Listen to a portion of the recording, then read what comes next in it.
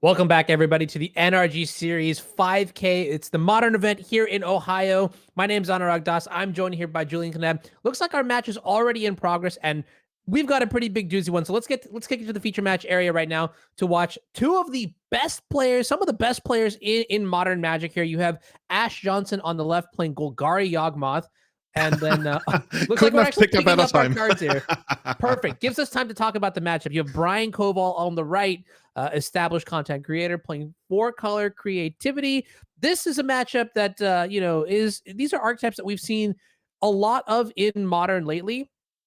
Especially as we were talking about earlier with the Yorion ban, these are the style of decks that I expect to see a little bit more. Maybe if we have a moment, we can take a look at a couple deck lists here. But Julian, walk me through maybe both of these decks. You mentioned earlier that you were playing a bit of 4-color Creativitiy yourself, right? Yeah, this is just like one of those decks when I decided I'm going to play a lot more modern again in the future. This is the first deck that looked at me. It reminded me a little bit of Scapeshift, even though it's quite different. And I think the whole idea, right, is that you want to get one of the best creatures in modern to play, and that's Archon of Cruelty, and we're going to do that with with Indomitable Creativity. And the entire deck really is just like setup, protection, and then we're gonna do that. And there's a backup plan of using Persist to get that Archon to play. On the other side of the board, we're gonna do what I love doing the most actually in Legacy, and that's just like playing a bunch of small creatures, some mana acceleration, and then making a deck that's greater than some of its parts. And I would have expected from my limited experience in the matchup that Brian should have an advantage in the first game, but that didn't really look like that, right? I think when we caught the tail end, we saw Ash winning, just getting there with a bunch of creatures, which sometimes, can happen, right? If you're pretty much playing a combo deck, sometimes things don't really come your way. But after sideboarding, dudes, I have seen a Magus of the Moon in Ash sideboard, and that's a card I'm scared of. Like, that's the card, even more so, I guess, Blood Moon, that completely wrecked me when I was playing this deck as a 5-color control deck. So I'm curious how that's going to work. Yeah, it's interesting that you bring that up here because I was making this joke with you earlier, but being the Dwarven Mind deck, which requires lots of mountains, it's kind of funny that the 4-color Creativitiy deck actually loses to Blood Moon a lot. I mean, your mana is actually stapling mountain to every single land that you have makes it a little bit weaker. But yeah, I think the overarching point of what you're talking about makes a lot of sense to me here with the Yawgmoth deck. And honestly, the Yawgmoth deck also has an infinite combo of its own, leveraging the power of Yawgmoth Thran Physician alongside Geralf's Messenger to just quote unquote win the game depending on if the conditions are met here. Meanwhile, let's see. Looking at the sideboard here from the Creativitiy side of things, there are copies of Veil of Summer, Collective Brutality, Flusterstorm, Nature's Claim, Turn the Earth. That is a new one. Unmoored Ego, Beseiju, and Sundering Titan. Now, is Turn the Earth? This is it's almost like Memory's Journey, but in green entirely. Yeah, so you can see it on the screen here. Green to choose up to 3 target cards in the graveyard, and then the owner shuffles them into their libraries. You gain 2 life. This could be an interesting one potentially if Coval thinks it's good against the Undying aspect of the Yawgmoth deck. How do you feel about this card in this matchup? I think it might be worth it, especially since you mentioned that there's the combo, right? We need 2 Undying creatures and Yawgmoth, and then we can create basically an infinite loop to just drain out the opponent with Geralf's Messengers. This is one way to stop that, and that's also like one of the things we have to be afraid of. Also, when I think about it, like Archon doesn't necessarily win the game the way it does against other decks. I mean, yeah, it attacks for 9 pretty much, but there's a world where I guess Yawgmoth could have a board that just like cracks back for the win. Especially, some of those creatures they actually want to be sacrificed. Like Strangleroot Geist is like, yeah, sign me up. I'm gonna sacrifice myself. Sure. What's next? Okay, yeah, that's a really good point. So let me actually repivot the question here. Is going into this first post board game, what kind of starts are you looking for from both sides of the table? Let's start with Coval's side. What starts does he need in order to take this game too? I mean, first of all, you want to make use of your mana early on. You expect your opponent to have a couple of creatures, so if you can like land the lightning bolt on the first turn on something like a mana dark, maybe fire ice something, or even like spare pierce. Probably not on the second turn, but is it charm on the second turn? That's something that you want to do. Other than that, really just like developing your mana. Maybe hit a Yawgmoth should it ever come down on the earlier turns of the game with something like a Leyline Binding. That's sweet. But from Brian's side, if nothing is happening, that's good for Brian, right? I mean, that's pretty much the control approach to the matchup. Whereas Ash is more like, hey, I need to put something to the table. I don't want to just like be randomly blown out by Creativitiy here. Okay. Yeah, it's interesting too. I mean, you mentioned Creativitiy, Archon. Those are obviously the biggest elements in the deck here. And what kind of resiliencies does the Yawgmoth deck actually have towards? How does it beat something like Archon? It depends, right? If you have the board that's big enough, you can do it. There might be some ways to take out Archon, for example, with Grist. That's one way. So Brian can't really rely too much on Archon if there's a Grist either available or basically telegraphed by the way the games has played out. Also, interestingly, Grist, while on the stack, still a creature, so it can't be Spell Pierced, it can't be Izzet Charmed. There's some neat interactions in there, and now that we talk about it, I'm not even sure how much I even like Archon in the first place here. I guess there's a world where you could like get Archon down and then have the reflection of Kiki Chiki from the Fable of the Mirror Breaker eventually come down to just like get another hasty Archon in play to close out the game really quickly. Because Grist is annoying. Like Grist is really annoying for the stack, I would think. Yeah, that makes sense too. Or maybe just, Creativitiy for more than X=1, go for X=2, maybe even X=3. I don't know if that's even, I've never seen that actually happen on coverage before, but it would be pretty sweet. But yeah, getting multiple Archons may be the move here. Getting to the match though, looks like turn 1 Triumph followed up by an Ignoble Hierarch. And we're going to see right now whether or not this Ignoble Hierarch is going to be able to pass the turn or not. If it does survive, that's great news for Ash. If not, well, then the game continues. Oh, Oof. that's another really big card, right? Especially if you're on the play. Dude, if you are on the play and you get to land that turn 2 run in 6 against the turn 1 accelerator, that's just like the best world. This is the world you want to live in. But Strangleroot, guys, coming down with haste, taking out the Planeswalker. So by the end of it, Ash actually comes out ahead, I would say. Yeah, I mean, Coval able to somewhat survive, establish control tempo-wise, but Strangleroot now in play. Here we see a follow-up by a Fable. Fable is one of those cards that has just like become very, very impressive over the course of time. So it's interesting to see all the sorts of decks that it's making its way into. For example, now it is seeing a lot of play in Jeskai Breach, and that just goes to show you how powerful that card is if it can even find a way into a combo deck like Jeskai Breach. I feel like when I look at these deck lists and after playing them, it feels like Fable is almost like the glue that holds a lot of these decks together. Like we get to do a lot of rather broken stuff, but this helps us fix our mana, just get more permanence into play that we can then sacrifice to or destroy with Creativitiy. And in the end, also like the ultimate, as we mentioned, right? It does something. It's not completely useless. So yeah, Brian is probably gonna be happy here, even though the Grist is annoying. Like the Grist is, like we mentioned, it's a problem, but it's on 1. Like it being on 1, that's ooh, and we have endurance. Yeah, that's gonna make that persist fizzle, and Brian is probably just gonna have to pass back here, right? I love a couple things about the scenario. First, A, the swiftness with which Ash pitched that Dryad Arbor. B, Dryad Arbor being the pitch card. Remember, Dryad Arbor is green, so it is legal to pitch it to Endurance. And then C, I mean, the placement for the Dryad Arbor also kind of cool. Yeah, I hear. I don't even know if it was you, but I know of some players who literally said at how. Oh, it was Kaiser Vatari. He told me he practices how to stylishly tap his lands. Oh, that could be an NRG thing too.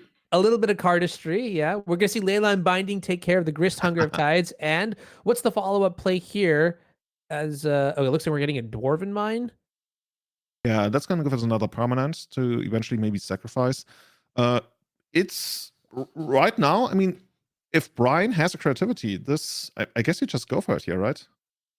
Oh yeah, I'd love to see it happen here. Get an Archon into play here and sort of finally get some meaningful pressure on the board here. That being said, that the game is kind of in a lull here. Coval is at 8 life though, so maybe the Strangle guys could go the distance here. But we're tapping 3 mana for an Unmoored Ego. So are we gonna go after Yawgmoth? That's basically the namesake card of the entire deck, right? But yeah, and we get to draw a card. Wow, that is incredible. Okay, so Yawgmoth, Thran Physician, all copies will be exiled. Coval will get a little bit of knowledge about how sideboarding was done here. Looks like the Force of Vigors were brought in. Okay, that's interesting. What else? Yeah, Force of Vigor pretty cool. You get to respond to a Creativitiy, maybe take out something like a treasure token and fizzle Creativitiy that way. But now for Ash, there's no combo available anymore, and also like no cute Yawgmoth interactions. It's really just beat down, beat down, beat down, and hopefully, I mean, what we're looking to draw here, right, is just another copy of Grist, one of the best cards in the deck. I was even wondering whether we name Grist here, but I guess it's worth it, right, to go after Yawgmoth. Yeah, I think this is a very reasonable name here. Ash going to draw a card here from the Unmoored Ego, I believe. Let me double check the Oracle text on that card. Yeah, we should, and now we drew one for the turn, so it looks good. Okay, wonderful. Yeah, makes sense. Yeah, If powerful there was a stuff here. Wall of Fruits picked up here, that's not really going to do all that much for us. Developing the mana maybe for a future turn, maybe unlocking a Court of Calling. Wall of Roots, honestly, one of the overperformers in the early game. Just being able to double tap, sort of accelerate your mana even more aggressively than the normal stock cards. But in this board state, I agree with you. Wall of Roots is not but a defender. You know what I want to see? I want to see something like, I don't know, does I guess Aven Mind Sensor doesn't really stop Creativitiy, right? Because you reveal cards from the top of your library until No. you hit a creature. It's not searching. It feels like it's searching, but it's not. And Now this is a little bit dangerous because Coval does know about the Force of Vigor in the hand here for Ash, which means that Leyline Binding and even the Reflection of Kiki-Jiki, both of these are, yeah, you can see it here. This is a disgusting play. yeah, this is absolutely amazing. You get your Planeswalker back. That's one of the best cards you have from the entire matchup. Take out everything the opponent has that you really care about. I mean, Brian is still gonna sit there with his one of them hasty copies of dwarfs. Not the most exciting thing I've seen in the format, I gotta say. Oh yeah, and we still get to name a card, right? So what do you name here? Didn't we name Yawgmoth earlier, or is this the second Unmoored This is Ego? the second copy of Unmoored Ego now. Gonna be Okay. interesting. I mean, Brian by now has perfect information. Looks like he's putting Court of Calling to the front. That's a pretty good name, yeah? I mean, it's one of the best cards that Ash could draw here, right? It's a little bit awkward too because you don't want to name the Grist since now the Force of Vigor is, unlocked the Grist that was binded away, and so this card placement is so sweet. And now, yeah, so I guess Court of Calling might be just the next best thing. It does prevent access to something like Magus of the Moon, maybe. That's probably something Coval got to see while sifting through Ash's deck, but this is looking a little grim.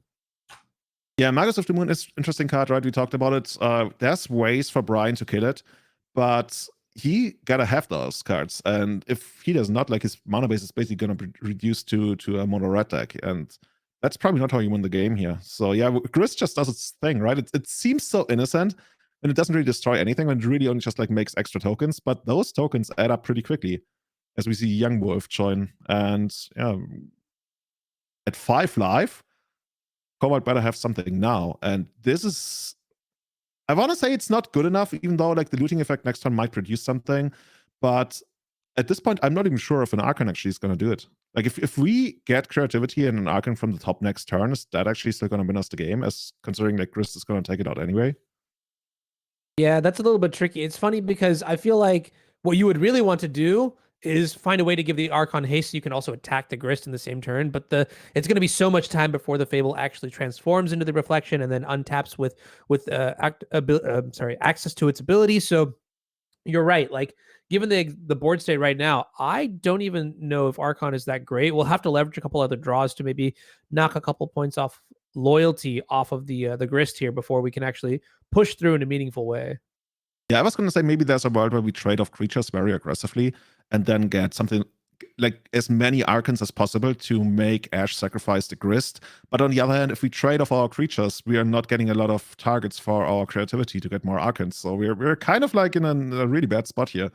And yeah, we just keep casting more 1/1s for 1. That's how you do it. Yeah, and I like this too. I like Ash just identifying this is a It is a lethal attack. yeah. That's pretty cool. Maybe So it's just like super obvious, yeah. Yeah, we sacrificed the new Yawgmoth to take out one of the potential blockers, which in turn made it so that our attack would have been lethal and forced another jump block from Brian. So Brian is without any permanence that he could really destroy with Creativitiy, and that's the end of the game. Ash wins 2-0. Yeah, drawing into a copy of Persist with no creatures, meaningful creatures to bring back. And I think we even binned a Lightning Bolt. I like that we went all in there for the Archon line, but looks like that we just weren't quite consistent enough in this game. And also, Ash did have a little bit of interaction in the form of Force of Vigor, which was huge, but also the endurance to stop the Persist on like turn 3 or 4 or whatever it was in the early game. So congratulations to Ash for taking this match, aka the Queen of Yawgmoth herself. So that is super interesting to see the way the game played out. Not exactly what I would think when you sort of have a control combo against Yawgmoth, which plays out more like a mid-range deck in a lot of situations, but it was really exciting. I think just seeing like the insulation, multiple levels of insulation, but then also the interaction between like Leyline Binding and Force of Vigor. And we talked about Leyline Binding earlier too, and how it has become such an integral part of the format. And so, in a sense, tuning the sideboard to have answers for cards like Leyline Binding while also getting value in killing cards like Fable or like the treasure tokens, like you mentioned, to sort of stifle the Indomitable Creativity. Powerful stuff. Yeah, pretty powerful. It feels like it is Leyline Binding the swords to plowshares of the format at this point, because I don't even see any path to access, not even in sideboards anymore. Like don't even say those words to me. I path to what now? That card. I am so glad that like we're in a different type of modern where white players, blue-white control players even like don't have to. It's funny because I think Canister posted a tweet a while ago and was like, would you path to Exiles or Ragavan on turn 1 or take the hit? And I was like, well, the correct answer here is to Solitude pitching the path to Exile, so you never have to cast that path. But yeah, those were certainly a time. But yeah, like the format and texture, I think I agree with your premise is that everyone's going to try to be playing Leyline Binding, so having answers for it is very important. So I think we're going to move over to our backup feature match here at this point. Yeah, it looks like the backup match is going to get set up. And for anyone who is wondering, that matchup is going to be Azorius Hammer at the hands of none other than the wonderful Will Krueger, one of our champion players on the NRG series, playing against a deck that piloted by Benji Solomon. And this is something that we had alluded to earlier when we were sort of talking about how the Yorion ban has affected, 4-colored players. And it looks like Benji is playing 4 colors, but with Micromancer. And that's a very interesting card. Micromancer is a 4 mana, almost like a spell seeker, but it can only search up 1 mana instance, I believe. One mana. That's how it works. Instance or sorceries, yeah, right. So you basically combine Micromancer alongside tutorable targets like Ephemerate, maybe a couple of removal spells along the way if you need to search up those, and then you just generate a lot of value that way. So this is a pretty simple deck list. I mean, 4 red and 6, a bunch of Teferis and Solitudes, Prismatic Endings, everything that you've seen before in the 4-color deck. But now, since we don't have access to Yorion, certainly fewer blinkables. There's no Abundant Growth. There's no Icewind Coatl. How do you feel about this deck? I love the deck. It looked pretty weird to me the first time I saw it, but once you realize, right, that's like you mentioned, it's still very similar to the Blink deck we had before, and we still have like all the cool Ephemerate loops that going on and Micromancer to find them. I love that. I've never been a fan of Yorion, Icewind Coatl, all that kind of stuff. I like when it goes down to the really meaty, cool cards that do something, and this deck feels like something I'd even be interested in playing. I hear you also picked it up. I've seen some stuff. Okay, maybe the players are ready now, so we'll dive in as soon as we can into the match here. But I've seen a couple deck lists. I've seen a couple players play it. I'll be very honest with you. Here's my take on this. This is definitely like the Yorion players on that Hopium trying to like find a way. This reminds me like back when Top got banned and I had a tournament the next week and I was like, oh, I wonder what I'll play. Maybe Portent's good enough, guys, right? And I feel like you could just see like 4-color players with like all of their Micromancers been like, yeah, Yorion, right? Like, I don't know. It's funny to me. So we'll see how it actually pans out. But if the match is ready, then yeah, we'll dive into it. If not, we can take a look at. Okay, wonderful. Yeah. So looks like we're in game 2, and look at that, Benji up a game here with the Micromancer deck. Oh, okay. Looks like things are maybe flopped around. We'll update the UI in just a little bit here, but looking at the board state, Will has a Relic of Progenitus in play alongside an Esper Sentinel, and Benji slowly developing mana here. So what do we actually have to defend ourselves here? I guess we have the usual prismatic endings. Am I not seeing any kind of leyline bindings in this? Oh, You can yeah, get the that is very solitudes, but interesting. there are no. I mean, you gotta have those slots for something, right? And I guess leyline bindings just didn't make the cut here. Yeah, Somewhat makes sense. unfortunate against the hammer deck, of course, where you'd love to have some kind of instant speed removal. But we will see how this develops for now. I just want to see the combo in action. I want some like time warp, eternal witness, ephemerate.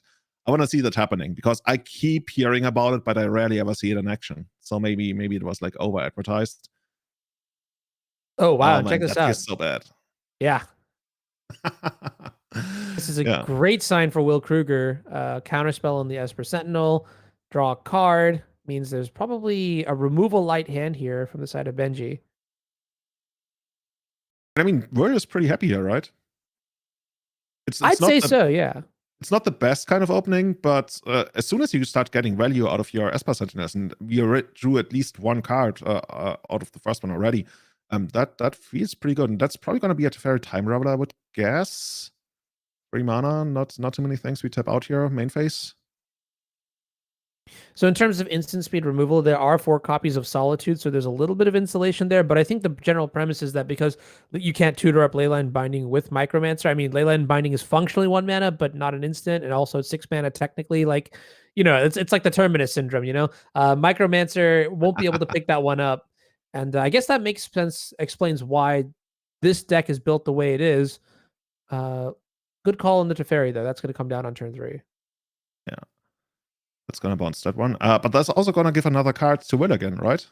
Yeah. Couldn't So really Will's type anything. hand. I wonder if you want to build your hammer deck in a way that you can really take advantage of all the extra draws you force out of your opponent when you have the Esper Sentinels early on in the game.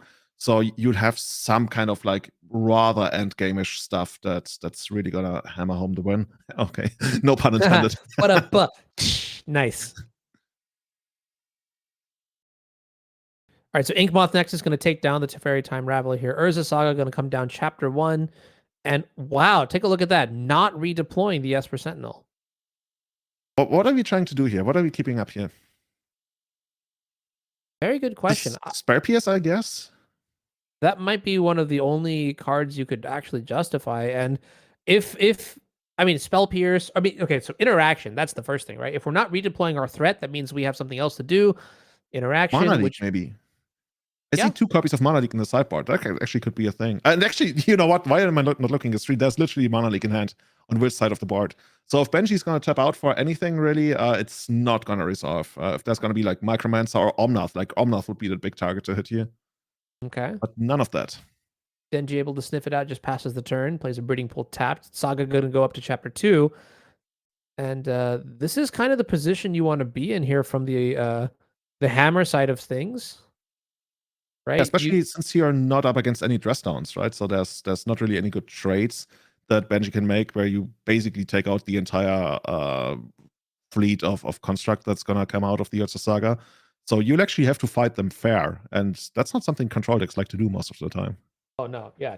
Tell me about it. And honestly, I just want to give a shout out here to how patiently Will is actually playing with this deck. Not deploying the Esper Sentinel here, instead realizing they're gonna eventually have to put something into play. I know these 4-colored players, they get a little bit antsy sometimes, and so I'll cast my Mana Leak. I'll make my construct, and I'll just I'll take it slow and steady, but I'll win the race. Yeah, and those constructs are already like reasonably big, right? This is gonna be a 4/4 if you make another token and then tutor up something here. That's gonna already start hitting pretty hard. And Benji, I mean, at this point, Benji really probably needs to tap out on every single turn to try and stay in the game. And that's kind of what Will wants, because eventually we are gonna be able to just like get in there with our manlands once again. There's another hammer. Dude, I think we haven't really seen any equipped hammers this far. Like, what's going on in this format? Is this just like is this our actual late game plan? We're gonna just pay all the mana in the world to equip the hammer? That's I mean, actually we're funny. not that far from it. Yeah, I was gonna say, like, yeah, well, that's the joke, right? Oh, Pure Steel Paladin. Okay, that is a cohesive story. Now it makes all of a sudden makes a lot more sense. And at this point, you want to distribute your hammers, right? You don't want. Okay. I was gonna say maybe we want to put them on individual creatures. Okay. Looks like we equipped both to the construct, then animated the Yawgmoth Nexus with the floating Urza Saga mana, and now we're swinging in with a lot of damage. Yeah. Got it. Okay. And that's okay. That's going to be the win here for the hammer side of things. 2-0 going to Will Krueger. And honestly, this was a nice little allusion to what you were mentioning earlier about how hammer is the style of deck that can play a little bit slowly, that can like it doesn't always have to kill you on turn 2, turn 3. There are a lot of tools in the deck that allow you to grind out matches. And we saw a lot of tools there in that game. And did you see what Will actually did there? He initially equipped both cards to the same creature, to the construct, to maybe, bait out a removal spell. But yeah, when that didn't come, he was like, you know what? Actually, I'm going to animate Yawgmoth Nexus and equip to that. Because if there's one removal spell, of course, you want to hit it at the Yawgmoth Nexus so you get to stay alive for at least a turn, hopefully. But that's just like these small, tiny little things where you might get an advantage. And I think that's just such a cool thing that you show real mastery with the deck. Absolutely, yeah. All right, looks like we're going to kick it to a break here as we get round 2 of this Modern 5K settled up here and everything in Ohio. Afterwards, we'll take a look at a couple deck lists and we'll see what else is going on in the event as we talk about upcoming events and things like that. So sit tight. We'll be back.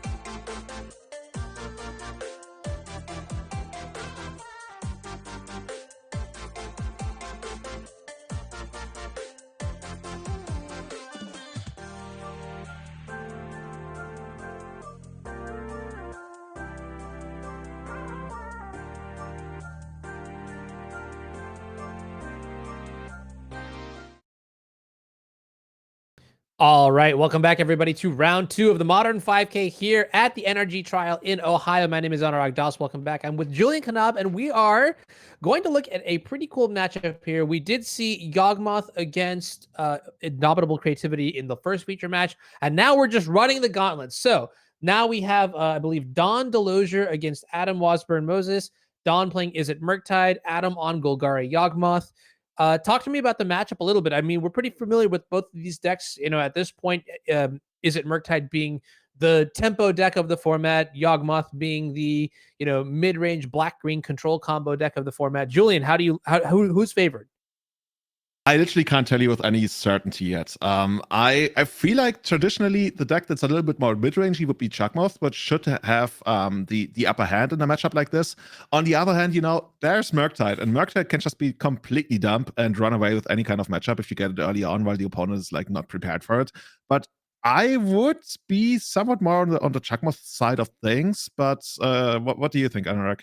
Yeah, I think I tend to agree with you too, right? Yawgmoth just has so many tools to just gum up the board, make a lot of cards in the Murktide deck like Ragavan just not very good. Also being able to accelerate mana out and just develop the board state, put Murktide somewhat on the back foot is pretty important. I will say though that Don taking a mulligan to 6 might be a little bit of an issue here, but we'll see how many cards we have in the opening hand after mulligans are resolved. And Adam looks to have kept a full grip here, so let's see how the first few turns play out here. What's important in the first few turns? Well, from the Yawgmoth side of things, of course, ideally you'd have some kind of acceleration on the first turn. That's just going to speed up your second and third turn all so much. Yawgmoth, not exactly the most exciting thing to put down first turn. So right now, I think we're just going to, put a bunch of, okay, that works. That works very well. Oh, yeah. Give me that wall of roots. That almost basically makes up for the lack of acceleration in the first turn, because now we get to deploy acceleration and use it right away. Actually, that seems unfair. I'm not even sure why this card isn't banned yet.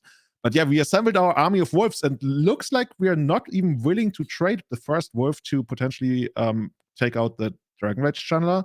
That's surprising to me. I thought like that would be a trade we would be very happy to make. But maybe, and I'm already reading a lot of this, trying to read into this, maybe we want to definitely make sure that the wolf stays around to maybe later on Court of Calling. So like in a scenario where Dawn blocks, and then I don't know, like Dawn is probably not going to take out a young wolf that came back from the graveyard. I'm not sure. Yeah, maybe there was a point of damage there we could have gotten. it's a little bit scary for me. If we want to keep our young wolf in play, that might just mean that there's a very scary threat coming around the corner here. But Spell Pierce is going to go into the bin from the Mishra's Bauble, Surveil trigger on the Dragon Series Channeler. And here's another Wall of Roots as I think the young wolves come crashing in.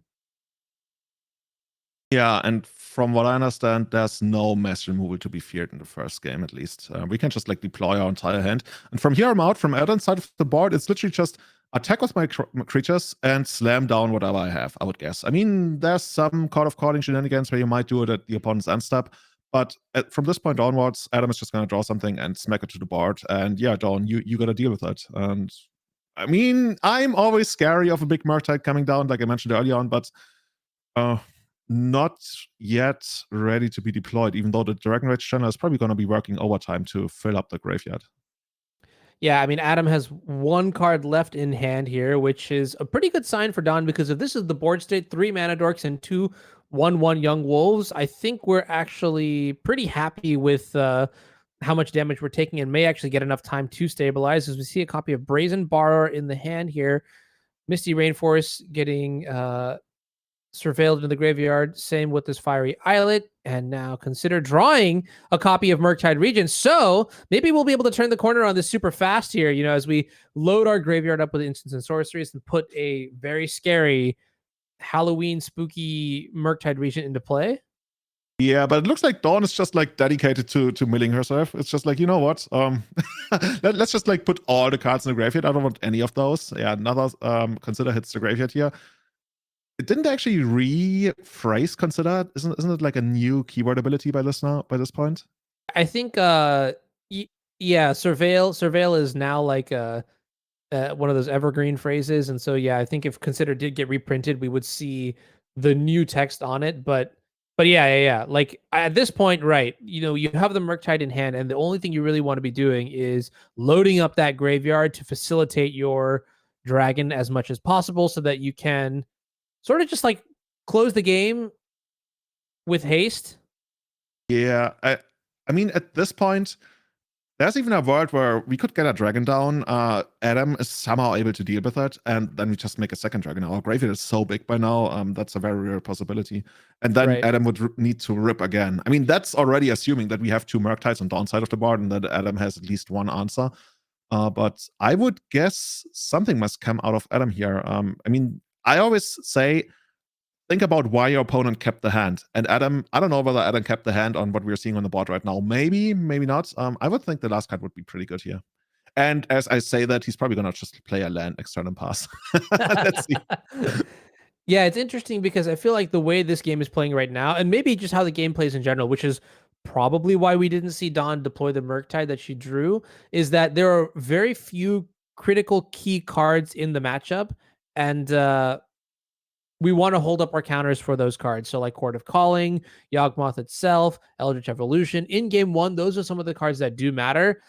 We do not want to be caught with our shields down when we have, protective tools like Counterspell to sort of just like save us from, a game-ending threat.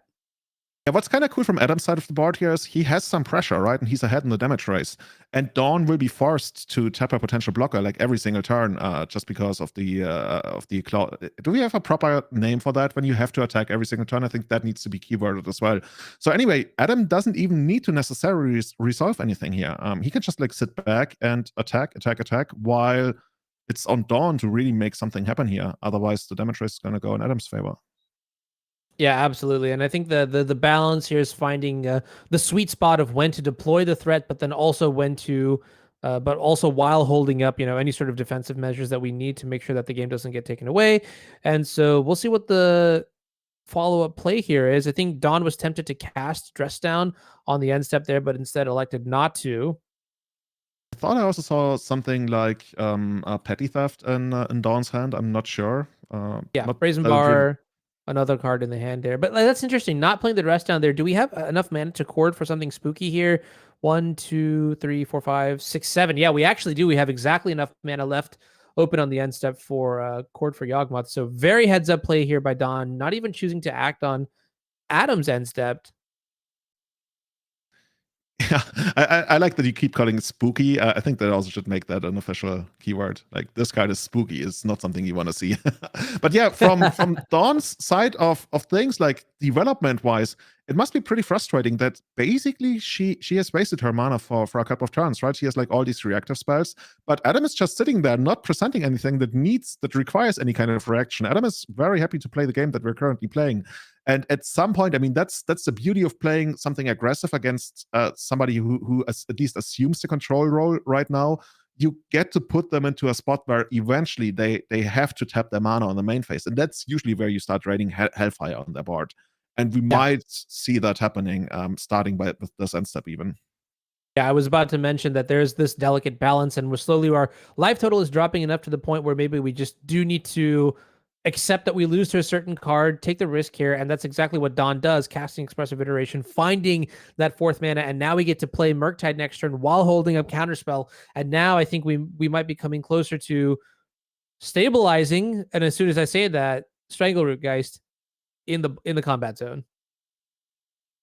And Stern Request resolves. It's another one of those things, right? You feel like Adam must have something bigger, so you feel bad counterspelling the Strangleroot Geist when there's like a Grist coming down right afterwards. On the other hand, you kind of have to do something about the Geist, but yeah, it looks like it just resolved here, and we're taking how much damage is that? Is that 5 damage? 5, yeah. This is a lot. Going down to, I believe we're at 12, so we're going to go to, we're at 9, going down to 4 now. Okay, yeah, so suddenly these creatures are looking quite scary, even though they are just the 1/1s, but you're no stranger to the beatdown plan with Very much. You know what I'm wondering? Should Adam actually chump block the Dragon Rage Channel next turn with the Birds of Paradise? Because one scenario where Adam actually loses here is taking 3 damage and then eating 2 bolts to the face. that might be on the radar for sure. No removal spells have been cast yet this entire game, so you'd have to imagine that Dawn does have some number of those at the disposal. And Yeah, and I think like we mentioned, right? Yeah, Yawgmoth and stuff, that's not exactly the kind of stuff you want to waste your removal spell on. Yeah, no, exactly. Unless there's like a situation that does necessitate it, but not going to find that situation here. As yep, finally the regent does come down. Most royal of regents. So if Murktide's regent is the regent, who's the actual king? You know how it works? Like a regent is basically filling in for the actual king, because usually like the king or the queen is too young to actually rule. I wonder if there's some Murktide king or queen coming our way in one of the next sets. I'm actually scared. Modern Horizons 3. The return of the king. Oh my god. All right, so it looks like the team is coming in here now. Stranglegeist being blocked by the Murktide, and it looks like the Dragon's Rage Channeler will trade with the Dryad Arbor. 2 points going to come in. Dawn going down to 2 after this. Is there something crazy like a Geralf's Messenger? No, but if we are able to remove the Birds of Paradise somehow with the petty theft that I think we saw, is Dawn actually winning this? On the other hand, Dawn is sitting on a fetch land here, and I think the second one is not a fetch land. So there's a very real chance that Dawn actually gets to steal this game if Adam. Wait, Adam is up to 7? Yeah, but 7 we can still beat. Okay, yeah. I think there might be a world where Dawn going down to 1 life, like using all the 19 points of extra life that she has as a resource, might actually win the game here. What is this? Oh my goodness, counterspell on Birds of Paradise? What have we come to? That can only mean one thing and one thing only. Oh, wow. Amazing. Like very, very patiently played by Dawn. Like a lot of people would have probably like panicked early on, but Dawn was like, I literally have 19 extra life. It's all cool. Come on. Yeah, that is actually incredible here. Going using all the resources available, and also just playing very patiently, right? Really respecting the deck, saying, hey, you might have a Yawgmoth, you might have a Cord. I will literally not even play my dress down on your end step because I'm respecting it. And then only when, we realized we didn't have extra turns left in the bank to give up. Like think about it, right? Dawn only played that expressive iteration at the last second possible to still be able to win the game at 1 life. So the timing, being able to understand how much pressure you're under, but also being able to understand how much damage you can deal. Expert stuff here. Let's take a look at sideboards, or talk about them at least. In the sideboard here for the Murktide deck, we have 2 dress downs, 2 engineered explosives, Flusterstorms, Mystical Dispute, Seasoned Pyromancer, Unlicensed Hearse, Blood Moon, Fury, Jace the Mind Sculptor. What cards do you like in this matchup? Well, I guess Unlicensed Hearse, right, is one of those cards that immediately sticks out because it like turns off all the undying abilities pretty much. Other than that, I guess Engineer Explosives is one of those master removal spells that aren't there in the first game that could take out a bunch of the mana dogs in the second game. It doesn't really excite me big time, but if Dawn thinks that she's basically supposed to be the control deck in the second game, then that's probably an auto include. And then you would take out some of your aggressive potential, maybe even something like a Ragavan, right? Being on the draw, I'm not sure whether Ragavan is choice against the Wall of Fruits deck. Yeah, that's a really good point too. And engineered explosives, you're right. You mentioned something about like just clearing the mana dorks. I mean, given that we are a 2-color deck, we don't actually have access to taking something like a Grist off the table, or a Yawgmoth, or like a Geralf's Messenger. We're higher CMC cards like that. But being able to clear the board, stifle that mana development later in the game, turning off cards that could later be sacrificed to either Eldritch Evolution or things like that. I would not be surprised to see the engineered explosives come in for that reason. On the other side of the table, they're from the Yawgmoth side. Copies of Necromentia, Chalice of the Void, Force of Vigor, Veil of Summer, Unlicensed Hearse, Endurance, Outland Liberator, Thoughtseize, and this is a cool one, Shieldred the Apocalypse. Shieldred Legacy Vintage All-Star, one of the coolest cards that has been printed in recent times. I could see it coming in here, right? It's just like another card that makes life really hard for Dawn, and it's not that easy to remove unless I guess you have something like an Unholy Heat maybe taking it out. Other than that, I could even also see like Unlicensed Hearts coming in on the side of Adam, just trying to contain the graveyard, making sure that no Murktide regions hit the board anytime soon. Endurance, another nice one, always ready to ambush any Dragon Rage channelers and also making life harder for Murktide region. What else do we see there? I'm not sure about Chalice of the Void. It also turns off some of our stuff, but could be worth it. It eventually it's gonna depend a lot on how much you really want to side out here, right? Yeah. All right, going into the game here, Yawgmoth on turn 1. Not the mana dark you were looking for that you mentioned was very important. Are we? I'm not seeing anything right now. All right, welcome back everybody to the stream here. We're going to try and just as a note to production, we can't really see the screen just yet, but we're going to kick it right back to the feature match area. My name is Anurag Das. I'm here with Julian Kanab, and we're looking at post-board games of Izzet Murktide against Golgari Yawgmoth. And yeah, we saw a pretty exciting game 1 where Don Delozier stabilized a 1. And Julian, you mentioned this actually in game 1, how there was a point of damage that may have been missed on turn 2 from Adam's side. I wonder if that was what allowed Don to actually stabilize. Yeah, I'm curious. You brought those up right between the matches, and obviously maybe the games might have played out differently with Dawn being aware of that. But yeah, that's sometimes it's the small things, especially with decks like this, that could make the difference. And as we check out this game, Dawn has an active unlicensed Hearse. That's definitely going to shut off some of the value engine from Adam's side of the board. Adam, on the other hand, is that a Grist? Is that the Planeswalker that we see over there on the top? Yep, looks like it. Cool, cool. So both players, once again, on pretty low life. This is typically the spot where we see Murktide region coming down and turning games around. So, I mean, if Dawn has that, I would very much expect that to be a thing here. Yeah, and I'm gonna see right now. It looks like the Dragon's Rage Channeler is delirious. There's a dress down in the graveyard, so it's gonna be able to take the grist to the graveyard, and then what is this? A post-combat expressive iteration? Yeah, it looks like it. And we're still considering this. This is interesting. So we let the Surveil resolve, and then before the expressive duration resolves, we're going to try to Court of Calling. But Dawn has the spare PS to stop that, and now we're going to look into that expressive iteration. There's a Blood Wow. Moon. Interesting that Blood Moon came in here. Didn't Yeah. expect that. I did not expect that either. I would think against the deck that has, very many mana dorks and also access to Wall of Roots and things like that. I will say one thing about Blood Moon is that even though you're not good against the creatures necessarily that generate mana, from the Murktide side of things, that might mean that Dawn's, outtake or approach to this matchup is to really aggressively go after the mana dorks. But more importantly, it's just these two color decks, I have just found historically that even like in Legacy is a great example is Death and Taxes, right? How it's like a one color deck, it's just mono white, and yet every Death and Taxes player tends to tell me that the mana base is just so bad, and I'm like, how is that even possible when you only have one color? So I wouldn't be surprised to see there be some structural loopholes or weak points to attack with Blood Moon in this kind of matchup, but it is an interesting choice for sure. I mean, it's gonna make it harder to resolve a Yawgmoth, right? We need 2 black mana.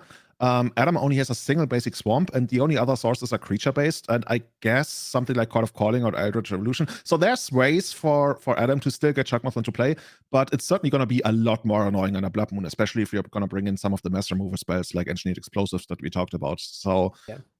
especially considering that there might be some cards that Dawn will be very happy to take out, Blood Moon could be just like one of those filler cards to round out the matchup.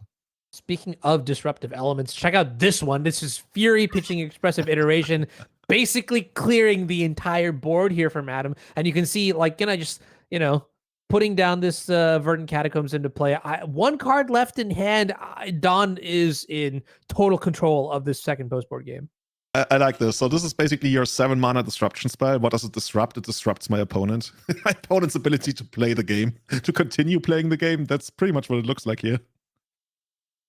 But we have a Court of Calling, and that Court of Calling is going to get a Grist, and that Grist is going to take out the big dragon. We're going to trade our Dryad Arbor for that. Then we're probably going to lose the Grist on the attack. But, I mean, everything we need to do to stay in the game. And Dawn now has a Consider, and it looks to be another land. That's not exactly exciting. Oh, no, it's a Murktide. It's another Murktide, right? Yeah. So those are going to be pretty big here. And honestly, with 6 counters on the unlicensed Hearse, we're just one single lightning bolt away from winning this game. That's a secret second mode of unlicensed Hearse, right? Sometimes we completely forget about it, but yeah, this card can straight up just win the game in the long run. And this looks like it's light outs for Adam. Oh yeah, I'm with not the Murktide sure. region too, right? Yep. Yeah. 6+1 = 7 quick mats. Adam gonna give the handshake there. And Don Delozier moving up to 2-0. Izzet Murktide taking down Golgari Yawgmoth. So that's pretty exciting. We'll get a word if there's a backup match available that we might be able to see shortly.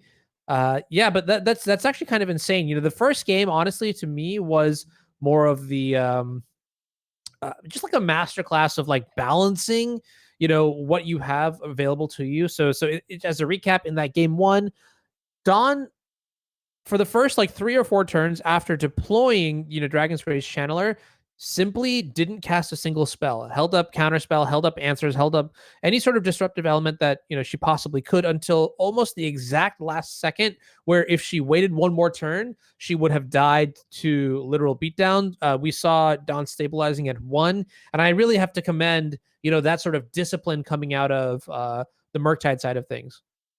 Yeah, very much. I mean, once the matchups get a little more complicated and you have to really milk every card that you have for some extra value, that's just like the stuff that makes a difference. And once you start understanding a matchup, I feel like that gives you so much more agency to really like be comfortable in the spot that you're in, because you've been in the spot many times and you know how it's going to work out over the next couple of turns. And I think that kind of confidence, that really only comes from playing a lot of Magic and playing a lot of matches and specific matchups. That's what I often refer to as doing your homework. So you can be comfortable and know this is my path to victory and let's walk it down.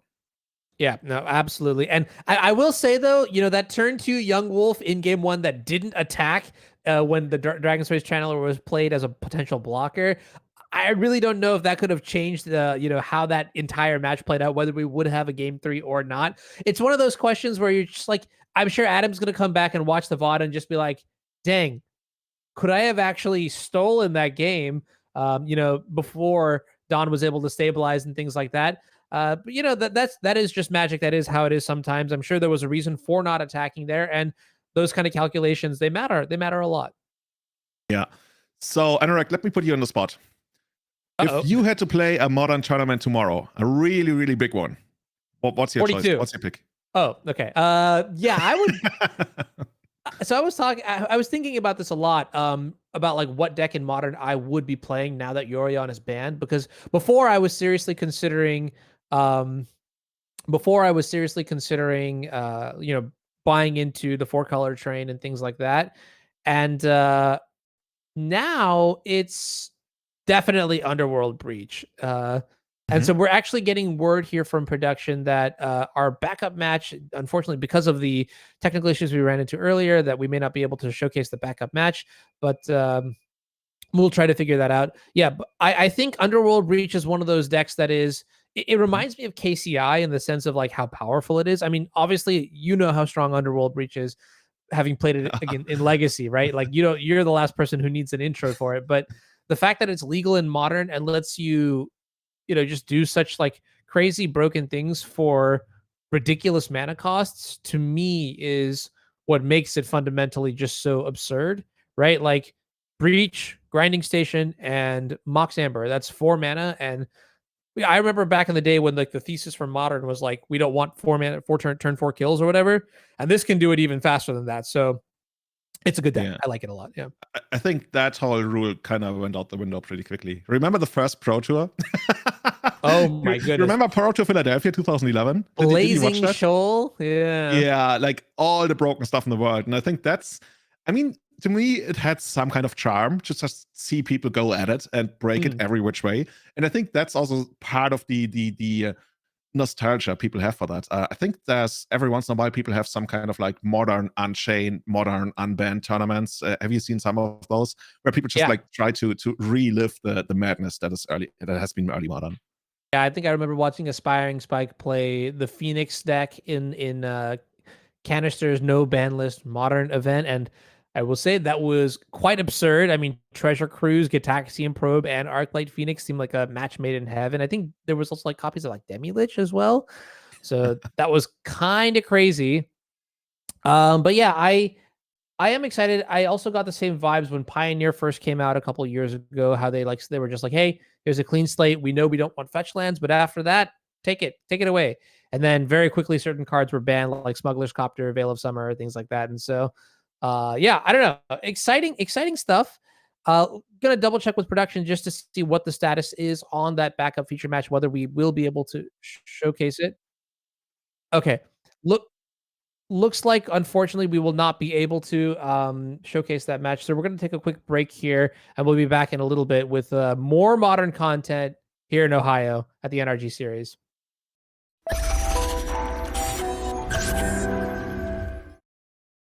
Welcome back, everybody. We're here in the booth for the NRG Series Modern 5K Trial. My name is Anurag Das. I'm here with Julian Knapp. We're going into round 3 now. Thank you so much for your patience during the downtime. We have an exciting feature match now, Julian. We have Justin Brickman playing a new version of 4-color control featuring not Yorion, but Kahira against tried and true veteran of the NRG series, Zoe Riederman on Living End. This is going to be a sweet one. Let's see if we can take a look at deck lists. But Julian, talk to me about the matchup. How do you feel about it? Well, it's kind of funny, right? You look at this as a control player and you feel like, okay, technically a combo deck, I should be able to beat that, right? I only need to beat the Living Ends. Not always. You know, there's ways where the Living End player is able to take out your counter spells with the Griefs that we see here, maybe even fight back with something like a Force of Negation. Or, and that's the coolest scenario that we sometimes on rare occasions see coming up, is by literally hardcasting creatures to get there. So if your control plan is to just counter the Living End, it's not always going to work out. You will have to present something like, for example, I believe if you get a Teferi Time Reveler in play, it's going to make it all the much harder to even resolve or cast your Living End in the first place. So this is one of those rather classic matchups of Modern, even though the 4-color control deck has basically changed quite a bit. The Living End deck has rather remained the same with new creatures coming in. So yeah. I'm always excited to see this in action. Yeah. And speaking of action, looks like the players are ready. So let's get into the feature match booth. We'll take a look at Justin Brickman's 4-color control list in a moment. But Kahira revealed, it looks like a lot of the components are basically the same. You know, a bevy of Teferis, a bevy of Ren and 6s. The top end being Omnath and Teferi, Hero of Dominaria. And then all the removal in the world that you could ask for: Leyline Binding, Lightning Bolt, Prismatic Ending, and only 3 copies of Counterspell. So it basically looks like, you know, we took the 80 card version and prorated from 80 down to 60, and that's a good baseline. Yeah, I mean, I'm always down for that, especially since it makes shuffling all that much easier, as Wizards told us, right? Interestingly, we see 4 copies of Solitude, right? So if we actually put Solitudes in our graveyard at some point, then we can even have some counterplay against the Living End without even trying to fight over the actual Living End by getting the Solitudes back. It's probably not going to win the game, but it's going to make it a little bit harder for Justin to set up a game-winning Living End early on. But right now, I guess Living End is just going to do what Living End does, and that is gonna be a lot of cycling. Yeah, we see Breeding Pool here shocked in on Zoe's second turn, which probably indicates the, you know, at least 1 cycler on the end step, and maybe even 2, and that leaves you in prime position to, you know, put multiple creatures into play on the 3rd turn here. We'll see if there's any. Yeah, oh, look at this. A lot of creatures in the graveyard now. Yeah, this is basically what you want to do. And ideally, when you're gonna play against a deck featuring Counterspell, right? The idea scenario is you fire off something like a Violent Outburst on their end step, make them commit the mana to Counterspell, untap, and try again. That's one of the classic ways to play around Counterspells. And I'm not even sure if Counterspells are going to be all that relevant here, right? We see a basic Forest on Justin's side of the board right now. Oof, this Grief. Yeah. Actually terrifying. Red and 6 on turn 2, good to buy back a land, but Grief reveals a hand of Lightning Bolt and land. Fortunately, you have Boseiju and Odawara, but I don't know if that's going to be good enough here. Shardless Agent comes down on turn 3. Yeah, and Justin just picks up his cards and says, yeah, all right, we're going to do another game here. So scoop it up. Yeah, exactly. Knowing that, you know, even my 1 removal spell is gone, but like the board of Curator of Mysteries would have been hard to go through anyways. So let's take a look at Justin Brickman's 4-color control list and see what the sideboard options are. But on a high level, I mean, you can see this is basically the same strategy as with Yorion, but now that we have 20 fewer slots to play, you know, we are picking and choosing which cards we will keep. And it looks like the main winners are the Planeswalkers, Omnath, Leyline Binding, and Solitude, whereas cards like Lightning Bolt, Prismatic Ending, and even Counterspell are all being shaved. Talk to me about the sideboard here. What's interesting for you? Yeah, the coolest thing you can do is just you get those 3 copies of Chalice of the Void out there. You get them down for 0, which is going to counter all of the potential living ends that are going to come your way. So you force your opponent to interact with you. It's basically a 0 mana hate bear in that sense. So I'm excited for that. Other than that, Darwin Sweeto sounds reasonable. It depends on how much of an actual counter war you might expect. You could bring in something like Veil of Summer. It also stops grief. But in the end, it's gonna depend on how much you want to shave. Like you already mentioned, a couple of cards are gonna go out. I could see some of the Planeswalkers going out, right? So that's one way. On the other hand, when you look at the 4-color deck, you also have to close out the game somehow at some point, and there's not too many like other creatures. Like you do. My initial reaction was, do we want to shave some of the Omnath? Maybe. I don't know how much we need to respect the grind potential from Living End. Yeah, that is a really good point, and I think maybe you just don't, right? Cards like Dress Down don't do too much. You could slim down on some of the more expensive stuff for more interactive pieces. What's really interesting though is, do we have any real graveyard hate elements in this deck? No Endurances, right? No Eladamri's Call, and in the sideboard, I only really see. I mean, for creatures, we have a plan, right? Supreme Verdict and we have Veil of Summer, but I don't see much in the way of actually handling the graveyard. So that could be something that is a quote unquote fundamental flaw in this updated iteration of 4-color control. But you got to start somewhere, and I appreciate that Justin Brickman is bringing in what might be the trendsetter 4-color control list here. Let's take a look at Zoe Riederman's deck as quickly as we can, as players are probably almost done sideboarding. And yeah, wow, this is somewhat of a stock main deck. I'm trying to see if there's anything interesting in the sideboard. What are the cards you'd like to bring in from the Living End side? I guess that's not even all that much that you really need, right? I guess if you expect something like the Chalices, then you might bring in some Force of Wiggers, or maybe even just like a Besiegio. You already have some in the main deck, I would assume. Actually, we don't see any of the Besiegers in the main deck, so that's certainly a card I want to bring in. Brazen Borrow is kind of like a catch-all answer, but there's not really too much you really want to change up here. One interaction that I really, really like is, we talked about the Supreme Verdict in the 4-color control deck, right? It's almost kind of like a trap when you feel like, oh, I could Supreme Verdict post Living End, because a lot of times Living End is going to bring back a grief, and that grief is going to take out the Supreme Verdict. So definitely be careful with that if that's going to be your game plan, as we have no ways of floating it on top of our library like we do in other formats.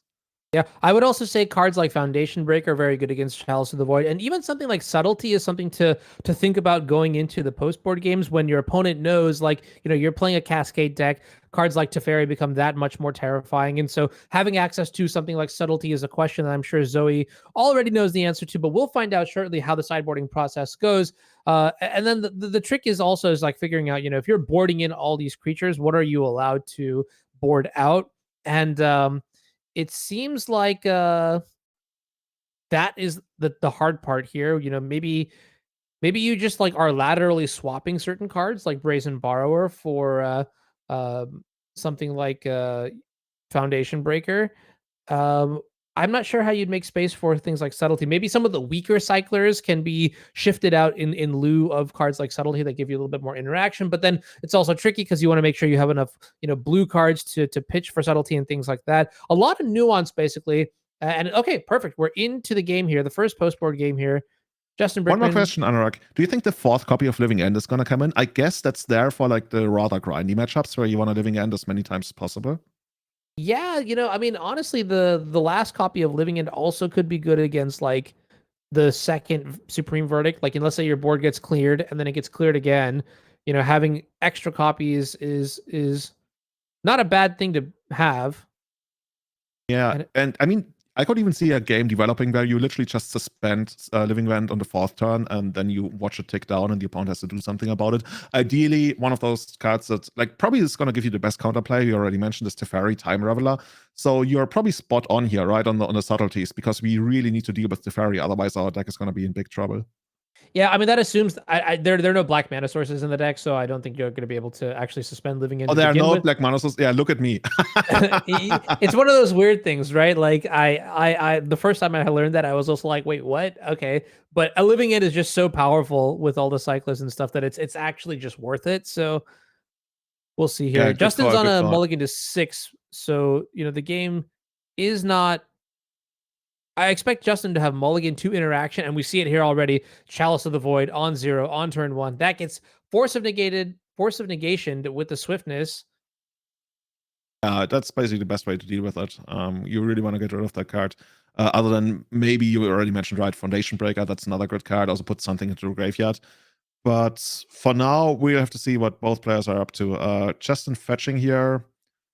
Probably, what are you going to do in the second turn, right? The second turn is where you still have like free reign. There's nothing that Zoe's going to do on the like on the untap with 2 mana, so you're free to run out, I don't know, Ren and 6, even though I'm not sure it's still in the deck anymore. And it's just, yeah, land and pass, but it's an untapped breeding pool. So what are we gonna do with that untapped breeding pool?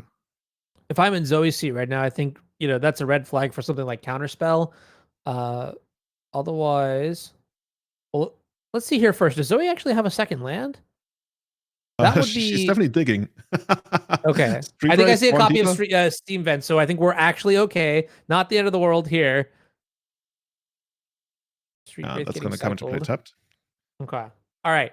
We have a match. Whew. All right. I've seen a couple hands here before where like, there was one feature match in that I think actually Zoe was in where her opponent like was playing 4-color and just kept a no lander with like Endurance and Veil, and then just peeled Flooded Strand off the top for like the first turn or something. It was the dirtiest thing I've seen in a while. But speaking of which, we actually have fireworks going off already here as Charlotte's Agent is in play on turn 3. And that's going to pick up a living in and put a couple creatures into play. Yeah, hopefully a living end. Maybe all of them have been sided out. We're going to take a look at almost the entire deck soon. And yeah, if Justin doesn't have a counterspell here, it's already lights out pretty much because we are still pretty far from something like Supreme Verdict. But we shall see. It's one of the more filthy things that are not going to happen here, I guess, is once you bring back Architects of Will, but those are exiled, you can mess up your opponent's draw step for the next couple of turns as well. That's always something I really enjoyed. I do find that quite terrifying, yeah. Oh, and we're going to take... Oh, okay, so Justin's taking a look at the cards that have been, well, not exactly milled. They're going to return to the deck. That have been flipped over to get a better idea of how Zoe actually sideboarded. And here's, oh sweet, the Tempest counterspell. What is your favorite counterspell art? Oh, it's the original art. Easy. Not even close. I think second favorite might be like the full art that was that came out in like Modern Horizons 2. Uh-huh. And then Dual Decks Chandra Jace is also is it Oh, come Chandra on. Jace? Oh, come on. You were so close to getting like only good ones. Yeah. I mean that one's like it's not like my favorite one, but it's like probably like the third. I don't know. The other ones are like so, but I mean like the OG one is the only one that I own, so. Yeah, that's very timeless. It's also one of the most famous Magic artworks, I believe. Like it's up there. Everybody has seen that one. You know what I wanted to do back in school? I feel so well. Back in school, I thought it would be so cool if I created a necklace that had a counter spell on it. And I could walk around, and whenever somebody was getting on my nerves, I Wait, would that just is like pull out the extremely counter cool. spell. What are you talking about? That is so cool. Yeah. I needed you. You should have told me that this was cool because I ended up not doing it. Oh, dang. Okay. Well, let's see. This is interesting. So it actually looks like Justin is the one who is not making land drops here, which is kind of the kiss of death here, as Charlotte's Agent does swing in for 2. Let's see. Waker of Waves is going to cycle and get some quote unquote selection, I guess. Maybe bracing for another living end here. But yeah, this is not looking so good for Justin. But that must mean that Justin has lots of interaction, right? Yeah, but the thing is, Zoe starts having like a lot of lands in play, so we are nearing a point where Zoe could just like take full advantage of Justin maybe sitting behind a couple more, Dovin's Veto. I just saw maybe Force of Negation. All of that doesn't really do all that much against like the just like a flood of creatures that might hit the board at some point naturally from the hand. Yeah, just like hard casting, like the analogy that I love to say is like just like walking up slowly and down smashing. You can see here on the end step, violent outburst that is definitely not walking up slowly, as we're gonna try to dig for another copy of Living In. There it is, close to the top this time. Yeah, and that's probably gonna hit the Dovin's Veto we just saw in hand. Maybe there's something else. Yeah, this is definitely the spell to Dovin's Veto here, and you can see Justin does not hesitate. Dovin's Veto on the stack. Yeah, that's just like way too much stuff that could totally mess you up here. But Zoe's fine, right? Zoe's just gonna untap. Okay, well, we keep doing this game while our Shuttle's agent just keeps speeding in there. Yeah, take 2 more. Almost took away half of your life total by now. The 2/2 that could. Choo-choo. And we see 1 copy of Living Hand in Hand already. Living End in Hand already. And you mentioned, right, this deck doesn't have access to any kind of black mana. So any Living End you draw, that's it. It's not going to happen again. And we already saw 2 Living Ends dealt with, if I remember correctly. So that leaves only 1 Living End left to do something in this game. Am I correct on this? Yeah, but that's also assuming that Zoe even boarded it in to begin with. So maybe we're actually just out of suspend spells to cast. But I think if that were the case, then we would have seen Zoe start hard casting creatures, or maybe it's just because that land came into play tap this turn that we haven't seen it yet. But I think the next turn will very clearly indicate how the rest of the game is going to be played out. And I, for one, am. If Justin is able to win this game, I'm going to say it right now. This will be like a highway robbery. Well, Justin is sitting on a ton more counterspells. I think I saw at least 1 more, if not 2 more. But this hate bear, not even hate bear, this literally, what's it called, a gray ogre, 3 mana 2/2, it just keeps getting in there. And Justin literally has 4 more turns to make something happen. And counterspells are not gonna cut it. Yeah, sure. Shadows on 0, I guess. Okay. That's not bad. That does stop the future copies of Living End. Yeah, that's right. And I think I saw a copy of Subtlety in Zoe's hand as well. So I think we're actually just going to see the fair beatdown plan here. Flash into 3/3 on the end step, and then okay, never mind. Okay, here's Waker of Waves. This is the mimic, that meme. This is what they do to mimic a fraction of our power. This is when I feel people using that Waker of Waves mode to try to preordain or ponder in Modern. Yeah, and 1 more line, and I think at this point we're really ready to just like throw down whatever kind of hate pair. Okay, Solitude is a good one, even though of course we would have loved to have had it as a hard cast there, but the mana just not available for us right now. That's gonna take out the Shardless Agent and provide at least, well, you already mentioned it, Subtlety. That card loves to do what it does here. This is actually kind of hilarious, right? We're fighting over not like some sort of absurd board like a 7/7 coming in. No, it's just a literal 2/2. That's just way too strong, man. We gotta get rid of that. Can't have that. Counterspell. Yeah, and this is at some point, you have to pay a price when playing these pitch spells, right? And getting your Chalices on 0 down and stuff. Like you run out of cards. And by now, Justin, what do you see? Like 3 cards in hand? That's still okay, I guess. But we probably need to make something. On the other hand, Zoe thus far hasn't really played any kind of big creatures yet. Had to keep up the subtlety for now. I would guess the next turn, right? That's the one where we expect some kind of. I just want the hard cast to happen, man. I want like, what's the biggest, baddest thing we have in the deck? Like Stripped Riverwinder or something. I want that to come down. Yeah, something like that, right? Man, Hexproof. Like, how are you even gonna deal with that if it ever hits the board? Well, we did hit land number. Oh, there it is. Okay. Creatures are going to slowly enter the battlefield 1 at a time, and this is going to be so hilarious if Justin actually has to counterspell this just to stay alive, because this is a 2-turn clock, right? Yeah, pretty much like 4/4 flying, and whenever you cycle this card, I think you get to scry 1. That's a really good card on a like pretty empty board where you're playing what I want to call like sealed magic at this point. I can sort of hear like mysteries. The magic school bus just like screeching counterspell. Yes, this is what you want to see, right?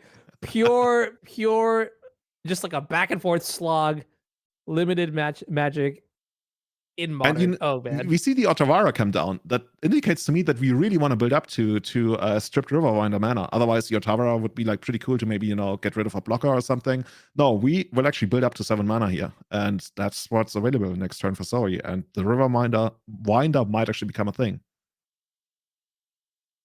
It's one of the better threats in this. If we're talking about hard casting, it's one of the better threats here. But speaking of threats, looks like we're going to add Kahir to the hand. Now, what's interesting is that Justin had the option to play Omnath this turn alongside the fetch land, but the fact that we're not doing that means that maybe the last card in Justin's hand is another piece of interaction. And keep in mind, this is Justin's mulligan to 6, so the fact that we are able to still survive having missed our 3rd land drop for like 4 turns is like quite the turn of events.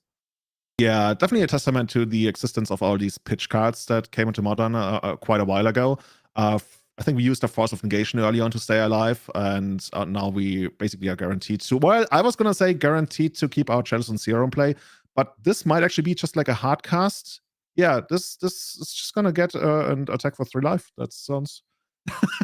That's probably not what the card was put in the deck for right now, but yeah, we're just gonna hit you for 3. Sure. Ooh, there it is. All right. That's the money move right there. Is it? Oh, it's so hard to see. Yeah, Waker of Waves is in Is it play the Wake of now. Waves, dude? All your creatures are gonna get -1/-0. Sweet. And I'm gonna have my 7/7. What you gonna do about it? This is great. Yeah, you rarely see the hard cast mode of this ever actually happen. But now we actually have a presentable threat. This is a 7/7. We have the 3/1 flyer. And we know Justin's hand has at least Omnath. So the question is, do we have a way to, prolong the game? 1 Solitude already in the graveyard. It's gonna be So tough. let's say we get Omnath out here. Then we use the fetch land to basically gain 3 life, right? We pay for the fetch land, we gain 4 life. Is that already gonna be good enough? What else do we see in hand here that could make a difference? That's a good Okay, point. here we know about. I think that was an expressive iteration that has been picked up. I think a 5 mana to ferry. Justin is building up again. We probably will need to jump block. Probably we're looking to find a solitude here. That would have helped us out quite a lot. But there's a world where Justin can do this, unless, of course, Zoe just like keeps bringing the pain with the whales. More whales, more serpents. That's what she's here for.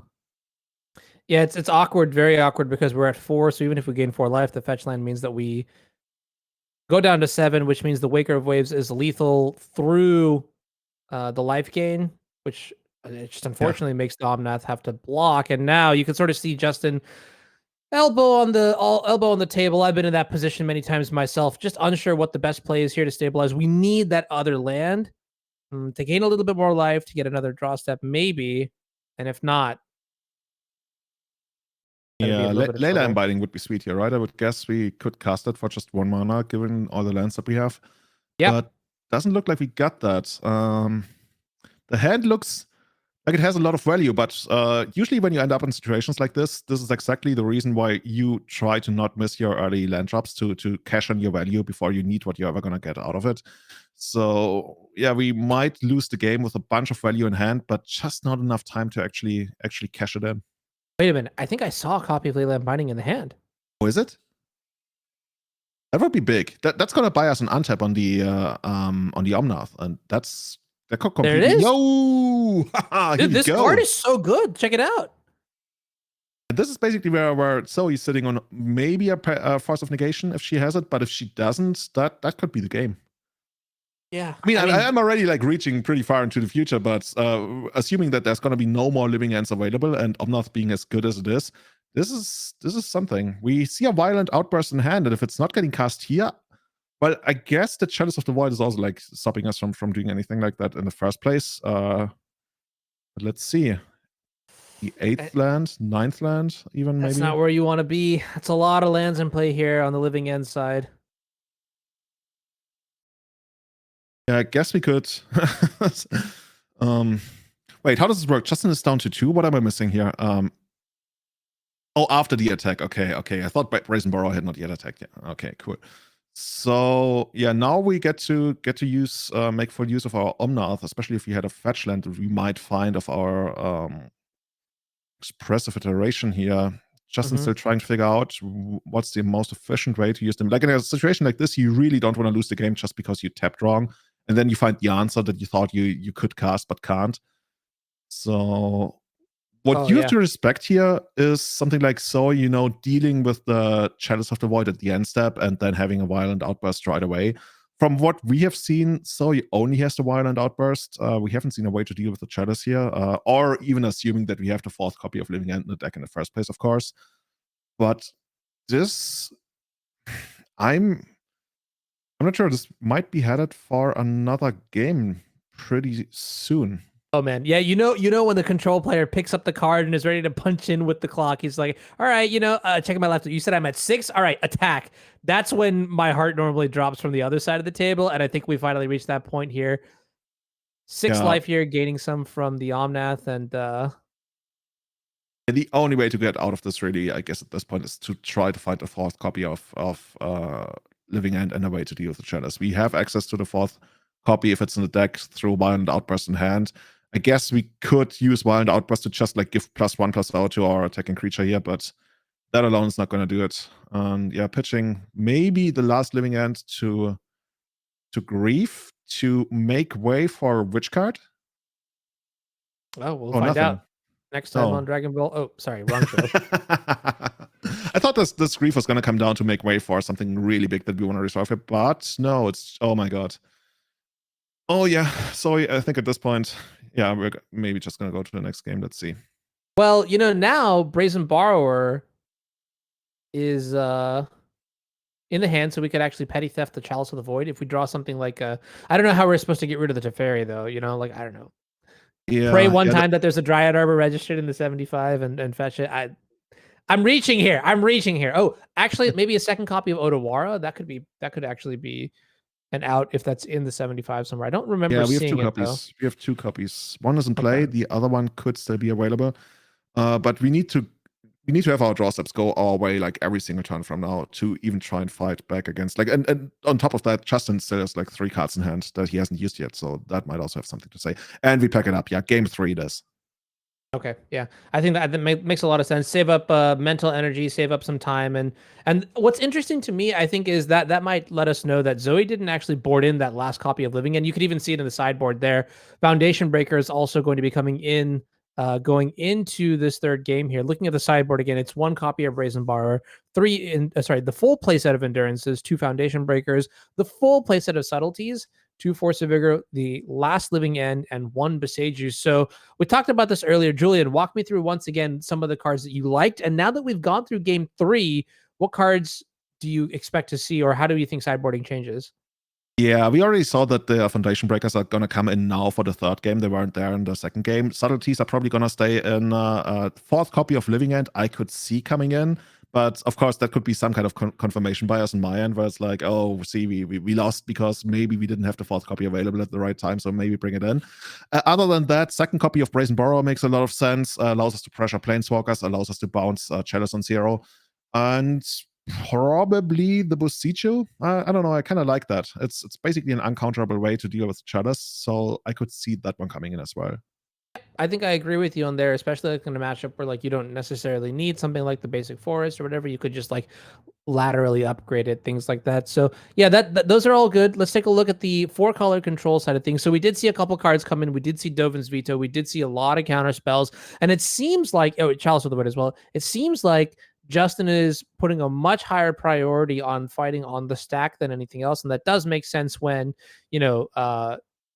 that's basically your primary target, right? You're trying to beat the Living End strategy, and you still have enough cards, threats, ways to stabilize against a board state in the later stages of the game between Omnath, Solitude, Teferi. So all in all, I don't think there's anything really tricky about sideboarding here. I mean, like you mentioned, maybe Supreme Verdict is a card that could come in. It seems like it would be good to stabilize on turn 4 should things go disastrously wrong. Yeah. It depends on how much you really want to take out, right? I mentioned the interaction with Grief coming back from a Living End. That's gonna hurt when it takes out your Supreme Verdict. The one thing I'm always curious about is just like Whale of Summer. We didn't see it in the second game, but we did see that Zoe kept Force of Negation. So now we are up against Force of Negation and Griefs. So maybe that's going to give us a little bit more reason to bring in the whales. I'm not sure. I just feel like there's some stuff we can take out. You already mentioned like some of the removal spells, probably the 5-mana Teferi. I'm not even sure if we take out like some copies of Expressive Iteration. We have a lot of good stuff in the sideboard. It's gonna depend on how much of our value engine we want to remove while still staying competitive with the. Well, we saw the grind approach here, right, and almost worked. So you certainly have to respect that against Living End. And that's something you really know best once you've played the matchup a couple of times. All right. Well, it looks like Zoe's keeping this hand here. I see a copy of Force of Negation, a Street Wraith, a second Force of Negation. Do we have a Cascade spell? Do we actually have enough lands? But I don't know if you do this too, but right now I'm like tilting my head to the right as if I'm trying to like peek at Zoe's hand, and I'm just like, why am I doing this? And it's not gonna get any better. Justin Brickman, on the other hand, gonna mulligan once again down to 6. Now, last time Justin was on the play and was able to, develop or sculpt to a hand of many, many counter spells. And by sculpt, I mean literal London mulligan. So maybe that's not actually sculpting at all. But Justin knows what cards he wants in this matchup. And that alone is a good start. Yeah, that's worth a lot, especially if you get something like an early chalice that you don't even have to commit mana for, so your mana is free to do anything else, really. What I've seen on Zoe's hand as well, I think, is another copy of Architects of Will that's going to allow us to dig a little bit deeper, find a couple of more lands. And what is this? Oh, this is interesting. So I guess the reason to cycle in the main phase is to find a Grief, right? If we find a Grief, we could take out something like a Chalice and Zero right away, but that's not happening right now. Yeah, and I see a copy of Counterspell in the hand there for Justin, even Leyline Binding as well. So looks like this time the games will continue. Let's see if Justin has a third land drop though, as Island comes into play for Zoe. Yeah, we're gonna cast Modern Ponder, whatever. Is there like any fancy way to name this? Is this Whale Ponder or something? I really Whale Ordain.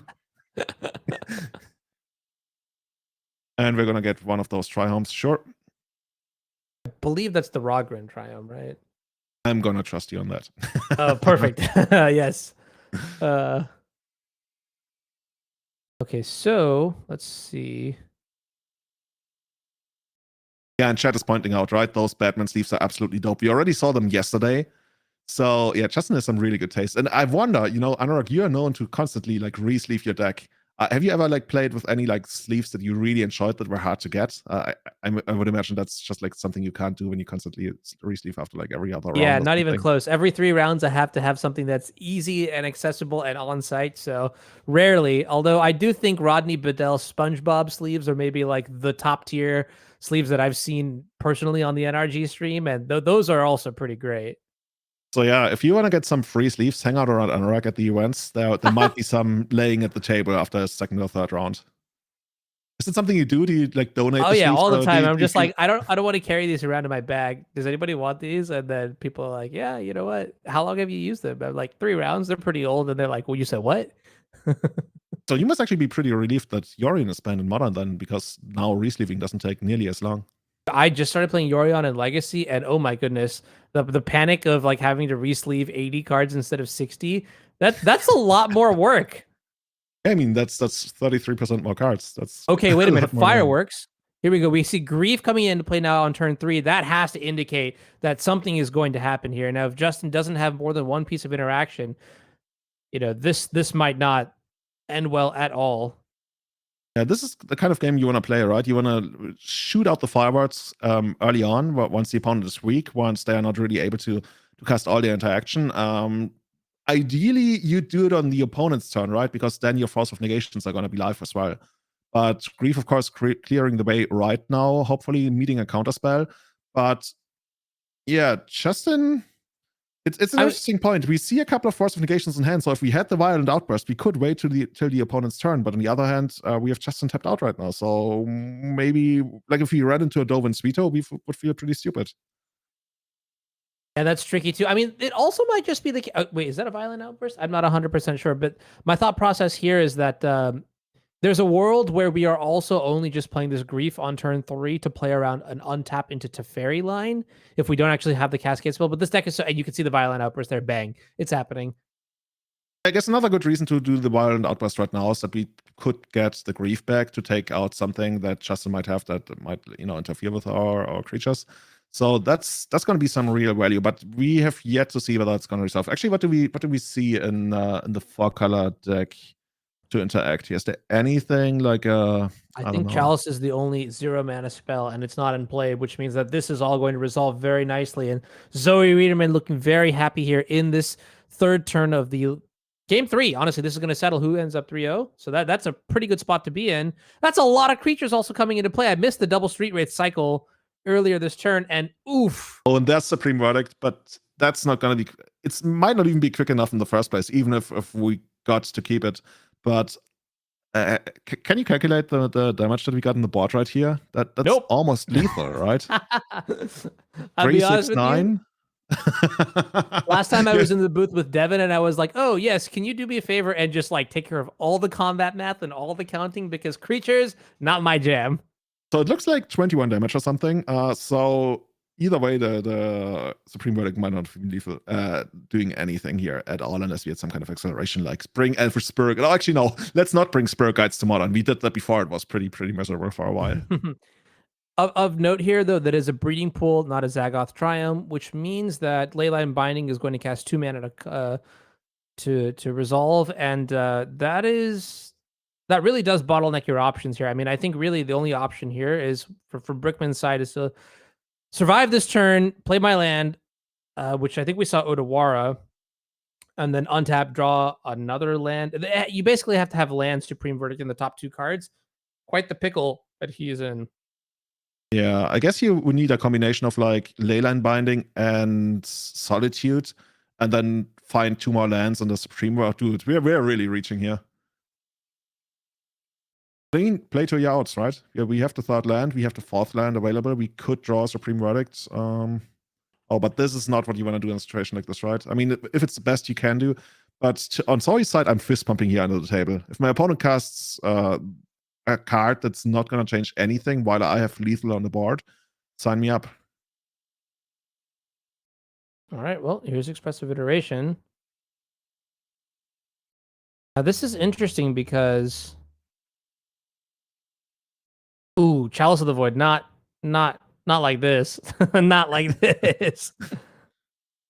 Yeah, that's the Leyline Binding you talked about, but we need Leyline Binding and then at least Solitude or something. And Solitude would be good, yeah. Yeah. I highly doubt that there's like a black-white scrubland? Not scrubland. Oops, my age is showing. What is it, Godless Shrine? Something like, yeah, that's one of the cards that I've never really seen. Yeah, we're just gonna go straight into our basic planes here. Snow-covered planes, I believe. Oh, yeah, Justin just realizing now. I can't cast this Leyline Binding, and yeah, I'm dead. Okay. Yep. All right. And that is the power of living in. Zoe Riederman going to move to 3-0.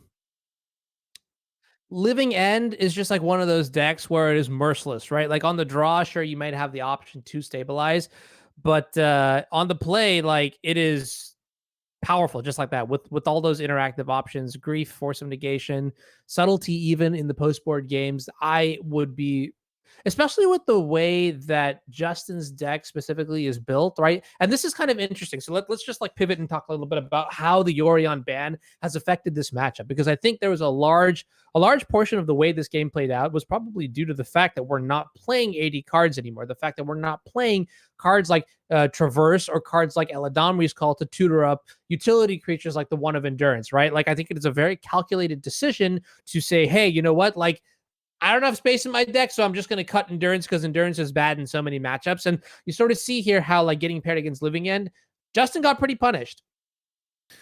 Yeah, it's actually kind of interesting that you mentioned that we are not running these extra consistency tools like Traverse the Ironvolt and stuff because we are only playing 60 cards, which inherently would be more consistent.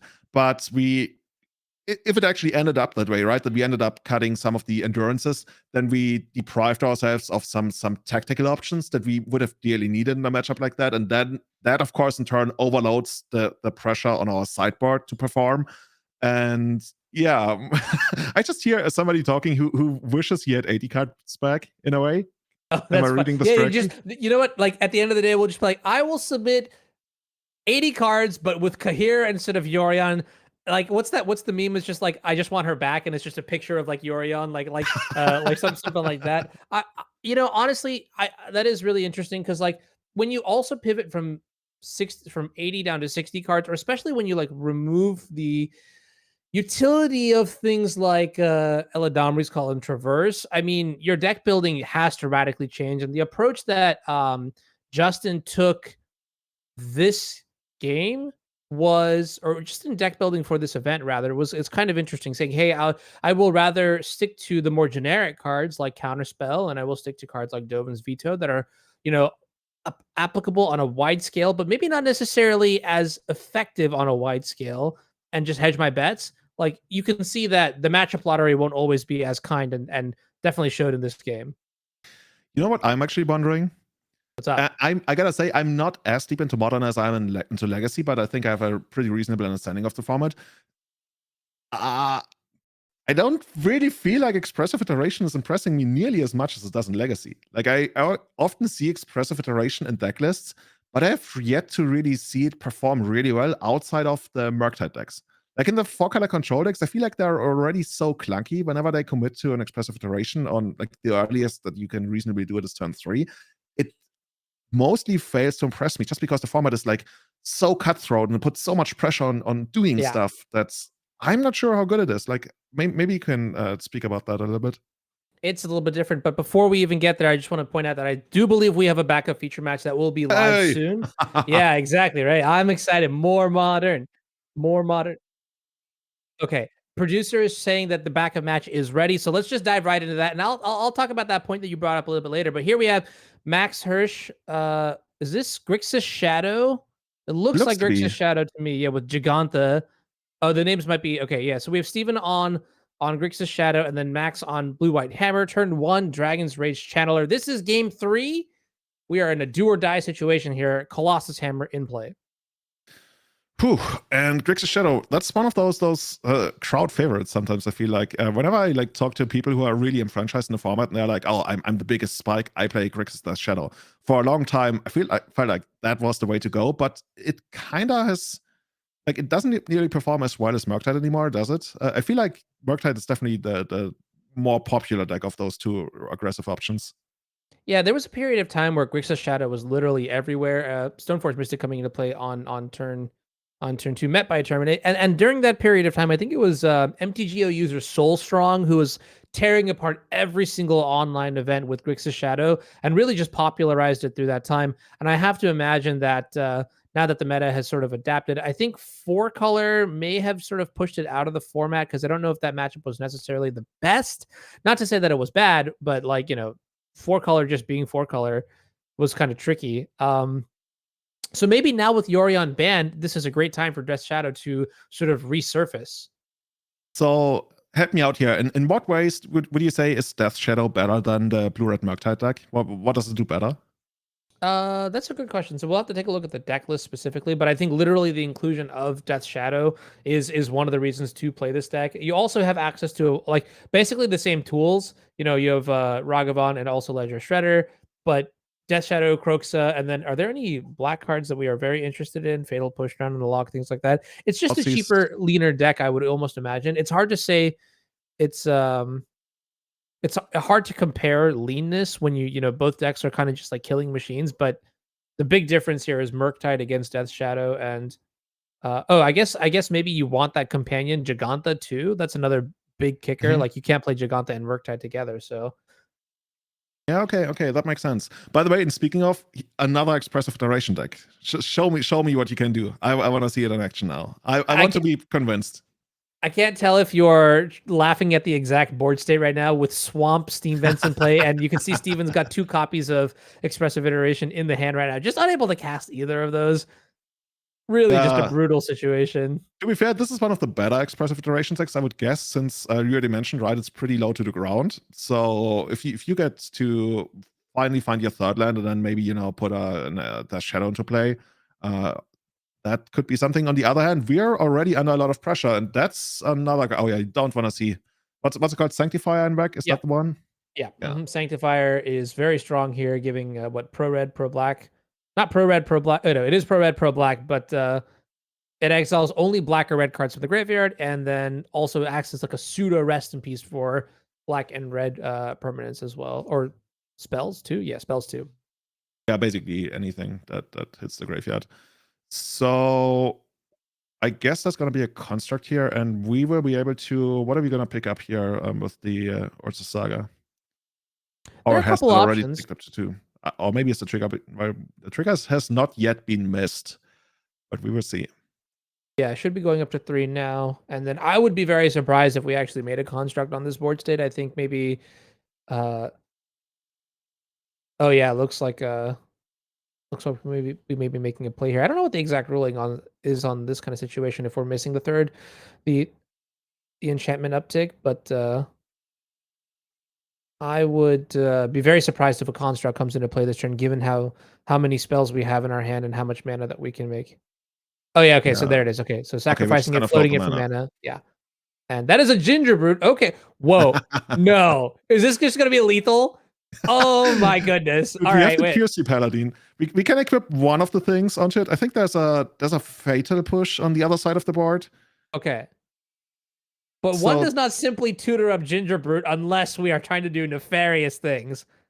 I would guess the way Max has planned this out, right, is for the QC Paladin come down and then we try to equip both of the hammers onto the Ginger Brute and go to town, which from what I understand will be met with a fatal push or even a lightning bolt. We actually have 2 removal spells, so we can deal both with the Paladin and with the Ginger Brute.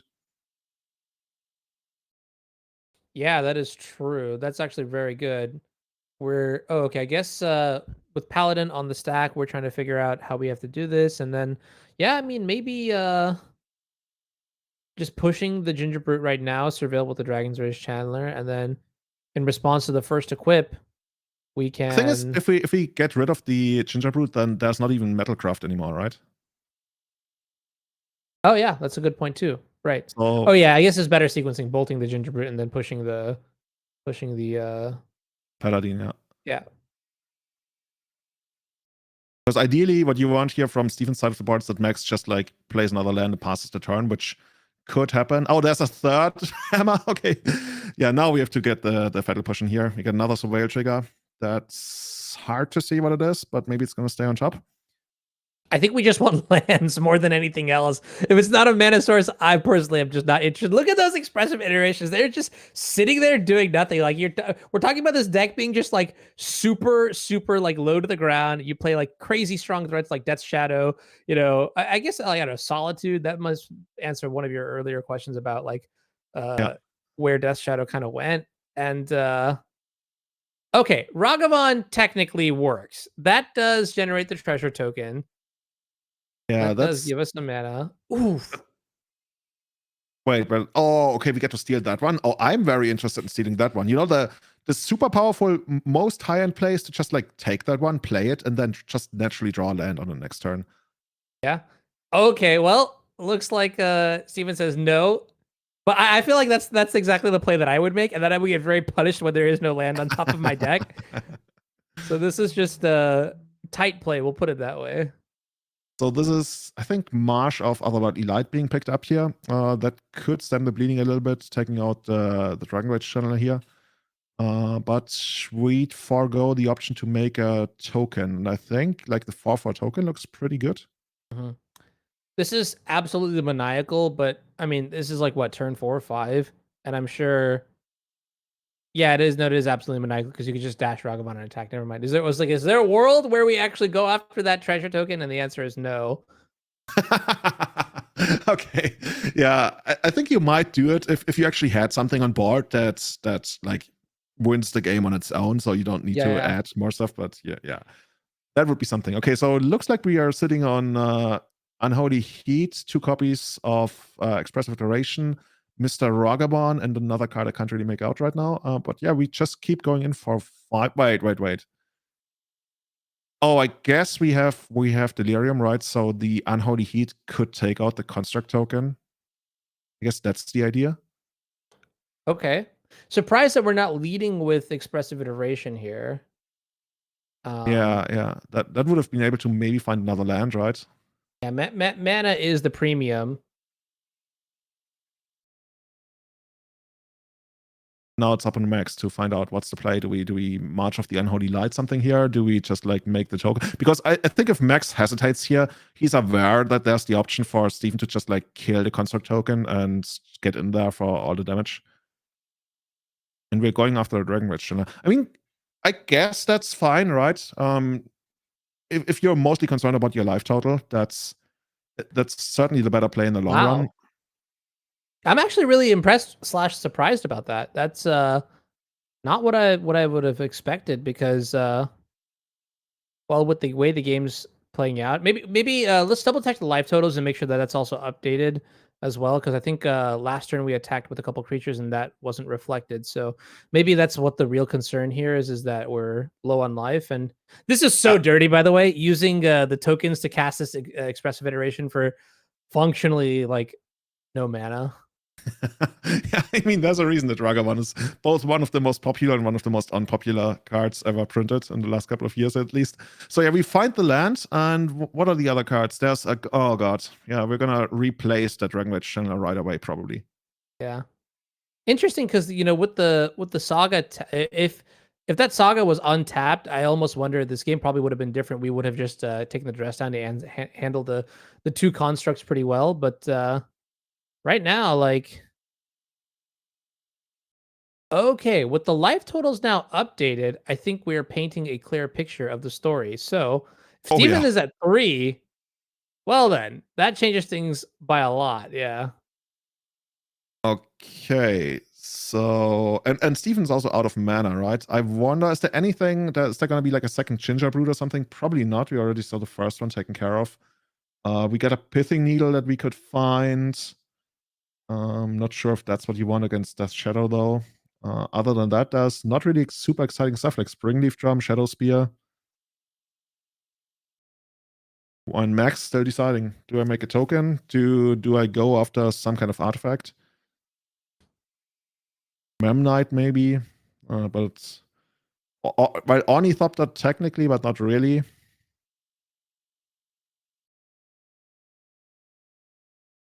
a very good Yeah, question but here. I mean, this is the turn that is going to matter here, with Urza Saga. Not having made a single construct this entire game really does speak to how much pressure this Grixis Death Shadow deck can apply. And even that too, like the Death Shadow deck had something of a backwards draw.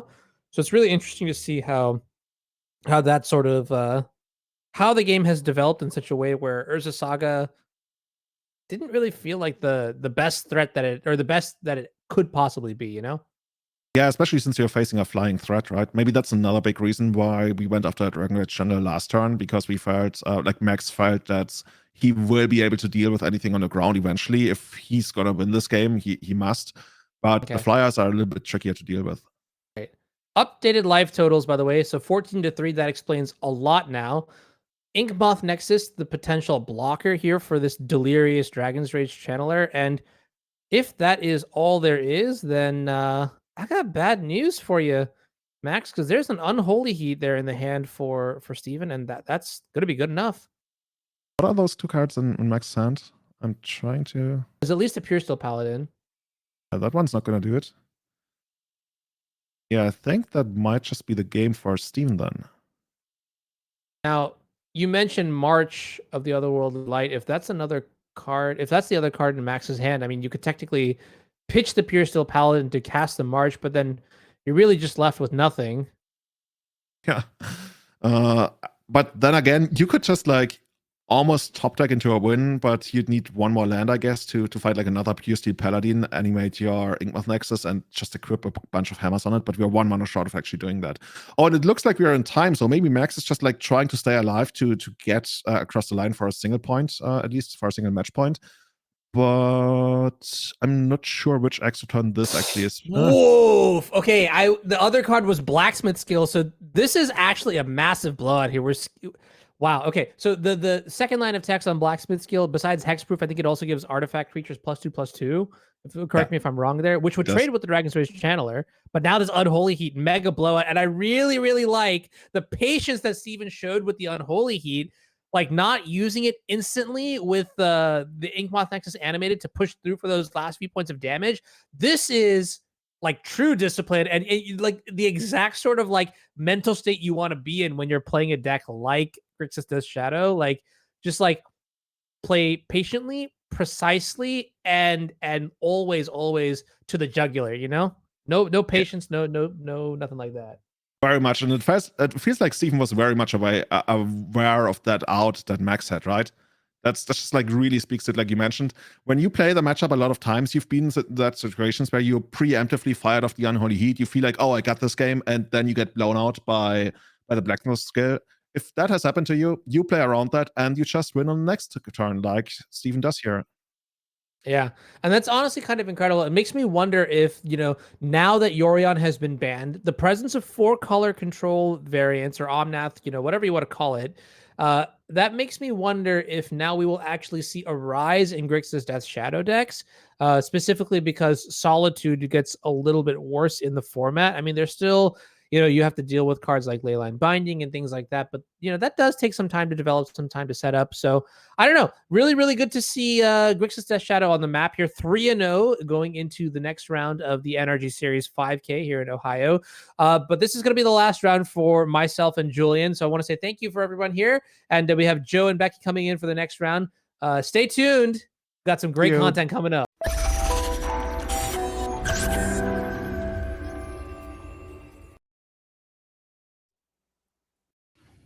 All right, we're back, and I'm so zoned out of existence. All right.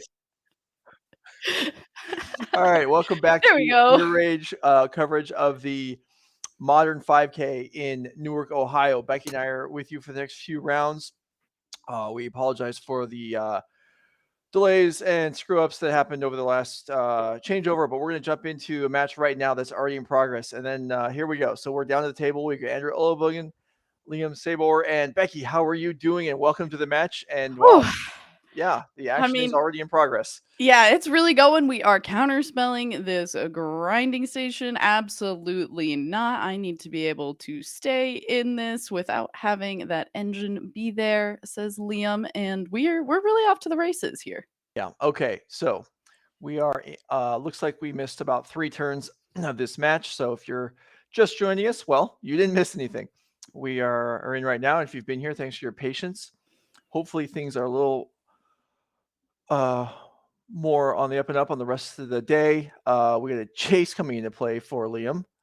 Not a card we see every day. So let's just see if we can reset the board. We got looks like everything's straight. I believe we have 7 rounds today, not 8. So we'll get that checked and see if that's accurate or not on the screen. But Jace brainstorms and well, so it looks like Andrew's missed a land drop.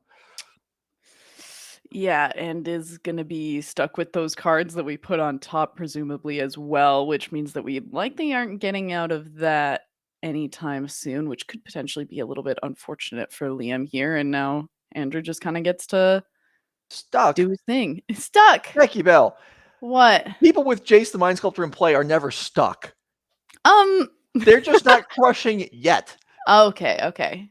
My mistake. I've only been playing Magic in the time that Jace has been not the most powerful planeswalker to ever exist. Yeah. We need to work on your sense of history here. All right. I have no respect for Jace the Mind Sculptor.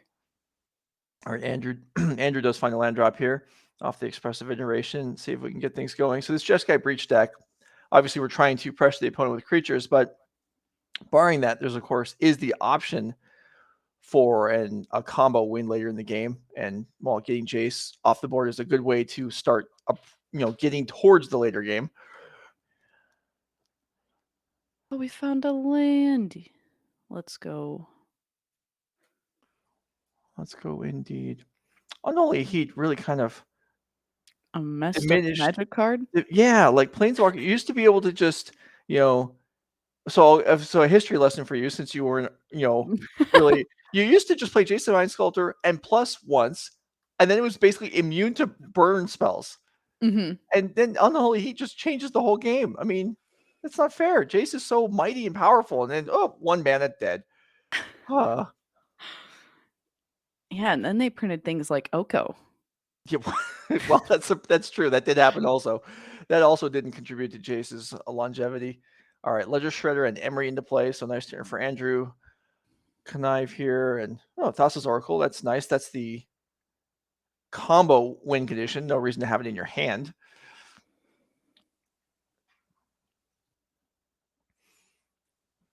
Right, throwing a lot of goodies into the graveyard there, namely a Mox and a Teferi. I can say Mox for Mox Amber. It's the only Mox left in. Yeah. I had a moment where I was like, oh, people might get it confused for Pearl, but that has been gone for some time.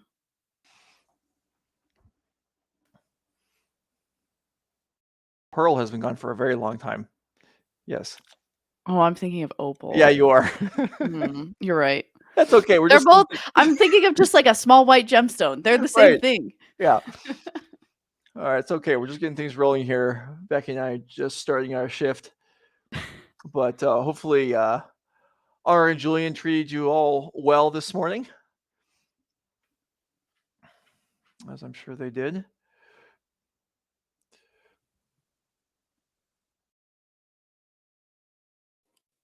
All right, what do we got? What are we combating this with? Prismatic Ending, gonna take out Emery. Okay. Yeah, that makes sense. I mean, Ledger Shredder is a nice card, but Emery actually just straight it up might win the game. Who knows? yeah, Ledger Shredder or Emery just straight up cast cards from the graveyard every single turn. You don't want that. Yeah, if we keep answering all of these other little things, Ledger Shredder potentially has the option to win the game. But ooh, another Emery is gonna kind of undo Liam's last turn. Yeah. We do have a Snapcaster Mage in hand, and it looks like 2 copies of Dress Down, maybe. Okay. Well, lots of triggers here for Andrew. Spilling 4 spells over with Emery. No land flipping over there. But built up a pretty decent board here with Urza Saga ready to activate during Liam's end step, most likely. And yeah, this is looking like a respectable board position. When we first turned on the game, Andrew was missing a land drop and had nothing going on. Yeah, I think the Jace turn where we weren't able to find a land drop, just like not really what you want to be doing for kind of any control deck. So certainly not really for Liam. And then we just haven't seen, I feel like, maybe the most immediately impactful cards. It also seems like the main board of this deck likely isn't the most prepared for something like this, and I think is really going to kind of come online when we get to sideboard games. Perhaps. I mean, there certainly is a smattering of removal. Oh, yeah. 2 dress downs in hand. In fact, that's both dress downs in hand, I think, is not ideal against this deck. Snapcaster Mage does a good job of cleaning up all board positions, though. Oh, yeah. This is really Liam bringing back some of the hits here. Snapcaster and Jace. You know, teaching some of these new kids a lesson on how to accrue value and win games. Very old school. I can appreciate that. I can't really say old school when talking about Magic because there is actually like a format called old school. Is there really? Yeah, that's fair. I mean, how many times do you just, ramble on down to your, coffee shop or, wherever you like to hang out and people are there just playing old school? Does that ever actually happen? I don't think I ever go to a coffee shop and people are playing Magic though. So that is really an indictment of. But that was not the question that was asked. Okay. The question was, how often do you randomly stumble across people playing old school? And the answer is never. Never. Yeah. Really throwing old school players under the bus here. Okay, so second construct is made here, but if those were in fact a pair of dress downs in Liam's hand, then these can be handled without really any difficulty at all at card advantage. Yeah, not terrible, and certainly going to be nice to make use of one of those less than ideal cards to have stuck in your hand. So 2 Mishra's Baubles sitting on the field for Andrew Elenbogen to increase the size of those constructs, but the Springleaf Drum, I believe, is also a part of the battlefield and not the graveyard. Thank you for kind of fixing that, Andrew. Yeah, all right, so here comes an attack. Here comes dress down, and now that these constructs are no longer going to be on the board, the baubles will probably have no reason to be on the board either. So Andrew will probably cash those in for cards. Now the Springleaf Drum is on the battlefield. It took losing a few creatures to make room for it.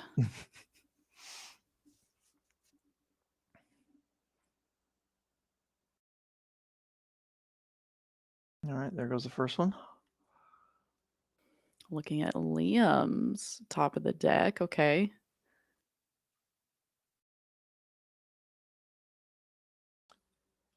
So Liam's deck list, maybe we'll get a chance to look at it between games as we missed the start of the match due to the stream going down.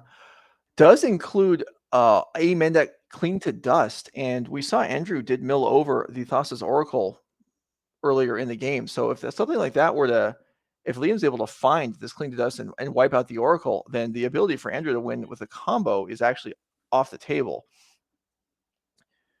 And that certainly reduces, I mean, part of the threat density of this Jeskai Breach deck is the ability to combo out of nowhere. And if that's put down, then things get, trickier. I kind of wonder if Cling to Dust is actually what Andrew just saw on top of the deck and was like, is that card what I think it is? Oh. Well, it certainly wouldn't be something he would be happy to see.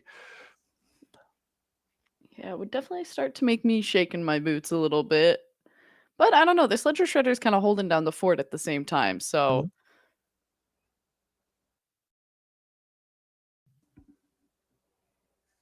There's your Mox.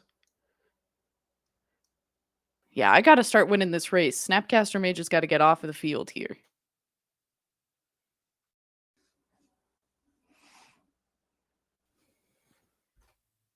Yeah, dispatching Snapcasters. Yeah, I guess we're conniving. We're not.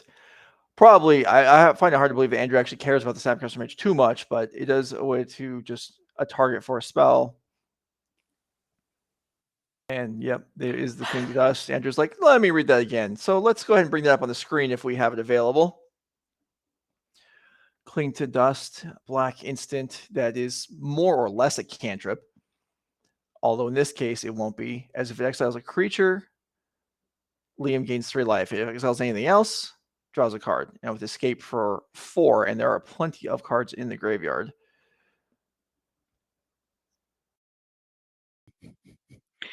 Andrew just spent time looking at Liam's card in graveyard, and now Liam's like, nah, let me see your graveyard. Now that we've established what Cling to Dust does, I would like to take a look. Mm-hmm. Yeah, that's an interesting one. So there have been times when I drew a card, let's say in similar vein to Cling to Dust in this scenario. I was like, well, you don't want to give away what you have in your hand. So you don't actually want to ask to look through your opponent's graveyard. You're just trying to kind of peer at it from across the table out of the corner of your eye without giving anything away. Yeah, I probably fail at that every single time, but you still try and maintain the illusion. Yeah, you do your best anyway. I know I definitely am the same way. And then sometimes, like, if I know that I'm playing a deck that is going to be, or like the moment I figure out that my opponent's deck cares about the graveyard, like I'll start asking periodically just to maybe make them a little bit scared. Try to have a little bit of foresight into it and being like, oh, can I see your graveyard, even though I have nothing in my hand. Well, yeah. Everyone has their little tricks. What I do generally is if I want to examine my opponent's graveyard because of something like Cling to Dust, I look at my own graveyard first. And then I try and play it off as like, oh, I was checking my own graveyard. And as an afterthought, I guess let me look at yours too. Because why not? Because that's just being thorough. Methodical. Yeah, exactly. And now you're getting all the inside scoop on how Joe and I try to nonchalantly get to look at graveyards. Yeah, we're giving away all our tricks. Man, giving away all my advantages for DreamHack next month. I was about to say, you don't even have any RCQs to play, but No, yeah, you do I'm have so DreamHack. sad. I keep winning these qualifiers. Well, it's not like I won them on the first try or anything, but you're kind of close. Well, this season I was, yeah. But I gotta say, I feel pretty good about the fact that I don't care how many tries it takes. I enjoy playing local events with stakes that mean something to me. But yeah, it does feel good to win another one of those. That was fun. And a sealed one, no less. Yeah. Got to display mastery in all formats, right? And I know that's something that our players, especially people like Andrew Elenbogen, try to do. Also, kind of a sealed enthusiast as well. Kind of is probably an understatement. He may be the biggest sealed enthusiast I've ever seen. I would be inclined to agree. Yeah. I mean, I remember his from Grand Prix and such pre-coronavirus. He and a friend of his would always offer like, hey, any person, if you want us to rate your sealed building, you bring your pool on over and we'll go through it and tell you what we think and what we would have done, which is kind of nice. Gives him a ton of experience building decks, and also is it's nice. I mean, for people that certainly plenty of people are going to look up to Andrew Elenbogen, and even the invitation to come interact and get his thoughts. I'm sure a lot of people took him up on that.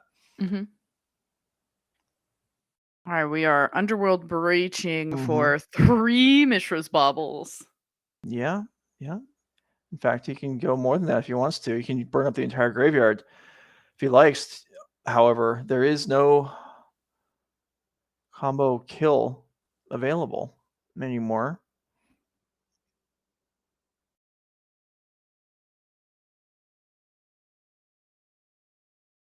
And the Underworld Breach goes to graveyard at the end of turn.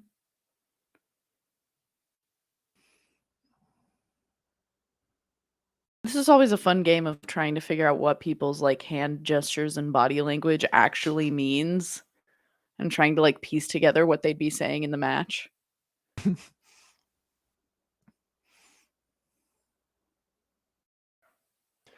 So while the players are digging into the available resources here, a question from the chat about what caused Breach to surge in popularity.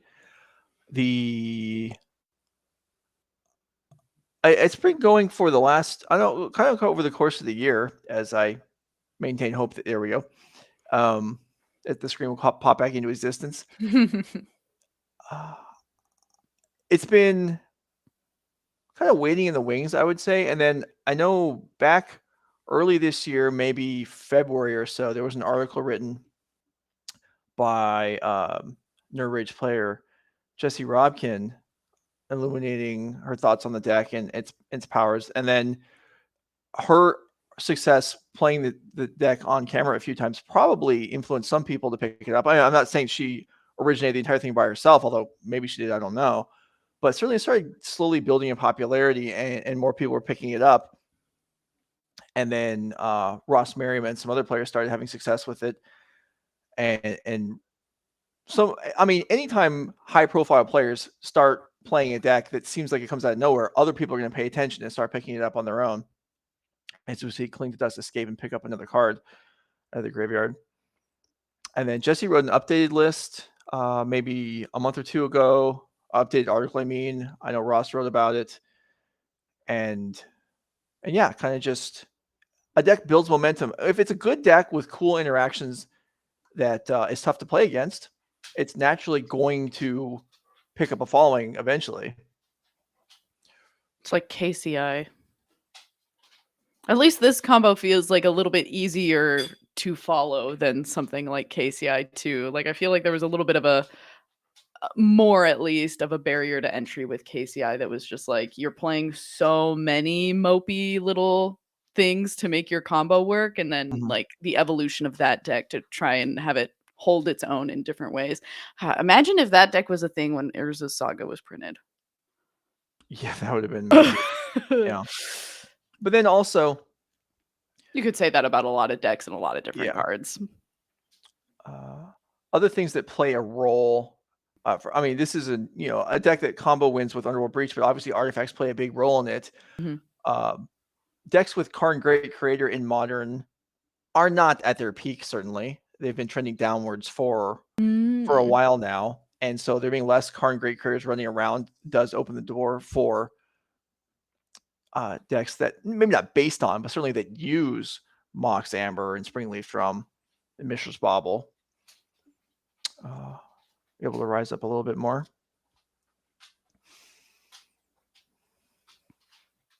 So what you're saying is we rock Karn the Great Creator. We do. Becky and I have been known to be Karn players. Throw the cards around the board a little bit, yeah. But not so much lately. All right. Well, those two dress downs that were in Liam's hand, kind of all his hand consisted of 5 minutes ago, have cleared the board once and are probably going to do so again to deal with these two Urza Sagas. This worked out very well. Just had to be patient in order to find the right time. Fatal Push coming in here to take out the Shredder. Dress down takes out everything else. And, well, Andrew Elenbogen's board position just completely evaporated. Yeah, for what feels like the second time this game, too. And technically, I don't think Liam has cast any, like, actual board wipes. Right. I guess, let me rephrase. Andrew Elenbogen's creatures evaporated. His board is still crowded with artifacts. They just don't amount to a whole lot. Yeah, and an unfortunate spot too, because those card structs were pretty big. Yeah. Taking a look at, as you mentioned, what is still left on the board. Well, I don't think I have ever witnessed a breach deck win by grinding station the opponent out of existence. I don't know that that's too likely that Andrew can win doing that here, but he does have a lot of artifacts that he probably doesn't care too much about. And here is a Cling to Dust escape for Liam just to pick up another card. Just slowly whittling away all the artifacts out of Andrew's graveyard.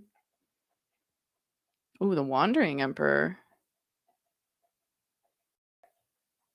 All right, so you're saying this game's not going to end by decking? I don't know.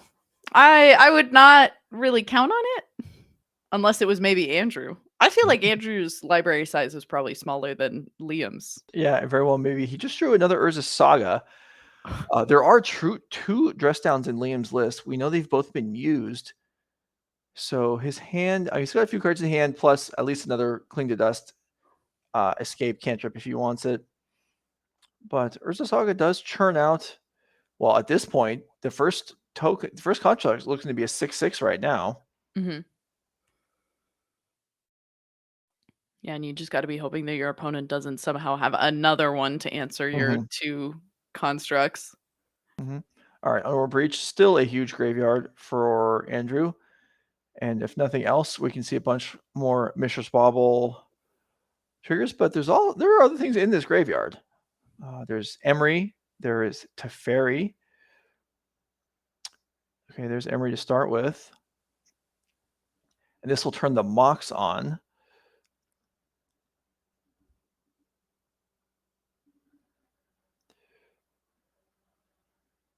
Yeah, fill up the graveyard a little bit more. An Ether Spell Bomb, I believe. All right, so Mox tapping for mana now for blue.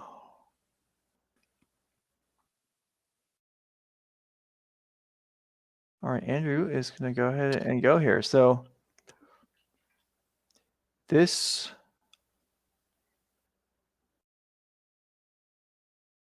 I assume we're just trying to build up as solid a board position as possible. Mm-hmm. I didn't actually see the Thassa's Oracle get exiled by Cling to Dust. I just assumed it happened on the first one because I was looking away. Because it did mill over very early in the game, didn't it? Mm-hmm. There's not a combo win here. Although Liam is at 7, there may just be a route to... Yeah, where's the Pyrite Spell Bomb in our deck? Yeah, I don't see the Thassa's Oracle in Andrew's graveyard, so I'm imagining that it, was one of the first things to get exiled, but we're still gonna, as you mentioned, try to amass. There is a Lightning Bolt in the deck. So if find that, and he's building up so we only have 2 cards left in our deck. I believe so, yeah. Because with the Ragavan in play, the Mox can now tap for red. So this may be... Andrew, did we somehow get this far into our deck and not find the Lightning Bolt? Well, we can mill all the way through. We can mill, even if there's only 2 cards left, we can mill ourselves for 3. If it's not there, the Oracle is still in the Oracle graveyard. is still in the graveyard. Okay. Andrew was just hiding it? Okay. Not obviously not really hiding it from us on coverage to be able to see with our eyes, because we went through it a few times and I thought for sure that it got exiled. All right, let's go ahead and look at the deck lists here and see what we've got. So, okay, some perhaps fault on the commentators there, as I will admit, when Cling to Dust got cast 3 times, I assumed that the Thassa's Oracle got exiled from the graveyard. That didn't happen. And Elenbogen picks up the first game. So, as you can see here, the Jeskai Breach deck, there are builds that are blue-red or Jeskai. You can see the Jeskai here, even though the white component isn't extensive. It consists of just a single copy of Teferi Time Raveler main deck, as well as various cards in the sideboard. Yeah, kind of a big fan of actually some of these things that we're able to bring in from the sideboard. How do you feel about the Dranith Magistrate, especially now? Like, you're not having to maybe deal with as many things as previously, but it is kind of just like a nice catch-all against a lot of the kind of cascading decks that are present in the format Yeah. right now. Right. So it's good there. It's also good, and we actually saw this come up yesterday. It's good in the mirror because your opponent can't. It's not a symmetrical card, and your opponent can't play cards off of their own Unrolled Breach, obviously, with that in play.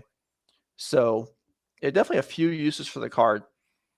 And let's go ahead and look at Liam Sabor's Esper control deck. We can see that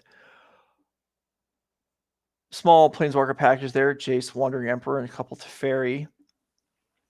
No small bigger Teferi, Yeah, bigger Teferi, specifically Hero of Dominaria, because we were Right. just talking about a different Teferi in Andrew Elenbogen's deck. Right. And then a variety of removal. And one nice thing with these modal cards that exist nowadays, like there's card advantage obviously in this deck, but it's not just divinations or even it's Archmage's Charm, which can draw cards or do other things. Esper Charm, which can draw 2 cards or do other things. Mhm. So you have a lot of versatility here. Yeah, we're playing Kaya's Guile. This is an interesting list. Yeah, definitely. All right, and interested to see from this sideboard some things that might be kind of interesting are things like that Mystical Dispute. I feel like there's not nearly as much, and those Fractures likely as well. Potentially Dovin's Veto to make sure that some of those impactful artifacts can get countered as well. So interesting sideboard for this deck. And to start with the Steam Vents and Mox Amber for Andrew.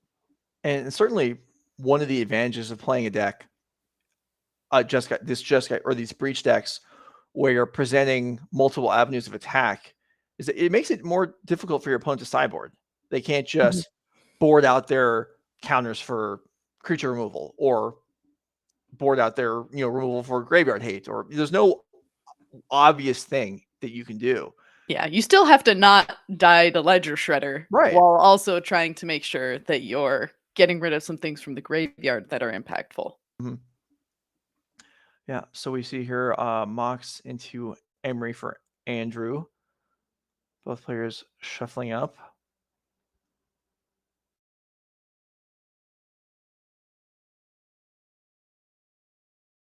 Okay. And after the fetch, Emery bites it to the fatal push. Pushed deeper into the lake. Players definitely moving through the early turns here, which is good because that game 1 was not short. No. Emery number 3. Whoa. That's a little fast there for 3 copies of Emery, Andrew. Yeah, that is. And that's a some version of Counterspell, which you can probably identify that I can't. It is the Mystical Archive Counterspell. There you go. The Japanese Mystical Archive specifically, I believe, as well. It's a nice one. I like that one a lot.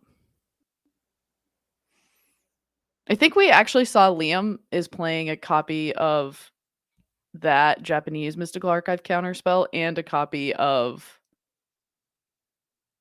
the English Mystical Archive Counterspell. All right. Not a player who's worried about giving away the slightest bits of information, which is fine. Teferi comes down, cantrips, Prismatic and takes it out, but that nets Andrew a card. Liam, for his own self, did Esper Charm to draw 2 on the last turn, so both players moving through their decks, exchanging resources here. No one able to develop a solid position yet, which normally control versus a creature deck, you'd say favors a control deck. However, as we saw in game 1, this breach deck can generate a solid position out of not much to start with. Knife here on Shredder, ditching Unholy Heat, which, probably isn't going to amount to a whole lot. Yeah, amounts to saving from one of those planeswalkers should they enter the battlefield, but otherwise not going to be too big of an issue. And Prismatic Ending is going to take care of Grinding Station, which I believe should be exiled. Sacrificed itself. Okay, I was about to be like, wait a minute, but yes. All right, and we see Kaya's Guile for the first time in the match. Yeah, thank you. Put that one up. I haven't seen this card in a little while. Choose 2 modes.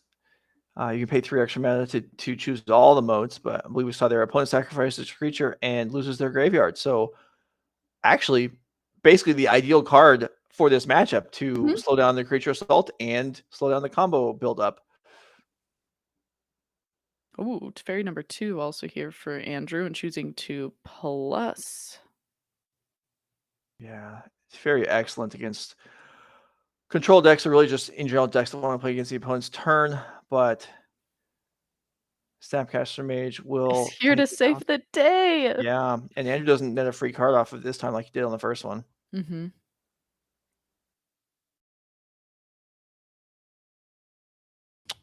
Well, when you have one of the best cantrips in Magic right now, I can see why you'd maybe be a little more okay with it. I suppose. Expressive Iteration, not even really a cantrip. Yeah, I feel kind of bad even calling it that, but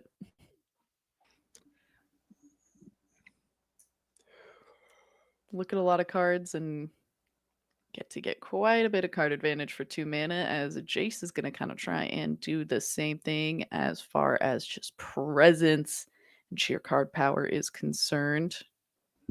Yeah, Jace Mind Sculptor does a lot. Liam chooses the lame mode, the draw 3 cards, put 2 back, brainstorm ability. Oh, you wanna be fate sealing right now? What do you want? I don't know. I'm just saying. I mean, Jace has 4 abilities, 5 abilities. How many abilities does Jace have? I don't It even depends know because, to be honest, I think I've only ever seen people brainstorm with it. Yeah, it depends on if you count the +2 as 2 abilities or 1, since it's Fate Seal or Scribe, but it's just listed as 1 ability. But yeah, I guess when there's no board on the, you could justify zeroing it, and Pithing Needle does come down, so Liam won't get to choose the more exciting modes in the future. And Construct comes across, so that's something that as comes up as you play, competitive Magic. These things happen where, okay, in this case, the Needle is naming Jace the Mind Sculptor. It's shut down. Do you attack and kill the Jace, or do you go across to the opponent's life total? The Needle's naming Jace. I don't ever attack it. Oh, see, I'm just hoping that the Needle doesn't get answered. We've used like 2-3 pendings in this game already for Liam. I'm not worried about my Needle. I could don't be know. wrong. I have concerns. If it's me, I don't know. It depends on your hand, how good your position is, what you think your opponent has access to. But with the opponent's life total being as high as it is, I am certainly tempted to finish off the Jace regardless. Okay, Becky, I'm not going to say I was right or wrong, but yeah, that's all right. This Jace is now reactivated. Fair enough. I'll take that one. To be fair, I think if I also played against Liam's Esper control deck, I'd be like, "You're playing Kai's Guile? I don't know what you're playing. I'm not." I would be just like a little bit like, "All right, you came with like, by most accounts, an off-meta choice, and if you have something that gets rid of my Pithing Needle, then that's something I'm going to deal with later." But I don't even think Andrew had a moment to even choose between attacking Jace or not at this point. Yeah, maybe things are going pretty quickly here. There's a comment from the chat about whether Liam put 2 cards back or 1 with the Jace a couple turns ago. I agree that it looked like 1. However, from our overhead perspective, if there was 2 cards there, I feel like we would have no way of knowing. And I imagine it was clear to Andrew and Liam that there was 2 there. But sometimes it is illusory based on the perspective that we're looking from. It's also hard to tell with like the dark sleeves. They end up like kind of looking all together at times. We have an omnipotent view, but sometimes it does not feel that way. All right, Breach comes in. Andrew will do as much as he can with this. Here's Teferi.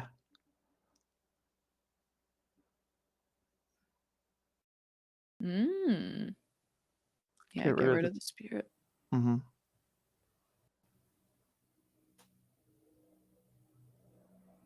Yeah, okay. I was about to be like, Breach. Right. Thoughtseize. Another Breach, Ragavan, Urza Saga, Spire Bluff Canal for Andrew. Ooh. The card in hand for Liam and Otawara? I haven't spotted it myself. I don't know. But with the Jace, the cards in hand aren't so representative of what Liam has access to. Very fair. Breach is selected. No surprise there. Take down Teferi with that Snapcaster Mage attack. Andrew's life total will stay safe at 12 for now. Dash Ragavan. Let's go swinging. Tar Pit activated. Yep, and the trade happens. Okay, so that's nice for Liam to be able to defend the Jace there. I mean, Tar Pit's a nice card, but trading off Ragavan there is, I'm sure he's thrilled to do. And Andrew actually has another one. So this looks like it's going to come down to, well, at least it's going to be significant. Can Liam find copies of Dress Down like in game one? Mm-hmm. Because these Urza Sagas are ready to roll.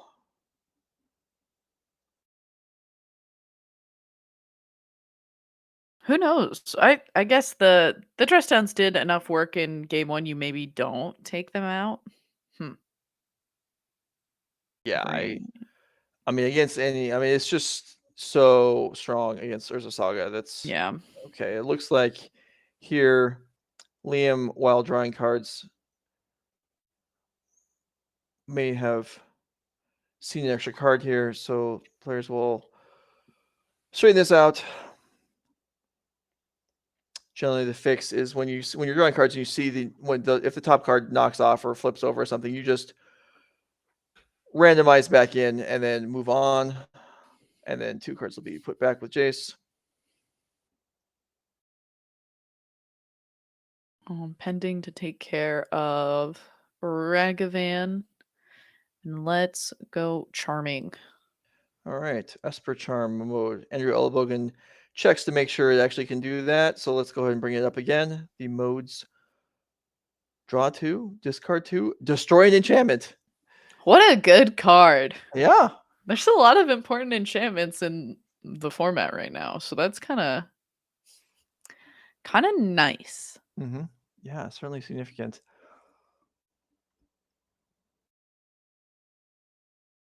How does Andrew Elenbogen's deck keep getting so tiny? I guess like that's just what this deck does, but sometimes I'm always surprised when you start to see those players shuffle and it's like, oh my gosh, where did all your cards go?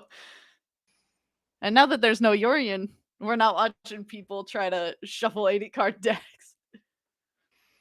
Oh, another Snapcaster Mage for a fatal push. Ian's last card in hand, but this is pretty significant as Andrew's offense falls apart and Jace still stands looming over the battlefield.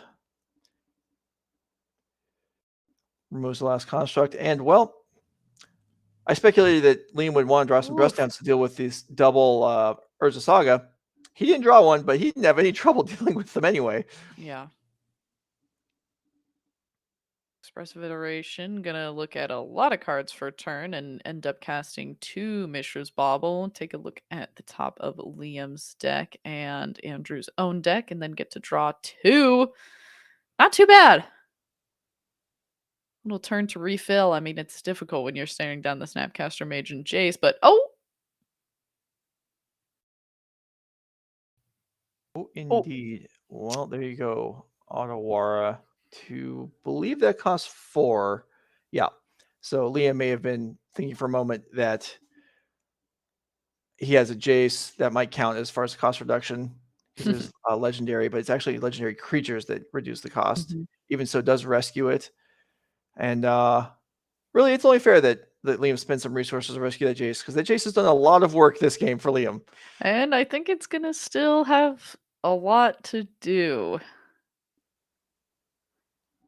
Considering that Andrew is definitely on the back foot and getting beat down by this Snapcaster Mage here. Mm-hmm.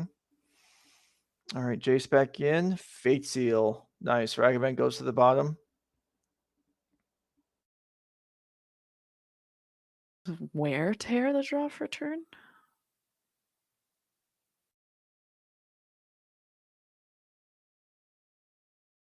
Bobble, draw a card, and it's Thoracle.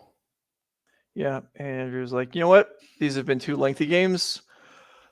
Let's just go ahead and go to the third one, try and have time to get it done with. Whatever. With limited time, I know. Maybe we'll see if we can find out and get an update on how much time is left in the round for these players. But Andrew's more likely to win a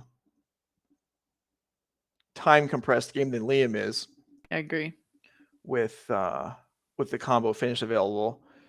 I mean, Planeswalkers can try and end things fairly quickly, but even like Jace racing to a game win, I have had plenty of experience with this in Legacy. It still takes a while. Even as fast as you want to Fate Seal every single turn, it still takes a while. Yeah, and then like you're looking at Liam's deck, and we saw it. There's not even like a Baneslayer in the sideboard for you to even just try to like go swinging across the table with an Angel. That's not an option that's available. So it really is relying on just trying to play at a decent pace in a lot of these games, and we're gonna see if Andrew play draw dependent sideboarded like one more card. So we're gonna see a very quick shuffle up from both of our players. Liam already having presented, considering that there's only 5 minutes left on the clock. Yeah, 5 minutes, not.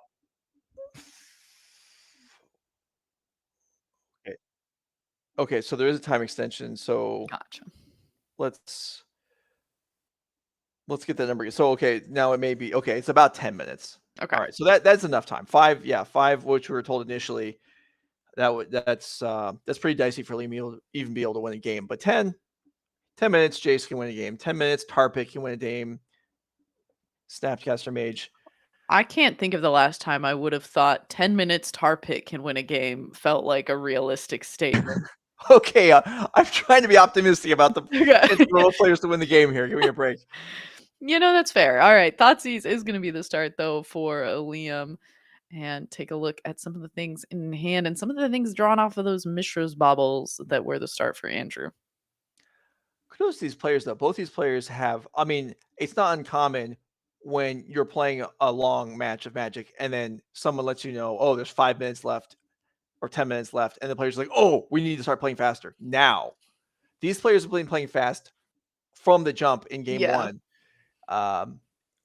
And given themselves where a lot of people might be out of time now if they've been playing these matches with these draws. These players still have 10 minutes left to try and get this done. Yeah, and Ledger Shredder also on board very quickly, already attacking for 2. And that's got to be a pretty okay place in Andrew Elenbogen's mind. Sure, you're going to have this backup plan of comboing, but hey, these Ledger Shredders do damage, and you got to try to not die to them still. Yeah, they're not in the deck for nothing. I mean, there are. Let's see if we can get a count on Supreme Verdicts in Liam's deck. It looks like 1 plus 1 in the sideboard if it came in, which I would say there's no guarantee it actually did. So, yeah, a flock of Ledger Shredders. Not a bad way for Andrew to start this game. Flock. Give Joe props for that one. I like it. A flock of Ledger Shredders. And a Saga, which is tagged. Now this can actually. Oh, this was the discard. Okay. So the last Ledger Shredder, and then Teferi discard, which is nice for Liam. He made that decision instantly, and the Esper Charm does have as we know, the ability to kill an enchantment, but goes for the cards in hand, which is understandable. And Kaya's Guile then takes care of a Ledger Shredder and Graveyard. So only one. This original Ledger Shredder remains the sole remainder of its flock. I can try and pull out my nature documentary voice. Talk about all the Ledger Shredders have died. This sole remaining Ledger Shredder, the only one remaining of its kind. All right. Yeah. Nat Geo's looking for a replacement. Becky's available. Yeah, exactly. Hit me up. My DM's open for Nat Geo. All right. Urza Saga makes another construct. Construct on the way out. Finds a Mishra's Bauble. And there's a dress down again to wipe out the constructs. They do stay in.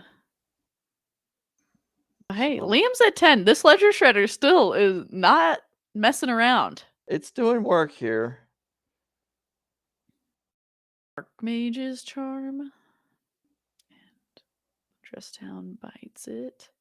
Oh, we got so many cards in hand, but it looks like a lot of them are lands. But a Snapcaster Mage is not too bad here. Yep. All right. Andrew's going to get a Connive. I guess that's one thing you get from playing at Snapcaster Mages. Connive is guaranteed. Mm-hmm. And a Bauble gets pitched. So Andrew's actually got real cards in hand. Mm-hmm. Let's hope that they're real enough to save Andrew in this game. Unholy Heat takes care of Snapcaster Mage, and we're dashing. Oh, Whoa. Fairy Hero would be great, but that's a lot of mana. Yeah, that's too rich for Andrew's blood, at least as far as mana is concerned right now. Ooh, Oh, there's the Jace again. a Rutrow. Ooh, that was another rag event, I think. Mm-hmm. They went to the bottom when there's already one in Andrew's hand. It's understandable. Liam doesn't want to play against recurring. Yeah, if he's got counters for one, don't want to play against another one. Ooh. Spell Pierce. Mystical Dispute. Oh my, the counter war. Yes, indeed. Liam was like, nope. Jace will remain. Mega Man wouldn't even finish. I know. Jace. Ragavan wasn't even going to threaten Jace, but Liam's trying to win this game. He knows time is of the essence. So is Jace going to brainstorm, or is it just going up? I have probably played as many of these scenarios as anyone on Earth, although granted it was a different format. Jace races to victory. Do you Fate Seal? Do you Scry? Fate Seal once. Andrew fetches immediately. Is it fun scenarios? Do you Fate Seal and there's a great card, you leave it anyway, just assuming Andrew will break the fetch land? Or does he leave it, get suckered into drawing the...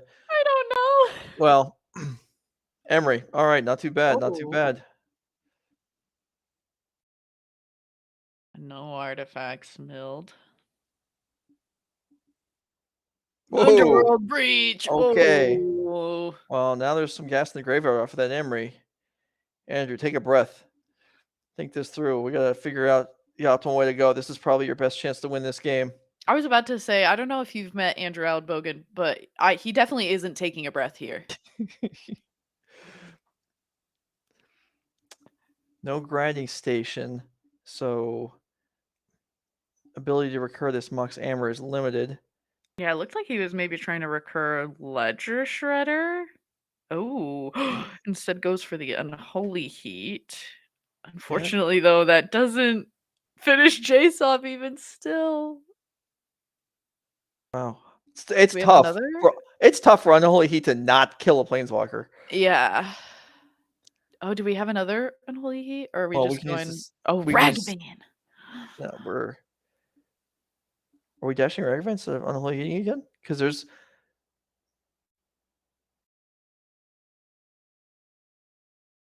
Yeah, we could just escape Unholy Heat again, yeah. But maybe we're trying to also get a treasure. We're trying to really still make the most out of this Underworld Breach turn. Yeah. So now there's a pause. Okay, I'm going to suggest that what might have happened there was that the Unholy Heat was still on the table because it had been cast on the Jace. And then Andrew went back to the graveyard, didn't realize the Unholy Heat was still available. Yeah, that's what happened. He would have recast, he's saying he would have recast the Unholy Heat, but he didn't realize it was there because it was actually still on the board. And so he cast the Ragavan instead. I'm not sure that that's what happened, but I think it might be. Okay. I'm in for it. I think the other, I was about to say the other thing I think it might be is if you can dash to escape Ragavan. Oh, okay. If that's a legal play. Well, we have this Unholy Heat anyway. Yeah. Okay. But today we all learned you cannot escape dash. You cannot, you cannot escape dash. You can only escape at a normal pace, not a dashing one. All right, so then Holy Heat does finish off the Jace after all, which certainly reduces Liam's chances of winning the game. But we also don't have anything on the board now for Andrew, and we're just passing with nothing but 4 lands and a Mox Amber in play. All right. Oh, and the Cling to Dust is going. Yeah, takes out Breach.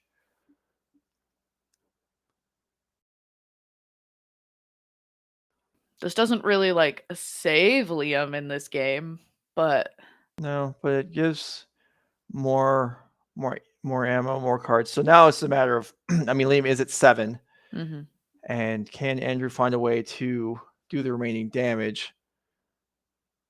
Because it's a whole flood of new cards for Liam here. Holy smokes! Yeah, 2 Archmage's Charms, so 4 cards, a full grip.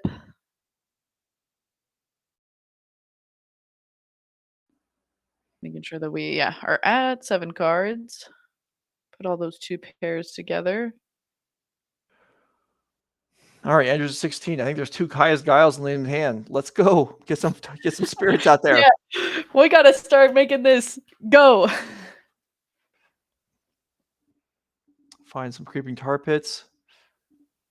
Oh, you're right. The Creeping Tar Pit. There are 2 in there, I think. Flashing back, or escaping, excuse me, not flashing back. Cling to Dust. Turn 0. All right, that's why we saw the pace go. All right, turn 0. Well, this is still Andrew's end step, I believe. So Liam's going to have this in 2 more turns. Well, I think we can pretty confidently say that Liam cannot win this game. Can Andrew? I mean, several rag events are gone. Yeah. There is a Breach that was drawn for the turn, but there's not much of a graveyard right now. No, I think it is, in fact, like just the pending. We could. Yeah. I think we needed like a Ledger Shredder connive that turn. I don't even know how many are left. Lightning Bolt with. I'm surprised Andrew didn't fetch there just to thin the deck, and I mean he's going to need the card in the graveyard anyway. I guess he knows the graveyard's not long for this world, so it doesn't matter. I mean, this may be. Well, okay, it's Fairy Hero. That's great and everything. Would have been nice a few turns ago to really lock your opponent out of the game, but maybe Ian will get a game loss for getting to discard the hand size. Nope. Okay.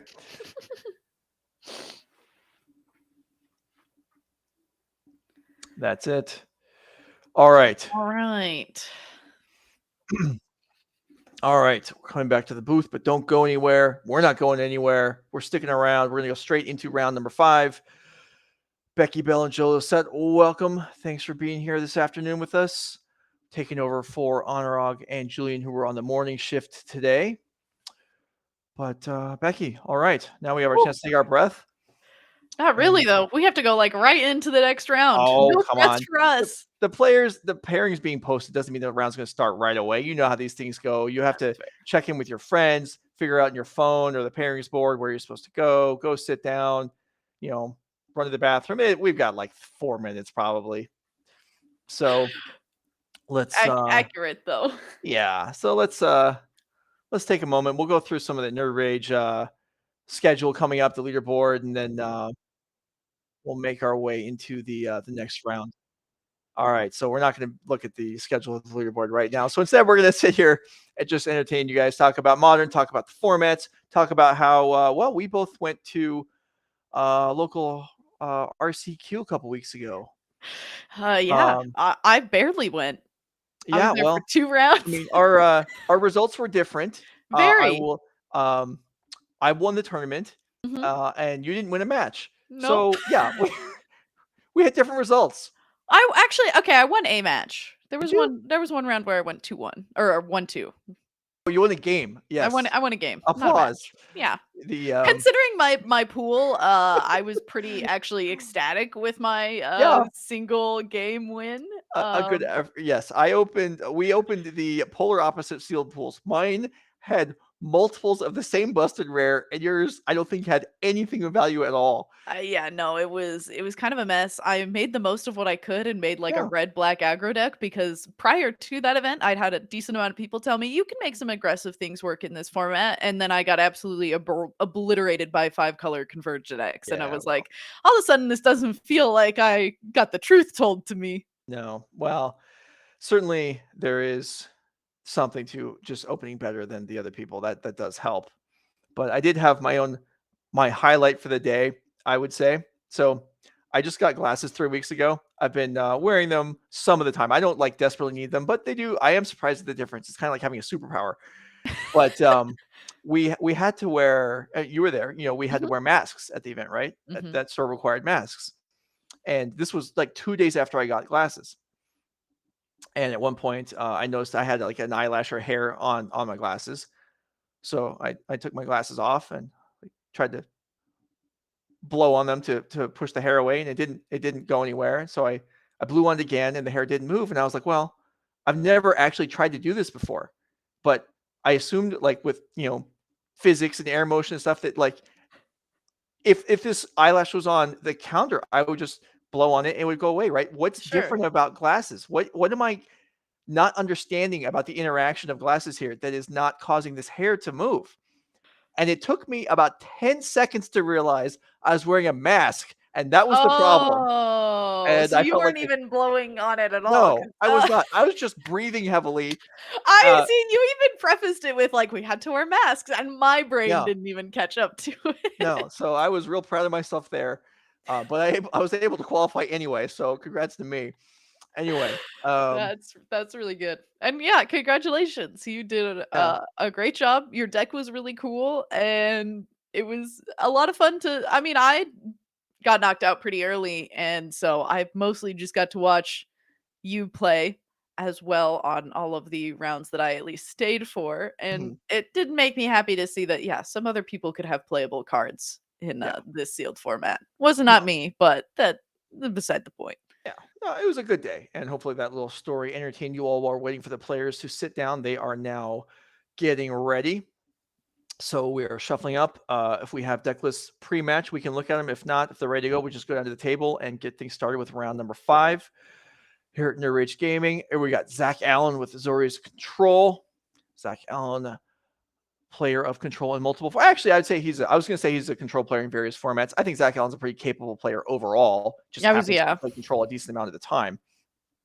We all have our favorite. Like Mhm, there are a lot of times where like it could play a lot of other decks, but like you would commonly choose something like Miracles and mhm. Legacy, or you'll go back to Tron quite often. Like we all have a deck that we have a play style that we like, that we have a little bit more experience with, Yeah. that we more intuitively understand play patterns for. And Mhm. there's nothing wrong with continuously picking up those kinds of decks. Yeah.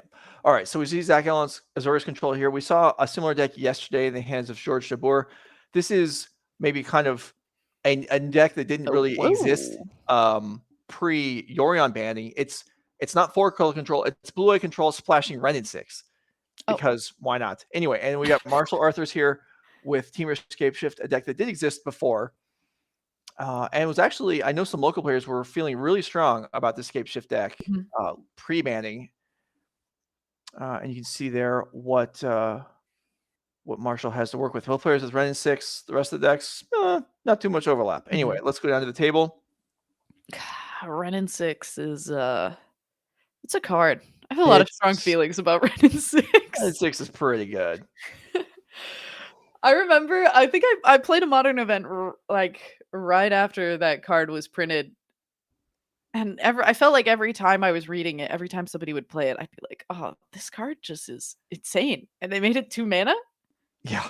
And Yeah. every time like somebody would play it against me, I'd be like, "They made this card 2 mana? 2 mana? Okay." All in summary to say that I think that Renin 6 is a very good card, and yeah, if you can play it, even if it's taking a little bit of a stretch, it's probably worth playing. Yeah. There was a pretty good article a couple weeks ago written by Jerry Thompson about his time at Wizards helping develop Modern Horizons and how, Mhm. yeah, there were some strong cards and maybe some mistakes were made. But Renin 6 was one that maybe kind of got away from them a little bit, I believe is what he said. That it has proved to be overly strong in multiple formats, I would say.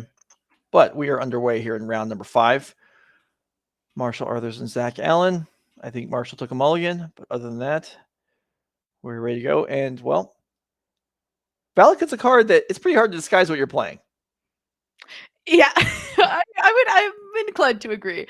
And the jig is almost completely going to be up very quickly as that Valakut does come into play for Marshall. Usually you do, like, I do find that you, like, don't always want to play the Valakut. Either you don't want to give it away, or it's also a tap land, so it's, like, not the most tempo positive thing in the world, to say it lightly.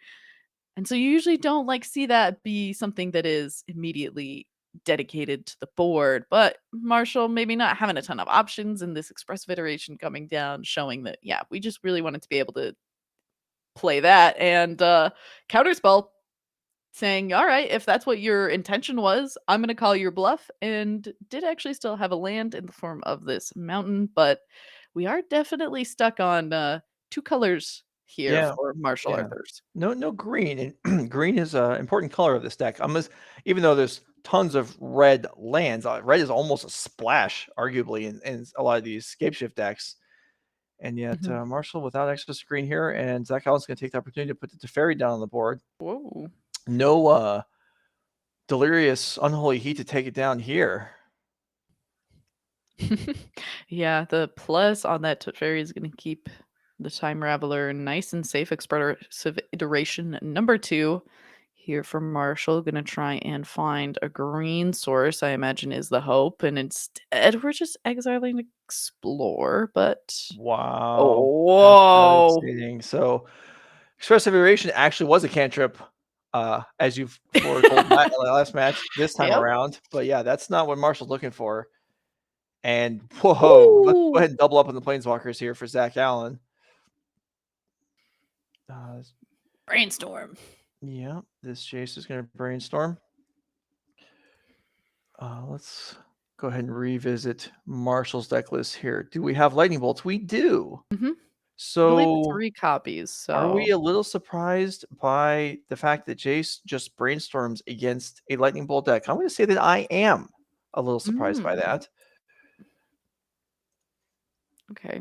Teferi ticks up once again. Yeah, because I would have imagined that the Teferi not ticking down to start was also to avoid being hit by something like that. So Well, he gets away with it, and Jace will continue to roll. And at this point now, Marshall has confirmed that he does not have a Lightning Bolt, so Jace's brainstorming makes more sense. Although, with your opponent missing a pretty important color,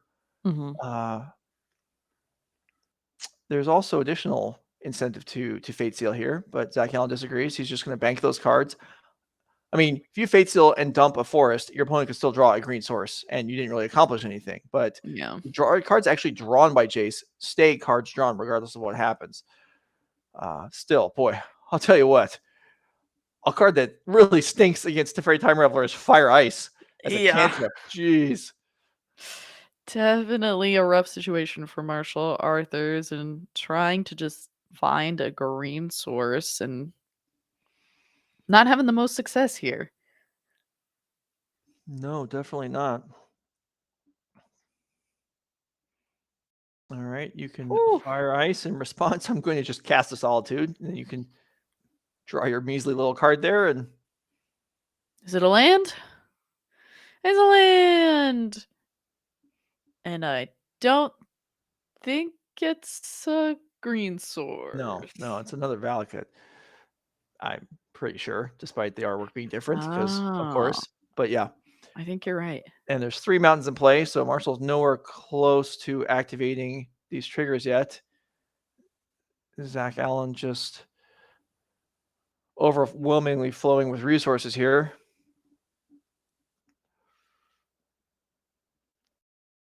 Yep, says plus my Teferi. Still haven't gotten a card of advantage off of this Teferi, but it has made your Fire Ices look pretty sad, so I suppose it's been worth it. Yeah. Solitude much also can longer- help. Go Yeah. for it. How much longer is Marshall going to want to play this game? There's green. Okay, I'm playing this game a lot Yeah. longer. All right, run in 6. Get to work. There's also a remand in Marshall's hand, also worthless in the face of this Teferi. Oh.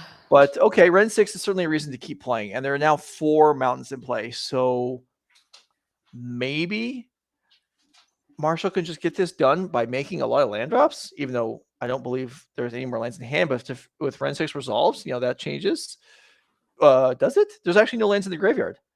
So this Ren 6 Yeah, actually doesn't. there's no lands in the graveyard. Yeah, so this this actually isn't even going to help. Yeah, we wish we had a fetch land in the graveyard, and so maybe all this talk I had about how good Ren and 6 is, and now this is probably one of the worst places I've ever seen a Ren and 6 show up. Yeah. Yeah, if this is what Ren and 6 look like, no one would have ever I would suggested not to be feel bad banned. about it. Yeah. It would be like, it should start with more loyalty. It doesn't do anything. Mm-hmm. Yep, and Solitude number 2 was the deploy from Zach Allen on Marshall Arthur's turn. So even this one piece that Marshall has finally been able to put together is going to very quickly be dismantled by these Solitudes. If not by something else in Zach Allen's hand, something like a prismatic ending. So we can focus on attacking face, and yep, these life linkers are going to continue to rebuffer Zach Allen's life total as well. Yeah, I like this. Zach Allen, not wasting any time, not holding those Solitudes, get them on the board, start attacking. Marshall is stunted on development here, even though he's got 6 land to play now.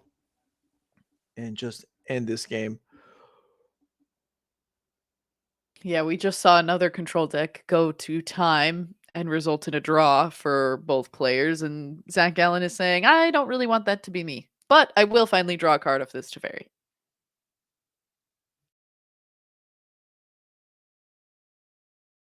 Okay, and Marshall's done.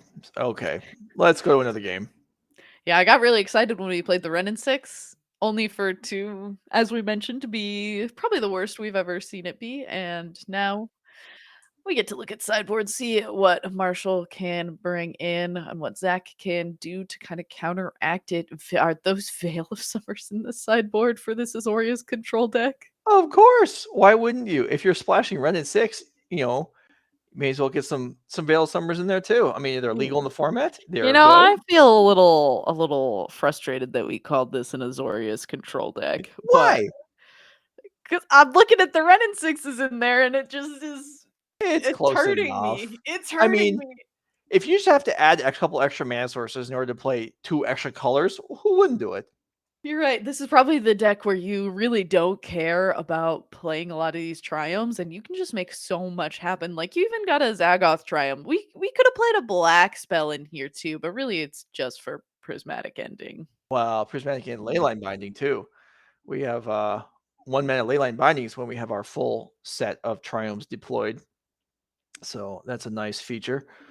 We can see the board here a variety of things for different matchups as we can expect. Aether Gust is nice against the Scapeshift deck, what they might be bringing in.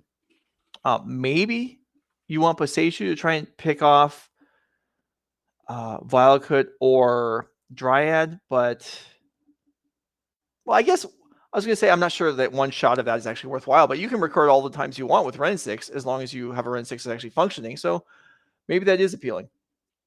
And let's go ahead and look at Marshall's deck list. Well, I'm sure he's hoping he can represent himself a little bit better than he did in game number 1. Certainly wants to get things online before Teferi Time Raveler shuts down his remands, for example. Mm-hmm. And a full set of Veil of Summers on this side. That's also a pretty significant impactful card that gets shut down by Teferi Time Raveler. So there's not a lot of cards here to keep Teferi off the board. So yeah, really not. Yeah, this is kind of awkward. yeah, it's not great. Certainly, I would imagine at this point, in this matchup, Marshall would probably prefer to have some hard counters to potentially bring in, but they are not in evidence So players are presenting for game number 2. Let's get down to the table. Maybe we'll see some endurance is boarded in just to have attackers for Teferi, because Teferi does obviously have an outside impact on the game. Yeah, we'll see though. Maybe we will dodge Fairy. We'll be able to find green sources. Already I can see one in Marshall's hand. So already we can wipe some sweat off the brow. Gonna go a little bit better than the last game. And hopefully be able to bring things together for this little combo deck here.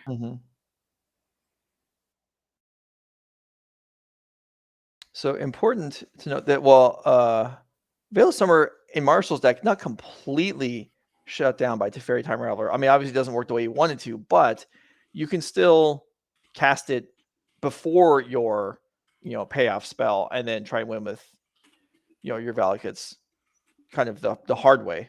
That is still something that can happen. And Marshall took him all again last game. Looks like he's keeping here, and Zach Allen this time is going to go back for a new hand. Yeah, the Azorius control deck playing Ren and 6s may be a little bit awkward on mana, but hey, London Mulligan makes it feel a little bit better. Should still be able to have a very doable hand, and especially being on the draw here for Zach Allen.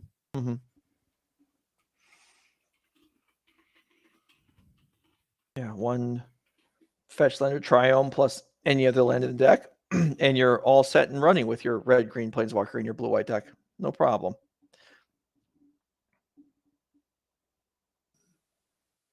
Right. We like this hand better. Looks like it. Ship that one back to the bottom. Off to the races. Ah, beautiful to see a Triome to start for Marshall.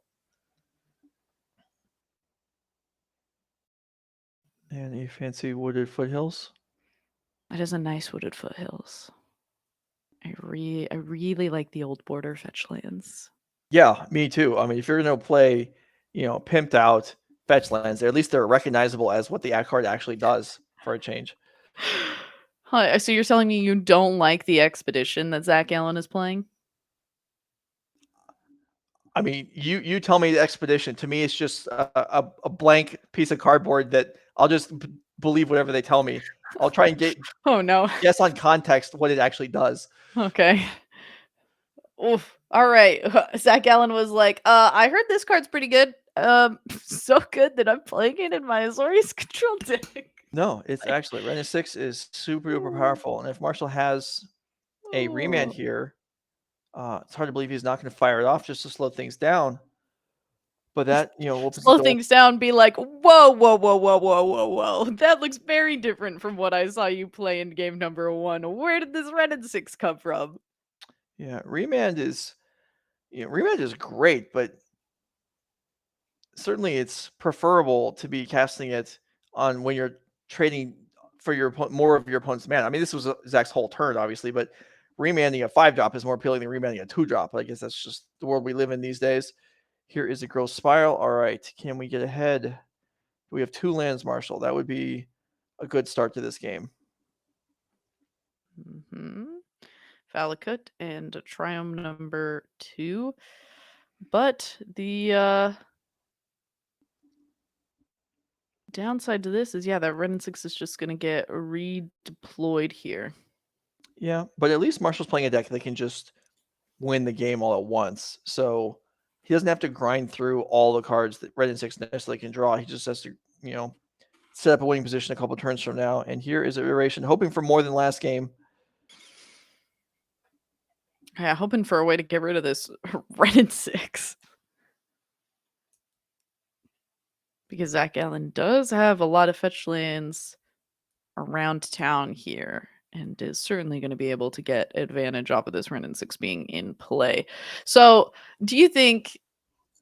I mean, Zach Allen's deck's still probably pretty potent, still probably pretty happy to play Ren 6, but the hot topic on Twitter lately has been about open deck lists. Do you think that it gets a little worse, that you can't surprise people with something like a Ren 6, or is Ren 6 just one of those things that's not really surprising, not really something you can play around anyway?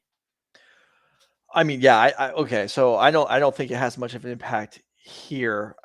Even if you don't know going in as Marshall what you're playing against, as soon as you see a Triome on turn 1, you may think, well, okay, this is a Ren and 6 deck. I mean, every slow deck in Modern is almost a Ren and 6, but I guess you sit down, the Kahira would suggest it's not a Ren and 6 deck. So okay, maybe there's some surprise value there too, sure. But yeah, you're referring to the open deck list status of the DreamHack next month that was announced, which I agree is pretty interesting, and may have some minor impact on what decks being better or worse than each other.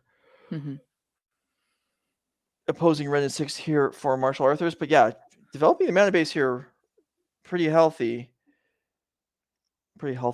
and yeah, gonna make it easy, make it harder for Zach Allen this game. Okay, that's scary. Counterspelling into open mana when your opponent has Veil of Summer in their deck.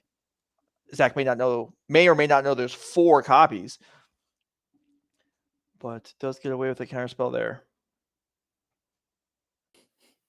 So many Triomes. So many. We're basically a 5-color deck, actually. Like, we're labeled as Azorius, but really we're 5 colors. Our mana base right now certainly says that.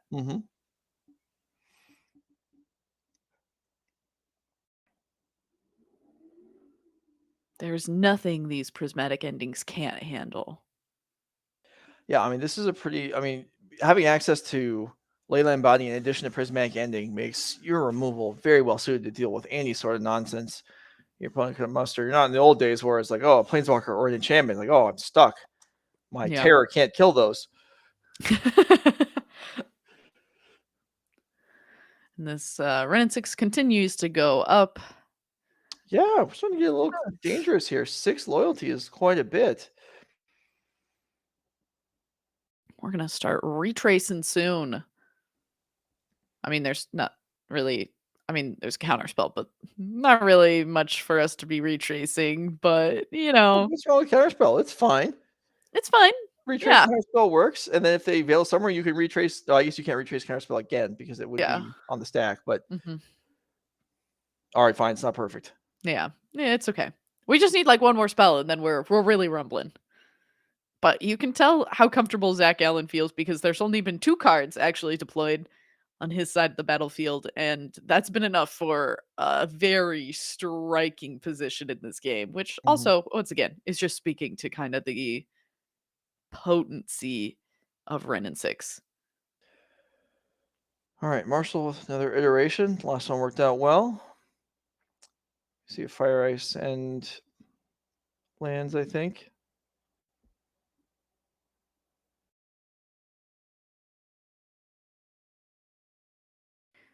Valakut exiled, Valakut on the field. All right, 4 mountains in play for Marshall. That's where we got to last game. In fact, this is almost identical to the mana base he had last game, except with a lot more green sources. Thank goodness. Yeah. Maybe. You have to imagine that if Zach Allen hasn't been doing anything, though, that most of the cards in hand are counter spells. Yeah, his hand has to be full of... I mean, this deck, not much in this deck besides interaction. Maybe we can see a Solitude here. Yep. He just tosses that on the board. He's like, you can kill this or counter it. I don't care. I'm just trying not to discard the hand size, man. Yeah, that was a very nonchalant little throw of that Solitude. All right, 5 mountains here for Marshall. We're mounting up.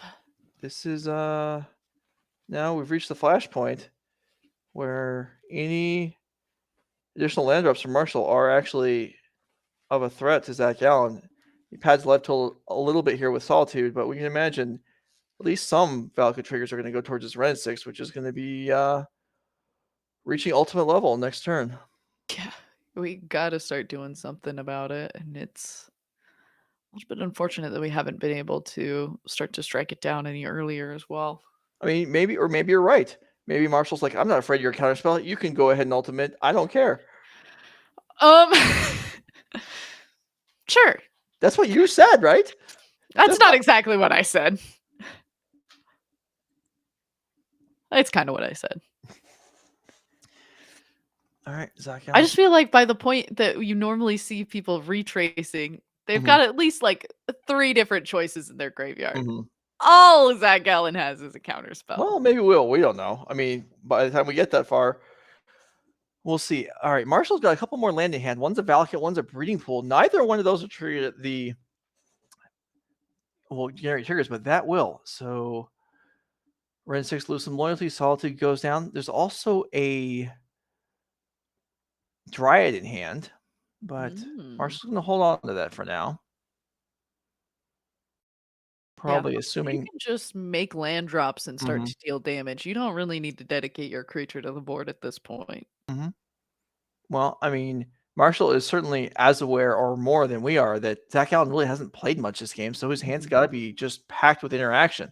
Yep. We saw him throw a Solitude on the board last turn for no reason, just to get an attacker in. So really, why commit your Dryad if it's likely to get picked off? Are we gonna draw cards with this? Yeah, sure. There's nothing else to do. We're just putting more cards for Retrace in the graveyard. There we go. Now we're really rumbling, except for that our Ren and 6 is no longer rumbling as much. Well, I suppose. Proliferate card where?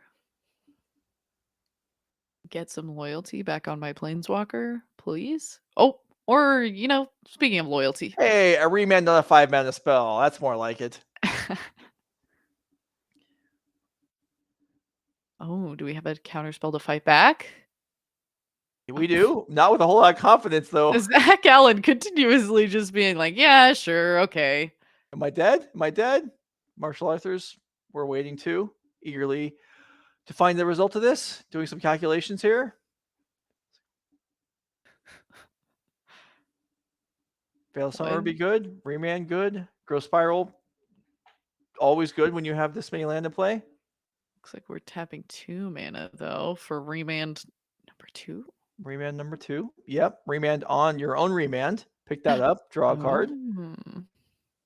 This counterspell is now able to resolve and miss. And Remand again. Okay, nicely done. Small applause. Unfortunately, there is still a Ren and 6 in play. Not for long. Actually, it probably will be for long because Zach Allen's probably just going to be straight killed this turn. With That's true, yeah. Dryad and Valakut number 3 and another land. That will do it. Yep. All right, Valakut first. Let's go. Off to the races. Okay, Dryad. So 1 land drop coming. There it is. That's 9. And then fetching will be another 9. Brat. Unusual choice of sequencing there for Marshall Arthurs, but it certainly works. And we're on to game 3. Let's go. Woo. All right. So all right, we don't need to yeah, go to why Texas not? again, Oh, but okay. I mean, we know what we've got. We've got Veil of Summers on both sides. We have not a whole lot of answers to Fairy Time Raveler, which wasn't drawn this game, which is an answer to it, I suppose. It's just not being drawn. So the players get ready. Okay, so you brought up the open deck list issue for DreamHack, and if chat, you have opinions on this, this will be the moment we can look at them and see what they are. I think Chad has already been giving them our opinions on it. But I'm now asking them to. They're now welcome, and I will read what they have to say. Okay, good. I love it. What does... Becky, do you have thoughts? What does open deck list do to your deck choices going into a tournament? Honestly, not really that much. Like if I'm going to play my one of that's like my gotcha card, my opponent's going to be thinking about it with open deck list the whole game. It allows me to have like a little more bluffing power in a lot of situations. So you're saying you would play Singleton to take the maximum advantage? Yeah. Oh, but only a few, not like all Singleton? No, you're right. I'm submitting a whole commander list. No, I'm not saying you should play 100 cards, but you could play, You're right. Sorry. I'll submit my brawl list. Yep. 35 different cards. Yeah, sure. You can look at my deck list. You're not going to have any chance of figuring this out. Good luck. Oh, yeah. Plus, it's a surprise for you and me. If you submit a deck Singleton in open deck lists, they're probably not going to have time to read it all. Exactly. So it may as well not be submitted in the first place. Yeah, that's great. I'm giving all of you people who are qualified for DreamHack the real tech here. Yeah. Just play a bunch of one-ups.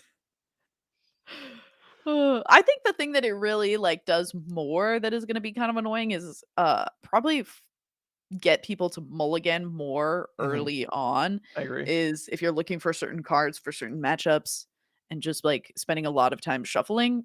I think that that's what it's really going to do is just like force people to London mulligan a little Mhm. more often, but which So I think results for a better watching play experience, but considering that coverage question mark, I don't know. Yeah, that no, has that's me up in the air. so in a way that might then force some players to play better because often a lot of players probably don't Mm, mulligan enough. that's And true. I so agree. you're saying you're gonna maybe make them play better by accident by By accident. making it more obvious to them that when your opening hand isn't gonna work. Luminol in the chat suggests Battle of Wits gets a big upgrade, and Apollo's like, "Oh, I agree." Yeah, Apollo's like Battle of Wits. That's my favorite card. Oh my Um, gosh, I'm so sorry. He the got very excited about Battle of yeah, Wits. Battle of Wits and open deck list. That's the stuff right there. As Zach Allen takes a mulligan here in game number 3. But yeah, my not overly thoroughly thought out opinion is that it makes aggro decks worse. Oh, okay. But that's just my like instinct. I don't know if that's actually true. hmm I'm sure I'll put more thought into it than it deserves over the next month. Yeah. I think a lot of us are going to be putting a lot of thought into these things over the next few months, Mhm. and it'll be interesting to see how it actually changes what things people submit. Yeah. All right. So Zach Allen looks good on 6 cards, and we are underway in game number 3, despite what the display might tell you. Martial Arthurs did win game number 2. So we'll see if we can get that fixed up.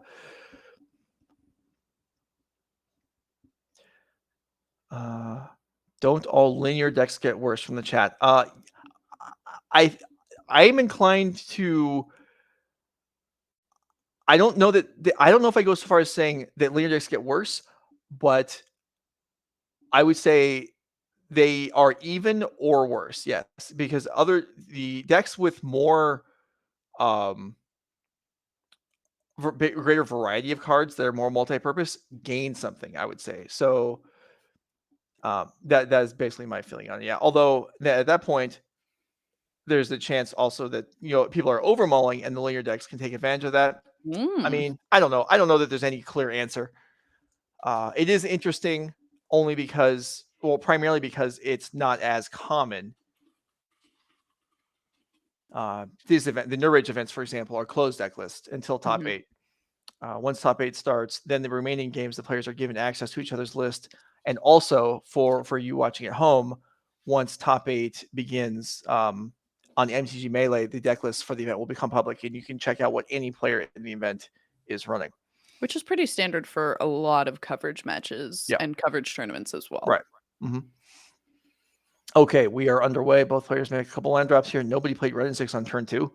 I know. Perish the thought. In Modern right now, yes.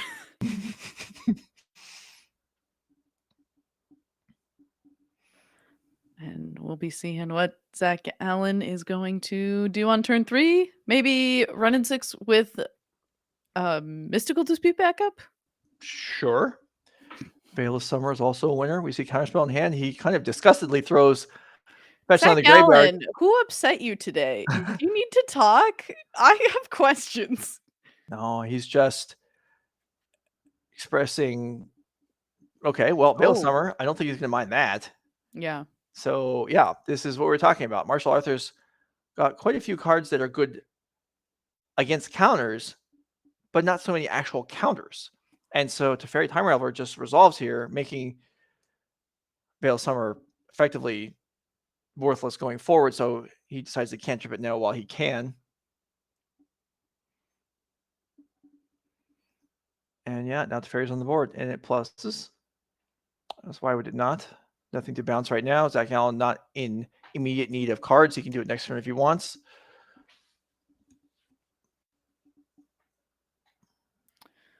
All right. 2 triumphs. Last time we almost had all 4 triumphs. Actually, don't know if this deck is.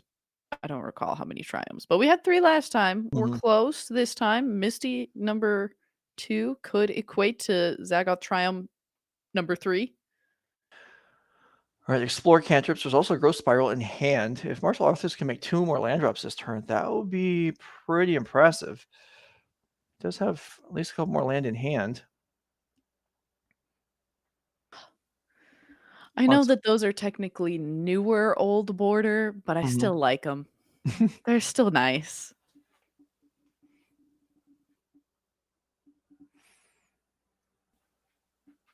Lots of damage incoming on Martial Arthurs, which is of basically no consequence in this matchup.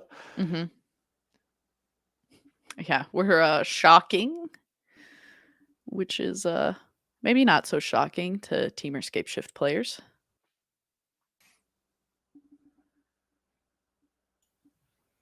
And here is Growth Spiral. Land drops, land drops, land drops. Mm-hmm. Yeah, there's a Valakut. Renskis was just drawn.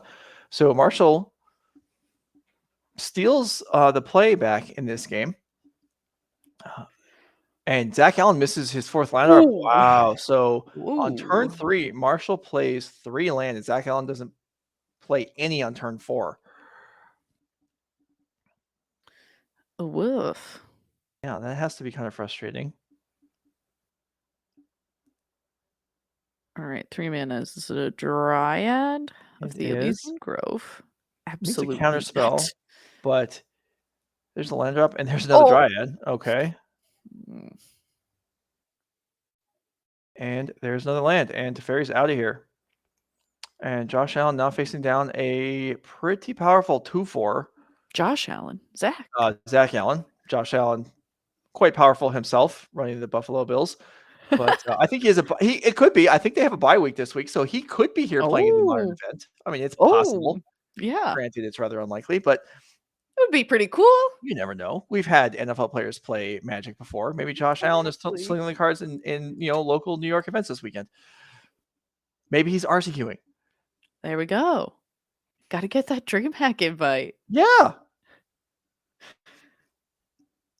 All right. Now, yeah, as you mentioned, Marshall had kind of stolen away the play and now is kind of running away as far as big mana is concerned here. And with this Dryad in play, Valakut on a line, Zach in dire need of lands and try and start reacting.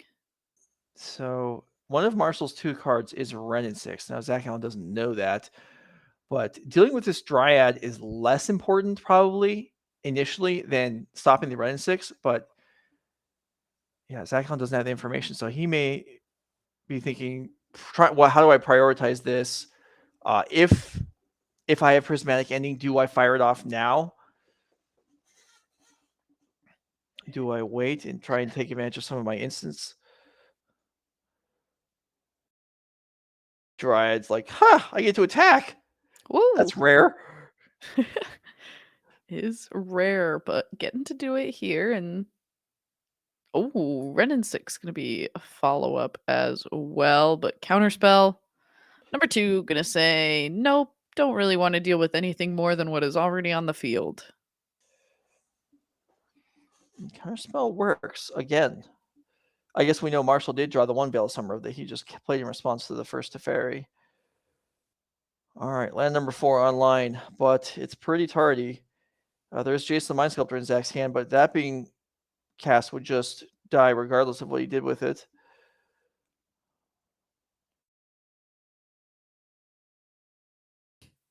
Attack number 2.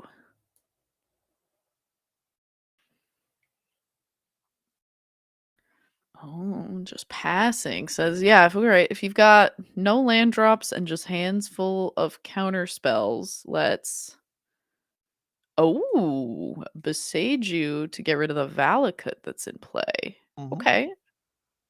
Yeah, so Zach Allen did have a land, but is using it in its alternate mode, which is pretty important at this point. This Dryad with no Valakut is now much less of a threat, and it's actually all it can do is attack for 2, and that's not I was going too to say, significant. how dare you diminish Dryad to just an attacker? It's doing a lot of work right now. Well, it's doing some amount of work. It is Yeah. putting in the work, putting in the hours. So Jason Mind Sculptor maybe a little more capable now.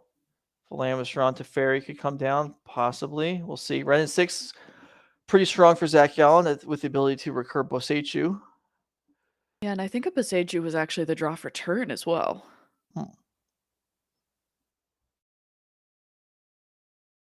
So for one of the first times in the game here, Zach Allen might actually have options.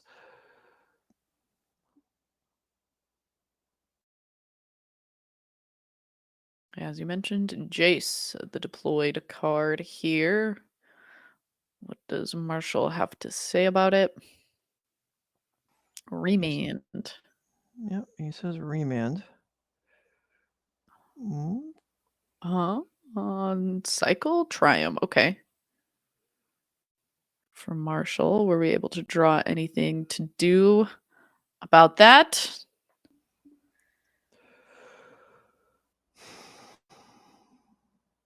It's like no. So Veil Summer draws a card. Remand draws a card.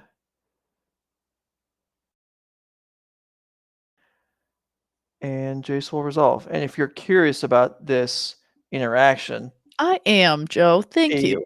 A Veil of Summer that's countering, let's say, a cantrip removal spell, the other player would not draw a card because the spell would be countered. A Veil of Summer on a spell, your spells gain uncounterable, but they're not hexproof. So Marshall's remand still resolves. So that's why he draws a card. It just doesn't counter the Jace anymore. We're learning so much today. A flock of ledger shredders. I was corrected in the chat. Someone in the Oh. chat pointed out that 2 or 3, according to whatever rules exist for naming conventions, 2 or 3 birds does not constitute a flock. Which, yeah, so I was perhaps wrong, but I'm still probably going to say the same thing next time. Yeah. Let us have a flock. Good looking out, though. All right, so Jace on the board in Zach Allen's position, solidifying a little bit. Dryad 1, Dryad 2. Yeah, but no Valakut. Someone asking, well, could Zach have used his Boseiju on the Dryad instead of the Valakut? Yes, he could have. But given the number of mountains in play, that wouldn't have eliminated the threat. Mm-hmm. And also, it's much easier for Zach Allen's deck to deal with creatures or enchantments than it is to deal with lands. So prioritizing removing the land makes a lot of sense. This is a time where wishing we had something like a Supreme Verdict, maybe. And I don't think we saw one off of this brainstorm.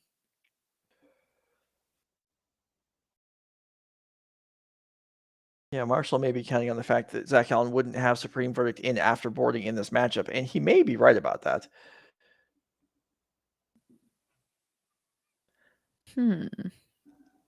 Interesting. We're putting back 1, 2.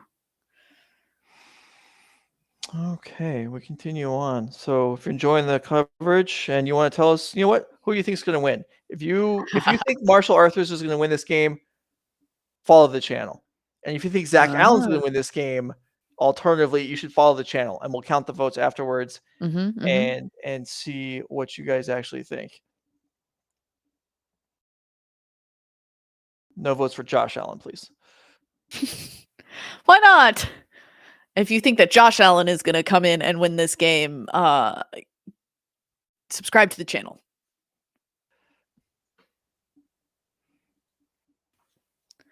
Leyline Binding. Okay. Yeah, Leyline Binding for 1 mana is excellent here. Going to take down the Dryad, or at least attempt to. It succeeds. Another Dryad.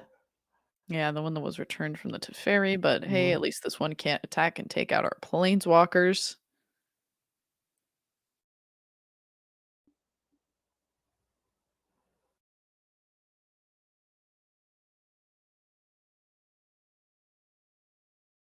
All right, pitch cast subtlety, throwing away Big Teferi. Yeah.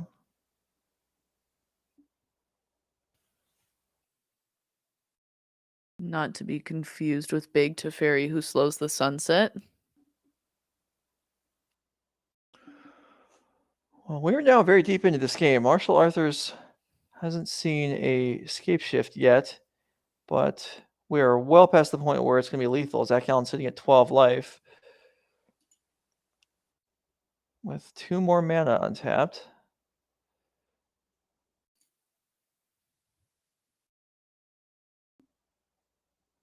Round timer ended.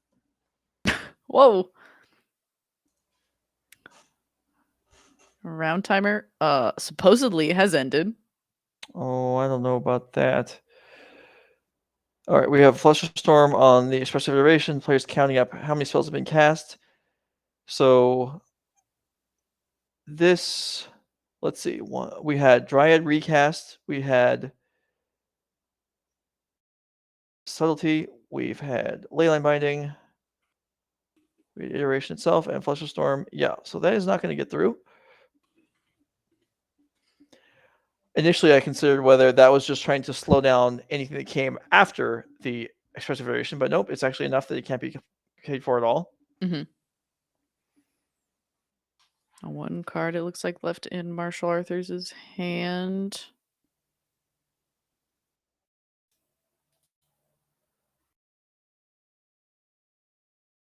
And a lot of cards for Zach Allen as Jace goes storming. Yeah, Archmage Charm and Ren 6 among the draws there. And yeah, Marshall keeping 2 fetch lands on the board, which is important for a couple reasons. It makes a future draw on Valakut more effective. It also prevents Jace from fate sealing. If there was no fetch lands in play, Zach Allen would be at least more likely to consider fate sealing here, but with them on the board, Zach Allen just brainstorms. Arguably works out better for him anyway.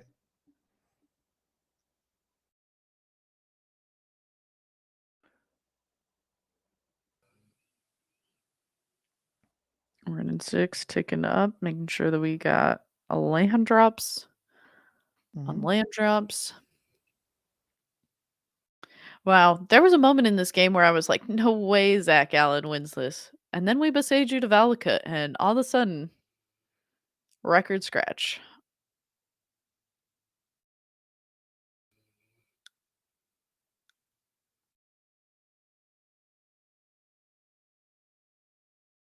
My dog is snoring behind me. You get to hear him barking. Unfortunately, his snoring isn't as loud, so we don't get to hear that.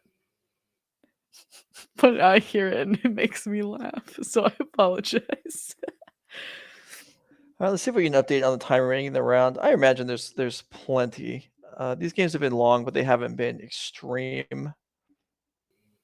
Yeah, so we got plenty. About 10 minutes left. We got plenty of time. I swear I heard a little round timer ended. I was like, am I just maybe I was just like thinking that? All right, Scapeshift. We're in game 3. The deck is called Temur Scapeshift, and this is the first one we've seen across these 3 games.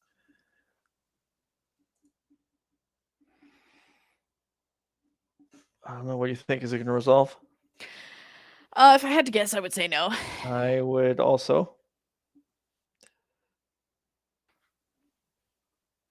And the 2 bloom islands that are tapped, yeah, agree. All right, those lands, they're going to stay in that little land section that you have. They're safe for now. All right, Zach Allen finds an Aether Gust, so now he's safe even from Veil of Summer, followed by a Scapeshift. So yeah, the window here for Marshall is pretty close to non-existent at this point. He does have a remand in his hand. Good luck with that. May as well not be a card with the fairy in play.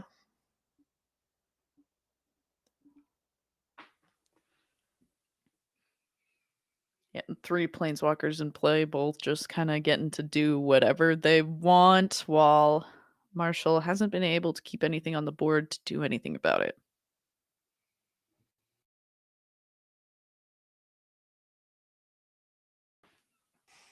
All right, let's start grinding away on your mana base here. Bosechu takes down Trial. The slow land destruction strategy. Well, yeah. Every land you can convert to not a mountain, I guess, is a plus. And if he's having to discard a hand size anyway, there's no reason not to do it.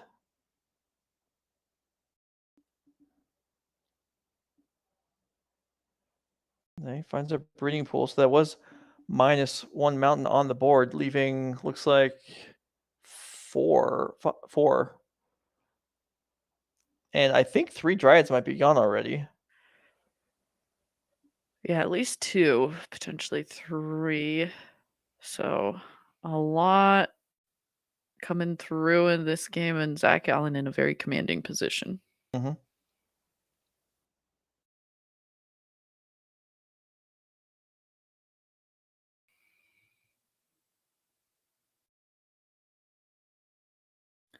Let me iterate.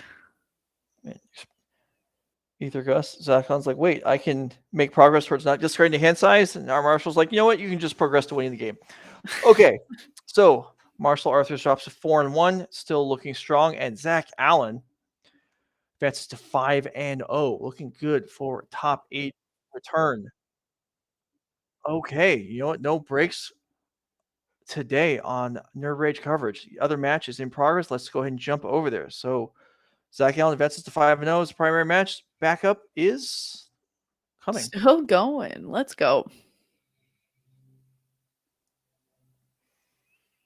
Okay, Marcus Fitzgerald versus Sean Gallagher. 4-color Micromancer versus 4-color Control. And looks like this either just finished or a game just finished. Okay, so let's go ahead and bring it back to us, and then we'll see. Or is this? Oh, this is. I'm not sure. I thought we were going to a live match. Maybe this is live. So pay But no it looks attention like to. it's Oh, me. over. Hello. All right, so we're back on us. We'll find out if that match is actually completed or if they're going to game 3. That was unclear right there. So production will figure things out. In the meantime, Becky Bell, are you enjoying Yorianless Modern with us here? Considering that there are still 4-color decks kind of running amok, I can't say that I feel like it's all that. It doesn't feel like we're at the point where it's becoming extremely different from what it previously was to me. Like, I feel like we're still seeing a lot of the same decks so far. I've heard that Big Mana got a little bit better, and like seeing the Scapeshift list be this far kind of has me feeling a little bit good about that. Still haven't seen a Tron list though, so a little sad there, but it's okay. I'll be patient. I don't know that you're going to. Yeah, I know. Tron is not looking real strong right now. I mean, I think you could still justify attempts occasionally, but there's a lot of stuff. I mean, Tron hasn't really upgraded much recently. I mean, I guess we got a Boseiju too, but everyone else got, multiple Boseiju. And yeah, no, and I think losing Yorion might actually cost Tron some more favorable matchups. So yeah, okay, so that match is over with. That we just caught. Well, I didn't know if we even caught a turn. We just went to see the players scooping these up. So I don't think we can really count that as having presented a backup match this round. Anyway, we'll try next round. Stick around. Nerve Rage will be back for round 6 in a few moments.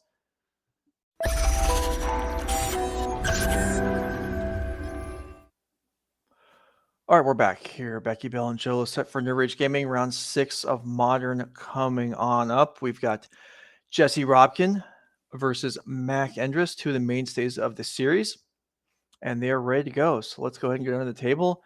Jessie playing the Jeskai Breach that she's building a reputation for, and Mack Endress with a 4-color control deck with a companion.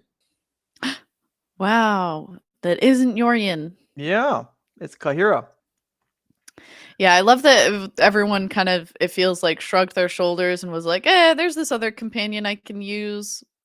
Let's just see if we can make a version like this that works. Considering that Mack is 4-1, would probably say that it is working pretty good.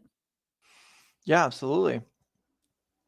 Jesse Robkin, one of the players who has grabbed a slot in the end of the year championship already, qualified from a points in from season 2.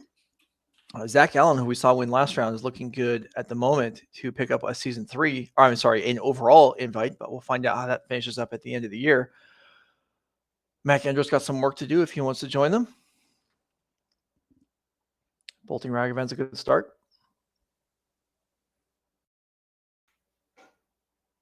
Ledger Shredder. You'd maybe guess that Jesse was just playing Izzet Murktide at this point.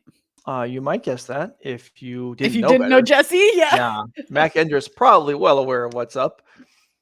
Jesse playing the Ragavan Shredder Emery package with Underworld Breach to potentially finish things off using Faust's Oracle that we saw actually a couple of rounds earlier.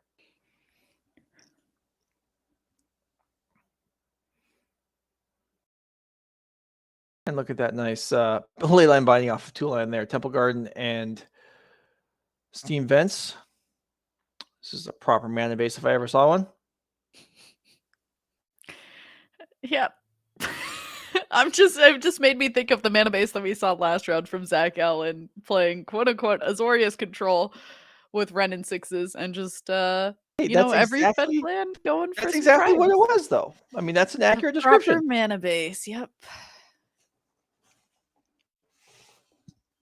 I want to know in chat what is the actual proper mana base? Well, it must include Urza Sagas. It must. Saga and Ether Spellbomb there. Saga's great. Spellbomb's not the ideal play for turn 3, but I'm sure Jesse doesn't mind too much. You can cash that in or leave it on the board for later. And Kahira makes an appearance early, so you don't get that from Yorion. Whoa. Okay. Yeah. If we're playing some elementals, which we can see a Solitude in Mack's hand, we'll get a little bit pumped up by this Kahira as well. Never mind.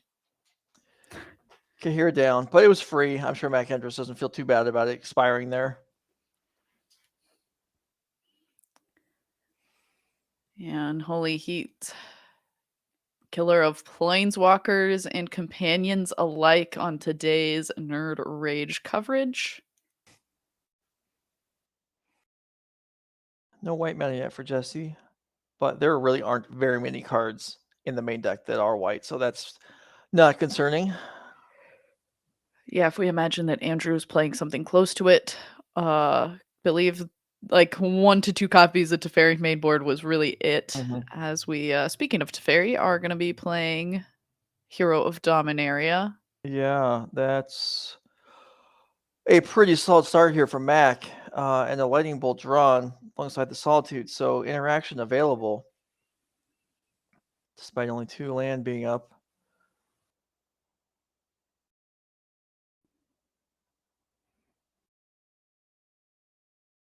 Two constructs, pretty good from this Urza Saga, plus a card coming into play.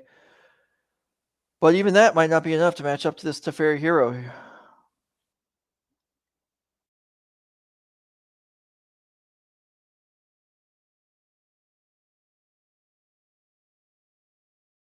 Yeah, we got to see a lot of constructs earlier in the day get answered by some dress downs, but Yeah. probably not going to see that happen from Mack Endress's deck. Oh, we could. There are a couple copies.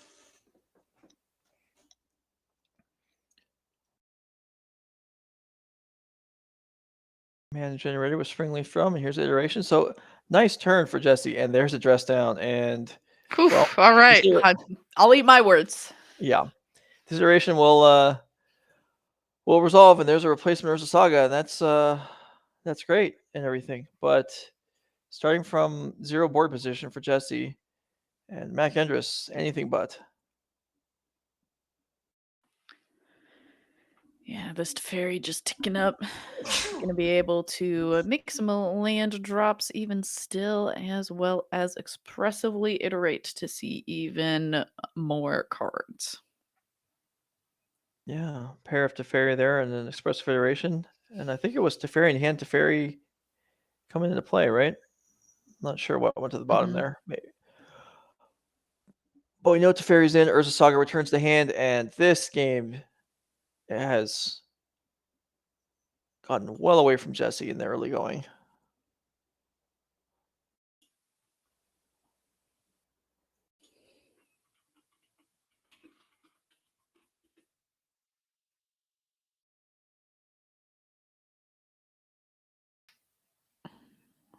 right, iteration for Jesse as well. Gonna see if we can find something to help out with this state.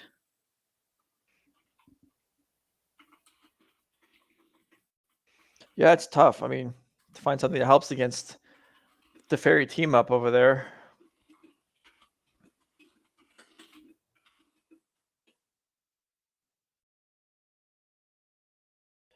Saga number 2.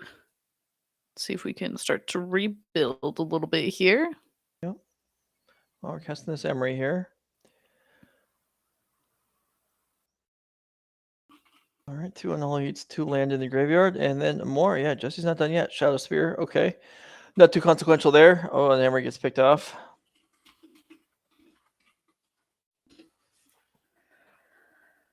And Big Teferi up to 7. I mean, Yeah, that ultimate is a scary one for Yeah. sure. yeah, outside of unholy heat range as well.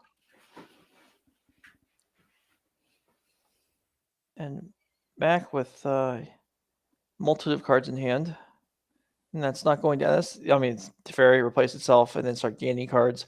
Ren 6, just gaining cards. Seishu takes out Saga, and then it's going to be recurred immediately. Yeah, that feels fun. But Jesse got white mana, or white land online finally. So, yeah, a good trade for her, right? Probably not. Yeah, where's our supreme verdict that clears the board of planeswalkers? That's what we need. Yeah, how much should that card cost? I think it could cost 4 or 3, honestly. Because it feels kind of niche, so I feel like it could go down in. Did we have Where is the Elder Spell? I was gonna say the Elder Spell, right? Yeah. Wasn't the Elder Spell kill any number of planeswalkers? Yeah, that's what I Yep. thought. It's got 2. There we go. 2 Yeah. mana. It is 2 black mana, so I don't think Jesse would be casting it anytime very soon, but that is the card that we need right about now. Yeah. How cool is that card? I thought it was. I read it and I was like, what the? And then it never really got played. It kind of got played against the Command of the Dreadhorde decks. Mhm. The flavor in that set was so good that was I'm so even cool. I'm aware of it. That's how good the flavor was. That does say a lot about the flavor of a set if you're conscious of it. It was a really cool set. I liked Yeah. everything that we did for War of the Spark. They- Even if you're not a big fan of the uncommon planeswalkers, you know. Mhm. Yeah, that was. I mean, that was the video with the really good video trailer, right? Mhm. With Liliana and The all the. cover of the Linkin Park song, yeah, it was. Yeah, that was so good. Chef's kiss. Yeah, they did a good job there.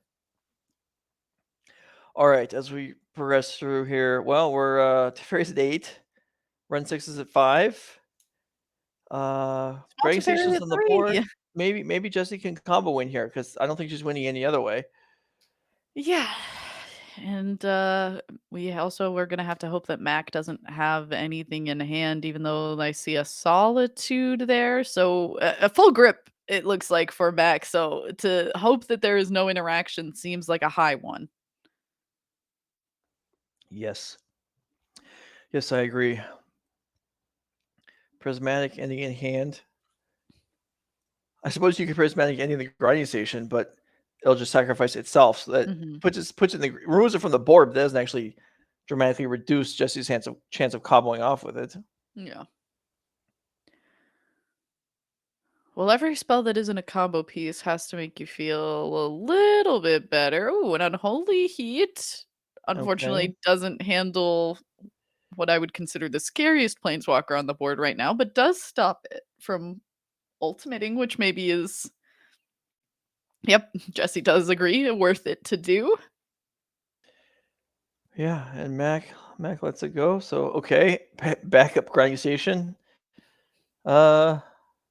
I mean, this buying 6 turns sort of, but really it's so Mack's not going to be slowed down. He doesn't mind if he's. I mean, he's in a good position.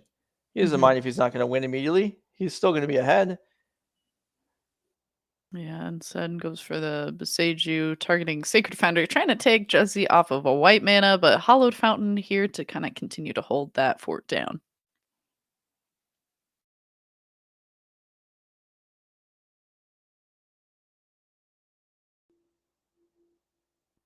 I mean, oh, there's an Omnath.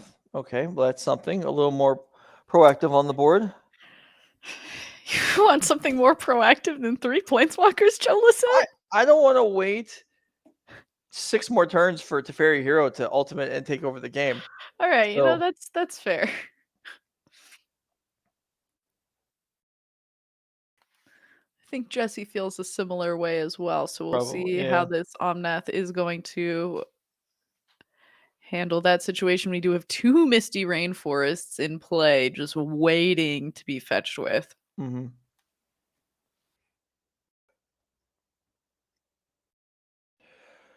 Max like, oh, my board is too crowded with bombs here. Let me rearrange. I some have no things. room for my Omnath. All right, 2 fetch lands here. Life gain incoming. Full set of mana incoming. Well, I guess no black. So not a full set. Just Pretty refunding close the cost of the Omnath. Mhm.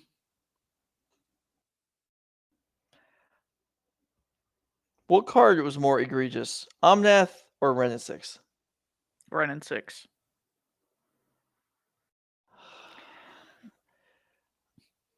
I just Ren I and don't know. 6 is I feel like Ren and 6. I mean, maybe Ren and 6, but Omnath is.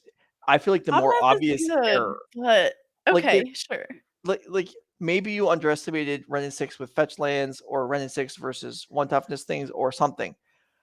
I don't see how you could have designed Omnath and not realized this card was just absolutely ridiculous. Yeah, it got banned within like a week of being in standard, yeah? I don't know the timing, but It's pretty quick. yeah. I do know that I believe the alchemy nerf on Omnath was actually rescinded. Oh. I believe it changed from draw card to scry one, and then it got changed back. And they also increased the mana cost. And Oh, there it is. Oh, there you go. So is that the current version? Maybe it is. Yeah, maybe. Who knows? But Okay, well, okay, maybe, so maybe I I'm wrong imagine. about the rescinding of the nerf, but we did see there that it costs an extra mana and doesn't draw a card on the way in. Yeah, that's for alchemy, which is the slightly more ridiculous format, and they had to power it down. Oh, imagine if Ren and 6 was in that format. Oh, it would be 1 mana probably, and you wouldn't even get lands out of the graveyard. You could get lands out of your graveyard or of your opponent's graveyard. Would be bonkers. All right, we've returned Omnath to hand with this Teferi Time Raveler on end step of Mack. Jesse did a lot of milling with these grinding stations, and Ledger Shredder is joining the party as well. But Odawara still able to play at instant speed, getting rid of that Teferi. Well, not getting rid of it, but putting it back to hand so that that is not in play for Mack to be able to take his turn. Okay. So many cards at hand. Yes. Yeah, we need one of the variety of cards that allows you to break the hand limit size, like Seagate Restoration. Reliquary Tower incoming. Yeah, there you go. You at least actually named a card that would realistically be played in a deck like this, actually. Is Reliquary Tower, that's a land, right? The land, yeah. Yeah. Okay. Is that a commander land? Uh Or is it a real card? I think I think it's a real card. Okay. It pretty much only sees plays in Commander, but it's a real card. I thought for a second it was, yeah, there you go. Yeah. So Mac, I don't know. This seems like a deck building error, not having one of these. It only taps for colorless mana in your 4-color deck. Yeah, but yeah, you don't need that. I mean, You do need Yeah, to be able to hold on to all your cards. You're right. yeah. I mean, you could play as your 5th land drop and you're fine. There you go. You don't need to play Omnath on It'll turn pay 4 anyway. that 1 colorless for the alchemy version of Omnath. Exactly. See, you're on top of things. That's yeah. We got things all screwed up here. This is the way, We're finally There's- firing on there's all an axes. alternate universe out there where where Reliquary Tower is a mainstay in these decks. We just had the wrong people influencing deck building for the last 10 years. All right, Fairy gets countered on the way back down.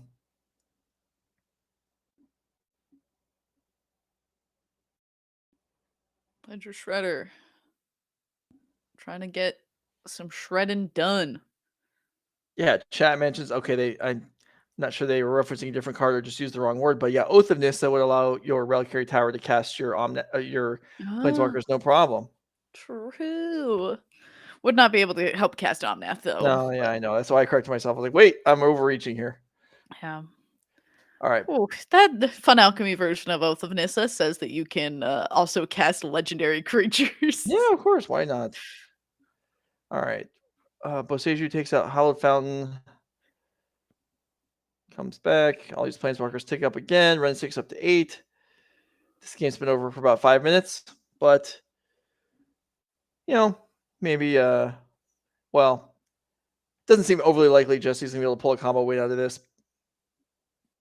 But she's an impressive player. She knows what they're capable of. And if she wants to take a chance to impress everybody here watching, she is more than welcome to try. Okay, Ledger Shredder's out of here. My graveyard is so big, I don't know if I have an exile zone, so yeet. Mill more cards. All right, what do we got? Let's see Breach. Let's go. Yeah, let's get this ball rolling.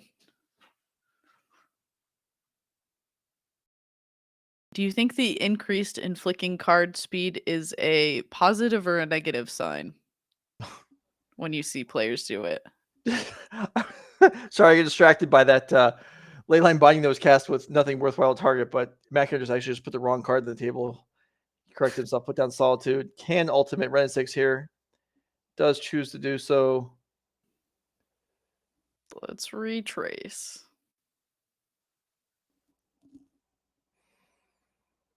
Speaking of keywords that feel like they have nothing to do with the ability that they actually do, I feel like if you gave me the keyword retrace, I would never in a million years come anywhere close to what retrace does. We weren't Okay, talking that's about fair. cards that do that or words that have no bearing on their actual ability. It's been a hot topic with some friends of mine about recent sets and some keywords that have come out. Okay. So, like, you guys object to, like, monstrosity when a creature, like, gets bigger and becomes monstrous and scary? I mostly object to connive. Okay. Okay. I guess. Yeah, let's take a nice little segue here into looking at the connive creature that is in Jesse's deck in Ledger Shredder. As well as the rest of this. It does look identical to the one that Andrew Elenbogen is running as well, and I imagine that Andrew actually probably would have gotten it from Jesse. Mhm. And It's then we are seeing a few different cards in sideboard. it's close, yeah. I think Andrew had 2 Drannith Magistrate. Yeah. There's only 1 copy here, but you're right. There's a lot of overlap here, a lot of the same ideas. All right, let's go ahead and look at Mack Endress's 4-color deck, which ran away with that first game. Ran this away is with a lot of more of a planeswalkers. Yeah. You can see it kind of trimmed down, cut some of the luxurious stuff that was in the plus 20 card versions of the deck. Only 3 counter spells now. No tutor package for creatures. This is a more straightforward deck. Obviously, that's just going to happen when you're minus 20 cards. Mhm. Look at the sideboard there. One certainly benefit you get from not playing Yorion is your sideboard cards are more findable. That's fair.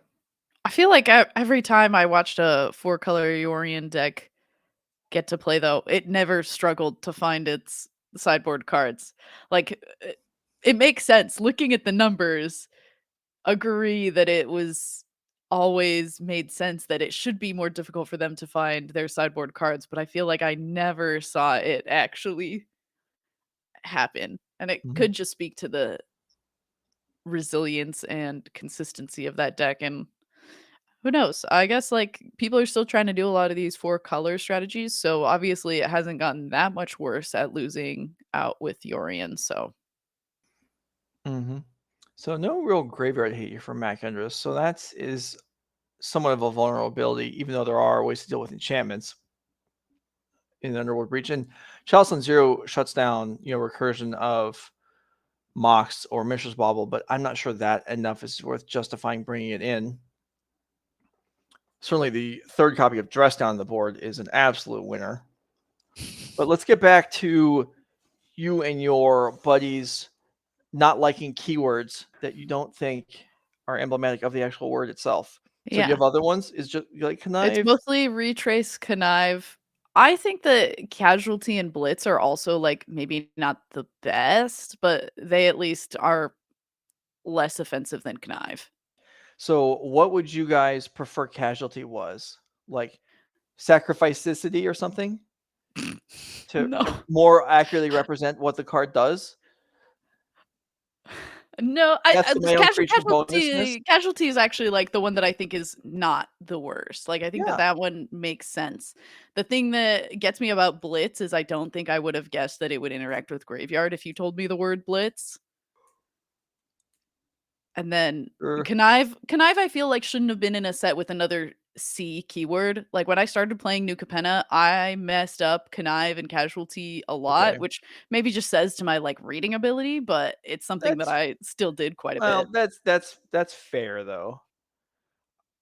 Not having them be similar words or similar starting letters anyway. All right, so we do see Chalice on turn 1 here for Mack Endress. On 0. Which well, yeah, 0 is certainly makes some sense. And this is going to well, this could have varying effects on the game. It could make the combo difficult. It could actually just make ooh, there's a Mishra's Bauble in hand. Yeah. Yeah. Well, I think I'm gonna just reference back to a few rounds ago when we watched Andrew Elenbogen play this Jeskai Breach deck as well, and how many times we got to see Andrew Elenbogen use 1 or 2 Mishra's Baubles and just like have it be some kind of fluff turns, but fluff turns that really help figure out like, okay, my opponent is gonna draw this thing, and I'm gonna be able to draw new cards, refill hand, and being able to just like slow that down even a little bit, I think is actually kind of like a nice little upside on top of also being a little bit of a stopper to the combo. yeah.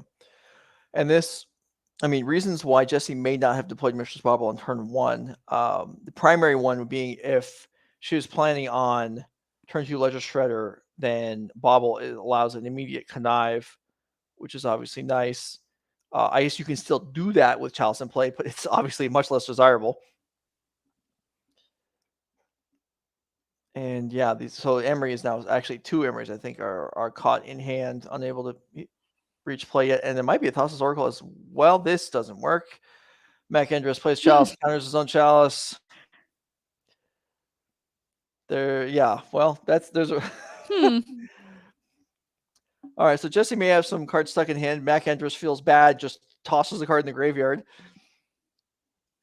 And we continue on.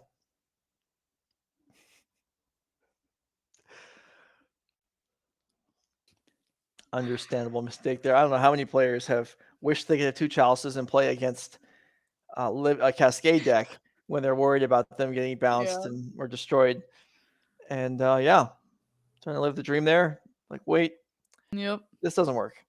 Nope. Jesse on top of it too immediately was like, wait a minute. Can't do that. Yep, many players have done similar. I don't think I've done that precisely, but I've certainly done. I probably have. I can't think of an exact time, but it Yeah. sounds like something I almost certainly have done.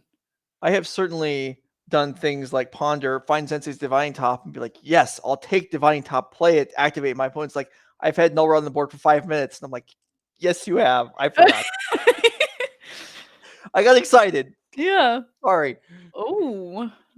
So Wear Tear takes care of the first chalice. Oh, no. Wear Tear kills Chalice and Mack draws the third one right away. Now, that is granted, the third one too. Holy smokes. I mean, he by all rights should have just had the second one in hand, but didn't. But at least the bobble's on the board. Emery. Not the best mill there. And Memory does allow you to recast the card, so this bauble is going to be stuck in the chalice. But at least, okay, this is nice. Okay, Unholy to take down Teferi. Bolt takes down Emery in response. Doesn't have any impact on the fact of Unholy actually finishing off Teferi. So okay. Things look better for Jesse than they did a minute ago, I would say, but still the chalice remains, or I guess a chalice. It's okay. Jesse will just pull a Mack and draw another wear tear. And hopefully some more mana sources. Springleaf Drum is kind of close. Well, there's the second Emery. Boy, the artifacts are hiding at this point. I mean, I guess there's not a ton of artifacts in this deck, and we see a few in play already.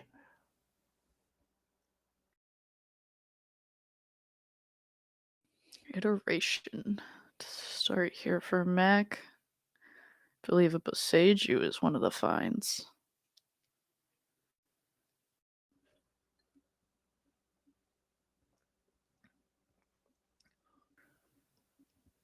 What's it gonna be?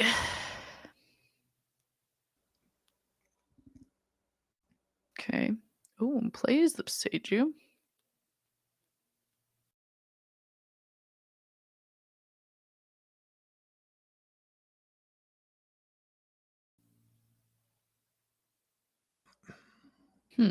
Okay. Mack doesn't even feign looking at his own graveyard before asking to see Jesse's.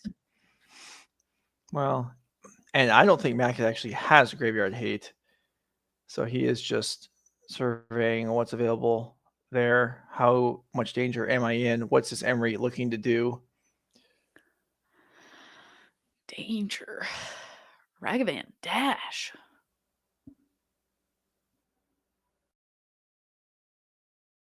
Swinging. Treasure. Solitude flipped. Exiled. All right, Jesse does have Breach in hand, but there's just not enough mana to work with. There will be spots where this combo can be executed without Mox, with maybe even with Chalice on the board, but it's going to take a lot more mana lands than this. I guess Wear Tear can be cast from the graveyard as well once the Breach is in play. But yeah, that's just going to take more mana. I mean, Treasure's building up helps. Mm-hmm. Ooh, Unholy Heat to take care of the Omnath.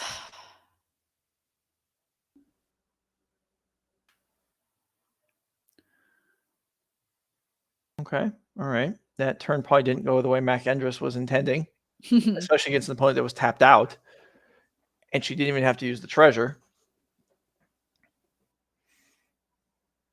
Oh, yeah, mana crewing is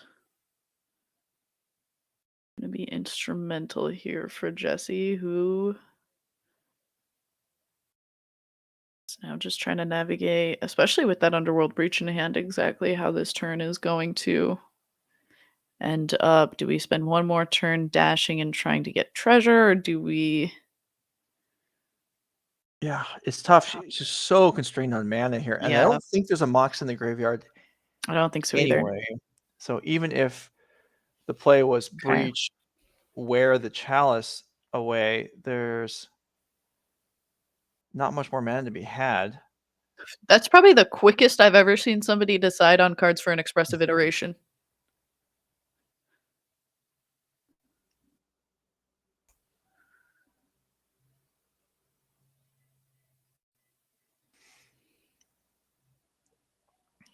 Mountain acquired off of the Scalding Tarn.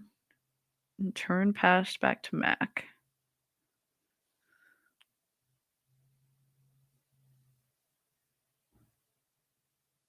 So that was obviously a stated Ragavan, and then passing the turn, and then didn't actually make it into play until after the shuffling mechanics were done. But Mack with answers anyway.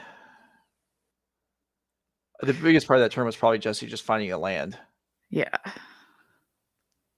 Kahira the deploy for Mack, which maybe is not what you would hope to be playing. And All right, here we go. Here's the Yep. breach.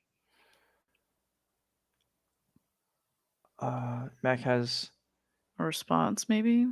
Boseiju in hand, so he can respond to the first spell that's cast from graveyard if he chooses. He has Boseiju and a lightning bolt in hand as Mhm. well.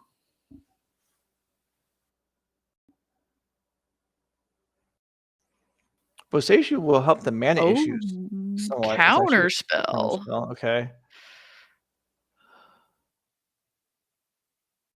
believe that's a spell pierce. Well, this is going to be an issue. Mack can still bolt a creature if he would like, but the Boseiju is now not able to be deployed. So this Honorable Breach is Jesse's going to have a chance here to go to work. Prismatic Ending. Okay, that saves a mana compared to the Wear Terror. That's helpful. Max, like, you were pretty dead, right? Why are you playing this out? Just go away.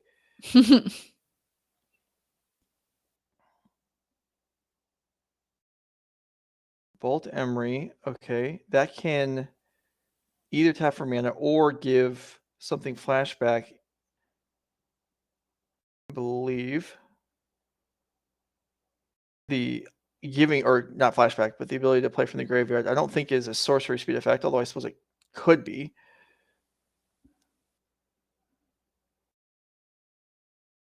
Bobble Shredder, okay. Legendary creature in play. So if a Mox ever does come up, it is live to make mana. Jesse's going to pause here and take a moment to think this through and just determine how to proceed. Mack is probably sitting there thinking, I don't understand exactly how I fell behind in this game because it was looking pretty good, and now I'm worried. We didn't have 3 planeswalkers this game. I suppose that's true. There's a Mox off of the grinding station. Yeah.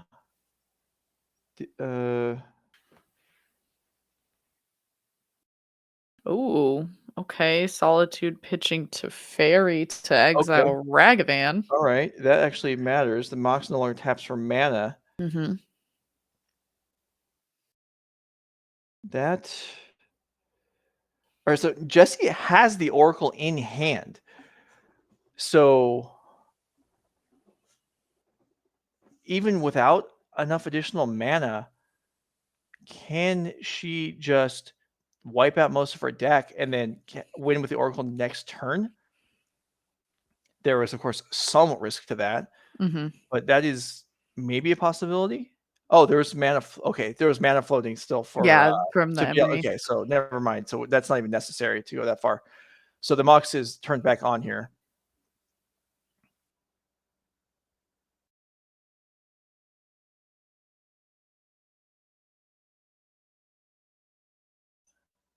Max like, yeah, okay. I am defeated. Let's go to third game.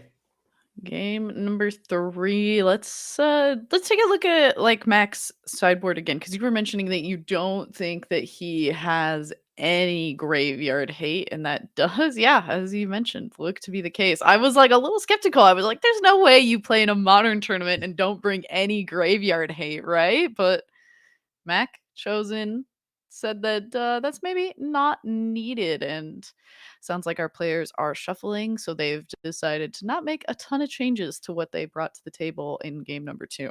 Understandable.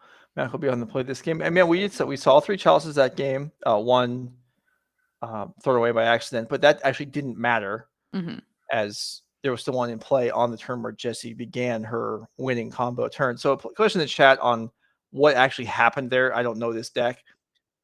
So what's happening there is let's go and bring Underworld Breach up on the screen. This is kind of the key enchantment for that combo to be executed. If we can have that up there. Underworld Breach. So all the cards in your graveyard have escape 3 for their mana cost.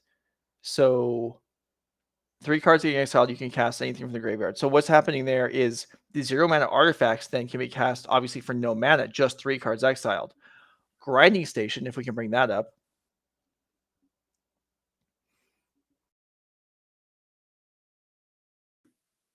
Grinding Station allows sacrificing artifact. Target player mills 3 cards. In this case, it's going to be a self mill. And when an artifact comes into play, you untap the Grinding Station. So there is a loop that can be created by sacrificing a 0 mana artifact to mill 3 cards. Exile any 3 cards, such as the 3 you just milled, to recast the 0 mana artifact, which will then untap the Grinding Station. And then you can just repeat that. So you can mill in sets of 3 an arbitrary amount of cards in the deck. Now, if the Mox is what you're recurring, it can tap for mana on each iteration. And then at some point, either if it's in your hand or gets milled over in the graveyard, you can cast the Thassa's Oracle that you see now. And once you have removed your deck, Thassa's Oracle trigger will win the game. Now, there's other things going on, but that is the basis of what is happening there, which Jesse was able to execute there, and Mack Endress didn't make her go through it all as he understood what was going to happen. So game 3 begins. I believe Jesse took a mulligan there while I was talking that through, and Mack starts with Chalice again. Hopefully just one Chalice this time. Yep, sounds like you're all caught up. A lot of lands in hand for Mack Endress, it looks like. So at least this Chalice the Void will hopefully be able to hold down the fort to start things off here.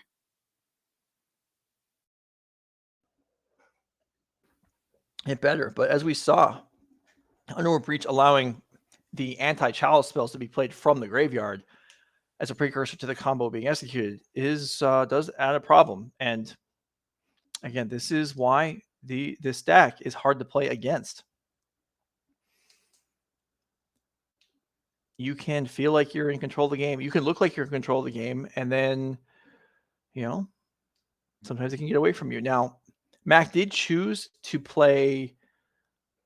I don't remember what the spell was. They got spell pierced during the combo turn. Counter spell. Oh, it was a counter spell. Okay, and that's understandable to attempt that counter spell.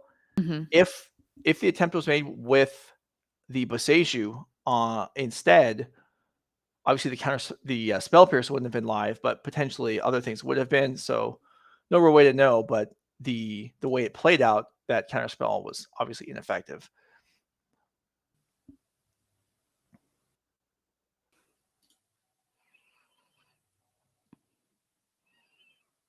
Do a little shuffle, do a little cycle of a triome, do a little draw, and this Regavan and Urza's Saga are going to be holding down the fort on the other side of the field for Jesse here as well. Mack has an Omnath. Yeah, that might be the only answer available to this. I guess there's a Solitude as well to this Regavan. Yeah, the Solitude maybe feels a little bad, but yeah. Oh, it's just going to connect. Mack's going to let it through. It's going to reveal a Leyline Binding, which Jesse can actually cast. We have 3 types there and 3 mana. For a second, I flinched on the Otawara, not actually being a land type, but blue's covered in the Hallowed Fountain anyway. She chooses not to go with it, though. Choosing to make a construct instead.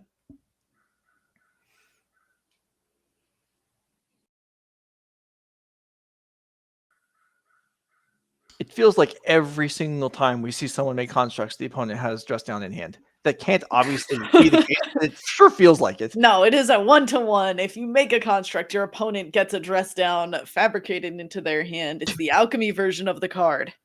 All right, Urza Saga is going to tutor up an artifact to play. It's going to be a Mox. So what is your feeling about, you don't like Connive and Cleave and Clash and any of these C word? What about Cycle? Are you okay with Cycle? I'm okay with Cycle. I just don't like the keywords that feel like they don't at least sort of intuitively do what the word kind of means. But is that way with Cycle, or are we just so used to Am some I of the just old so keywords. ingrained with Right, like we old just keywords? right, we just define them in our heads as being what the word means. I do think about cycling in a Magic the Gathering sense more than its real word meaning. So potentially, yes. All right, Ragavan and Construct attack. Ragavan eats fire and dies. And Mox is shut down. Shut off once again. Mm-hmm. But you can't keep a good Mox down. It's back to being active again.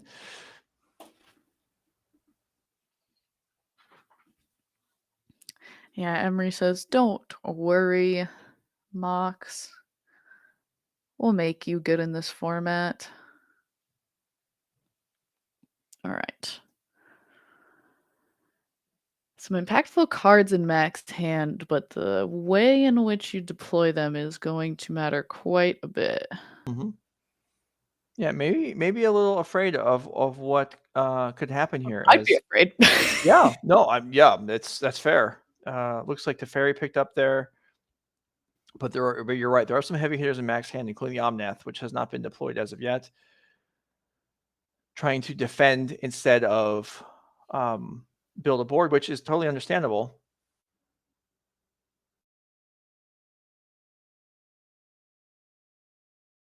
Question from the chat. The Mox came into play off of Urza's Saga, so it was able to bypass the Chalice of the Void.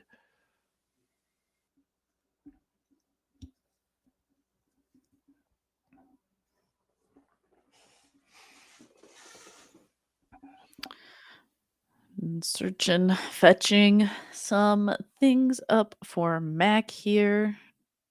This is a hard place. Yeah, you've got these big, heavy hitting cards that you want to deploy from your hand, but also you're staring down on the opposing side an Emery and a Mox. There's an Underworld Breach in the graveyard. Yeah, so you're just trying to find some ways to keep reacting, and it feels like you just can't go for deploying your own game plan right now.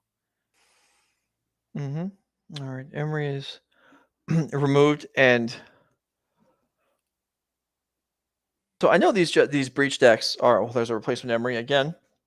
I know these breach decks are able to threaten with actual combat damage, but against these control decks, I feel like you're probably winning. I'd be interested to see. It might even be in the article, which I've read, but I don't remember all the details of what portion of the time you're winning games against control decks with the combo. I feel like it's got to be a significant amount of the time. Just it feels like it's tough to make inroads here through all this stuff. And we have is that another Spell Pierce on this Teferi? Looks like it. I thought a couple turns ago when one of the creatures was removed, Jesse paused and thought for a second, and then didn't do anything. And I wondered if Spell Pierce was in hand and being considered there. And maybe it was, because it is being used here just to tax the mana. Yeah, and considering the things in Mack's hand, that might be all that we need. Maybe. I don't see a breach. Also, the Spell Pierce is not going to be any better later on, probably. Yeah, Mack's at the point with 6 lands where... Although last game we saw it on, like, what turn did Spell Pierce matter last game? Turn 15? It was pretty far, but land drops had been missed a lot on both sides. Yeah, Mack ended up missing a lot of land drops last game. Like, Jesse was stuck on 2 for a long time, but then Mack ended up being stuck on, like, 4 or 5, which ended up having a pretty big impact itself because a lot of the things in Mack's deck just cost a lot of mana.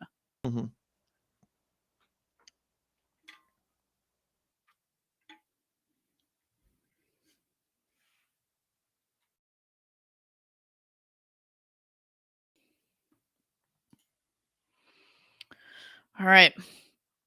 I feel like we're seeing the bulk of the modern format, which is shuffling and fetching. And Oh, come on now. Let's try to be more positive than that.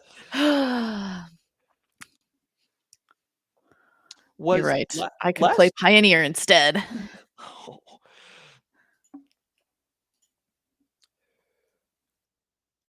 I mean, we certainly cover a fair number of games that drag on for a long time and just kind of stagnate, and they don't seem very exciting. these have been long games, but they're not dull. Like there's a lot going on here. It's intricate. It's interesting. I don't mind watching games like this. Yeah. I think the games are interesting. The shuffling of libraries is less so. That's fair. But that's a big part of the modern format. You wouldn't be able to play these 4-color control decks that make for these interesting matches if fetch lands didn't exist. All right, Shredder followed by Bauble from the graveyard, and Jesse is building resources, getting to extra cards. I mean, Mack's drawing a lot of stuff with his planeswalkers, but with the Emery active, Jesse can keep up to some degree. Pouring over the graveyard a little bit here, and okay, iteration. Has a breach in hand too, so this Yeah. feels like it is a setup and hope my opponent doesn't do too much to impede me next turn.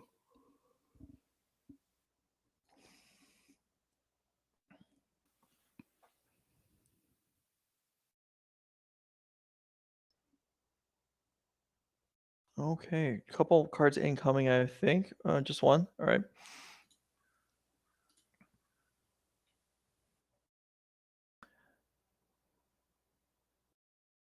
So Max got this. I'm sorry, Jesse has Prismatic Ending.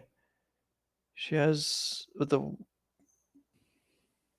Chalice is already gone, so she can expend that on a Planeswalker, potentially try and draw something out of Mack, or maybe it's not even worthwhile to even attempt it.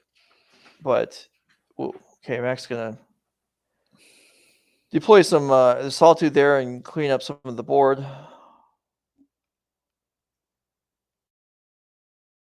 All right, chat suggesting that Jesse missed a bauble draw that turn. I actually agree. It looked like there were 2 bauble triggers, and she did draw, but I'm not sure that she drew 2. If she drew 2 at the same time, then okay, it was covered.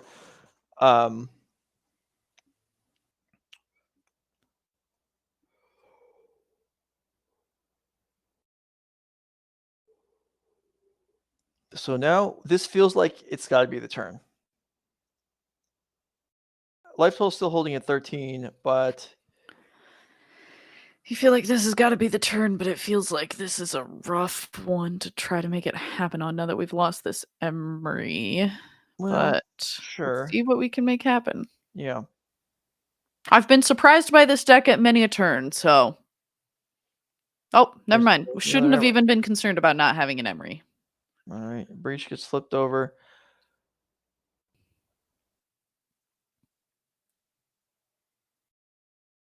All right. Prismatic Ending. Connive onto Fairy. It's not a bad way to draw a counter. And there is one in Mack's hand. He is not going to fire it off. He's going to let the Fairy go. So disciplined play by him. And that may be kind of the key because as we saw last game, once the breach gets on the board, bad things happen. So keeping it, just not letting that happen, it's pretty important. Yeah, another Solitude. Jesse, woo, how much damage is coming in here? 10? This is 10.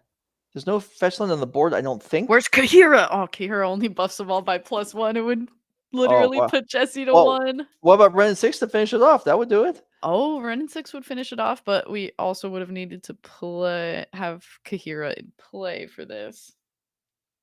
Yeah. All right.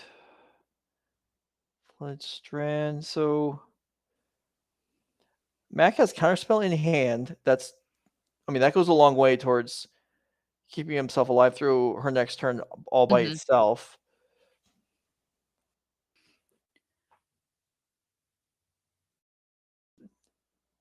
Oh, what are we? Now we're playing Kahira? What is this? Oh, no. Mack! I mean, that actually could matter. Even for something as much like a fetch land would be shut down if Jesse had taken 3 extra damage there. I mean, I guess the thought process was this way we get to untap mana. We would have been able to untap mana with the Fairy anyway. So not even that. I don't know. I don't know. I have a hard time believing that wasn't just a mistake. And if it was, that's It's okay. I mean, these things happen. Kahira is new to this deck. We're not used to the idea that Kahira is pumping up our elemental friends. Oh, that's funny. All right, so here we go. We have reached turns. We've reached time of the Ooh. round. Fairy. Okay. Battle there draw to goes the counterspell. counterspell. Yeah. Oh, we have a dress down in hand, though. Yeah. Unholy Heat, take out Omnath. I mean, dress down.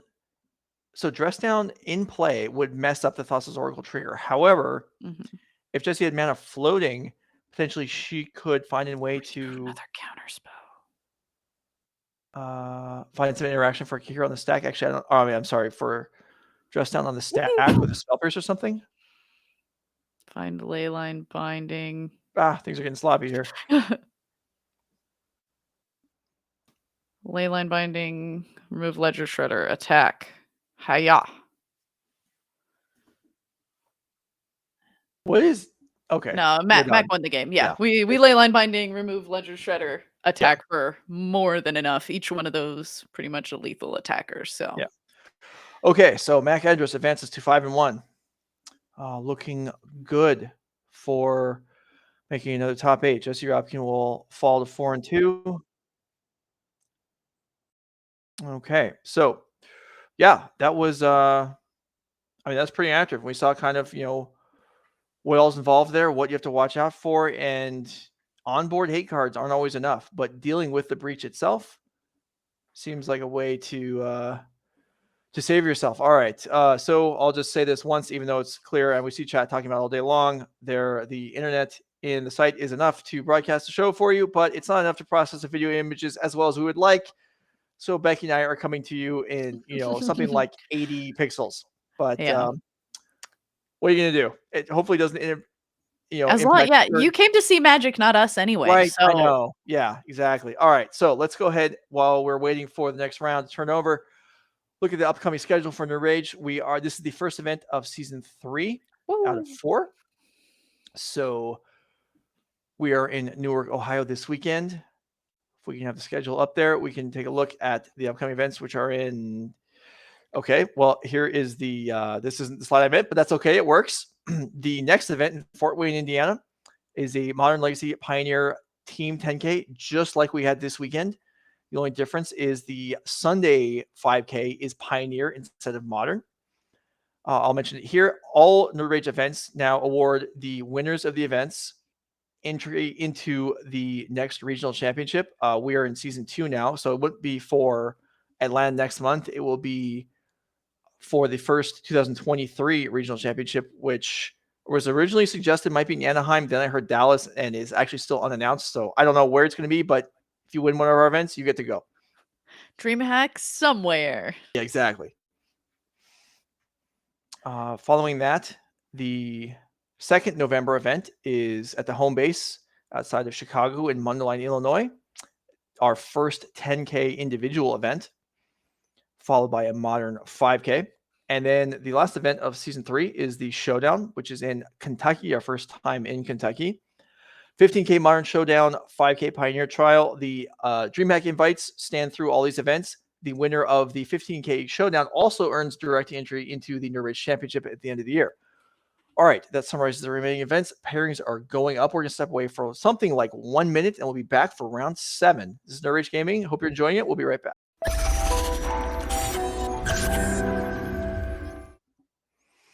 All right, we're back. We know you probably got tired of the lengthy delays between rounds yesterday during the team event. So you know what? We're trying to just hit you with matches back to back, and every single round going to time makes that easier as well.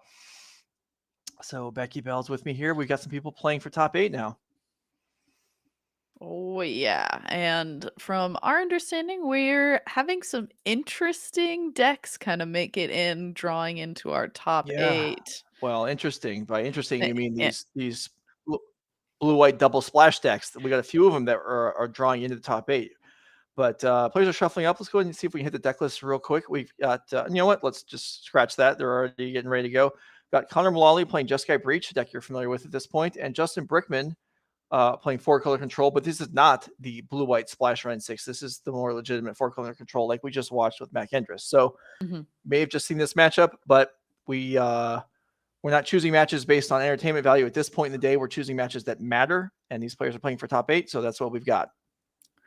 We're trying to watch some intense Magic players playing for stakes, players playing on their Apple Watches. All right, well, they got to let their friends know. Yeah, what's don't going on. message me. I mean, when I'm well, are they? playing I a mean, feature match. is it just messaging their friends? I mean, Batman probably has a pretty cool watch. Maybe That's Justin Brickman true. is Batman.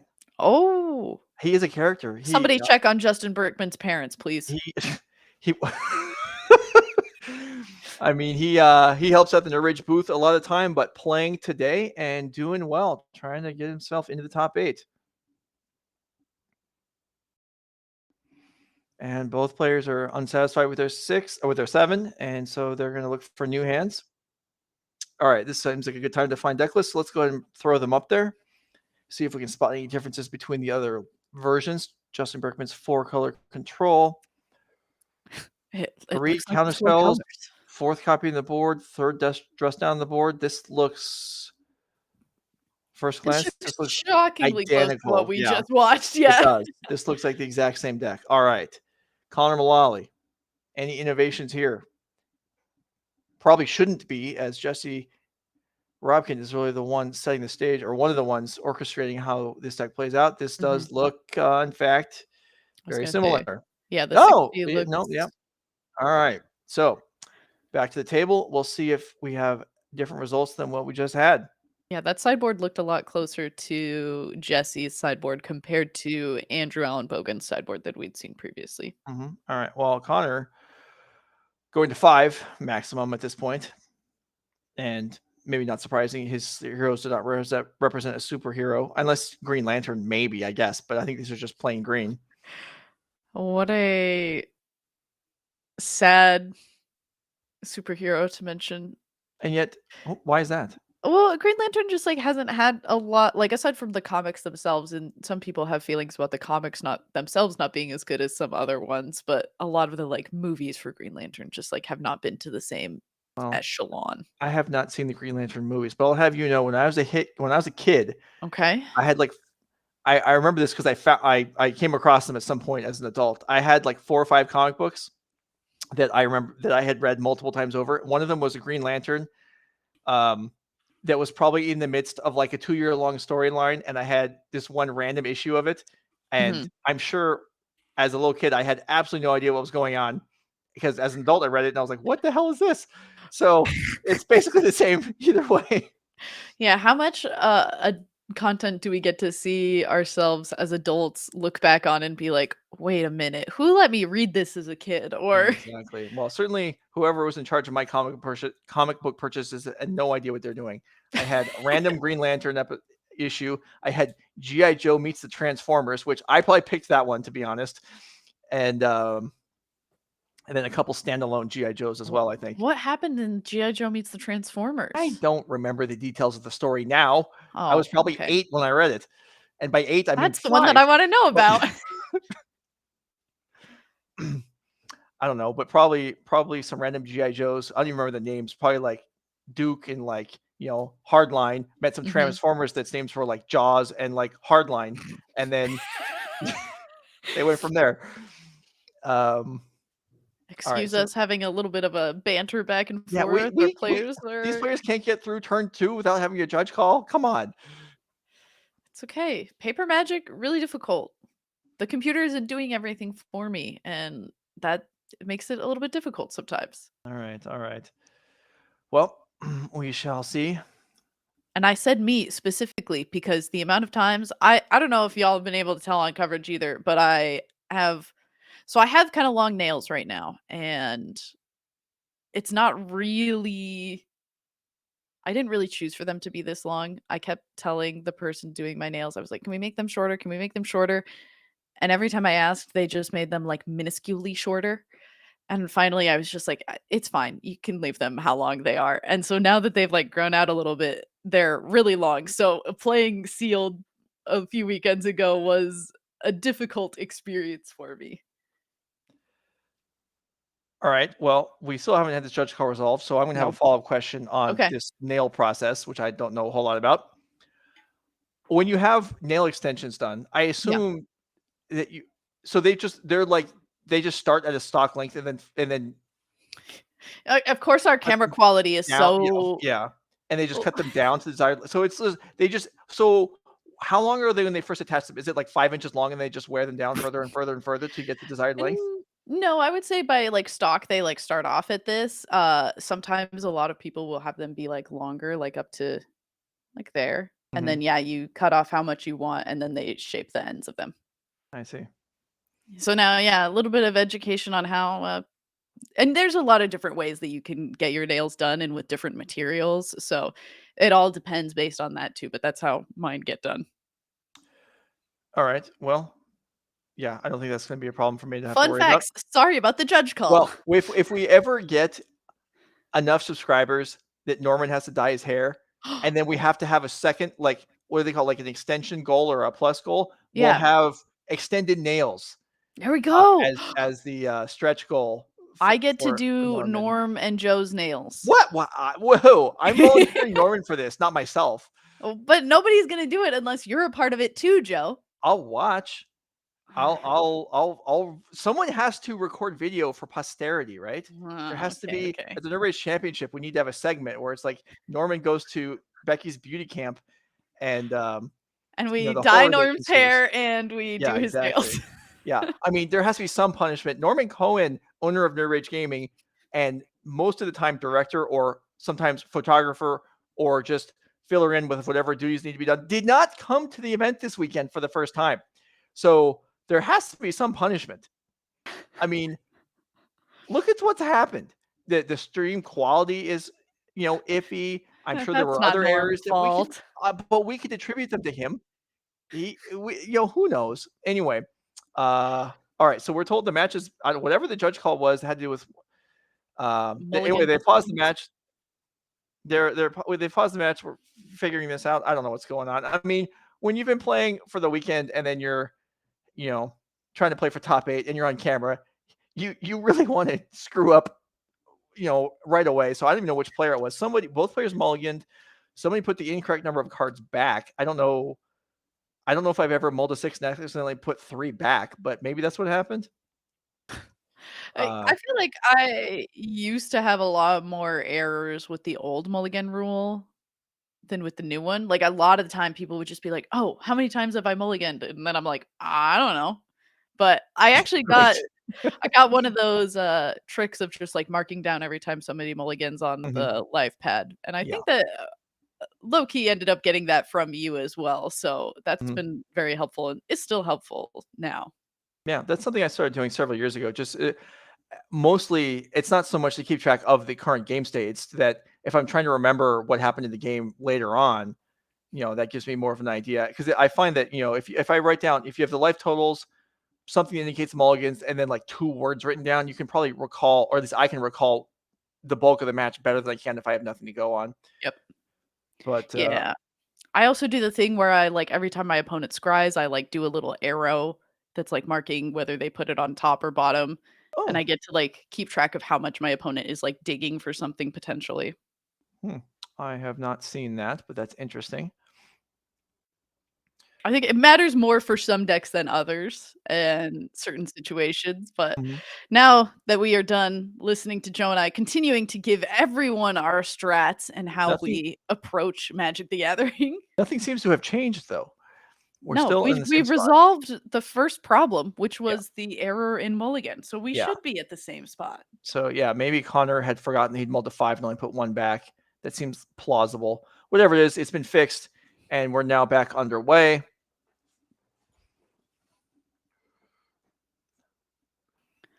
And actually, given that 2 of Connor's hands are revealed 2 of his cards are revealed right now, it probably was that Justin Brickman got to choose which card went to the bottom, as I don't know how else those 2 cards would be revealed right now. Wow.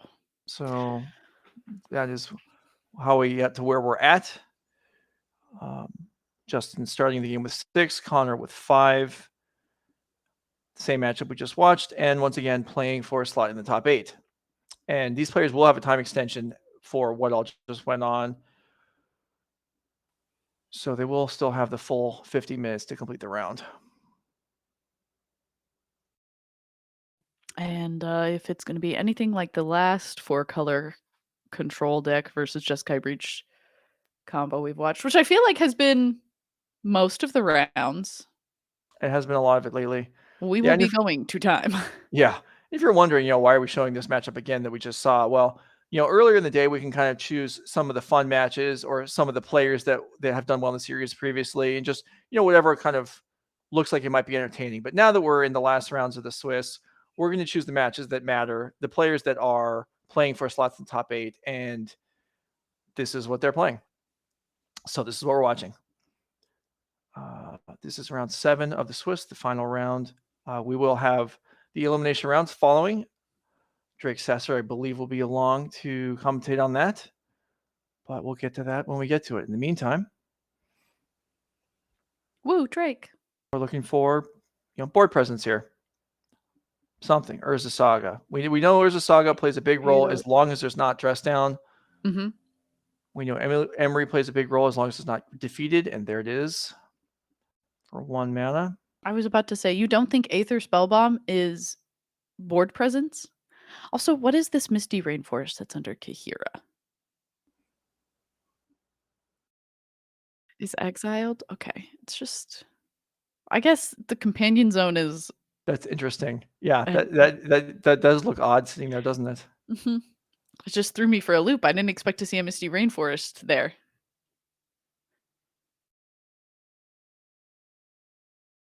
But Emery in play now for Connor, and that's going to be a nice little way to maybe start this ball rolling, especially having any creature in play once you are picking up that Shadow Spear. Sometimes you got to just start attacking.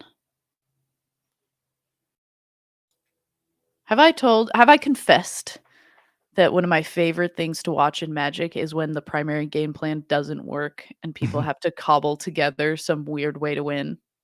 That's what I play Magic for. I'm bad at doing it, which makes me just so amazed when I get to witness other people doing it. That's understandable. The fact that we appreciate something that we ourselves are not good at, that makes sense just in any part of life. Yeah. All right, so Teferi bounces the Emery here. So if we're talking about this breach deck, is the backup plan, the cobbled together backup plan, is that just attacking? Yeah, I think so. But Yeah. I like watching creatures attack in Magic. Mhm. I feel like, and in Modern, like it kind of goes in and out of favor. But I like seeing especially some of these smaller creatures, like something like an Emery. Like if an Emery starts attacking, I'm just like, yes, I'm rubbing my hands together. I'm like, this is what I came for. Mm-hmm. All right, so Ragavan comes across, does not choose to attack Teferi, instead attacks Justin, gets the trigger, and finds a plains, which joins the Misty Rainforest in the exile zone under the Kahira over the sea.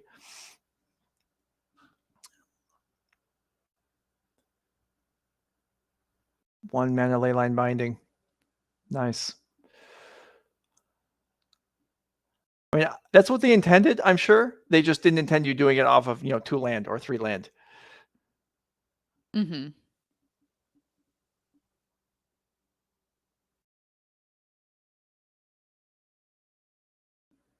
All right. Connor.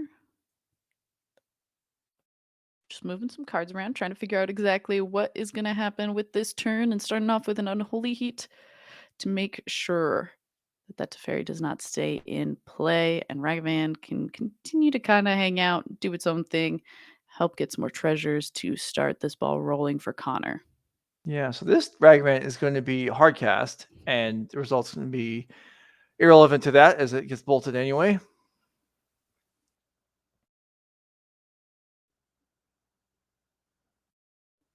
I'm sure as soon as Connor gets a chance, that Aether Spellbomb is going to convert into a card, but it hasn't happened yet.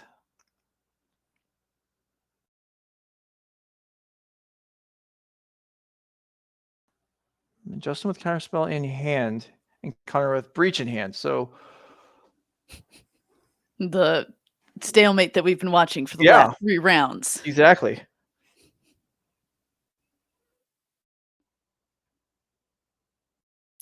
Ledger Shredder. Mox Amber is going to allow us to connive here. Get rid of that Shadow Spear. Okay, Connor just doesn't value attacking the same way that I do. The decks are all playing Shadow Spear. I feel like I've never seen a Shadow Spear in these Jeskai Breach decks ever attached to a creature. Well, that's because every single game we watch, there's always a dress down wiping out all the constructs. Because those Shadow Spheres would love to get on top of the constructs otherwise and, attack in for big life swings. Mm-hmm.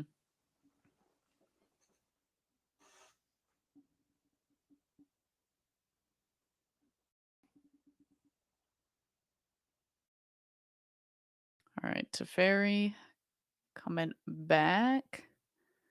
Loan for a card. Justin feels like we're squeaking by on making some of these land drops while Connor.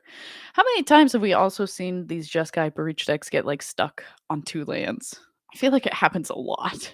It has. I mean, well, we're on 5 cards this game, but yeah, they certainly are a little lighter on the spectrum than the 4-color control decks, for example. I mean, we're not even playing Ren and 6. Obviously, we don't value lands very much. It's a good point. Yeah, have we thought about changing this deck from Jeskai to Temur so that we can play the amazing card that is Ren and 6? I don't see why not.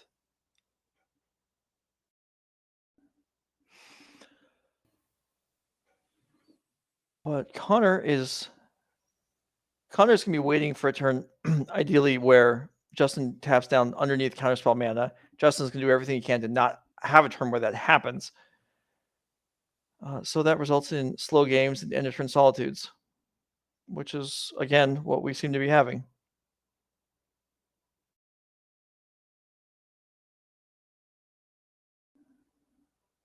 Ooh, yep. Omnath with a flooded strand in play. Okay, let's see. Is there another blue mana source in hand? I know there's a Boseiju.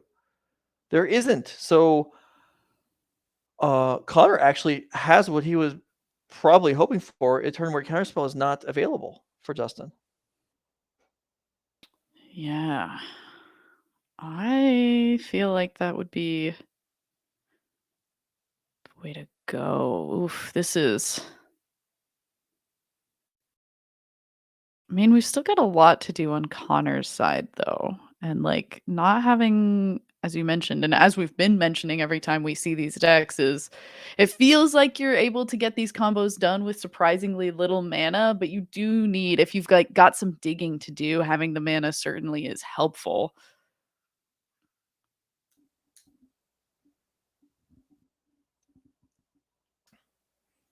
All right. Do we have the tools here? There's Grinding Station in the graveyard. There's Emery in the graveyard. So the Mox can be turned on. There's Breach in hand, unless I misread it a couple turns ago, but I'm pretty sure there is.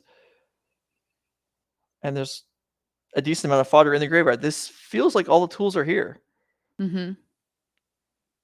Now, just because there's not counterspell mana doesn't mean Justin can't interact. There could be Leyline Binding. Mm-hmm. All right. Underworld Breach. Let's see. Let's get this ball going. There's Emery. Comes with a trigger. We're going to see a response of some kind here. What, do we just grab a card from under the table? Oh, we dropped a card. You've heard of pulling out a card from your sleeve. Now get ready from under my chair.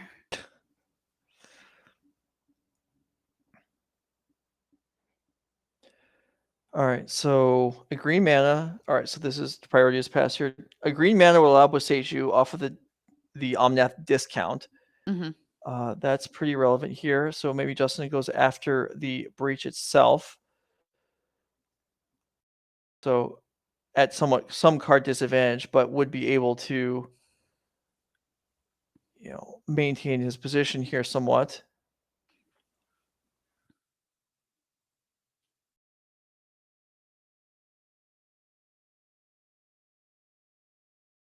All right, Temple Garden is the grab from the deck.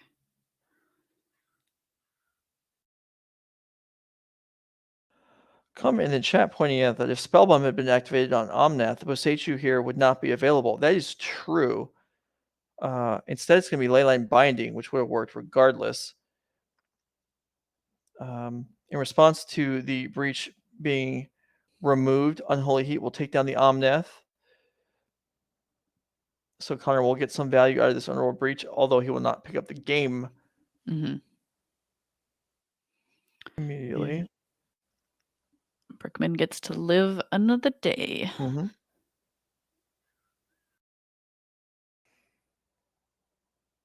I think we still have an Emery trigger. Whoa, yeah. All right, there it goes.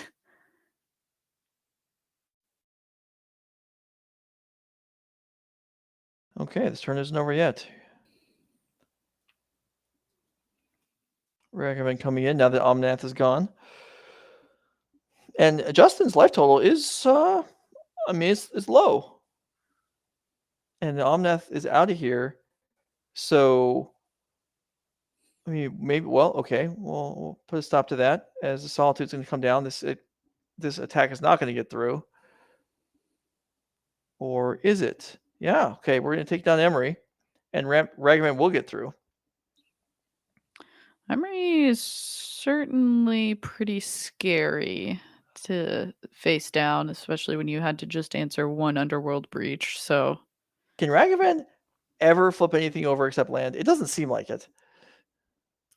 We saw it flip over a 5-mana Teferi earlier. That's true. You're right. We did. Let me rephrase. Can it flip over something that gets cast? That can get cast? Yeah. Not very often. Oh, this is very nice. Justin looking at bouncing Leyline Binding, which will return Underworld Breach, which will just sacrifice at the end of the turn. That is good awareness. Nice play there for Justin Brickman.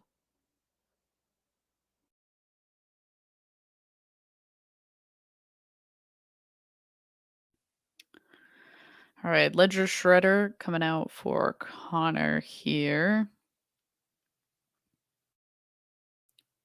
Ledger Shredder number 2. Okay. The flock is here. I don't care what chat said. All right.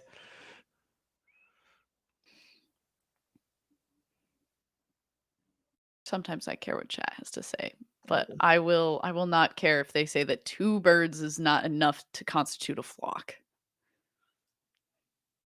Leyline Binding comes back down, and Ether Spellbomb will rescue the Shredder.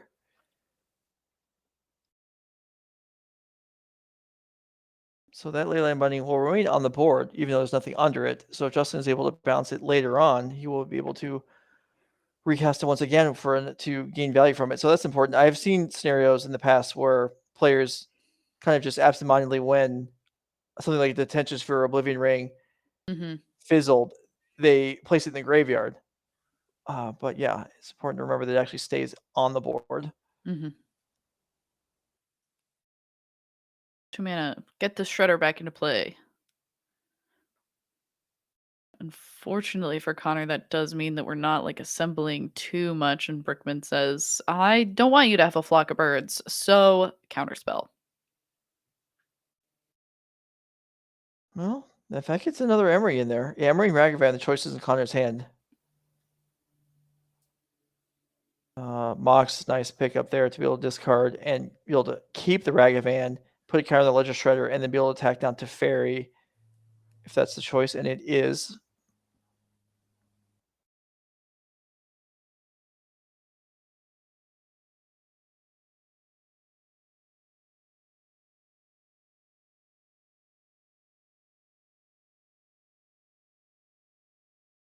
All right, big Teferi. Woo. Does a little flip for us before getting some loyalty. Yeah, Big Teferi is pretty good, but Justin at 10 facing, well, I guess it's just one attacker really, but certainly facing down some relevant creatures here. And well, we have seen, okay, there's another Solitude.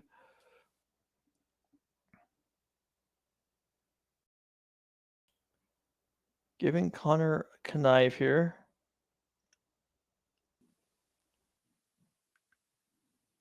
Which I wonder if that will, okay, so it's still going to go after the Emery.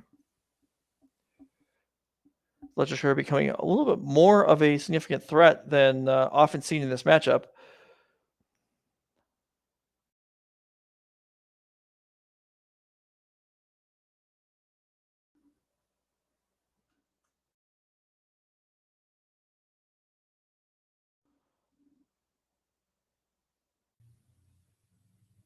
Okay, Unholy meets a connive.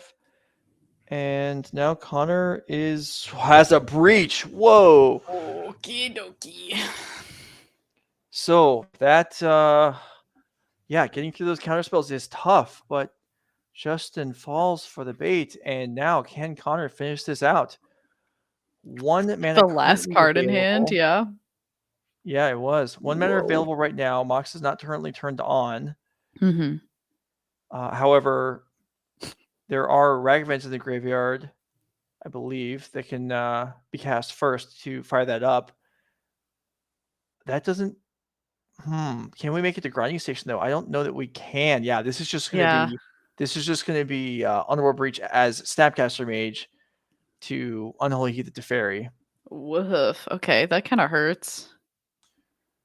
It does. I mean, getting rid of the Teferi is important, obviously, and I think that Yeah. Connive should be coming now again, unless it happened in response to the breach. It very well may have. In fact, it should have, so it probably did. Yeah, okay, so that already happened. So we are finding the cards for the Heat to maintain Delirium, which probably isn't going to be too difficult here. The graveyard that size. Yeah, but it is going There to are be still difficult Mishra's for Baubles that sure. can be cast. So Yeah. Mishra's Bauble. So this breach is going to actually, I mean, it's not going to be game winning, but for every 3 cards in here that Connor wants to, he can draw a card from a bauble. I believe that's what's happening here. Mm-hmm.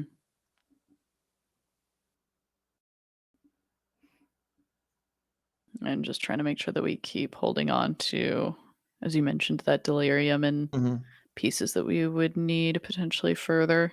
I mean, this is what I mean. This is what I mean when we were seeing just the Chalice in play earlier, and I was referencing. I think the time before we only saw Andrew Elenbogen draw like 2 or 3 cards. Yeah.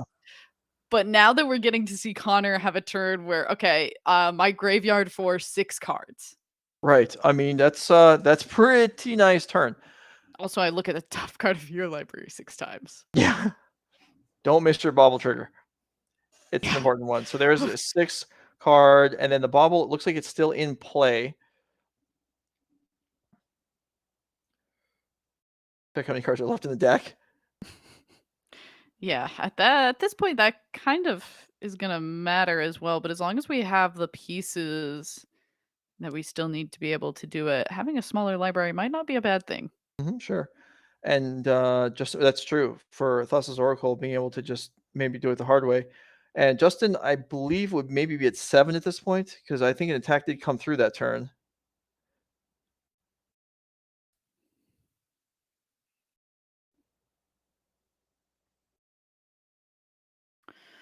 Renin 6 for Justin Brickman, who this definitely doesn't feel as flashy as what we just saw Connor do. No, no, it does not.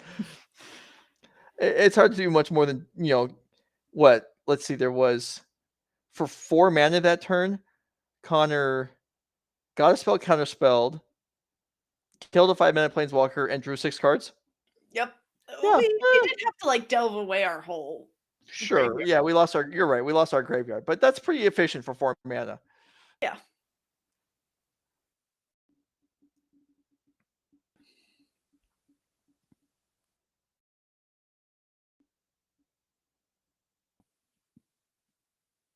And now after some more cards. Or just doesn't even care about the cards, just trying to get further towards the bottom of the deck, like you were pointing out. Iteration into iteration. That makes a lot of progress through the deck. Magic players only want one thing, and it's disgusting. We have the Thassa's Oracle in hand. Okay. Bobble comes down. Connive. I don't know how many cards exactly are left in the deck. I'd say it's at least 10. It looked like a fair number when Connor's going through it last turn.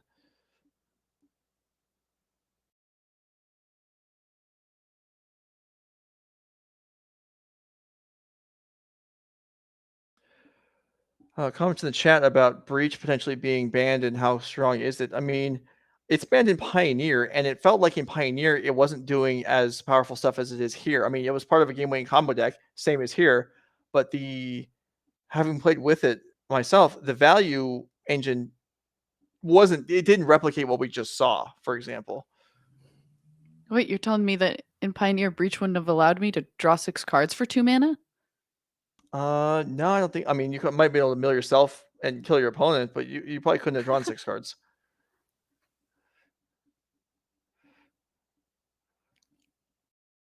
But after all that, is Connor even ahead? It's hard to imagine he's not, but Justin with a full grip of cards so far, still. Mm-hmm. Yeah, and notably does have a counter spell and a dress down. So 2 kind of different ways to be able to handle if we were going for Thoracle win. Here comes another attack. The damage race has kind of been stunted by this Omnath, as tends to happen.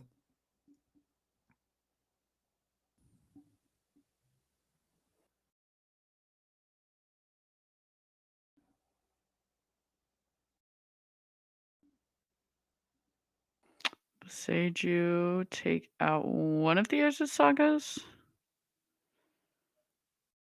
Okay, that looks like about 5 Look at my cards 5 now. cards. Yeah. There's not a land for me to get out of And this. after those 2 iterations, that's obviously strips out 4. And yeah, it is now minimal resources left in Connor's deck. We can see the Oracle in hand. Yep. And there's how much devotion on the board right now? Just 1. Yeah, not a lot. Not to mention that if you're going to go for the Thoracle win, you have to expect Brickman hasn't played or like dedicated too much mana on each of these turns. So you have to expect that he has some level of reaction. Mm-hmm.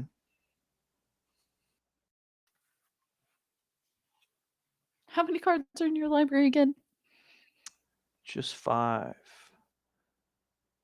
Down to 4. And there is a grinding station in play, so it can be 1 if Connor wants it to be. So if an Oracle resolved now and the Oracle was killed in response, Connor would still win. Mm-hmm. However, Justin may have other things to say about that. There's a dress down in hand that would certainly have an impact. And this is still game 1, so there's not going to be a whole lot of stack fighting by Connor. Like the spell pierces that we keep seeing, those aren't main deck. I'd completely forgotten that we were still on game 1. I haven't even looked at the bottom of the screen to see that we are still in the thick of it.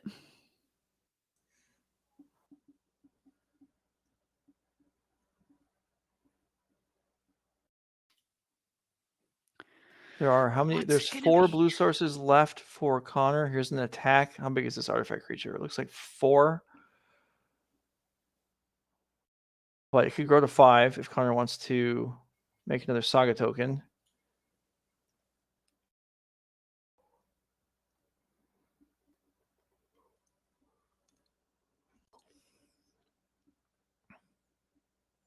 All right.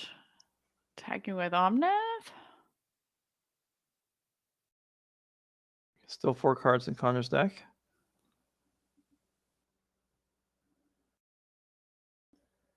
And I believe we're still mid-attack here. There is there is 1 lightning bolt in Connor's deck, just like in Jesse's. All right, so the attack does come through.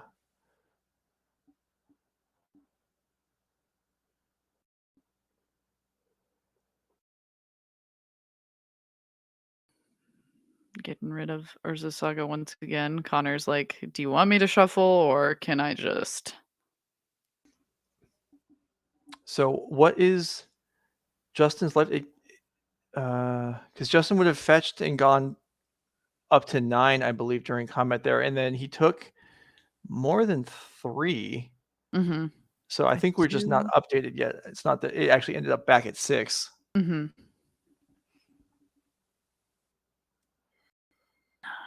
12. It is okay. So, are there enough cards in the graveyard for a string of lightning bolts, including the attack? Maybe.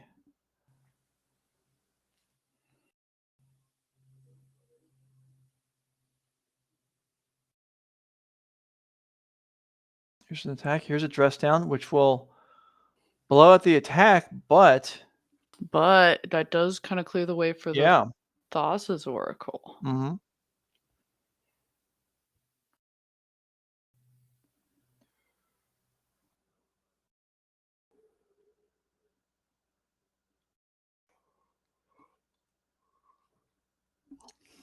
All right, so we get hit for 4.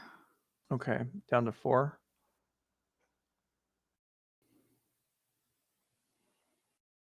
Saga 3. Yeah, well, I don't know if Connor's gonna have enough time to leverage the full power of that one, but he may not need it. He has an Emery in hand. You don't want to cast that now. Well, I guess if you wanted to cast it, you could cast it now because the dress down on the board, there won't be a mill trigger. Mm-hmm. Otherwise, he could save it and cast it next turn pre-Oracle to... Nope, doesn't think it's going to work. All right. Justin Wow. Brickman is going to take down a pretty lengthy game 1. Yeah, that might be the longest game 1 that we've seen between these two decks. Like, we've been going to time a lot, but even still, like, game 1 going that long is pretty crazy. And our players, on that same thought, sideboarding pretty quickly here. Yeah, so let's go ahead and look through the sideboards, look through the deck lists, and then see if also we can update on how much time is left, because that was a long game. So you can see here Connor Mullaly's Jeskai Breach deck, similar, in fact, perhaps identical to the one that Jesse Robkin and others are playing. A deck that has really increased in presence through the course of this year and accelerated its spread, certainly over the last month or two. But going to be needing to get things done in a hurry here in the 2 sideboard games, which is possible. Yeah, certainly is going to be possible. This sideboard, yeah, also looking. It seems like everyone is playing pretty much the same cards in the sideboard, just varying numbers, likely based on either their own personal preference or what they think they're going to be playing against the most. Like we've been seeing 1 to 2 copies of the Drannith Magistrates, varying amounts of things like Celestial Purge as well. So interesting to see kind of the differences that each of these players has chosen to bring. All right, here is Justin Brickman's 4-color control deck. Similar also to some of the other ones we've seen today, including from Mack Endress last round. We saw the Chalice of the Voids play a significant role last round, even though they were not enough, obviously, to just shut the opponent down completely, but they are nice. Counterspell and Dovin's Veto out of the sideboard. I mean, obviously, it looks like the Breach is more important than the creature plan. So do you bring those in, or can you not go that far and still handle the board when you're already bringing Chalice of the Void? We'll see how Justin chooses to play it. Also, Paseshu looks pretty relevant in the matchup. Another way to deal with the Breach. Or in that case, at the end of that game, we even saw it just to thin a land, to destroy a land, because there weren't any lands left in Connor's deck. Yeah, we were seeing a lot of the very fun interaction that is Renin 6 with Passeju as well, where channeling that land allows for you to just get it back, do it again and again and again. And then, yeah, eventually you're just wastelanding your opponent. Keep in mind, Connor at Multi 5 that game, and Justin went to 6. So that also, and we also had the judge call on turn 2. So yeah, let's see if we can get director to find out how much time these players actually have left, because that was a long game, but maybe it wasn't as long as it seemed because of the delay. We'll see if we can find out. And these two players being at 5-1, it's not, well, it's probably very unlikely that one of them would get in if they managed to unintentionally draw here, but it's not maybe impossible. Yeah, it will be interesting to see, but it looks like our players off to the races with 15 minutes on the clock. Okay. All right. Well, grinding station to lead off for Connor Mullaly, perhaps not as ideal as a shredder. And here is a chalice for Justin.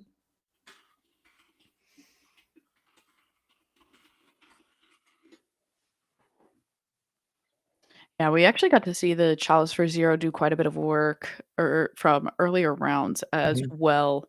So certainly has an impact. And considering that we did just see Connor Mullaly off of a Mishra's Bauble and an Underworld Breach draw 6 cards, would have all been stopped with the Chalice of the Void. So Yeah, that's true. Okay, so an interchange here of Emery, Lightning Bolt, Spell Pierce to keep it alive. Connor with very few cards left in hand, but if this Emery manages to stick, well, let's see. Did we find? I don't think we found a bauble, but if nothing else, I suppose Grinding Station could activate. Connor could activate on himself and then recast it to maintain parity. That doesn't seem great though, because then you're not making Urza Saga tokens.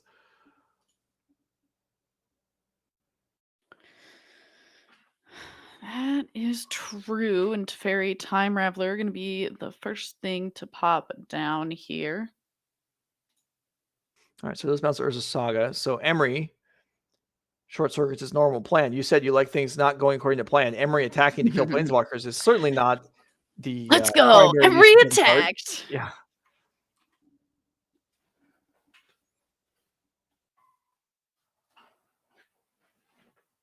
And Underworld Breach in hand for Connor. His Teferi underneath the Leyline Binding, and Emery attacks again.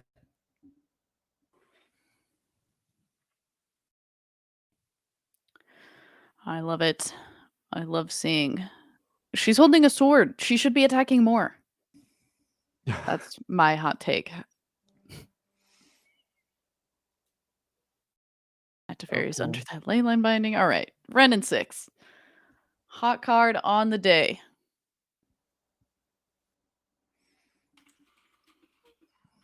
Windswept Teeth into the run 6 here, and Connor would be make a construct here. This run is 6 would fall if Connor makes a construct, as there's no blockers available to defend it.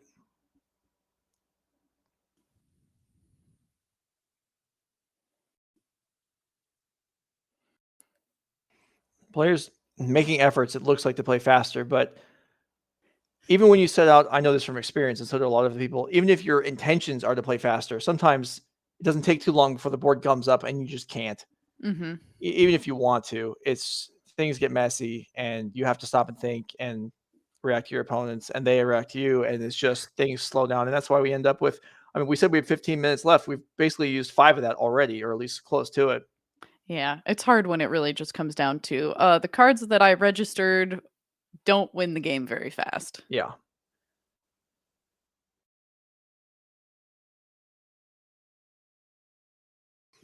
Okay, Mox is a selection. And that puts a 4th artifact on the board. So Emery does not have to join in the assault, or it can just attack Justin, which is actually probably what we'll see. It actually looked like they both attacked Ren at 6.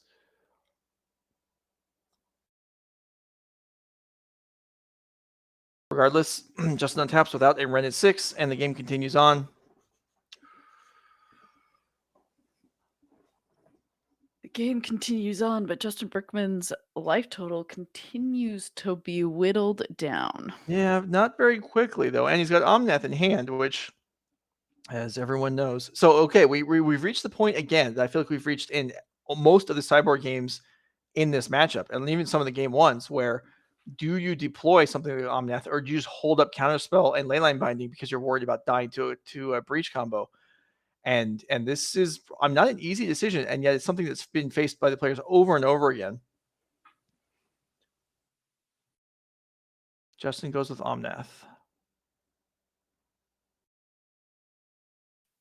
Without a dress down in hand, yeah, it's harder to just bide your time when you're facing down 2 large constructs. Mm-hmm. Because I feel like that's something else we haven't really seen. Almost every game we've seen in this matchup so far, where there are multiple where there's a Saga, there's also been a dress down. This time there isn't, and so things are different. Yeah, we're starting to see the importance of these 2 of dress downs in pretty much everyone's list, and the reason that we've seen them be so thankful every time that that dress down has been able to be an answer to multiple constructs.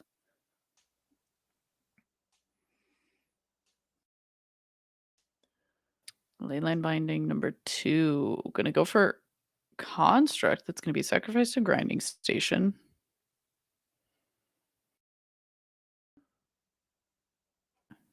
Oh, okay.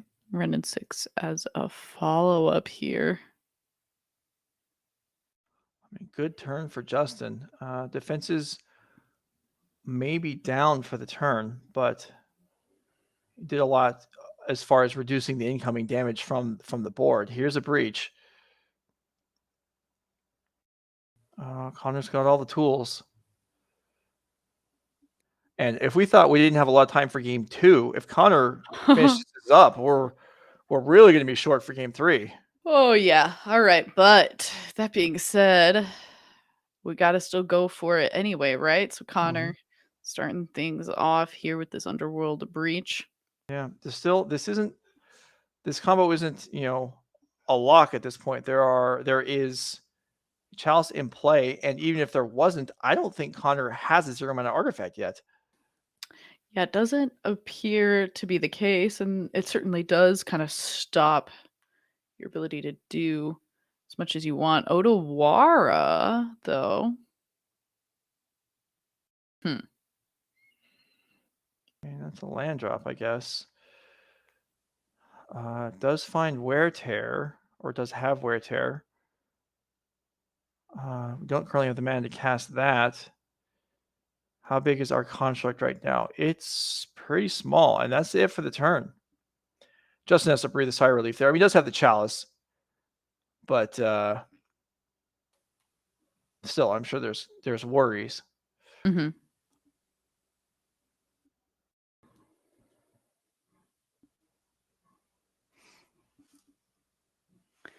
This Ren and 6 continuing to sit here as well. Make sure the Brickman continues to have land drops abundant.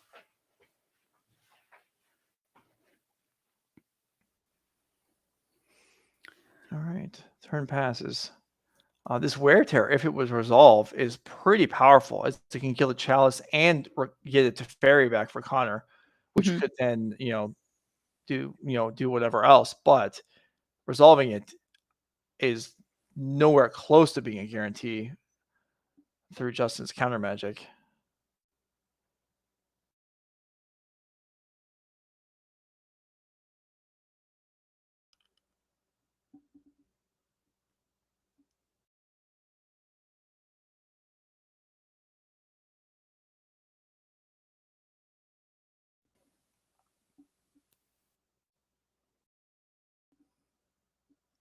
All right. Yeah, this Chalice of Void in play, certainly making things a little bit rough, and Brickman is not going to let this Chalice go down. Well, so this was Unholy Heat on the. Yeah, I think there was Connor put the wrong card in the stack and the wrong card in the graveyard there, but the Unholy Heat trying to kill the run in 6 here is going to find a Dovin's Veto. And now Justin with just a Flood Strand available, which still represents a number of potential interactions, including Boseishu and Leyline Binding. But here's the Wear Tear. Okay, Chalice goes down. One of the Leyline Bindings goes down. Teferi returns to play, bounces Omnath. I mean, that was a lot right there.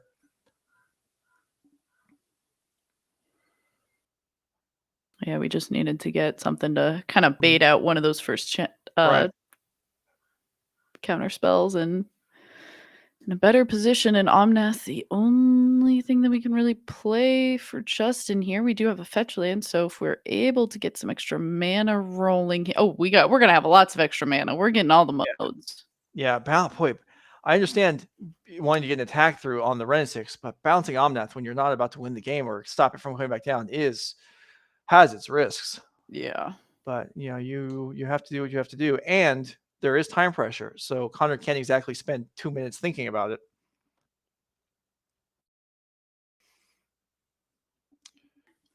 So chat talking about what could have or could not have happened to enable Connor have comboed off. I believe last turn it was the topic of conversation.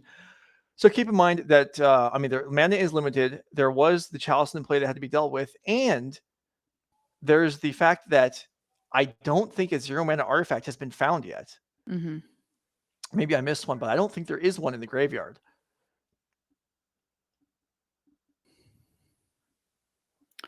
Oof, and speaking of a Teferi Time Raveler, get rid of one of those constructs and a lightning bolt to get rid of Emery, and it feels like everything that Connor assembled for a turn is all of a sudden gone. There's a Mox in play, chat points out. That is correct. I missed seeing that because it was in the land pile and Connor just moved it out. If he'd moved that 30 seconds earlier, it would have saved me the embarrassment of being wrong about that, but whatever. What are you going to do? Thanks, Connor.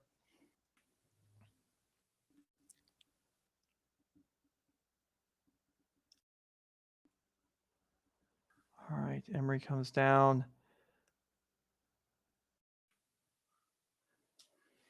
We've probably now reached the point where there's not time for anyone to win a game 3.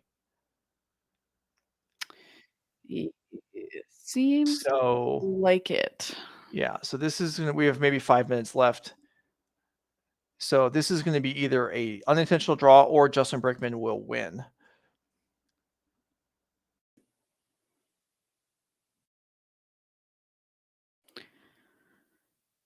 Whether he wins 1-0 or 2-0, unclear. All right, Connor. Teferi. Counterspell. Ragavan pass. All right. Just trying to commit things on to try and handle some of these planeswalkers and get our own plan made. Yeah, Fleshman picked up. Justin Brickman, this Jeskai Breach deck is not easy to play against. And Justin Brickman is handling himself fairly well here. He had to make a tough choice on committing the Omnath a couple turns ago when he was somewhat vulnerable. He did have, Chalice in play at the time, was not without defenses, but Omnath now coming across.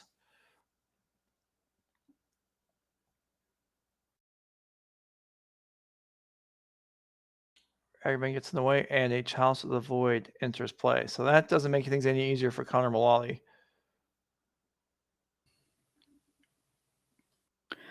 All right, but Underworld Breach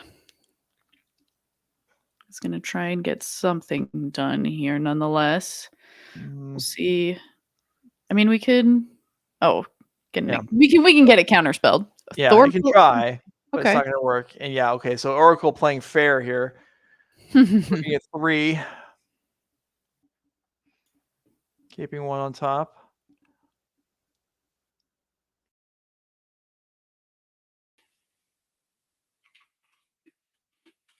Justin got a lot of land in head.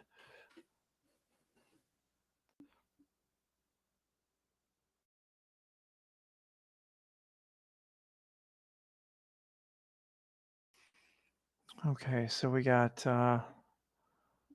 Omnath that can attack across. Thus, Oracle's basically a free block, as it's not going to do much on the board. And Connor may well know this, and we certainly know this, that it is actually safe in the graveyard.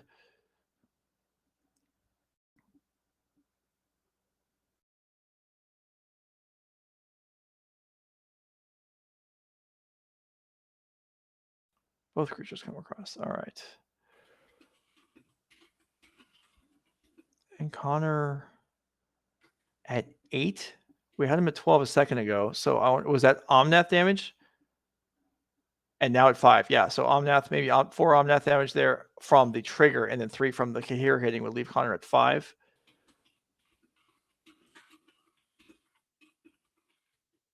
And yeah, it's Getting harder and harder to see a path forward here for Connor.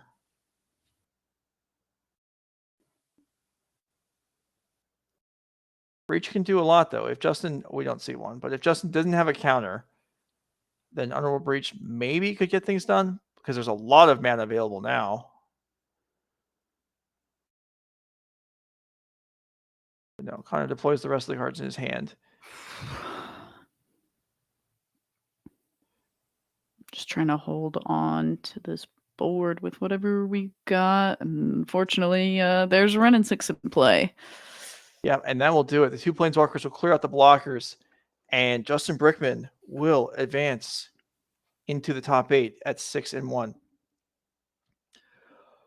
Okay, well, Becky, you didn't want a break, right? You don't need one. All right, we're good.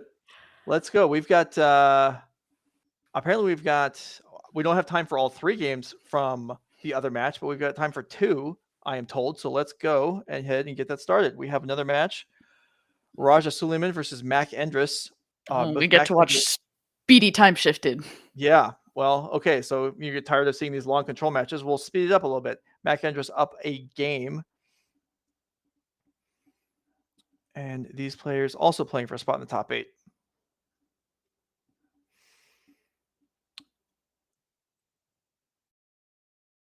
So this is, I was going to consult there we go. Sorry. I'm going to glance at Raja Suleiman's deck and see if it's actually a pure Azorius deck, or it's tainted by Ren and 6, and it is not.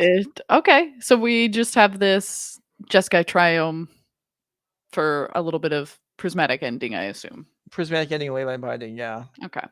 And there are cyborg cards, of course. There are cyborg cards in other colors, but this is a as far as we can have it in this format, a pure blue-white deck.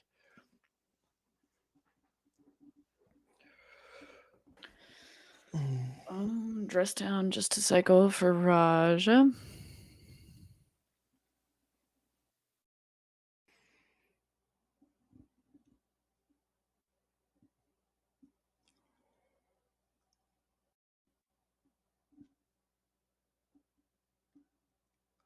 I'm kind of amazed that production thinks we actually have time, given how long that first round was, that we have time for a time-shifted match here, which this must mean that we are going to be running right up against the actual top 8 beginning, whenever that is, because there is a brief respite from action between the last round of the Swiss and the top 8 beginning. The players are given a few minutes to compose themselves, talk to their friends, take pictures. Maybe these games go really fast. Maybe they do. Maybe they're really long, and we're anticipating a longer break than usual. Either way, we are running Archmage Charm to pick up a couple cards, and yeah, so we'll just deploy some lands here. No early, Ragavan Emery nonsense to wade through. Just Planeswalkers all the time. We heard you wanted to play Planeswalkers in Magic the Gathering, so we made a lot of really good ones so that you can try and fit as many into your deck as possible.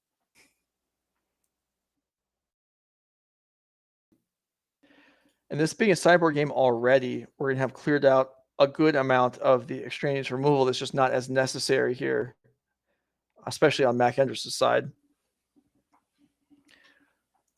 So let me take a look here real quick and see. Well, we've seen Mack's sideboard a couple times already. Flusterstorm, Veil of Summer, extra counter spell. No Dovin's Vetoes, though like Justin Brickman had.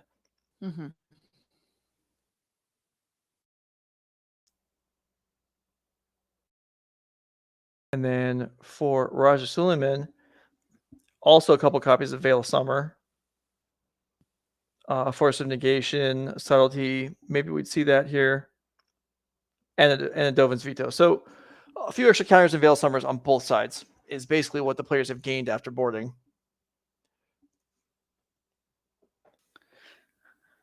And hoping that this Subtlety is going to be able to do a little bit of damage to this Ren and 6 too. But I mean, I said this earlier, but there was at least a counterspell in the graveyard. There's nothing in Mack's graveyard. What's this Ren and 6 going to ult for? So silly. Yeah, I guess you're right. I mean, Didn't even bother attacking it. Yeah, we don't care about this Ren in 6. We don't? Obviously not. We didn't even attack it. Yeah, I suppose.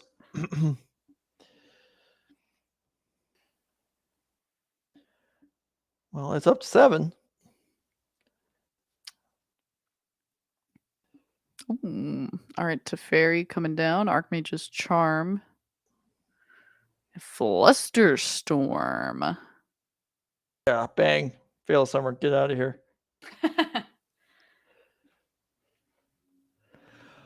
All right, so in exchange there, I guess Raja can attack the Ren 6 this turn or just dispatch it with some non-combat spell, of which I'm sure there are a few available.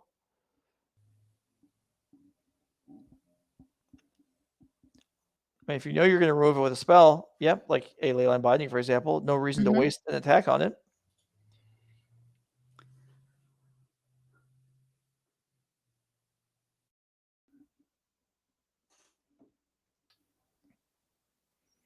Mack just continuing to make these land drops, something that I'm sure Raja wishes he could do as well. Maybe after this weekend, we'll see it become a Tainted Azorius control list. 5 mana Teferi going to come down for Mack here. A unpresuming Misty Rainforest available. Right, and there is Counterspell in Raja's hand, but it's like, oh, I don't want to jam into Veil Summer, but he does, and he gets it through. Sometimes you got to call the bluff. Yeah, Raja with another copy of Veil Summer in hand, and this subtlety is, Mack Endress only at 8. Yeah, talk about fetching and shocking and fetching and shocking, and all of a sudden you've done 12 damage to yourself. Oh, sometimes you've Or done even. 16 damage. Oh my goodness. Yeah. Well, it's okay. The subtlety's been kind of hidden as well. Oh yeah, it's gone in like 3 times. I think there's another one in hand. You know what I said earlier about liking when I get to see kind of backup plans? This subtlety is exactly what I wanted to see, and it looks like we're going to see it get Leyline Binding.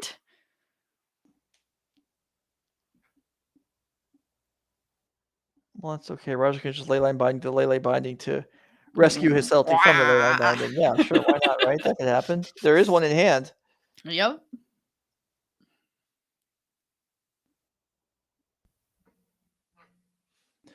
I'd have to check on subtlety. Is that a potential spot for?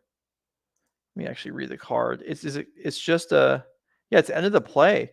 So that could hang out, and then at some later point in time, if Mack Endress casts a Planeswalker or a creature, Raja could Leyline Binding to return his subtlety in response, and then trigger on top of the whatever Mack's doing.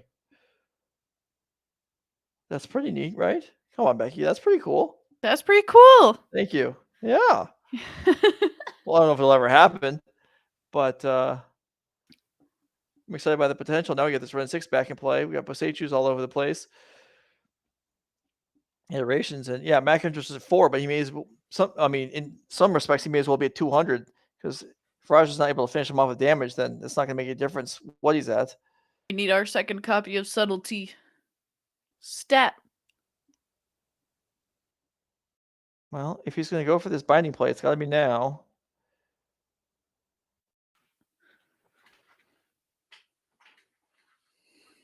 I think this is pretty neat. There's a Bosechu in Mack's hand, which can potentially blow up the plans here if that's what, in fact, Raja decides to go for.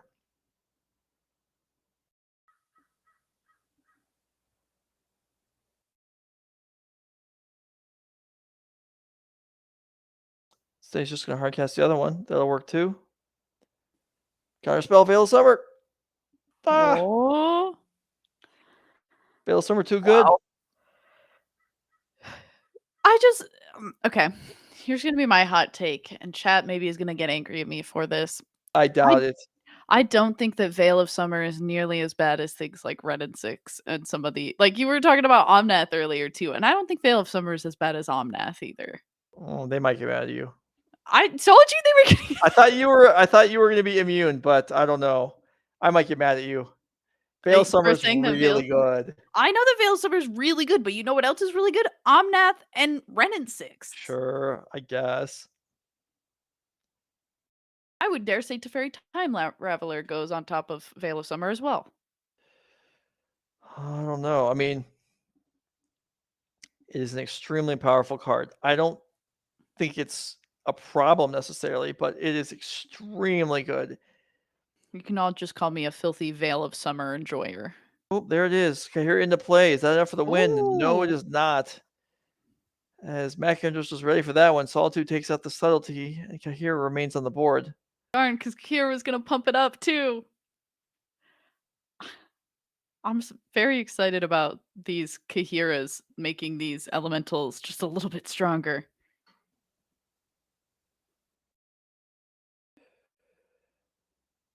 Oh, yes, chat. I will admit that having Veil of Summer in hand when the opposing side has the fairy is miserable. There's, yeah, that's just. I mean, but it's not different than any other counter or the remand that we saw a couple rounds ago. Fairy Time Reveler certainly. I mean, all these cards are good. Mm-hmm. They're good cards, Brent. That's an old meme. I'm really digging into my back pocket to find that one. Question from chat as to why wouldn't these players draw? Well, they probably determined. They probably looked at their tiebreakers and determined that a draw was not going to work. Or one of them, at least, determined the draw was not going to work for them. So they are playing the match. It takes two players to agree to a draw. And that's not always. These players were at table 3. So presumably the top 2 tables drew. And if that was the case, then the next 4 tables would have win and ends. And I wasn't, party to any discussions between the players, but I assume that at least one of them didn't think they could get in.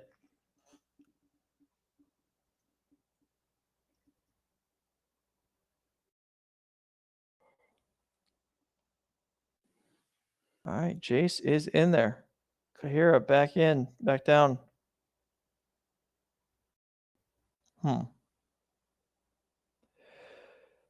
Interesting Bosechu here to. Well, okay. That must have knocked out a color. Mm.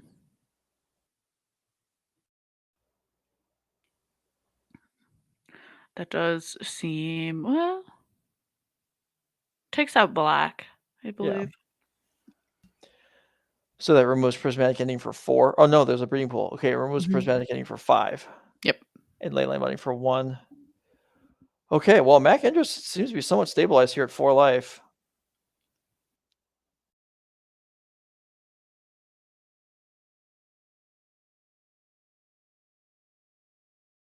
Yeah, we do still have to figure out likely.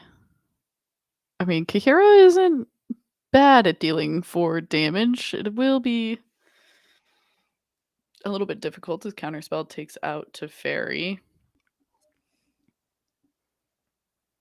Yeah. Darn, we're playing all these different colors. Where's our lightning bolt? Huh. Or no, sorry, excuse me, Boros Charm. Yeah, we'll just, why not? We have a red source. We could play a Boros Charm. Really, the question should be, why aren't we playing a Boros Charm? All right, Teferi goes down, unlocking Raj's hand on Mack's turn. And we have a Kahira face-off. Kahira versus Kahira. Let's go. Well, Ren and 6 may have something to say about that. Okay.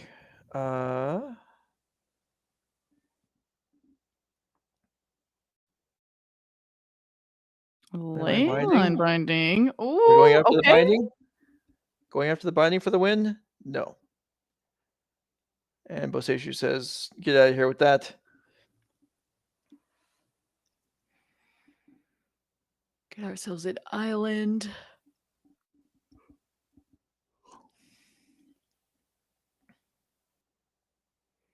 How frustrating to have counterspell in hand and your opponent channels Boseiju and you just are powerless to interact with it.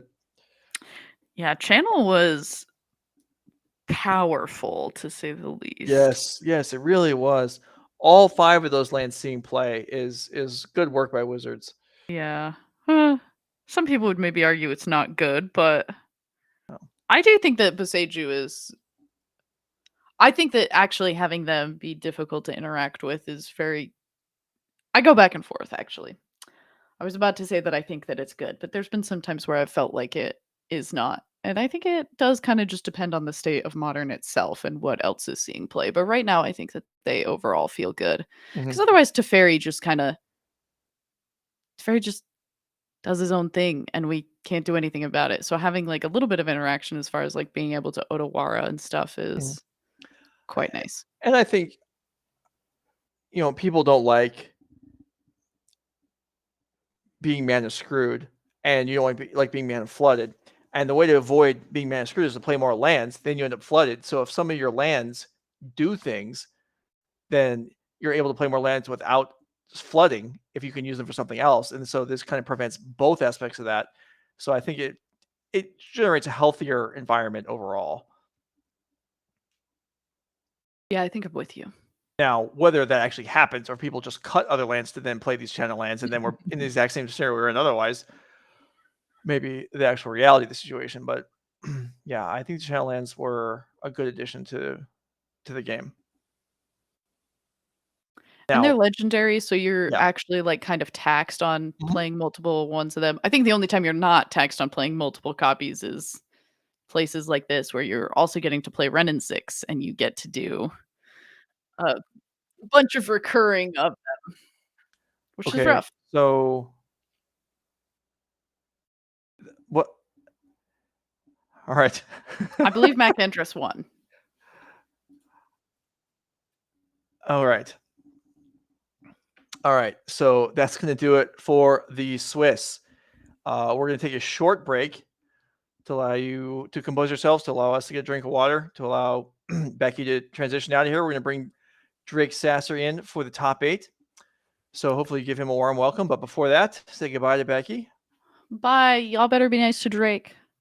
Well, I assume they will be. Drake is, unless they're fans of Commander or something, Drake won't say anything offensive. And if they are, well, they already hate him. So it's covered either way, I guess. Yeah, the people come for Commander content for me. They show up and then they have to listen to Drake talk bad about Commander.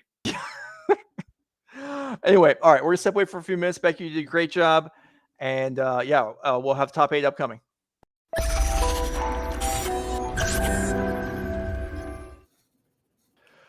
All right, we're back. Jeskai here for NRG Gaming, joined by Drake Sasser, appropriately dressed for the occasion. Thanks for being here. Of course, thank you for having me again, Joe. Very excited to see some top 8 modern action here in Newark. Yeah, me too. Okay, so the players are basically ready. So let's go throw the top 8 bracket up real quick. We'll go through that just momentarily, and then we'll get into the action. There are a lot of control decks. We've got Dominic Vitello versus Andrew Elenbogen. Golgari Yawgmoth versus Jeskai Breach. We've got Will Krueger versus Zach Allen. Hammer versus Control, even though they're both blue-white decks. That is going to be our primary match. We've got Raja Suleiman versus Steven Dykman. And we've got Justin Brickman versus George Jabbour. So we know you guys seen a lot of Control this afternoon. We are going to watch the matchups that don't have both double control decks. So Raja and Steven are going to be the backup match. So we'll see Grixis Death Shadow. We'll see Azorius Hammer, see if they can beat down the Azorius control decks. Let's go ahead and get to the table. And Drake, we'll hear your thoughts on which Azorius deck you'd rather be playing in this matchup. Yeah, so, I mean, I don't know. I'm not much of a Hammer guy myself, although given Will's, the cards he's holding in his hand, I think I already like being in Will's seat off the jump. Esper Sentinel got to be one of the better cards in this matchup. But on the aggregate, as we saw in our top 8 breakdown there, I think Control is just in a very good spot in Modern right now. And some of our, NRG juggernauts who have made their way to top 8 talk about a stacked one too. Yeah. All kind of representing that Control archetype. Right. All right, so 2 juggernauts here indeed. Will Krueger, the MVP last year. Zach Allen, I believe, is top of the heap of the unqualified players on the overall leaderboard right now. And so unfortunate to follow up here. Zach Allen playing, it says Azorius Control. This is one of the blue-white control deck splashing for Ren in 6, I believe. It sure is. I made fun of him on Twitter for it. Zach Allen and his process of play blue-white control and include the latest broken card is tried and true for him. A lot of top 8s to show for playing blue-white control with the latest broken cards printed in Magic the Gathering. Yeah, so new additions here are Leyline Binding, of course. So that, I mean, if you're going to splash other colors to make Leyline Binding cheaper, right? Well, then you might as well splash another card. Let's try Ren to 6. No problem. For sure, absolutely. That card, pretty good, I hear. Also very good against Esper Sentinel, although Will Krueger on the play, already kind of able to come out the gates hard and present multiple threats to be beat down. Zach Allen kind of showing maybe the weakness of control, needing to develop the mana early with enter the play tapped lands. Doesn't allow you to deploy removal here until turn 2. Going to be able to pay for Esper Sentinel, though, when removing it from play. Still, it's nice to see. We're going to see, these control decks put to the test here. I mean, we saw them up against the Jeskai Breach decks a couple rounds, but now this is a whole other order of speed here with Will Krueger's Hammer deck. Oh, absolutely. And Will Krueger kind of been a mainstay on the NRG circuit, mostly with Hammer. We've seen him switch off a few times, but in the height of Hammer, we saw him win just event after event playing these Hammer decks. And interesting to see him kind of come back to it after the banning of Yorion in the modern format. Right. Okay, so we see a replacement Esper Sentinel here into a Giver of Runes, so no Stoneforge activation. And he's not done yet for the turn, it looks like. The beatdowns. Well, the good old Squire beats. Love to see it. You got to get your point in there or you can. Not leave that on the table. Absolutely not. Oh, I love it. We see another interest to play tapped land in Zach Allen's hand. He's got a lot of work to do. You see him kind of consulting his options. A lot of problems. Usually when you're using removal spells on a board state like this, it has to start with Giver of Runes. Otherwise, they just untap, protect, whatever, and then removal becomes very difficult. This Giver of Runes is kind of a primary target, but this is also the only window to kind of maybe get the Esper Sentinel out of play before it really starts to have an incredible taxing effect on your mana over the course of multiple turns. Yeah, absolutely. And so having to make hard choices here. So you see cards in hand, we have both of the pitch incarnations, which, well, Subtlety is not going to be great in this matchup ever. I'm sure he can't wait to board that out. Solitude, though, is a winner. Ideal. Solitude a winner, but you're right. Giver of Runes is kind of a problem. It is, but I mean, every single one of these threats is a problem. Yeah. Stoneforge Mystic representing instant speed equipment of all different varieties. Esper Sentinel kind of taxing the mana and or drawing cards for Will. You do get to pick the poison. Both options are bad. And then Giver of Runes making your removal awkward the entire time you leave it in play. We're going to see Ren and 6 quickly added to the mix. Going to be able to pay for that one. And I'd be surprised if we don't see it pick off the Esper Sentinel here. Yeah. He is carefully considering it, though. No. If you don't have any lands at all, maybe you have to pick lands up, and that does seem to be the case. That has to be a huge sign of weakness for for Zach. Will has to sniff that out immediately as he quickly untaps. Yeah, there is a It's like Boseiju maybe in hand. cards. So Zach Allen does have another land in hand. He just would rather not play it as a land. In fact, this does set up maybe double Boseiju activations next turn. Although, assuming that Ren 6 lives might be optimistic. Assuming Zach lives right. might be optimistic. Here's a Pure Steel Paladin. Zach's like, that might be a problem for me. You got to hold on. Yeah, let me think about it. Yeah, I mean, that might be a subtlety target. I was going to mention that as like one of probably the best target for subtlety in the matchup. Choosing to pass on that as here comes the Colossus Hammer. That is the card this deck is named after. Choosing a target carefully. Going to put it on Stoneforge Mystic. Maybe respecting Solitude a little bit here. We do still have Giver active. Just going to go ahead and lay the smack down. Yeah, in for a respectable 12 there, I think. And then move all that over to the Esper Sentinel. You're going to pay 12, tough guy? You had your chance. You had your chance to minus the Sentinel. Now this one's drawing cards, whether you like it or not. Okay, so Zach Allen drops to 4 all of a sudden. Yeah. That, I mean, he did live. I feel like if I'm Zach Allen, I have to be pretty excited about that. Okay, Will Krueger still not done. Sure, deploy Sigardizade too, in case, and this is of course in case everything goes wrong. Sigardizade looking a little bit redundant with the Pure Steel Paladin already in play, but Will does know that if Zach plans to take more turns in this game, these creatures need to leave the battlefield. Sigardizade a little bit of insurance and just allowing you to be a little mana efficient. You get a good look at the enchantment there. Yeah, I know we didn't get a chance to put the decks up on the screen before we started here, but we can tell you that Zach Allen has a grand total of 0 Supreme Verdict's main deck. So that's an issue. A little tough. A little Yeah. tough. Dress down, normally a sweeper against things like Saga tokens. We've seen that, used to great effect against Urza Saga today. Mhm. Not quite what the doctor ordered when there's a base power and toughness change being applied. And even the Fetchland itself is not too appealing here for Zach Allen with not much life to play with. Yeah, 3 versus 4 does actually matter with a bunch of these scrappy 1-power creatures in play. Of course, the ones that matter are the ones with the hammer on it. But, Yeah. there's some leftovers too that even if you try to assemble some kind of sequence of blocks or destroying a equipment plus a block, that there's a problematic amount of power left over that's still going to get through. Yeah, and Boseiju here, I mean, it's just clearing at the equipment's not enough.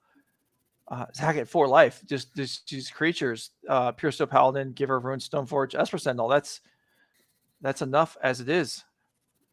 Now, Archmage's Charm isn't irrelevant, right? Like, if we're talking about cards that can make a difference here, I think that one does have text. It is unfortunately quite expensive, but called out as one of the more playable cards in Modern that is good against Hammer. You see that last mode there, gain control of target, not land permanent, converted to cost 1 or less.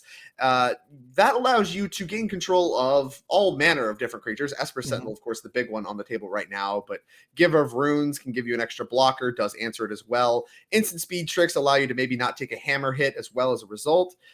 There's a lot of play with this Archmage's Charm, and it's typically one of the cards quoted as very good against the hammer deck, but with Zach already so far behind and so many creatures in play, it may not be enough despite being, quite good in the matchup.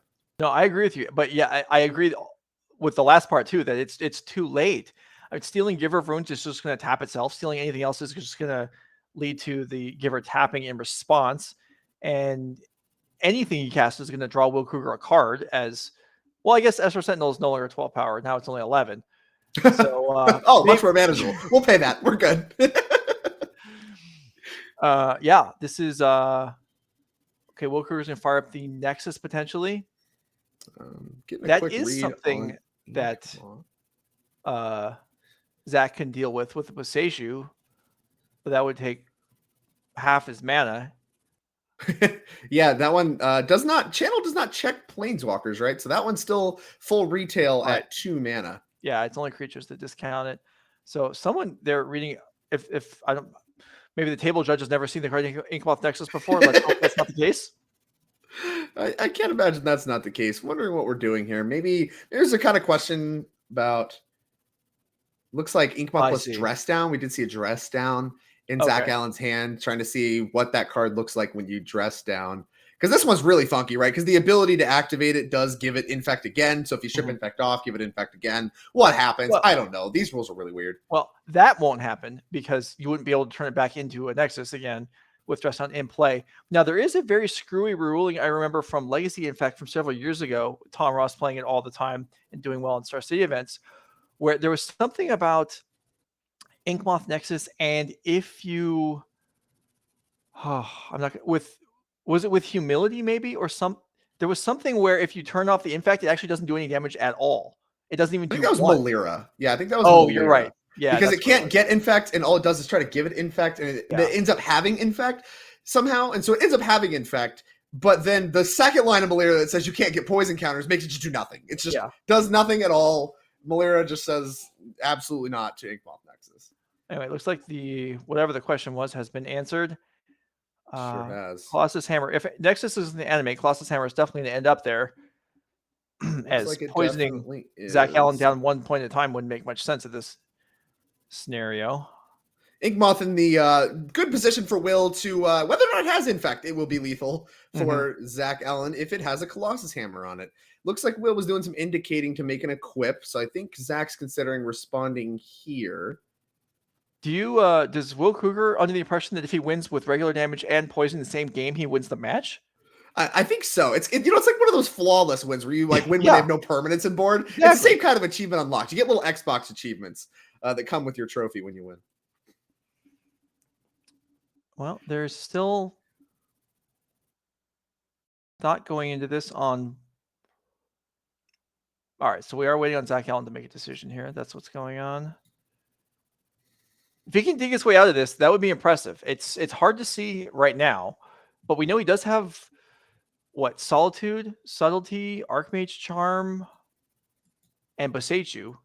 Yeah, it's funny. He feels like he has all the tools. He's just kind of capped on mana. And this can happen sometimes, especially on the draw when you're talking about control decks in Eternal formats like Modern, where there's a lot of efficient stuff that can happen over the first couple turns, which we did see will have an extremely explosive draw. And, Zach Allen with all the answers if he had infinite mana, but he does not.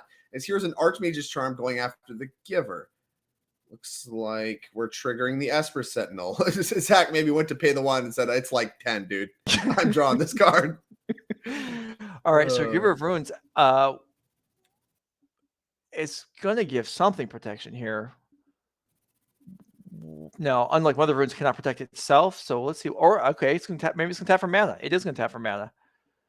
Yeah, protection doesn't matter too much when Zach's already really capped on mana. It's like, you're not really trying to protect from a flurry of removal spells. There's just not going to be enough removal spells to get the job done. Yeah. As the hammer is going to move. It does transfer over. Now, we know there's the Solitude. So are there 2 lethal? Yeah, it looks like there's 4 damage. Yeah, we have damage and infect kill here, right? So, like, even with, I think you need like 2 Solitudes to even have a chance here. Yeah. And Zach Allen does not, pushes the card on back, says, all right, you can have your Giver back. Fine, I didn't want it anyway. And we're going to shuffle up for game 2. Yeah, if there is a game 2, Will Krueger did achieve the double victory there. So he automatically wins the match. Maybe we're done here. Maybe he's call the judge back over. Hey, judge, I heard a rumor that I have achieved this feat. Is the game over? Is the match over? All right, Zach Allen's Azorius control or Azorius plus Red and 6, because why not? You can see here an impressive mix of cards. Looks like he has done very well today, but we haven't seen him play against a deck quite like Hammer. Very true. If you're looking at the sideboard, a card you called out in the first game that would have bailed him out, that we have 2 copies of in the sideboard here, Supreme Verdict. Have to imagine you can't get that one in the deck fast enough. Right. Looks really good. Boseiju also pretty appealing for, destroying artifacts against the hammer deck. Pretty appealing. Yeah, absolutely. And stuff as far as it goes out, I mean, counter spells are great when you're countering something that costs equivalent mana. Okay, if it costs more mana, that's ideal. Basically nothing in Will's deck costs as much as the cheapest things in Zach's deck. So you're hard to get much advantage. So I wouldn't be surprised to see some counters go out, although I suppose they're better when you're going first. Maybe he decides he doesn't want that subtlety. That wouldn't be shocking. Maybe even, Jace the Mind Sculptor. Is that good enough here? That's what I want to reach for. Typically, when I'm in these spots where I'm playing a control strategy and there's a deck trying to blow my doors off, the things that I don't want in my hand, especially early on, are win conditions. My goal is to play a long enough game. This is a deck that is not trying to beat my win conditions. They're just trying to kill me before I can cast them. So you don't need as many of them. So I would be reaching for, maybe cutting some of the counter spells, but honestly, those can still find spots where even if you're trading down on mana, the spell is so important to the hammer deck, it still gets its equity worth. I kind of want to reach for some of the planeswalkers, some of the Jaces, maybe Teferis, whichever one you think is worse. Shave on that a little bit. All right, let's go to the other deck list. Will Krueger's Azorius hammer deck. And we can see it here. He's got his one of Ginger Brute that he always has. A couple Spell Pierce, the only interaction against spells game 1, and we didn't see one come up, and he didn't need it. Does that mean he doesn't want the extra ones on the board? Probably not. Spell Pierce seems pretty good to me here. I have to agree with you. All the counter spells. I mean, we're looking at the sideboard. I want all of the counter spells, and I mean all of them. And I might even reach for something like the Lavinia. I don't know how good it can be, but like stopping the pitch elementals is really appealing, and that is one of the biggest blowouts. I know Boseiju also exists as well as a big blowout, but I just having another threat that interacts in some way with my opponent is somewhat appealing to me. But other than that, I mean, pretty straightforward. I think some of the cards that make you a little more all in to one specific removal spell, like maybe you can show on some Sigarda's Aids or something along those lines. That's kind of what I would reach for. Will, I'm sure, a lot more experienced, having made it here to the top 8 among a field of control. Going to have a great idea for what to do there. Myself, having played infinite less hammer, not necessarily sure, but I don't want to cut any of one card. I don't think there's anything that's just super egregious. I think you can do a lot of trimming of a lot of different columns and end up with a pretty good mix of cards here. All right, let's go ahead and go back down the table. Players are presenting for game 2 of the top 8. Can Zach Allen even up the match, or is Will Krueger going to advance to the semifinals just like that? Another possibly, so there's the Pithing Needle in the sideboard for Will Krueger, which is an Urza Saga target. Is it, I mean, there's obviously Planeswalkers in Zach Allen's deck. Is that something that maybe he brings that in for, a middle to later game to try and stall out Planeswalkers that are already on the board, or is that just not worthwhile? We'll see. I could go either way on that one. Yeah, I could take or leave it. I think you can Pithing Needle the Boseiju, right? I think that's going to be the important interaction. If you can Pithing Needle Boseiju, I think he wants it. Yeah, and it sounds like he can. So I would probably reach for the Pithing Needle. I mean, it's not an A+ sideboard card, but Boseiju is problematic enough, and it does keep you from getting backdoored by just like a Rin plus Boseiju lock. Mm-hmm. Being able to shut that down, I think, is appealing enough to have a one of tutor target in your deck. All right, Esper Sentinel into play again on turn 1 for Will Krueger. Zach Allen, by Lou going first, able to play 1 round rule spells and pay the tax if he chooses to. So not as much of a problem. And we do see Jason opening hand. Even if you leave Jason in, so you want some threats. I mean, you don't want it in your opening hand, ideally. And then, Chalice, great. Giving your opponent a card Esper Sentinel, less good, but... I mean, if it's blank, then that doesn't matter. Yeah. We see Chalice of the Void. 2 copies in Zach Allen's deck in the main deck.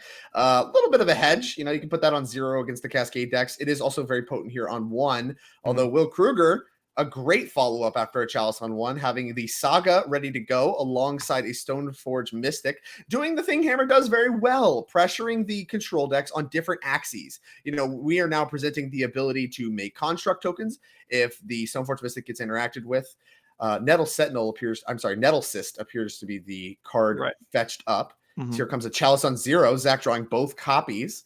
Nettle Cyst, a sweet pickup from Modern Horizons for the artifact decks. +1 for each artifact and enchantment, and has a living weapon, as so many of the good Stoneforge Mystic targets do. Did go ahead and answer the Esper Sentinel. No more cards for you. Thank you. Yeah, and this Chalice for 1 is doing some work already. Will's got at least Cigar's 8 in hand, and I think a Spell Pierce as well. Spell Pierce would be really good. It's a little late to the party as far as tapping out early in the early turns. And we are seeing the huge difference that being on the play versus on the draw makes in this matchup. That Spell Pierce would have probably caught this Chalice on 1, played on turn 2 pretty easily. I don't think, Will would have been as eager, having the Esper Sentinel already in play, to tap out. You can catch things like Ren and Sixth and the like, and the 2-mana play getting Spell Pierced is brutal for Zach, but that didn't happen, as we are now making a construct token. All right, and there's a Boseiju to take it down. Take out the Saga, actually. Take down the Saga. So Saga not going to be able to search up an artifact, but does get a land for his trouble. Still a 2-for-1, making this construct token and grabbing a land. So that to me signals that Zach Allen really does not want Will to make another construct. He really wants the flow of creatures hitting the battlefield to slow down dramatically. Signals maybe like only spot removal spells, no sweeper, maybe trying to stick a planeswalker, something of that nature. As here is Kaldra Complete coming down.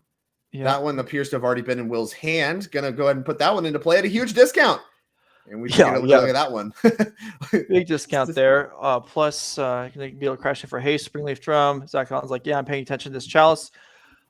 Chat is discussing whether or not how things developed on the turn where Zach played the second Chalice.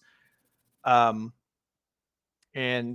yeah, either Will Krueger missed his Sentinel trigger, or the prismatic ending should have been countered by the Chalice on 1. So my assumption is that it was played for 2 mana to kill the Sentinel, and then I don't believe Will Krueger got a card off of that, but that is certainly something that can be missed.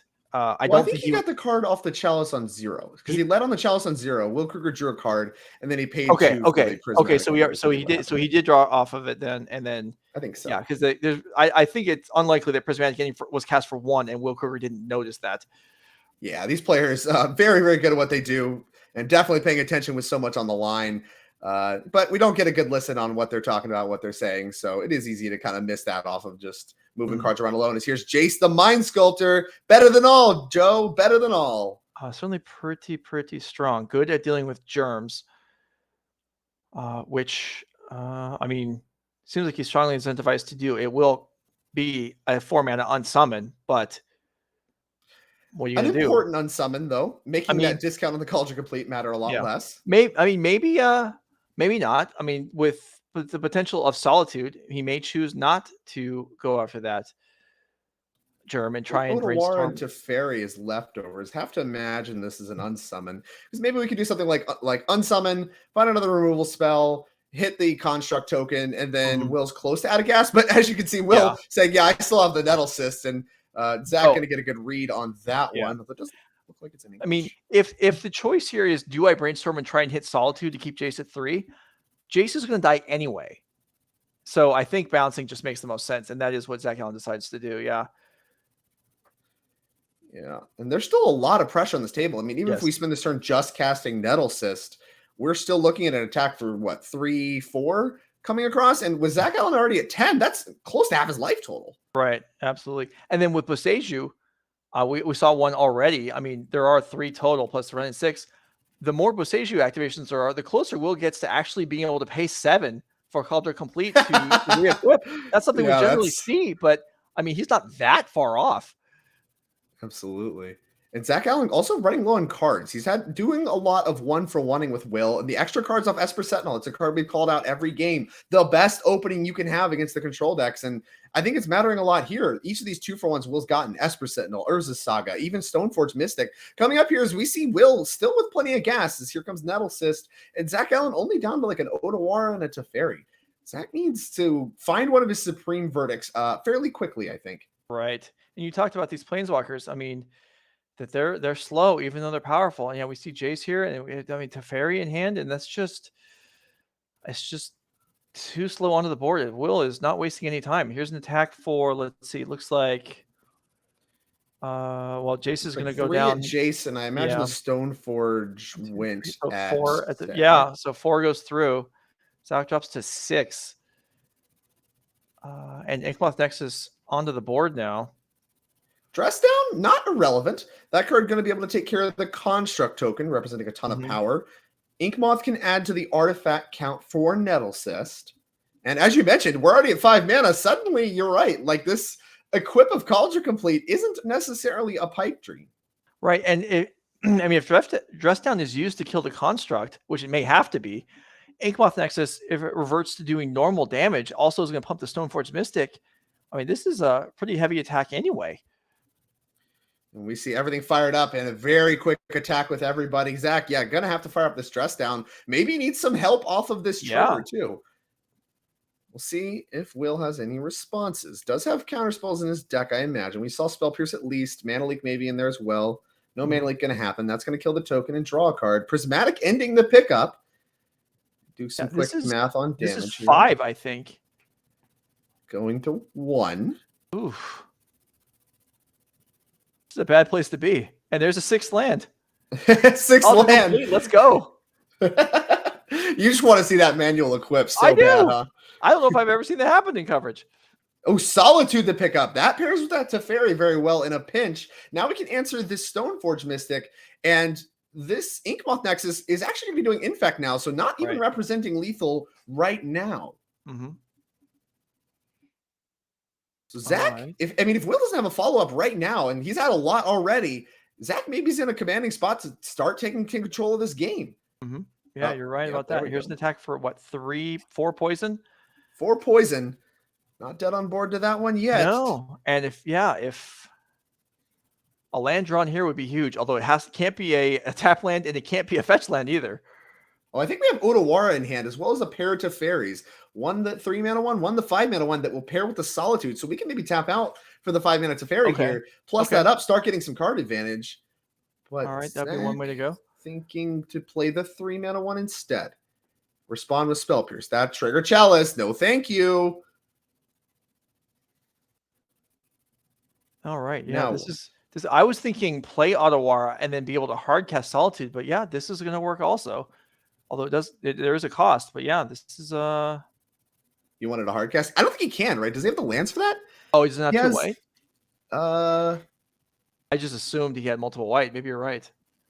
Let me get a good look at the There's other definitely triumphs. There's There's a Robkin in play for sure. There's a breeding pool, and then whatever the bottom line. If that's Zagoth, you're right. There is no. I think that one's I think that one's Zagoth. Yeah. Okay, you're right.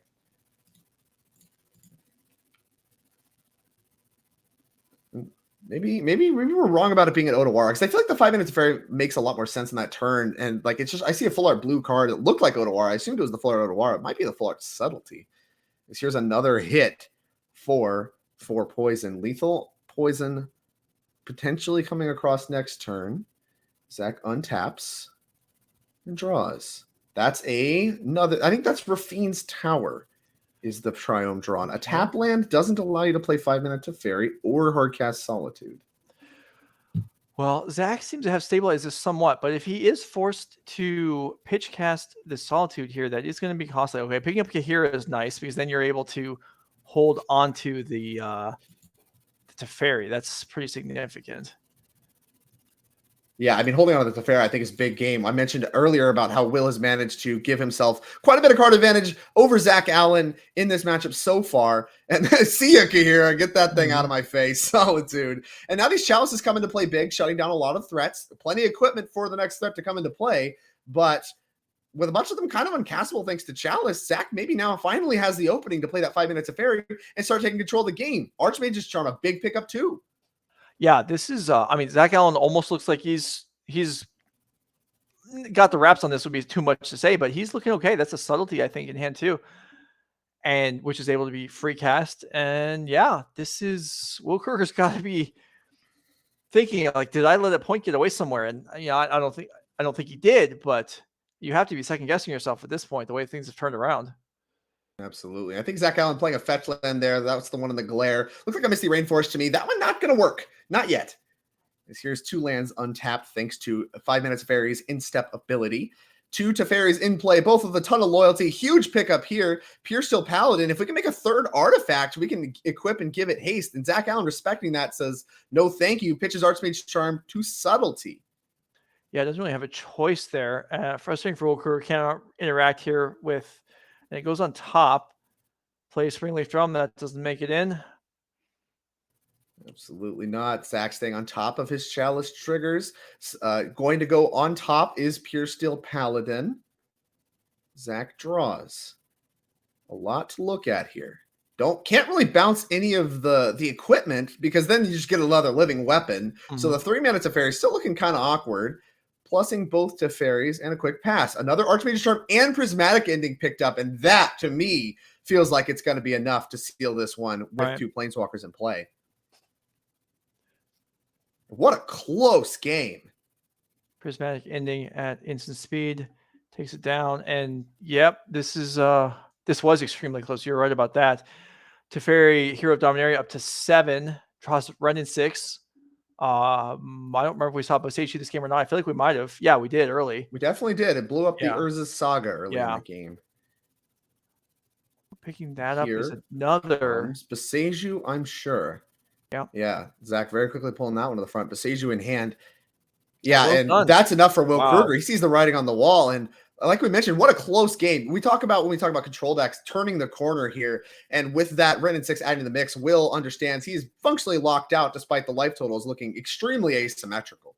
Yeah, that was pretty stunning. Yeah, I mean, that was, 8 poison and 1 life. That's tough and close on both ranks, but Zach Allen evens up. Okay, we'll glance at the deck list again in case you're curious, in case you just showed up. Thanks for being here. And we can look at Zach Allen's main deck and sideboard here. I don't think we saw some of the cards we speculated about. We didn't see Verdict, although it probably came in. We did see Jace, which we thought might go out. So and we saw some Boseiju. We saw at least a Boseiju going to work. Subtlety, we did still see in the deck. Not sure what the composition of Subtleties in the deck. We did call that one out as maybe not being too good, but it did line up against the exact creature we mentioned it might want to. That was Pure Steel Paladin in a pretty critical moment. Yeah, I do wonder if we're also going to reach for this Hallowed Moonlight. Maybe another thing to clean up some of these Saga tokens that have been 2-for-1ing Zach Allen in multiple places could be appealing. Like the floor of it does cantrip. But you might not have time for that against the Esper Sentinel deck. So I'm not sure how excited we are about looking at that card. But a potential bring-in as well. All right. We can go back and take one more quick look at Will Krueger's deck before going back for game 3. The players are still shuffling. We saw that Chalice of the One really just wipe him out there in game number 2. Didn't see as many of the counter spells, and when we did see the Spell Pierce, it was too little too late under the Chalice on 1. Zach drawing both of his Chalices. Didn't look great right away. Will did a very good job of through the mid-game, kind of playing through those with 2-mana spells, but eventually ran out of those, and the Chalices found plenty of targets as Will put them on the stack. Hopefully, we'll see on the play. Will maybe get to play a little bit more Magic underneath some of these. I mean, do you bring in removal for Chalice, or you just ignore it and hope it doesn't come up, or hope you have your Spell Pierce in hand when it happens? Especially going first, it seems less enticing. And March of Otherworldly Light's not hitting that many other things. Yeah, I'm not super excited about March of Otherworldly Light. I would probably rely on my 5 different counter spells to be the ones to pick up the slack as far as answering Chalices in this matchup, I think. Over respecting it seems a great way to dilute your deck and not be able to blow the doors off of Zach Allen like you do want to do on the play, as Will did a great job of doing in game 1. So here's a turn 1 Sigarda's Worse than Esper Sentinel, but good at enabling fast kills. Right, yeah. Certainly not the ideal turn 1 play. Zach Allen Sweet nothing. Teeth and a quick pass to the turn back from Zach. Most of Zach Allen's turn 1s aren't going to consist of much, especially with the deck built on playing main deck Chalice of the Void. And having Triumphs into the battlefield tap to make things like Leyline Binding work. I have to imagine that's what that fetch land's going to find here is a Saga comes into play right on time. Usually you do want it at about the second land. That allows you to make both Saga creature tokens. Boy, but if this start means with no play, if Will Krueger's plans to go another land and then make tokens, that's really not very much of an aggressive start. Well, these players know each other's deck list. If you're Zach Allen here, I feel like if you watch this turn 1 play, you've seen Esper Sentinel in both games 1 and 2. They were both really hard. If Will's willing to pass on that and look at a hand that's maybe based around Saga, are you thinking counter spells here on Will Krueger's side? I mean, it's possible, certainly. This is still, I guess, one construct and then can be equipped and attack on the next turn by the Sigarda's Aid if a hammer is tutored up. So this is still a sizable offense, just takes a while to get going. No play for anybody yet. And a shock. It looks like we might want to move to end step. Are we trying to dress down on end step here so it's into play? I don't think we want to do that quite yet. But Will's already seen the card. Zach Allen may be thinking, like I said, trying to do something on instep. We do see sometimes the little trick where you try to dress down on instep, have it work on the opponent's turn, but we moved further and in draw step. Yeah, it might have been upkeep. Before the second land can happen, let's besiege you that Saga. Yeah. Can't get that one countered. Yeah, that might have been in Zach Allen's intention to do that in upkeep, and Will Krueger peeled the card too fast, and then they eventually decided, well, it doesn't really matter anyway. Yeah, most of the time it's better to do in draw step, I think, anyway. You can't really counter the Besiege, and all that matters is not getting the second land, as here is Pure Steel Paladin quickly added to the mix. Follow-up land of another Urza Saga. That one's pretty big. No further plays, and no reason to. If you have any equipment, want to hold it until it's time to matter. Prismatic Ending, a big pickup for Zach to answer this Pure Steel Paladin. No counter spells up for Will Krueger.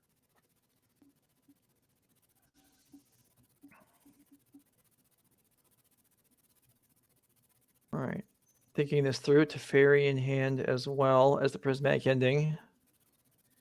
Yeah, and maybe Zach Allen thinking like, okay, this is a good spot to play Teferi, bounce the Pure Steel Paladin, and then I can tick it up on the next turn and instant speed the Prismatic Ending. That has to be the consideration here versus maybe putting a land in tapped, conserving some life, and using the ending now. It could be. It could also be, I mean, the Teferi would not be able to defend itself, but it could be Teferi bounce there as a Saga as well. There are real vulnerabilities to that, though, as Will Krueger does have Saga in play. Yeah, and I mean, even just that exposes you to like a 2-hammer kill as well. Right, with the Sigarda's Aid also in play already. And yeah, that Pure Steel Paladin's got to go. Card coming for Zach Allen, another Prismatic Ending.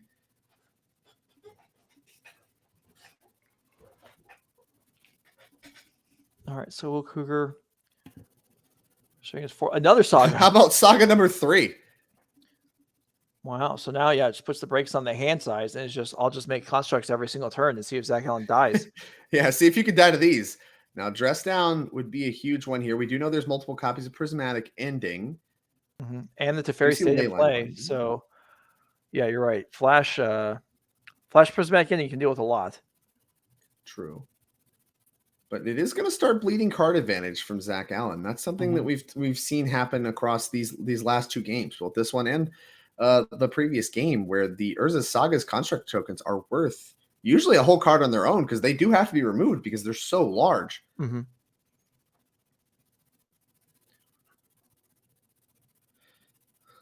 Zach taking a quick think here. Yeah, there might be a judge call. He certainly looked off to the side there. I wonder if he has one of the players has a question. All right. I think he was thinking about whether to shock this land or not. Yeah. He did choose to. Ren and 6 going to come into play. That one can get Paseju back. Now, do we go after the Saga now? There's a Rogan Triumph and is that Rogan Triumph and a Hallowed Fountain? I don't think there's green. Oh, we can't. Yeah, maybe we had to shock in. Yeah, because it looks like one breeding pool, Steam Vents, Hollowed Fountain, Rogan Triumph. So all Jeskai except the breeding pool. Okay. So you can't use it now. But that's okay. I think you're fine doing some Prismatic Ending action here and then blow up the 1/2 on your next turn. That it does deny Will. I think a total of 2 constructs of the max total allowed because he can only make 1 here. And, well, maybe he can make 2. You can make 1 go get a Springleaf Drum. No, that's not enough. Yeah, I don't think. Yeah, he's not going to want to get Springleaf Drum anyway. He's going to hope this token's going to connect, even though we know it's not. And you can't have a Spell Pierce or something to protect it because of the Teferi. So this is just going to get blown away. Maybe there's a world where Zach Allen Prismatic Endings the Colossus Hammer, but that seems unlikely. Yeah, and I think Zach definitely getting paid off huge for choosing to do the Teferi line that we saw on turn 3, where he picked up the Puresteel Paladin. Just having that Planeswalker in play for all these interactions gives him so much insurance against things like Blacksmith Skill and opposing counter spells, the whole 9. Yeah. And that's going to matter a lot here as he's planning on answering what Will has going on with just 1-for-1 removal spells. All right, so Will does have the floating mana from the other Saga and gets in there. And I guess there's no risk of dress down in this case because this first construct is already holding a Colossus Hammer. Exactly. And it looks like we're going to use the more expensive removal spell in the form of Leyline Binding. That's going to take care of the first token. Now, the cool thing with this one is you can pick it up later, answer another token, and they don't get the token back because it's gone for good. So this 3-mana Teferi could be worth a lot in a couple turns as far as getting another removal spell and another card coming. Zach, I'm sure, interested in leaving all of his Planeswalkers in play and beginning to turn the corner on this game. Yeah, this one certainly seems... I mean, the first game, Will Krueger busted through and won. The second game, but Will Krueger really had a pretty good start and wasn't quite able to finish off. This one, Zach Allen's been much more in the game in the developing turns. Definitely, yeah. I mean, we saw some early development, and I think it also comes down to Will with a little bit of a weaker start. We saw both previous games Will open on kind of some of the best stuff you can have in this matchup. Esper Sentinel followed up by good pressure, that multiple angles of attack that I mentioned earlier as far as being able to fight on the infect with lands, being able to fight with construct tokens on card advantage. You get to choose the terms of engagement, for lack of a better word, but Will very much kind of just playing what his hand was dealt here for the most part, with the whole Sigarda's Aid and Colossus Hammer stuff. Puresteel Paladin is able to move in on the mix, but with Zach Allen having the answers to all 3 of these sagas at the ready, trying to find him that card advantage access has been much harder for him. Yeah, Boseiju takes down Saga here and then gets recurred immediately by running 6. And a fetch here, Zach Allen can find some additional green mana if he wants it. He does not. Looks like we don't need that too much. Just going to elect to use the mana now. I think do we have an Archmage's Charm? What are we looking at here? This is the 2-mana Prismatic Ending. Going to go after the Puresteel Paladin. All right. And that one's done main phase. Could have been done at instant speed. No reason to wait. Don't let him move stuff around. Like we can play a land, activate Yawgmoth, and then maybe, I don't know, who knows. Don't give him the chance. That one has to be answered anyway. And we're going to Prismatic Ending, the token that can attack in response to this Esper Sentinel. That leaves no valid attackers for Will right now this turn. Yeah, this is looking rough. I mean, it's fair. Like you talked about Leyline Binding being able to be reset. I mean, we're getting close to it. And maybe a little bit of flood out for Will too. I mean, you kept his hand based around the sagas that can eventually turn into artifacts and, you know, make constructs and all that stuff. That has been shut down, and they've been turned into just regular lands thanks to Besiege. And now Will looking with quite a few lands, a lot more than the deck normally wants to operate on. All right, Sentinel gets picked off by Brennan 6, and yeah, Zach Allen just doing a good job of controlling the board, removing, I mean, not just every important threat, but basically just dealing with everything. And okay, another land drop made, and I mean, able to fetch at will here. 12 life is plenty to play with. Plenty. And the Rafine's Tower in hand could even start to look to cycle that, get the Ren thing going. Like, he finally has a little bit of breathing room. None of his Planeswalkers are even really threatened to die right away unless there's another hammer for Will, which would have to be main phase, just really face up and what have you. And can maybe start to get a little bit card advantage, start to set up his engine and really lock Will out of the game, no matter what he draws. Kira bot. Yeah.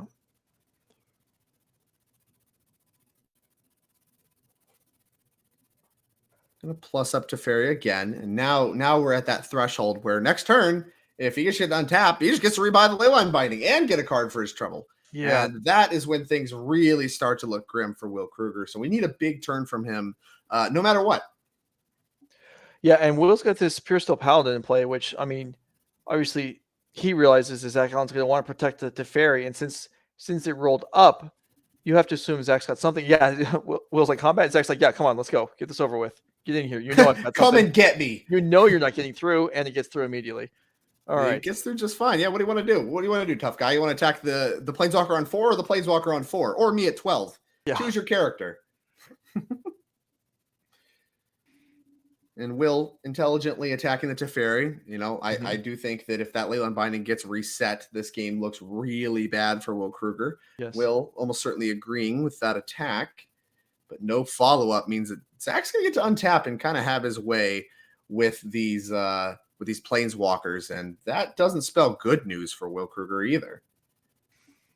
All right. All right, let's just start blowing stuff up. Your lands. We're going after the lands. Get them. No blue mana for you. I mean, this is open deck list in top 8. There could be mana leaks. He's not going to mess with that. Yeah, just get this out of here. And he probably, I mean, Zach Allen is an experienced, attentive player. He's probably took a glance how many basics were in Will's deck. Is it possible to run him out, or can I just, you know, continue to strip the colors? Is that even really relevant? I think what matters here is that you want to get the value that's basically free off your Besiege, but you don't want to hit things that are in play and potentially ramp Will to something like the Cauldron Complete before you have an answer to it. Yeah. No, that makes sense. All right, Kahira in play now. Teferi back to 3. And Will Krueger, and we joked in the first game about him getting to 7 mana for Cauldron Complete. Didn't quite get there. It didn't matter. There's a needle. It did come in. We got a little update from our other matches here. It looks like our Golgari Yawgmoth player, Dominic Vitello, has defeated Andrew Elenbogen on Jeskai Breach.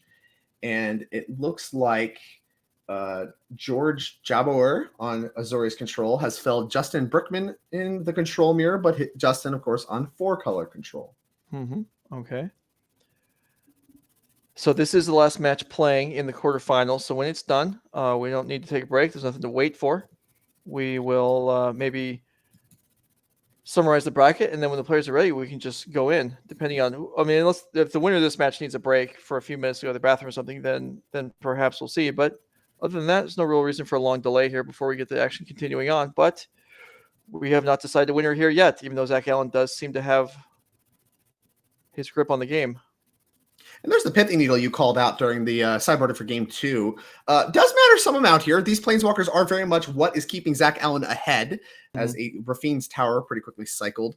You know, that one being able to shut down one of the Planeswalkers, I have to imagine it went after Teferi, but it could have been Ren. It could have also been Boseiju, like you mentioned, as a possibility as well. I guess. Looks like Ren's being activated, which makes me think it's not that one. I love the process Right. of elimination, Joe. Yeah. Well, so if oh wow, okay. So it's gonna be double Let's just red get rid of activation. that Pure Soul Paladin. Yeah. It's looking at me wrong. So Absolutely not. If it was not Ren and not Boseiju, then it's a guarantee that Boseiju could kill the needle regardless. So maybe Boseiju was named, although Teferi hasn't activated this turn. Looks like he's reaching It for it. was Yeah, I think you're Boseiju. right. I think Boseiju was named. Is typically the best name, as you called out. You just get to blow it up with Boseiju if you don't name Boseiju. So it's kind of locked in to doing that one. And Springleaf Drum, bunch of noise in Will's hand that does not answer what's in play. Will sees the writing on the wall and offers his hand to his fellow competitor. All right. So Zach Allen is victorious and will advance to the top 4. That matters, obviously, through the course of this tournament, the results of the day, and also on the overall year-long leaderboard. Let's go ahead and bring that up while we've got a moment, and we will see both Zach Allen and Will Krueger fairly high on the list. Zach Allen, currently the second unqualified player in line, although potentially with the results this weekend, maybe he can pass away Riederman and reach up into the top. Either way, the top 4 players on this list at the end of the year will qualify for the championship. And you can see Will Krueger is currently 4th. Oh, so wow. Any point. Yeah, I mean, that's a big pickup, winning over Zach Allen behind on points. It's a big match to win, not just for money, not just for the trophy, not just for the glory, but for these extremely valuable NRG points as well for the championship. Elenbogen, less needing the points, did lose here in our quarterfinals, but he's already qualified. We will already be seeing him at the championship at the end of the year already. Yeah. Okay. So there's how that stands. If we have an updated bracket, Drake already read out some of the results, but maybe we can take a look at that. If not, we can just sit here and there we go. All right. So yeah, like you said, Dominic Vitello with Golgari Yawgmoth and Stephen Dykman with Grixis Death Shadow representing the non-control players. I believe we had 4 control decks in the top 8, maybe. Yeah, it looks like 4 made it, and half of them made it on. So about on rate, about what you'd expect. And Zach Allen and George Jabbour. So we could have a control mirror in the finals. We could also have Yawgmoth versus Death Shadow in the finals. We will see how that plays out. So if you're enjoying the content, stick around and watch how this day plays out, and also give us a follow if you're enjoying things. Drake Sasser here. Okay, players taking a break. They're going to go to the bathroom for a minute. So we'll take a minute here as well. We'll be right back with the top 4. This is No Rage Gaming. Thanks for watching. We'll be back.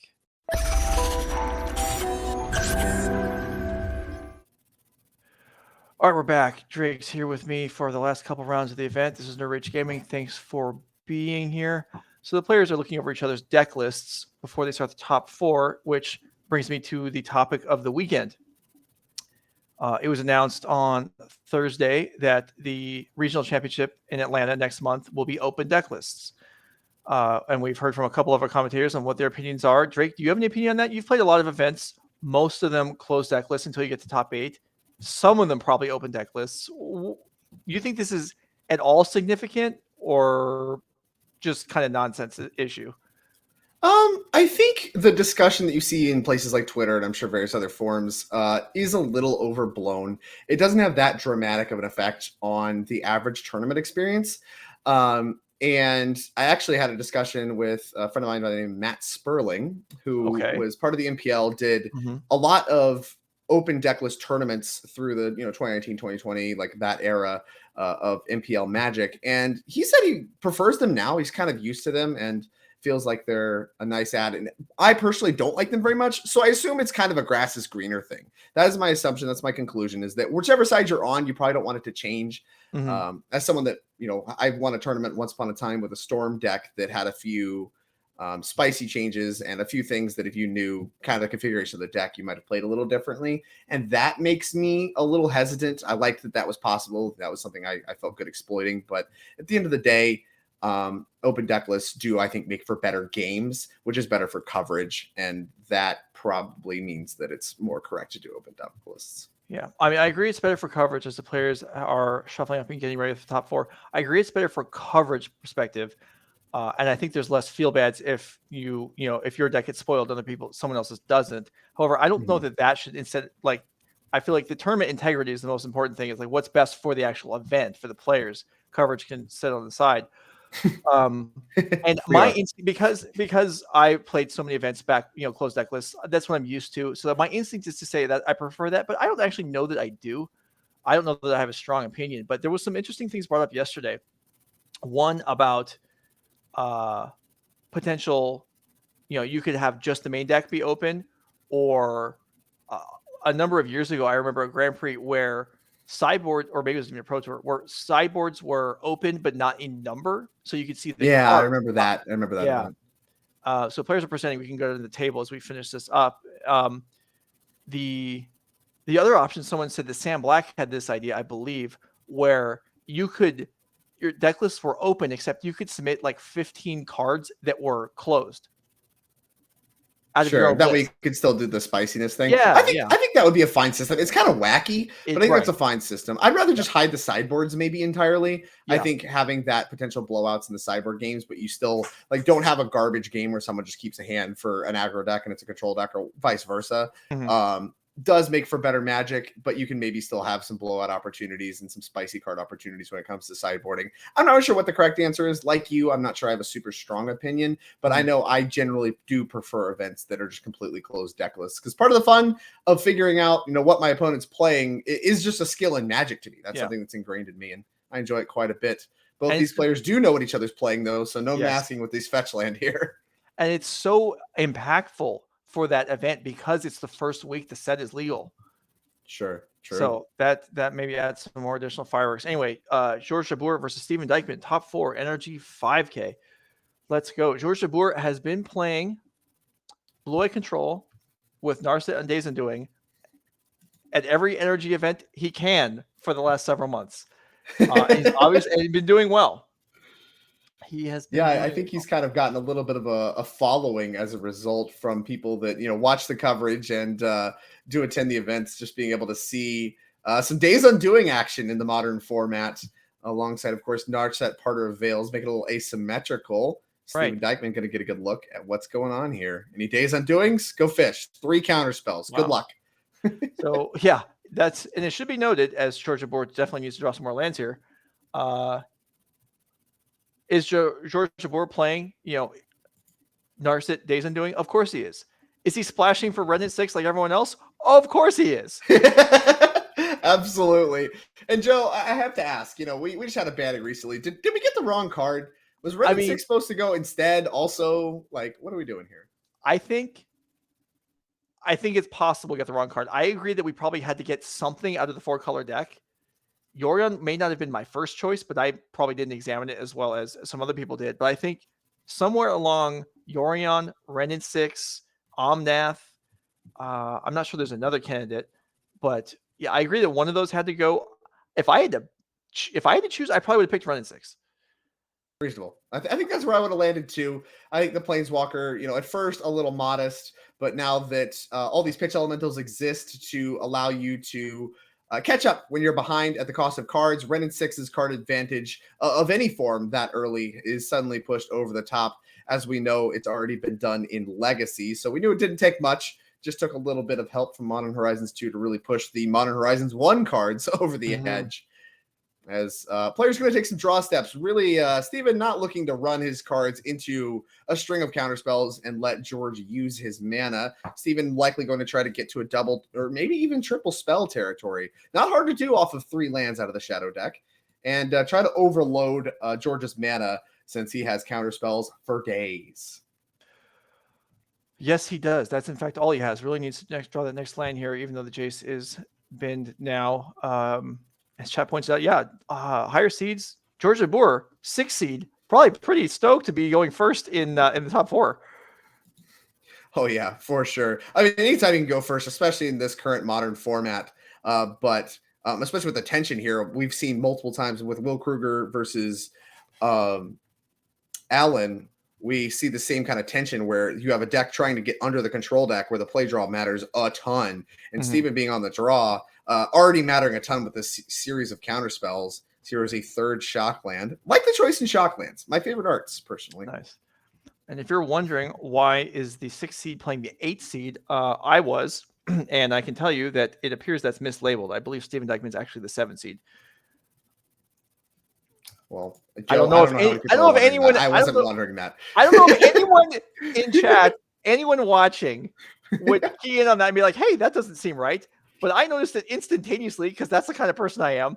And there we go. It is number 7. Attention to detail. Put that on a resume, Joe. I got you. Well, it's not so much attention to detail. It's I am just waiting for things to go wrong during these broadcasts. And you're optimistic. I see. I looked at that and I was like, are the wrong players playing each other? That was what my thought was. For sure. All right. As Steven considers making a play, chooses to do nothing at all. Also still reasonable in the face of a pile of counter spells. And this is very much why I think Control gets a bad rap, Joe. People don't like playing against it because it kind of means you don't really get to play your spells if you want to play correctly. Mm-hmm. All right. Now, interesting to me. Now, I know everyone argues that fetching the Finn doesn't actually accomplish anything, but if I'm hunting for my 4th land, I think I would not have fetched there. So that would suggest to me that Jabbour might actually already have a land in hand. Or just needs that triumph for some reason. Right. I don't know. When you're potentially splashing, multiple colors outside of your baseline blue-white deck, then maybe you have more incentive to just get it on the board. We'll see. I mean, something like Ren and 6, if you draw it and you held up the fetch land, you don't have the untapped red sources, would make you feel real silly. Mm-hmm. Yeah, that is very true. And that does probably impact things quite a bit. So George thinking about this here? Yep. George's thinking if he wants to do anything at all. Pretty tempting to do nothing. You really want to start cashing in these counter spells, but Steven has made it pretty clear that he's not intending on running things out until he can do multiple things. And with George only stuck on 3 mana, you're not going to be able to do multiple counter spells in the turn quite yet. And if he misses a land drop here, that's huge for Steven Dykman. Mm-hmm. Yeah, I wonder if George thought about that for a while. I wonder even if you have run in 6 there, are you afraid to run it out there and potentially get it nailed by dress down? Even though the upside is so high. And so that might explain the pause there. And then, George decides to just pass as Steven will cantrip a dress down. Yeah, maybe the cantrip, one of the less impactful things. We know we're not really scared of discard. We have counter spells for years. Mm-hmm. And, dress down coming down. The thing that's scary now is something like Krueger, a card that can come in and be extremely impactful underneath the dress down. Dash Ragavan, not going to quite do what Steven wants it to do as long as there's a dress down still in play. But you get a good look at Krueger there. That one's a 6/6 for 2 mana. But unfortunately, you don't actually get to keep it in play unless there's a dress down in play, because that one's going to go to the graveyard unless it escaped. Do get a little bit of card advantage for your trouble, or at least get to trade even, as it does make your opponent discard a card. That nice middle line of text there. But typically looking to escape that one later in the game and start to take over the game. Mm-hmm. The dress down trick is one of the powerful things that this Shadow deck has access to, as well as just making the Death Shadow a 13/13, which is kind of doing its best Temur Battle Rage impression for the Shadow decks of today. So if Krueger comes down here to stay, what does Jabbour do? You burn a counterspell, obviously, right? Or do you wait and use your verdict? It probably depends on what his other cards are.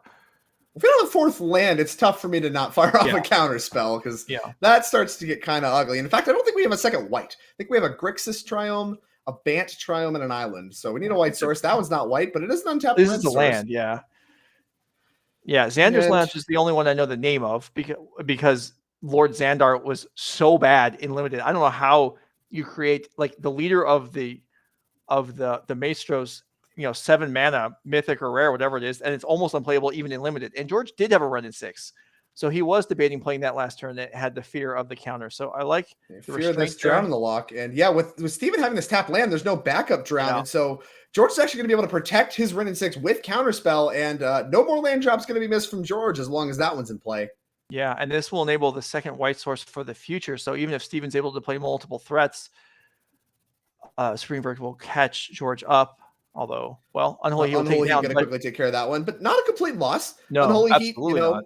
Could be worth a lot, especially if you're trying to do Narset Days Undoing. Unholy Heat very good at picking off the Narset when you go for that combo, and that does a lot to restrict the power of Days Undoing. But with that one out of the way, the shields are down for Steven Dykman to make a big play. No counter spells up here. There's 2 of them face up, as George has very kindly left them face up for Steven Dykman, all the known information. It's a kind thing you see players do. These players, of course, I'm sure played against each other many times. Both of these players also NRG mainstays. Yep.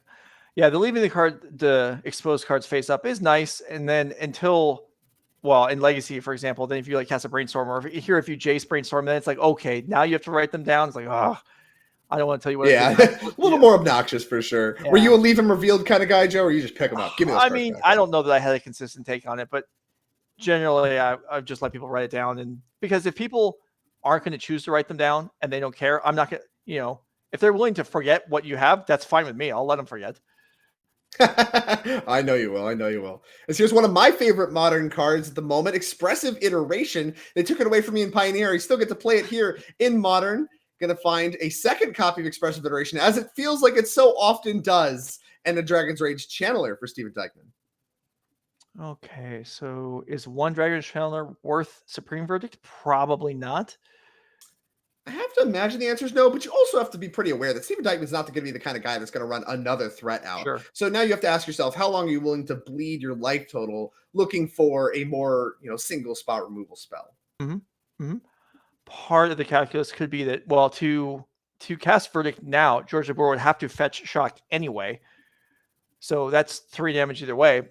Sure, you're giving your opponent some Surveil triggers. But yeah, I don't know. I would not be in any hurry to Wrath here. Definitely not. And are you even really giving that many Surveil triggers? I mean, how tempted is Steven to start running his next Expressive Iteration into these counter spells, right? That's true. As Ragavan the pickup, that one I might look to dash. That's almost certainly going to hit a counter spell. Makes future Ragavans good. Makes your Expressive Iteration good. You also have Spell Pierce up if things start getting weird. Like if you want to make a fight, you can fight with Spell Pierce plus Drown in the lock here. A lot of options for Steven. Yeah, this way, Dash Ragavan just adds so much more capability to the card, even though it would be completely playable Ragavan if you took away one of its abilities at random. Dash does really have a consistent impact, not being able to use Sorcerer Speed removal. But Steven decides no, he's just going to get in for 3. Yeah, when I hear Ragavan discussion here, one of the more incredible things is we managed to find a broken 1-mana aggressive red creature, cares about attacking, that the burn deck in Modern doesn't want to play. As here's a big pickup for George is an Instep Solitude. That is a single spot removal spell that we were talking about. And being able to use it on Instep does make Steven tap down 2 mana. And now, if you're George and you have some kind of very powerful follow-up, you're actually in pretty good shape. Yeah, certainly could be. Still Spell Pierce available, but if there's a land, there is the Spell Pierce is potentially dangerous because if George untaps into something like Planeswalker plays Days Undoing, I think he's at 10 life. I think you're not. I think you're pretty willing to Days Undoing though, because that Croxa is going to come back eventually, and you'd probably love to reset the graveyards before that happens. Oh, I'm sure. And here is Narset. With 2 mana up, so Spell Pierce can be paid for here. Very true. And that was going to very quickly roll down. We get a good look at Narset Parter of Veils, an uncommon from War of the Spark. 1 UU, legendary Planeswalker. 5 loyalty. Each opponent can't draw more than 1 card each turn. -2 for a nice little wall of text that basically announced it. Look at the top 4. You get a non-creature, non-land from it. Rest go on the bottom in a random order. Powerful Planeswalkers. Here is a Prismatic Ending going after the Dragon's Rage Channeler. That one picked up off the Narset, it seems. And that one very quickly going to get Spell Pierced. And that threatens to answer the Narset here. And once again, these counterspells looking a little awkward as George is not representing them on Steven Dykman's next turn again. No, well, I don't think you're supposed to draw all of them. Also, they're all revealed. So that makes it tough because Steven's, might play into, he's not going to assume you have 3. You might play into 1. But knowing they're all there, it's just leads to him being able to make much more informed decisions and frustrate George Jabbour's ability to interact here. Oh, absolutely. You want to talk about that last turn where he went Instep Solitude. Maybe if Steven Dykman doesn't know about these counterspells, he goes for something different, and you get to use one, maybe both of these counterspells, and then follow up and untap in Solitude. Everything goes your way. But because Steven knows about them, we're really seeing the power of that turn 1 Thoughtseize against these kinds of control decks when they have hand compositions that look like this. There's options here for Steven Dykman. I kind of like just attack, kill Narset, and then bring back Croxa. because Is it's there a gonna- Crux in the yard? I I thought didn't remember seeing it. Oh, didn't we? You talked don't about think it so much. I assumed there was one. I guess maybe there wasn't. Maybe that was I was just. trying. Well, that was mostly me trying to see what Steven was on about leaving the see. dress down and play on his turn. Right, what he did right. with the Yeah, dress that's what it was. All right. Well, you can. I somehow internalized that as meaning there was a Croxa, but you're right. It Okay, could never be. scratch I don't that. know. There's a big graveyard there. Could have easily missed it. There's a ton Well, of that's why I was stuff so going on. excited about bringing it back. I'm like, yeah, there's a huge graveyard. You can bring it back twice after it gets verdicted, but yeah, never mind. Well, Steven's either not excited about it or it's not there. One of those two things is the case, as Thoughtseize is going to be revealed off of Expressive Iteration number 2 that George cannot do anything about. This one potentially can start going after that Supreme Verdict. Maybe the counter spells. They haven't been terribly effective yet. So Thoughtseize is going to get cast. Surveil Trigger going to happen. Looking at a Unholy Heat to hit the bin.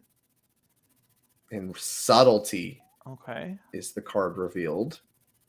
Yeah, this isn't a great hand for George. And again, it's going to allow Steven can kind of pick his spots and choose how he wants to pace the game here. I mean, if he selects the Supreme Verdict, this Dragon Rage Channeler can rampage for a while. Very true. Chooses to hit the Subtlety? Okay. Maybe I don't hate it. It's like the only proactive instant speed play George has access to. And, Steven's saying, all right, I'm going to do most of my stuff that matters right here. Like, I'm going to continue to play on these counterspells like I have been. And if you want to use that Supreme Verdict tough guy, well, I got this Ragavan for you as a follow-up. And, there's only going to be a Dragon's Rage Channeler in play once it goes to your turn. So none of your other cards maybe matter at all, whereas the Subtlety can at least threaten to, start doing some blocking. Mm-hmm. Okay, there's a land. So maybe we'll see George pick up Kahira here to be prepared to deploy it next turn, or maybe cash in Verdict and have counterspell up. He's going to choose to do nothing and hold up both counterspells. Okay.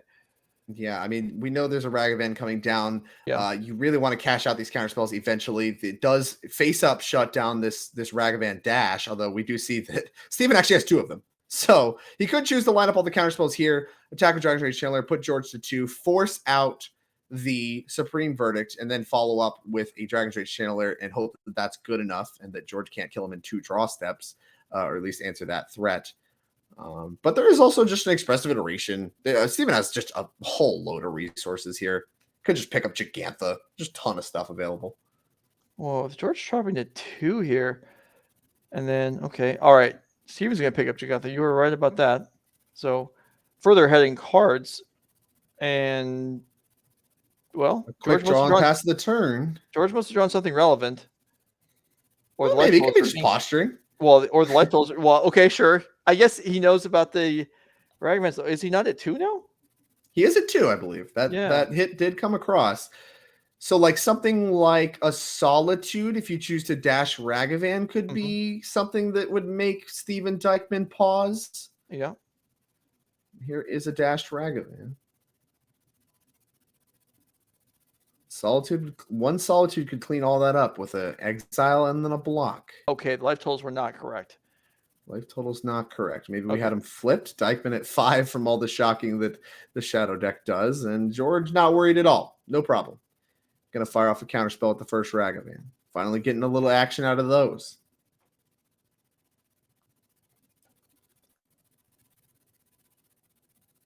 All right. Is the spinning pin trick a thing?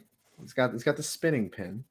No trick, though. Well, you don't know what else is going on over there. When George pointed at Steven, he might have just been, saying like, you should cast Ragavan right now into my counterspell. And Steven was like, okay. I don't know if that's the exchange that happened, but it is possible. Maybe George is just asking. Steven's like, you know what? I'm going to do whatever you want, and I'm still going to beat you. Oh, I like it. As here's a fetch down to 3 for George, looking at the fetchable options. What makes the most sense? Also going to probably take a scroll through, see what his outs are. What does he need? Grab a Temple Garden. Something that's cheaper to start with. He needs. Well, now we have Verdict plus Counterspell. That's not nothing. Yeah.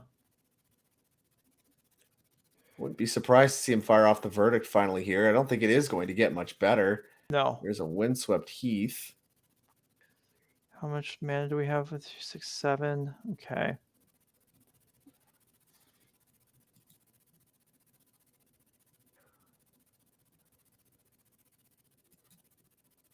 Well, given that there's actually something being thought about here, it almost has to be an interactive card. It has to be a removal spell. Otherwise, the verdict is just forced. Yeah. And I think George, I mean, there could be some posturing here to represent that too. Like if you just snap it off, that kind of basically signals that your hand was a blank. So I don't hate taking a moment to think here. Sure. If for no other reason than to do a little bit of Hollywooding. We are going to snap off the verdict. Counterspell for any follow-up. Now, we do know about the Gigantha in hand. That's something George knows about as well. If he plays that one runs pretty well into Counterspell, but what he doesn't know is Steven Dykman has just a handful of creatures. Yeah. I mean, we got Shadow, Channeler, I think another Ragavan, and this is all going to be tough for George to deal with because he has to deal with every single one of them. And I doubt Steven's going to let him deal with any of them at 2 at once. Yeah, like that's what I was about to say. Is Steven going to run out 2, you think? Or just continue to deploy 1 at a time and sit behind those? That would be an advantage for the way that George thought through that turn to suggest I do have some other removal spells, so maybe you should run out 2, and then he's got a verdict, haha, I screwed you. And I think he'll say that, actually. It's going to be expressive iterations. Steven trying to get even further ahead. I I think if he finds counter spells here, that's worth quite a bit. Yeah. Yeah, that Fatal Push needs to get out of here. No, thank you. Now we have to decide if we want to cast this third expressive iteration, as we so often find now, or if we just want to cast this shadow we found. Looks like we're casting the shadow we found, and that expressive iteration going to find its way to Steven Dykman's hand. This showcase is really the power of expressive iteration. Not only is it a 2-for-1, but it's really, really good at finding the rest of the expressive iterations. Yeah, I suppose it is. All right, Death Shadow on the stack meets the counterspell. All right, down on mana, but I'm willing to counterspell any threat here. Steven Dykman says, well, I have bad news for you, buddy. I got a lot more where that came from. Here is, did we pay enough for this? Yes, we did. Cool. Dash Ragavan. That's not going to do a whole lot. We got treasures left over. We're going to leave another creature in play too, just for my troubles. And here is a Dragon's Rage Channeler. And that Ragavan is going to come on back to Steven Dykman's hand. And George is going to need a series of very good ones. Yes, he is. And the Windswept Heath, you can see he got moved aside over to the Kahira. It's basically in the companion zone as well, because touch that one, you die. It's worse than a companion. It's daring you to. It's not even, there's no companionship there at all.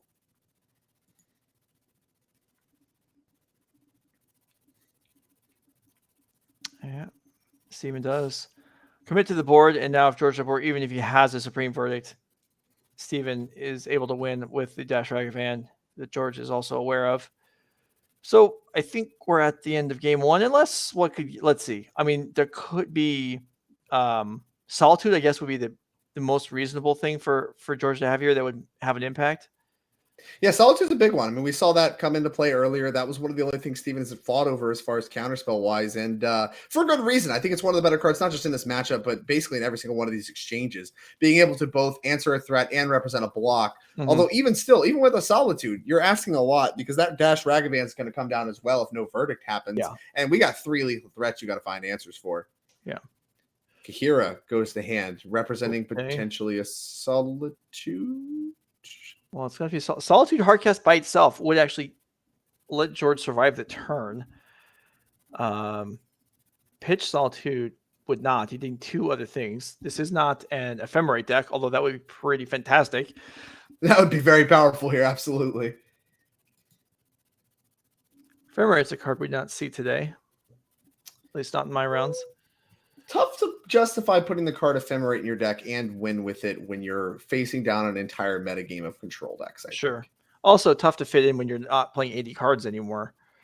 Very true as well. Less lower powered slots that need to be filled. What are the chances 3 months from now it's determined that, you know what, all these Yorion decks were just filling their decks with junk anyway, and we shouldn't have been playing them all along?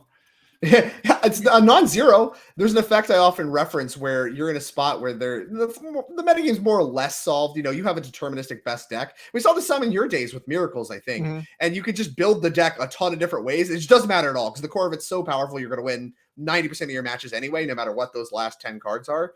And that's just kind of the power you get from registering the best deck. And we may see that effect come into play, like you said, with the Yorion decks. It's like the Yorion stuff's just for show. You could have been doing whatever, the whole thing in 60 cards, and it's a better deck anyway, all this time. All right.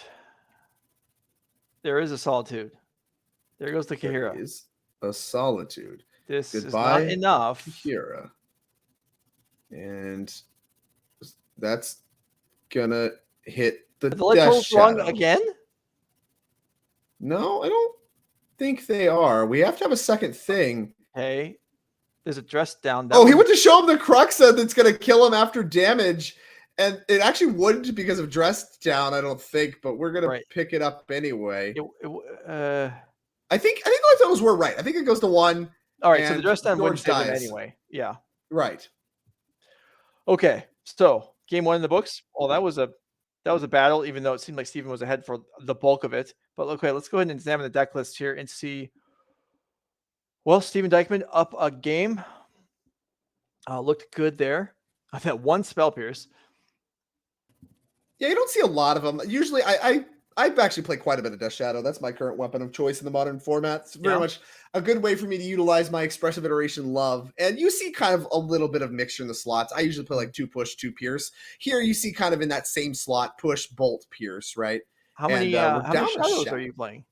4. I'm not sure what's up with 3. I guess Steven respecting the presence of Solitude this weekend and a very good performance to show for that. So, maybe a pretty good idea to go up on Dragon's Rage Channelers a little bit. That's usually the one you trim, and go down on Shadows to get around some of this Leyline Bindings and Solitudes and what have you is going on this weekend. For sideboard options, Mystical Dispute, this is one of the best matchups for it. It's the reason to play the card. You have additional Spell Pierces as well to reach for, and Invasive Surgery and Kaido are some sweet cards. Not sure they're for this matchup, but you could if you wanted to. Yeah, I mean, Kaito seems pretty cool. I wouldn't mind seeing that. Surgery, I don't know. I mean, what's the big sorcery? Supreme Verdict, you can't count that anyway. Yeah, can't count that one. Yeah. Absolutely not. So that might be, I guess there's Days Undoing. I mean, open deck lists are available. Yeah, that one's probably still not good enough. I think a lot of times that stuff is the worst stuff from Georgia's side anyway in this matchup. All right, let's go ahead and look at George Jabbour's blue-white control splashing round in 6. Celestial Purge is a card that catches my eye as a sideboard option here. That one effectively Vindicate against this deck. Yeah, that's a nice one. Veil of Summer, often good. March of Otherworldly Light, potentially. Yeah, there's certainly toys to play with here for Mr. Jabbour. And are there cards that he particularly doesn't want? I think Subtlety is pretty bad in this matchup for a lot of the same reasons we saw it be not too great against the Hammer decks. Yeah. Just kind of, once again, you're trading 2 cards for a threat that is pretty cheap. And the Shadow decks as they're built today play a lot of threats. I mean, you're looking at upwards of 16 threats most of the time. So trying to answer, it's not like they're getting behind one critical threat like you see a lot of the tempo-based Delver strategies. They have a lot of creatures, actually. And they play much more of a mid-range game just with cheaper cards. Yeah, boy, 4 Narsets in all formats. I mean, not shying away from the fact that it's not great against all these aggressive decks, maybe. I mean, but yeah, it's working. He's in top 4 again. Big Time Twister fan myself. I can respect a little love for Days Undoing. Yeah, that's a lot. And like I said, not a ton. You might can reach for like Chalices too out of the sideboard. Chalice, yeah, maybe. Celestial Purge, Veils. A lot of good sideboard options here. So I wouldn't be surprised to see George have a lot easier sailing on the play after being able to make a lot of these sideboard changes where maybe some of the other planeswalkers aren't as good. Some of the Days Undoing stuff maybe can be trimmed, and the subtleties, of course. Trim some of the fat, get some of your efficient removal spells in, and then play a true mid-range versus control game plan. Seems to be pretty good for George Jabbour here in game number 2. So isn't Days Undoing and Red and 6 kind of not a combo? I mean, you get your lands out of the graveyard. You get your retrace cards out of the graveyard. Your retrace cards, Joe? What are we retracing? Whatever. Whatever. Prismatic Endings. Doesn't matter. Those, I guess, nothing else. Supreme Verdict, maybe. I mean, yeah. You have Ren 6 Ultimate, and then you Days Undoing, and then there's nothing to flash back. That's not exciting. I think this is deck building error. It must. You know what? Why don't you have a conversation with him? You, Mike, could be the one to convince George Jabbour that it's no longer time. It's time to put the Days Undoings to bed. You could be the one, Joe. Well, hold on. Maybe we're arguing that Ren 6s should go, not the Days Oh, Undoing. you're right. The Red and Sixes. Well, we already argued they might should go in the format, so Yeah. maybe it'll be a self-solving problem for George here. All right, let's see what happens. Let's see if it's good enough to get him to the finals, or if Steve and Dykman is moving on. Let's go down to the table here. This is the top 4 game 2 at Nerd Rage Gaming, Modern 5K. Thanks for being here. We are ready to go. Players not quite presented yet. You can see the companions on the board. We banned one companion, and we got 2 more in play, or 2 more ready to go. Yeah. I mean, whatever. Just go down the line until they ban them all. We'll just play the next one, right? They'll get worse and worse as time goes on, but they'll still be there, ever watching.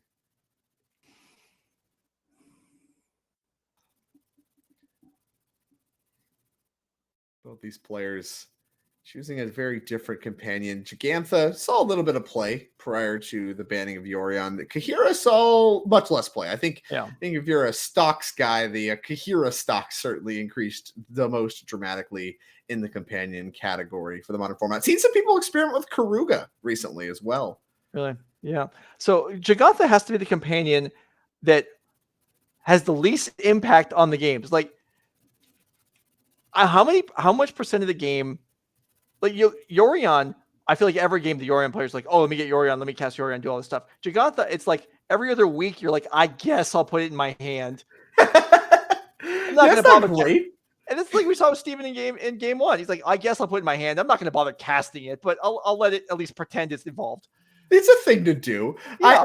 I will admit I have put it into play once, and it was extremely important as a creature to animate my unlicensed hearse.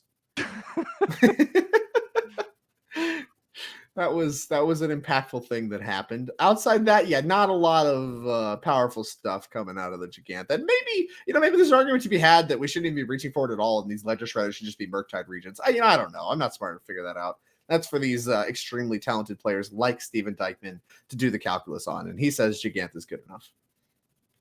Well, maybe it is. All right, so we're underway here. Triome for George, Dragon Rage Chandler plus Mishra's Bauble for Steven, and surveils a mystical dispute into the graveyard. A card that you claimed this is the reason for it, and this is why it's here.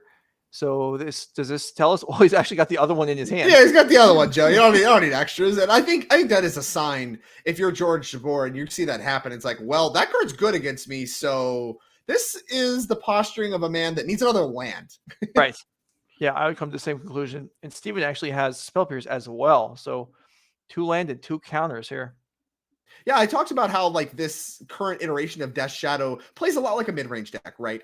In a lot of the games with the density of creatures and just efficient spells, it's not as much of a tempo deck like you see Delver style. Well, in this matchup, you definitely need to get underneath the control deck. So the best way to do that is actually to revert to acting like you are a Delver deck. And that's what we're going to see happen here. A couple of early threats backed up by some really cheap counter magic, doing the tempo plan that mid-range decks should be able to pivot to if they want to have a chance against any of these control go bigger decks.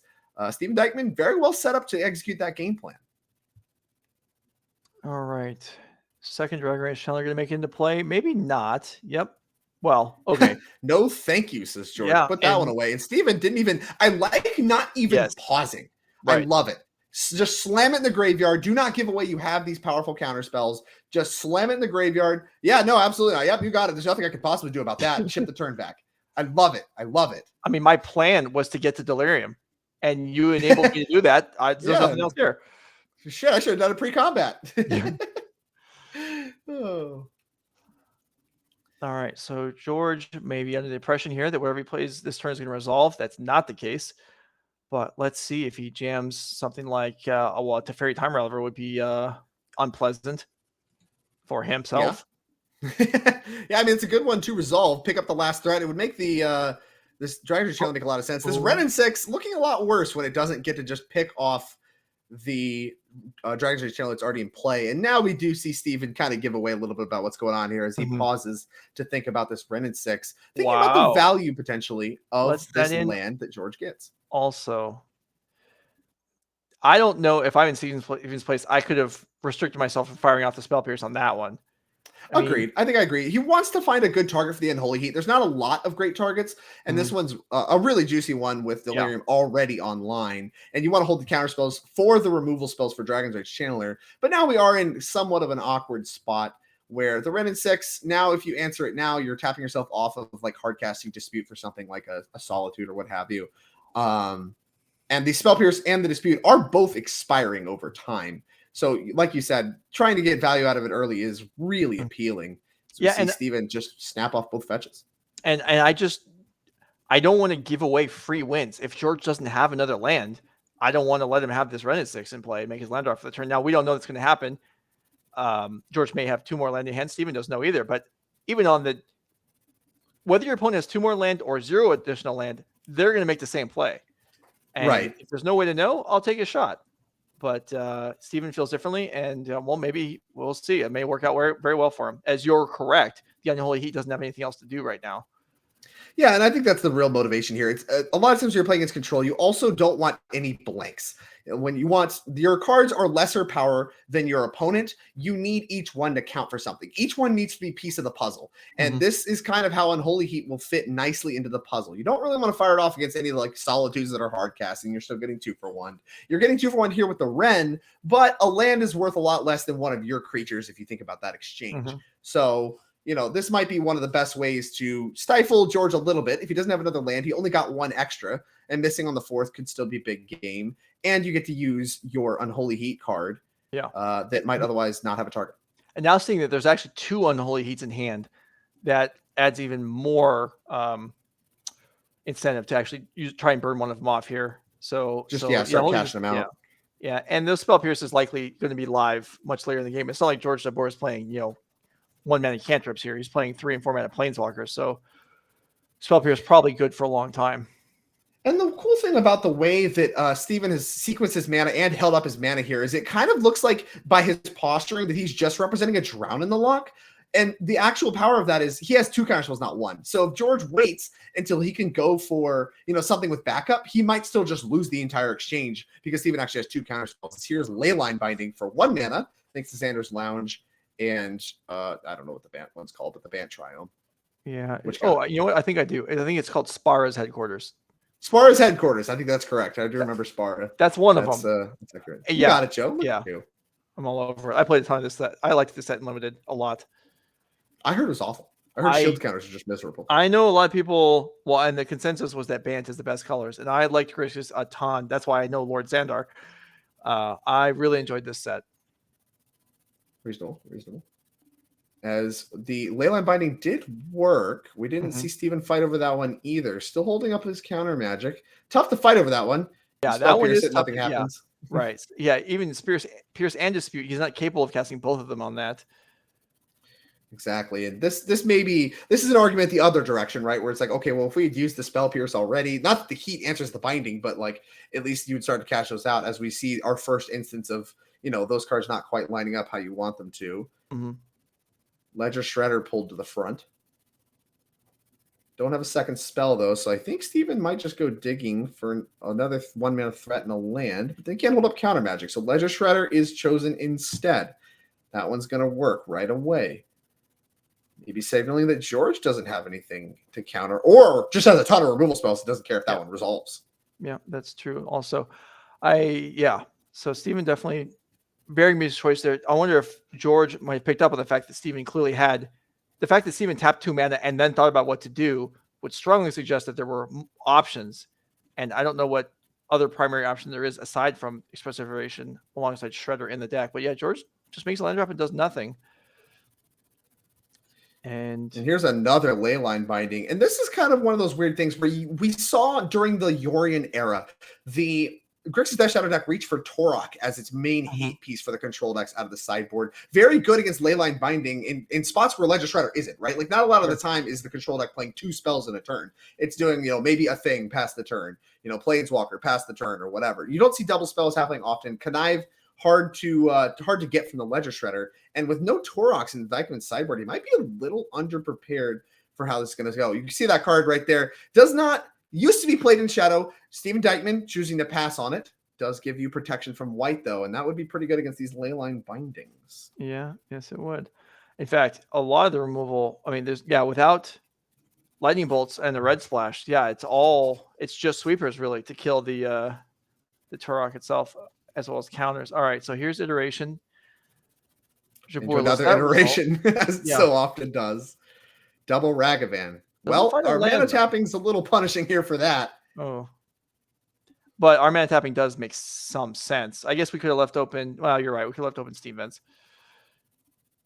I know. Regardless of how Steven Dykman did that, he could have been punished. He could have left open Steam Vents and found a Thoughtseize. It could have been, any way he did it. Probably he was hoping to find a land there. Absolutely. I think he definitely was. And with no land, and I think he does have a shadow he could play, a little 2/2 shadow. Chooses not to, no protection backup for it, choosing to hold up the counter spells instead. That's kind of tough. I mean, not being able to play the Ragavan, get your extra value off of the expressive iteration, effectively making it an anticipate is definitely not where Steven wants to be, I think, as Beseiju played as the land for turn for George. And now by not pushing the issue, Steven Dykman has kind of allowed George Jabbour to accumulate enough lands that he actually pay for counters here. So this would now take both of Steven's counters, and he only has 1 mana available. So this Narcissus is going to resolve. Yeah, I mean, maybe Steven counters it just to line up the 2-for-1 off the bat from... Actually, it's a 3-for-1, I guess, because he has to do this into heat.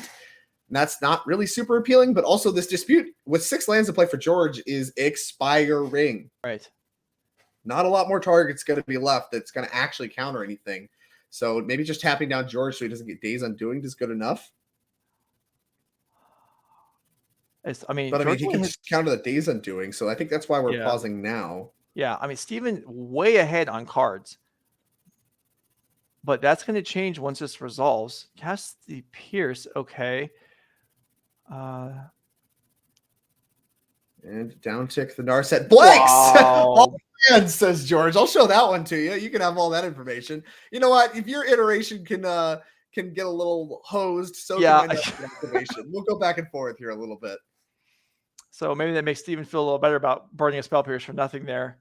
George still with the Spara available. There were Veil of Summers in his sideboard, I believe. Were there not? Let me check again. I think there was a couple. There was 2 copies, I believe. Yeah, so there are Lots 2 copies picked up for Steven. And those are still available. So even if Steven fires off something into Veil of Summer that he's able to counter, that's still going to wipe out his turn. And also, actually, Mystical Dispute is much harder to resolve on Veil of Summer than Spell Pierce. So I think that's what we're thinking about here. Steven, a lot of options. This is part of the power of the Death Shadow deck and part of what makes it a little difficult.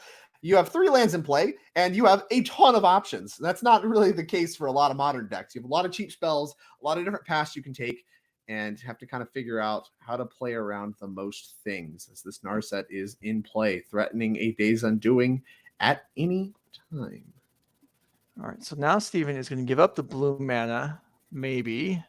No, I'm still not sure. So he can leave up Unholy Heat, he can leave up Mystical Dispute, he can leave up Thoughtseize. He's got a lot of cheap spells, but he would probably love to have at least 1 more land.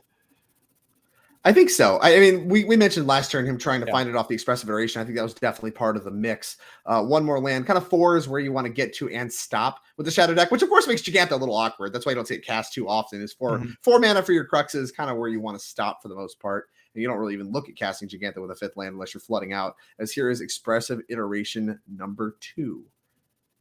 Maybe doing a quick Delirium check. All right, looking for a land. Swamp. Land. Is that 3rd land too? Oh, no, it's a Thoughtseize. Land Thoughtseize. Yeah, that works.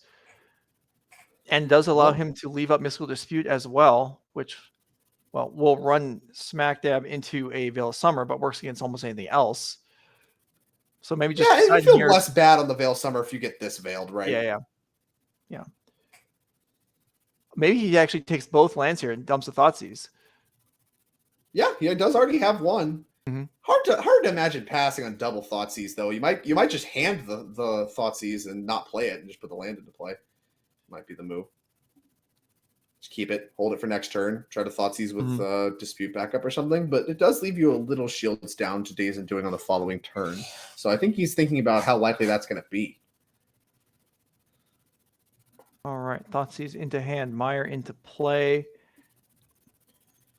And I imagine, well, it's either going to be, let's see. There's definitely options here. It could be, I would have to think we're going to fire off Unholy Heat. We don't want to let this Narcissus activate again. Whether we Thoughtseize first or not, we'll see. I don't hate just firing off an Unholy Heat here. Maybe we can grab another Blood Crypt on Heat and then hold up a blue card. The specifically Mystical Dispute, but looks like Water Graves grabbed. Can still do that play. Might Thoughtseize first and then Veil after. Gets the Veil out of the hand. Like Veil's going to be good basically at any point in this game, right? Like you're literally a black and blue deck. It's going to have targets no matter which way you slice it. Going to grab March of Otherworldly Light and only a land left over. So this Heat's going to look really good being able to pick off this Narset. That's all of George's action. Yeah, and well, Steven probably didn't imagine a scenario where George's hand was as bad as it was. Yeah, I mean, I certainly didn't. And Teferi, a huge pickup here. Yeah, can choose to pick up a Leyline Binding, or just plus. Can maybe think about it for a later turn. Do some tricks with that.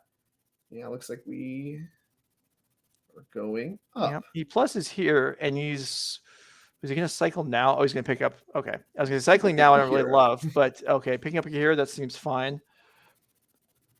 Some pretty clunky bottom of the barrel left over for George. Now Steven knows all the information's face up. There's Teferi in play, but outside of that, you know, it's free reign to resolve whatever you want.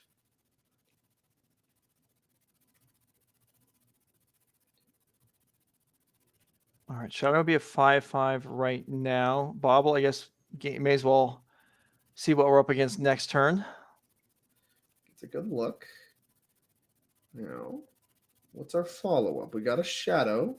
Can't protect it. This Dispute now completely shut off by the Teferi Time Reveler.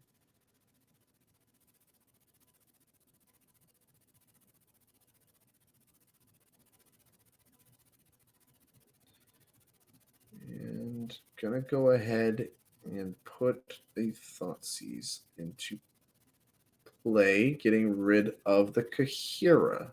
All right. Well, that does allow Thoughtseize this turn or next turn resolving does allow the Death Shadow to be lethal in one swing.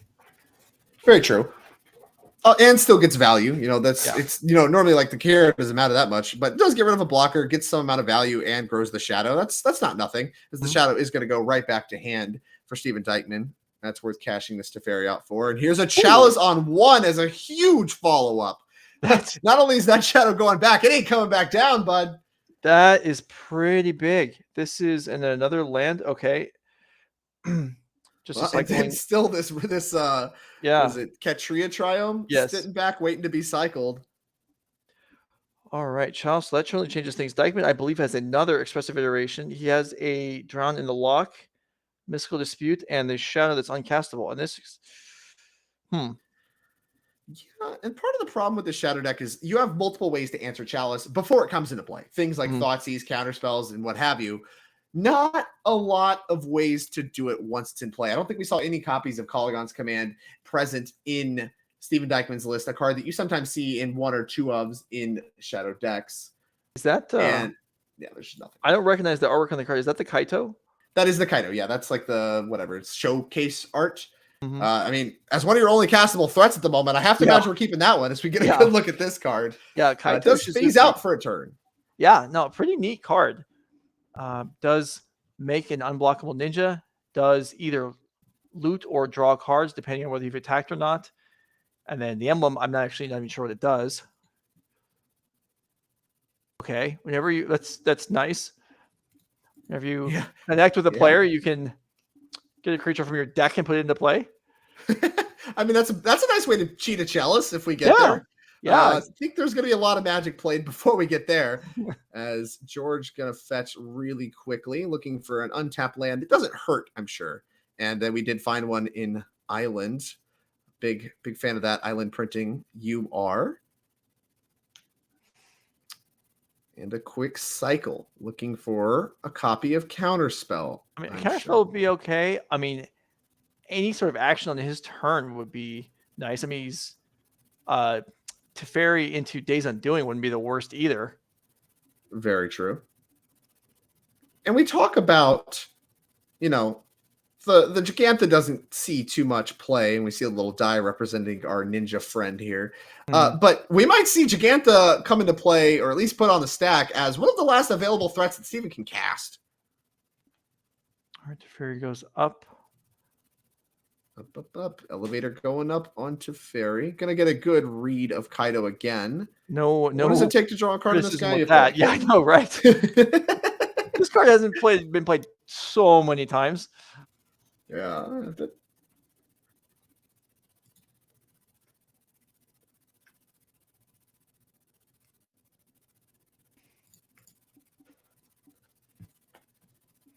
All right.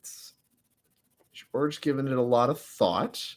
Both of these players very much kind of towards the end of their resources that work, which raises the amount of pressure on using those resources correctly. All right, it's in there. Teferi takes a hit. Steven may draw a card. And he gets to keep it. Oh, he's got a Kroxa in his hand.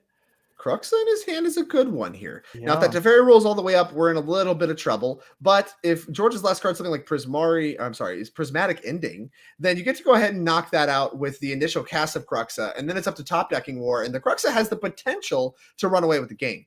As here it comes, a foil Kroxa for Steven Dykman. George has 2 cards. Yeah, I feel like Prismatic Ending seems unlikely, as it would probably been used on the Kaito, but it is going to resolve, take out a land, so George takes 3. I mean, 5 life is not a lot to play with here. And you see the escape cost there, black, red. Do not have that left over after casting the initial side, so we're going to have to wait till next turn to put our friend Kroxa into play via the escape cost from the graveyard. And Subtlety, the pickup. All right.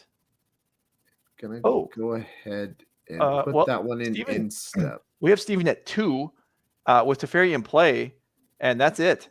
Yeah, that means that is a lethal Subtlety, and George has forced game number 3 here in this semifinals match. These Death Shadow decks, their life totals, I mean, just evaporate. Did George do anything besides the last 2 damage there? I don't think so. I do not believe there was a single attack made. It was all the Death Shadow. Big Death Shadows would have been 11-11s, but yeah, it does put you in very lethal range. And that is maybe some of the appeal of leaving a card like Subtlety in your deck post board against Shadow, is you could just steal a game, maybe an attack or 2 after a longer game plays out, and maybe get a little bit of tempo action on your own. Flip the script as the Azorius control players we saw happen there at the end of game number 2 as these players shuffle up, review sideboards, and get ready for game number 3. Actually, when we first saw the Subtlety, I was thinking, oh, well, George could have just cast that on the Kroxa, but if he had, he wouldn't have won the game right there, because Unholy Heat would have then taken it out. Exactly. But by waiting until the end step with Teferi protection, that was the end of it. Steven would have needed Otawara, and I don't believe he had enough mana for that. Definitely not. Super heads up play there by George. And we saw kind of what we talked about at the end of game 1. The texture of these sideboard games with George having access to his sideboard cards and being on the play, completely different. You know, we saw Steven kind of very much in command game 1. Plenty of creatures left over. George's counterspell is not really finding targets and kind of just got overwhelmed by a flood of creatures. Here, George did a very good job of keeping the board clear to 1 threat at most across the course of the game, and eventually found a spot when he picked up his Chalice of the Void to just kind of get the last threat off the table and shut the rest of them down and slam the door on the game. Right. All right. 1 more game to determine who moves on to the finals. Are we even up enough that we just savor the player going first, or do we think one of these decks has an advantage here? I mean, going first for the Shadow deck is going to be big game. I mean, we mentioned this, you know, time and time again when we see this kind of matchup play out. I think George was very favored going into that game, being on the play and having access to his sideboard cards, whereas game 1, I think Steven Dykman was very favored being on the play and no sideboard cards for George. Here we finally get to see kind of equal playing ground. We get to see Steven Dykman, you know, able to be on the play still, but George having a lot more answers to the stream of threats that could come from Steven Dykman's deck. So I think this game is going to be a close one. I would maybe still favor Steven. Just being on the play is very, very powerful in Magic the Gathering, but it would not surprise me if this went either way. Yeah. Oh, wow. Interesting. We're hearing now from the director. Steven, I don't think this happens. I mean, obviously, this happens very rarely. Steven has chosen to draw first. Whoa. All right. Well, Steven's just far more galactic brain than I am. I'm Ungus Bungus. Let me put my Ragavan into play first and hope that just gets you. But no, Steven's like, hey, I want that extra card. You can have your tap Triome in play. I do not care. I am going to beat you on card advantage and tempo with my threats. My cards are better than yours. I will be on the draw. That is sure interesting. That gives Red and 6 more time to work if George has an opening hand. I wonder if that would even impact your decision in game 3 on what kind of hand to keep. Well, I mean, if I'm Steven Dykman, I'm a lot less interested in Ragavan hands when my opponent has access to Red and 6s and on the play. Yeah. But if you're just kind of letting that ship sail as it is, maybe even cut Ragavans, I don't know, then maybe it's just fine. Maybe you're good to go. As we see 3 copies of Dragon's Rage Channeler. Tron assembled on that one. Okay. And Misty Rainforest go. Steven very quickly kept the hand. Extra land picked up. Didn't think he needed that one. Now he has a swamp, so we have 3 lands here. Bobble to go along with the Channelers. We'll see if he wants to fire that one off right away. He has, with 2 more Channelers coming, you get 3 Surveils on turn 2 if you get to keep all your Channelers. I suppose. Off this bubble. And even if this one gets picked off on Ren, right, that just helps Delirium. Like your next turn, you get to go Channeler, player Bobble, Surveil twice. There's already a creature in the graveyard, and that looks pretty good for assembling Delirium and having no more of your Channelers picked off by Ren. No, I agree with you there. The kind of startling decision by Steven Dykman, but maybe there is some logic to it, some merit. Maybe he wanted to take out the Ragavans, and he's like, well, that goes along with going second. Maybe he wanted to go second, so he decided to take out. Well, we don't know. The Ragavans may still be in the deck, and actually, this Bobble's going to be deployed here. But yeah, we could probably second guess this for the next 20 minutes, and Steven might be right the whole time. Oh, I'm not going to second guess it. Yeah. Steven is the one playing a top 4. I am the one sitting in the booth. I trust him. He's got this figured out as a Surveil comes, and a lot of thought being put into this particular Surveil. It looks like it's a second Bobble. That would pair well with the other 2 Channelers we know about. Maybe Steven's just not planning on deploying these Channelers, though, and I think that's part of what this entire sequence signals, is that we're going to play it a little bit like game 1, where we deploy 1 threat at a time, make you answer it, don't get beat up by Supreme Verdicts and the like, and get along with things. But when there's Chalices in the deck, that can be a little risky. Yeah, no, I agree. I'm remembering back to a number of years ago when Tom Ross was playing Pox in Modern, and he talked about choosing to go second every single time. And then I talked to some other good players and like, oh, well, if I play against him, I'll choose to go first. And they're like, well, but he wants to go second. They're like, yeah, but that doesn't matter. I'm going to want to go first. I was like, well, one of you is wrong. Yeah, one of you is deterministically wrong. Yeah. Do you think it's Tom Ross, who has a ton of experience and wrote about this deck, or do you think it's you, other player? I mean, Joe Schmo Rando. That's saying a lot, saying that you are saying the other player is wrong and that it must mean you're right. So yeah, so maybe there's no Ren and 6 to get punished immediately, so Steven escapes that one. I think he does shock, though, so maybe holding up a little bit of counterspell action. Shockland's doing a pretty poor job of masking counterspells when those have to come in untapped. But even counterspells against Dragon Age Channeler when you have another 1-drop, that's not great. Agreed. And I think Dykman might have picked up another land. I see an iteration among the mix. Looks like another Channeler might be deployed a little bit before the land. Could represent maybe George wanting to counterspell this one, especially if there is no second land for Dykman, as the Shadow deck is often very land light. Could maybe try to counterspell this, stop the stream of threats, and say, hey, if you don't have another land, I think I just get a free win here. All right. That one is going to resolve. And a second land follow-up for Dykman. Did choose to deploy a second Channeler into something like Verdict.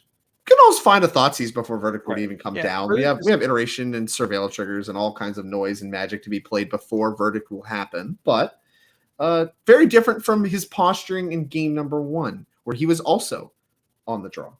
Mm-hmm.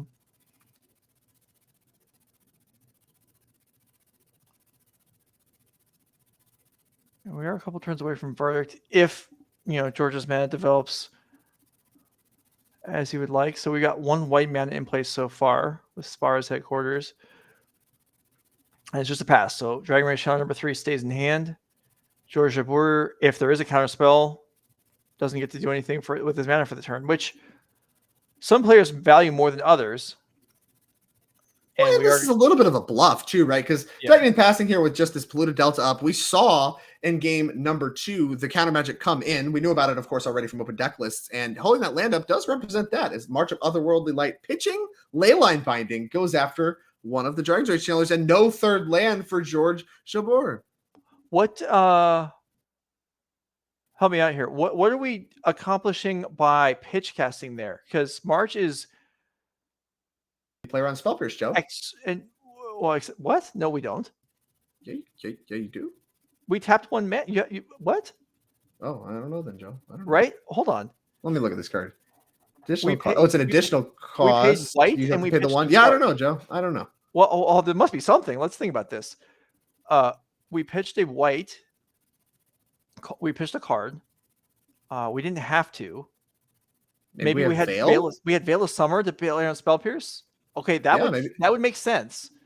Yeah, maybe he has Veil of Summer. Okay, and I mean, it's a powerful enough sideboard card to justify keeping a little bit of a land light hand too, as we see George pass with no second land. So maybe you have sniffed out a Veil of Summer. Well, so I would say more importantly is if that's the only thing we can think of, and I don't think we're bluffing by just pitching a Leyline Binding because that's a pretty valuable card. So if we're able to figure out the Veil of Summer works and not that anything else does, then is Steven also able to figure that out and then play around a likely Veil of Summer for the rest of the game? Well, he's not really playing on casting a lot of black cards based on his current mana sequencing. We do know he has a Swamp in hand, but his opponent does not, as we see Steven untap with only Izzet mana available, intentionally choosing to grab both of those. We see Watery Grave, the lands that Steven has access to. And now with Veil of Summer, no third land, you have to be pretty excited about maybe just jamming more of these Dragon's Rage channelers into you have to have Verdict and lands. You need to find these lands. Yeah, just jam in here. And with you pitching another removal spell to your first removal spell, your threats are a lot more likely to stay, and you maybe can just start raining them down. We'll see if Steven Dykman agrees. All right, Watery Grave. I mean, I think even if we think it's a decent chance it gets countered, do we ram Expressive Iteration anyway to get to Delirium? I think we're still pretty far from Delirium, right? We have only Artifact land in the yard. Not really interested after we've already played a land and trying to run off this iteration. That's like you're kind of ace in the hole left from what you have going on in your hand. A lot of the leftovers are pretty unexciting. Okay. I mean, that's certainly true. And just letting George Jabbour stew in his 2 land and wow. So same thing. Run it back. And this to me was that in combat? That was in combat. Yes, it must have been. So we get to deploy a third one. Yeah. And George picks up a land very quickly. Does this maybe signal like a Days Undoing where you're just trying to like spew your cards and then Days Undoing? I mean, I suppose that would make some sense, but yeah, this is clearly not going according to plans for George Jabbour. And Steven Dykman looking strong here, even though, like you said, his hand doesn't look amazing, and he's not even doing that much damage. Yeah, I mean, it feels so desperate from where we're seated, and yeah, these are 1/1s that are coming after George Jabbour.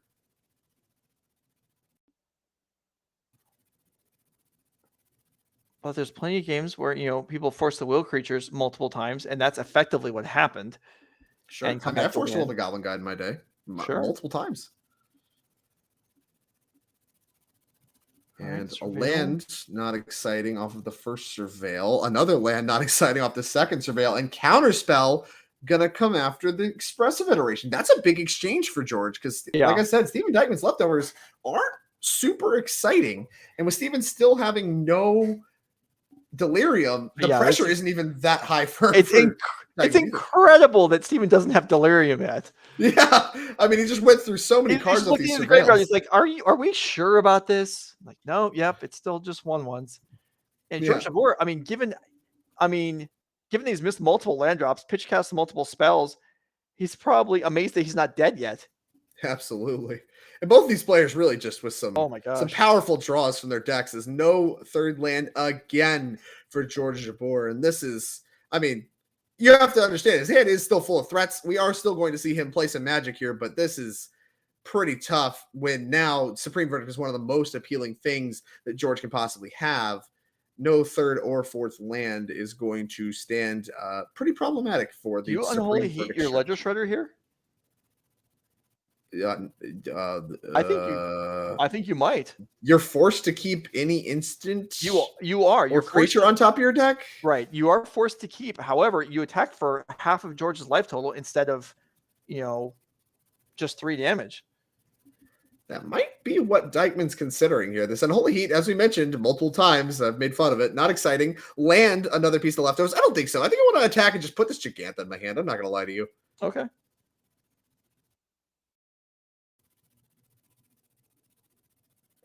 Could have done both. I don't know. I feel like I might have gone for it because there's no sweeper that George has for 3 mana. Well, it's okay. George is never going to have 3 mana, so that's just never going to. That's not going to come up. Oh. Yeah, I think I would have gone for it because George isn't holding castable spot removal either. So if he draws a castable spot removal spell, he's not drawing a land. So I think either way, you basically set up the win. Even not doing it, Steven is looking great here, despite the rather unimpressive hand. But we may actually see Gigantha get cast.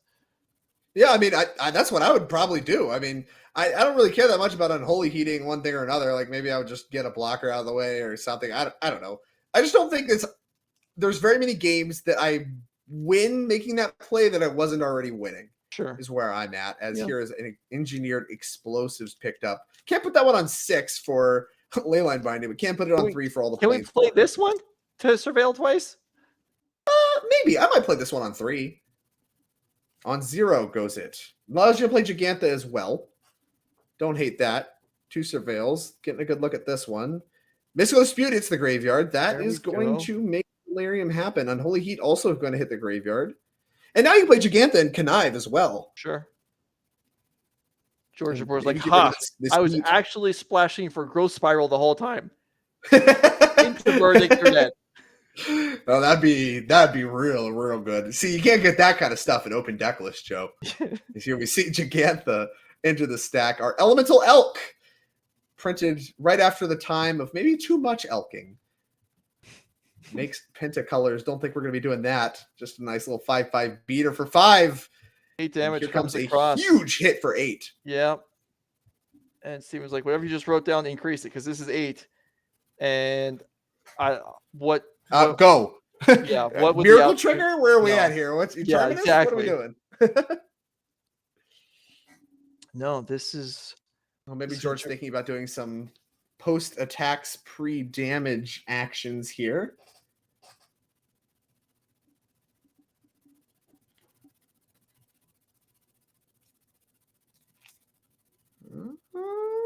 Yeah, not loving his options. I don't either. As here comes another 1 for 2, picking off the Dragon's Rage Channeler. Dragon's Rage Channeler probably the weakest threat on the table on top of that. But unfortunately represents the most damage in this particular attack. Okay. Steven with a hand out there. I mean, George Jabbour clearly went to write down life totals. If George went to write down life totals and with misunderstanding how much damage there was, he would have no recourse to saying, "Oh, I didn't realize you had delirium. Let me back up and kill one of your creatures." So Steven could very reasonably argue that George is still at 3 and took the damage from the creature he just killed. and did this post combat. Yeah, it looks like we're gonna have that conversation. There's probably something of the like. Definitely involves this Solitude as we are rebuilding the board state here. It's funny. It's much ado about nothing. I think I don't know what draw steps get George out anyway. No, I don't know what way this breaks where George gets his way back, but he definitely has no chance if he just takes it to the chin. Mm-hmm. Okay, so we had George at 11 pre-combat. Now maybe that was wrong, but assuming it was right, we have him definitely being attacked for 8. The quick mass says 3, and the Solitude is going to pitch it to Fairy. That's going to leave, 2 cards left over there for George?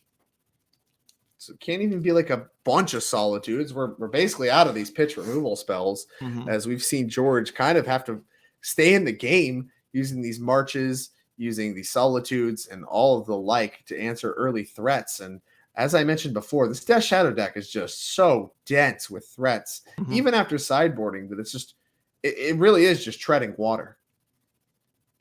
All right. Well, I was hypothesizing on what the communication issue was that may not actually have been correct. This could have been something else, but okay. So we're still. Anyway, we'll get an update here soon with whatever the ruling is, whatever the interaction is. Either way, George's going to need a big draw step. So while we're here, let us consult George's deck list.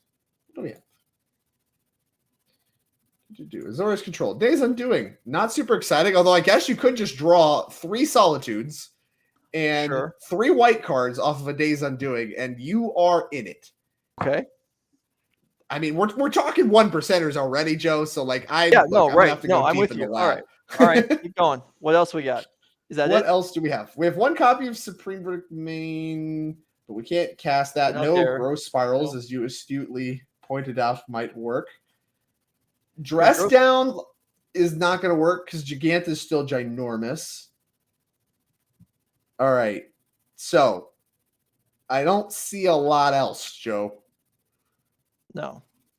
So right. Still working this through there. So chat, the director has told us that what I was speculating is not actually correct. So it's something else maybe that's happened. A ruling is being made. When we know, we'll fill you in. Yeah. A lot of hand waving going on. That's generally the case. I don't think crucial part of judge calls. Yeah, I don't think we're aware of it, but yeah, when that happens, I do the same thing. There's all kinds of gesturing and talking. And so when you just have a camera on. Okay, the ruling has slowly come in. A land was actually drawn. All right.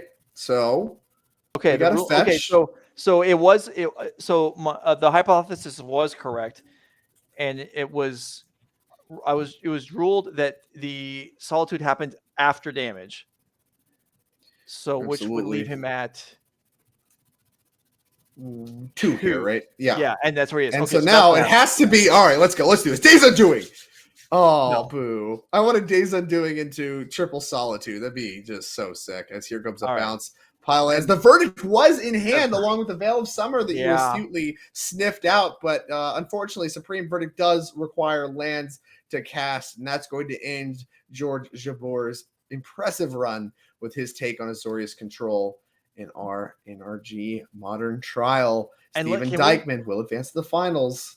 Can we talk about the fact that Steven Dykman chose to go second and won? I mean, yes, convincingly. Well, in George Jabbour, I mean, okay, he had many issues. We can't ignore that. But still, Dykman with an unconventional choice there and pays off for him.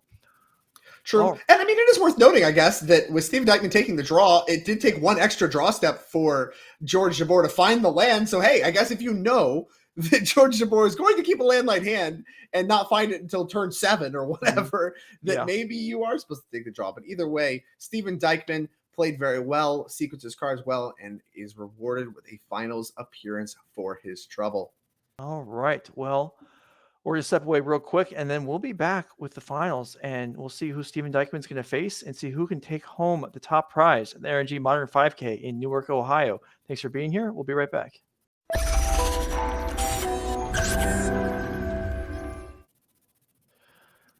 All right. We have some news that you're not all going to like.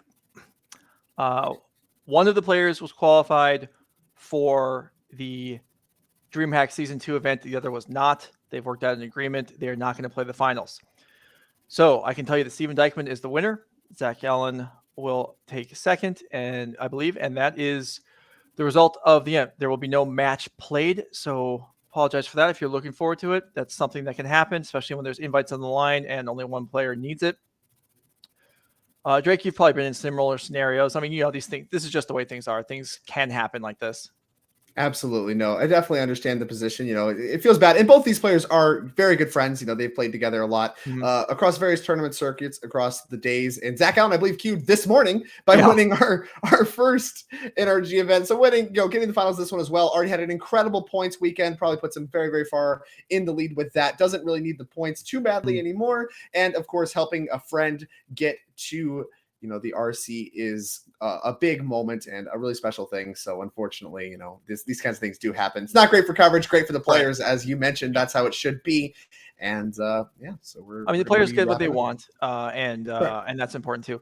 That's like, a few weeks ago when I was made it through in the qualifier, the RCQ I was playing in. And of course, I want the invite.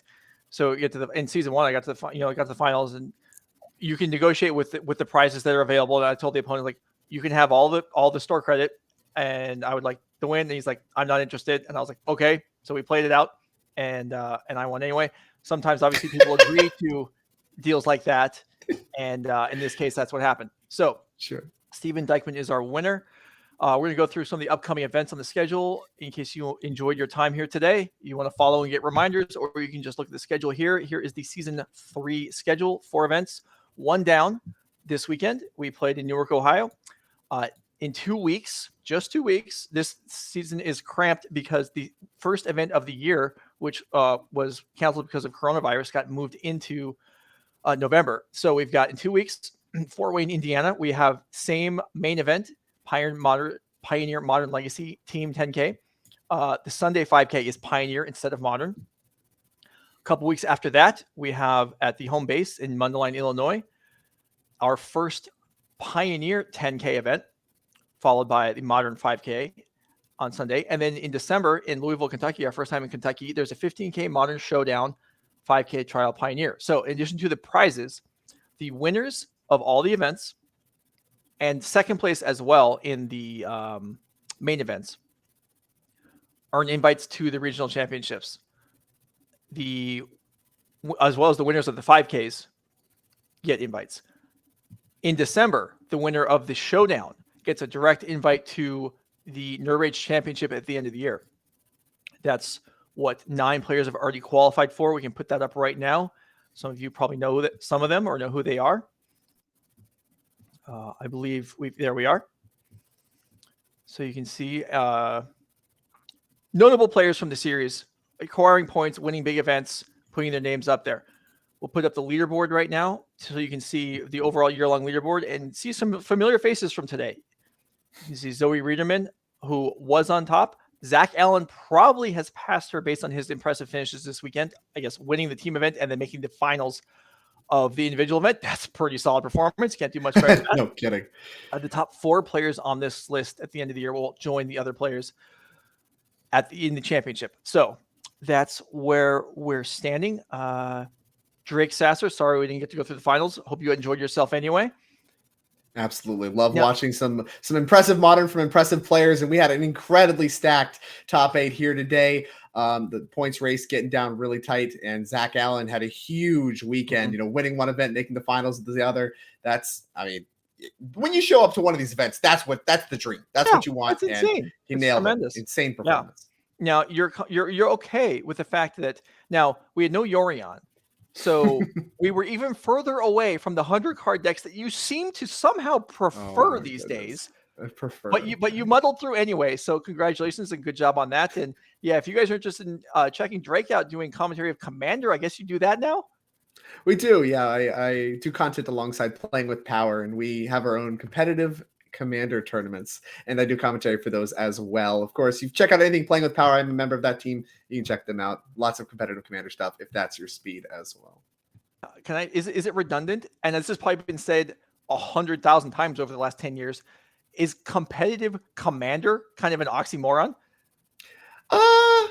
It can be. I mean, that's why the term exists, right? Like, Yeah. I have a shirt that says CEDH is EDH, right? Competitive commander is commander. It's the same format, but it shortens the rule zero conversations. That way, you're not talking about commander with someone who's like, yeah, I love my whatever clown tribal, and you're like, well, okay, I'm trying to kill you on turn one with ad nauseum. I think we might be maligned here. You have different goals. Yeah. Not everyone finds the same things fun. All right. Well, so you can find Drake over at the Playing with Power. That's good to hear, as well as everyone else that was here this weekend. We hope you enjoyed yourselves. For Judge Coordinator Sam Lewis, for Cover Spotter Corianne Thoreau, producer Matt Bamonte, director David Levin, for our commentator guests Drake Sasser, Becky Bell, Julian Knob, Devin O'Donnell, and Anurag Das. I'm Joe Lissette. We're representing Norman Cohen, owner of Nerd Rage Gaming, who didn't show up this weekend. And look, he must have sent like a 1200 baud modem. I mean, look at this feed we're dealing with. Anyway, thank you all for watching. We'll see you in a couple weeks. Good night.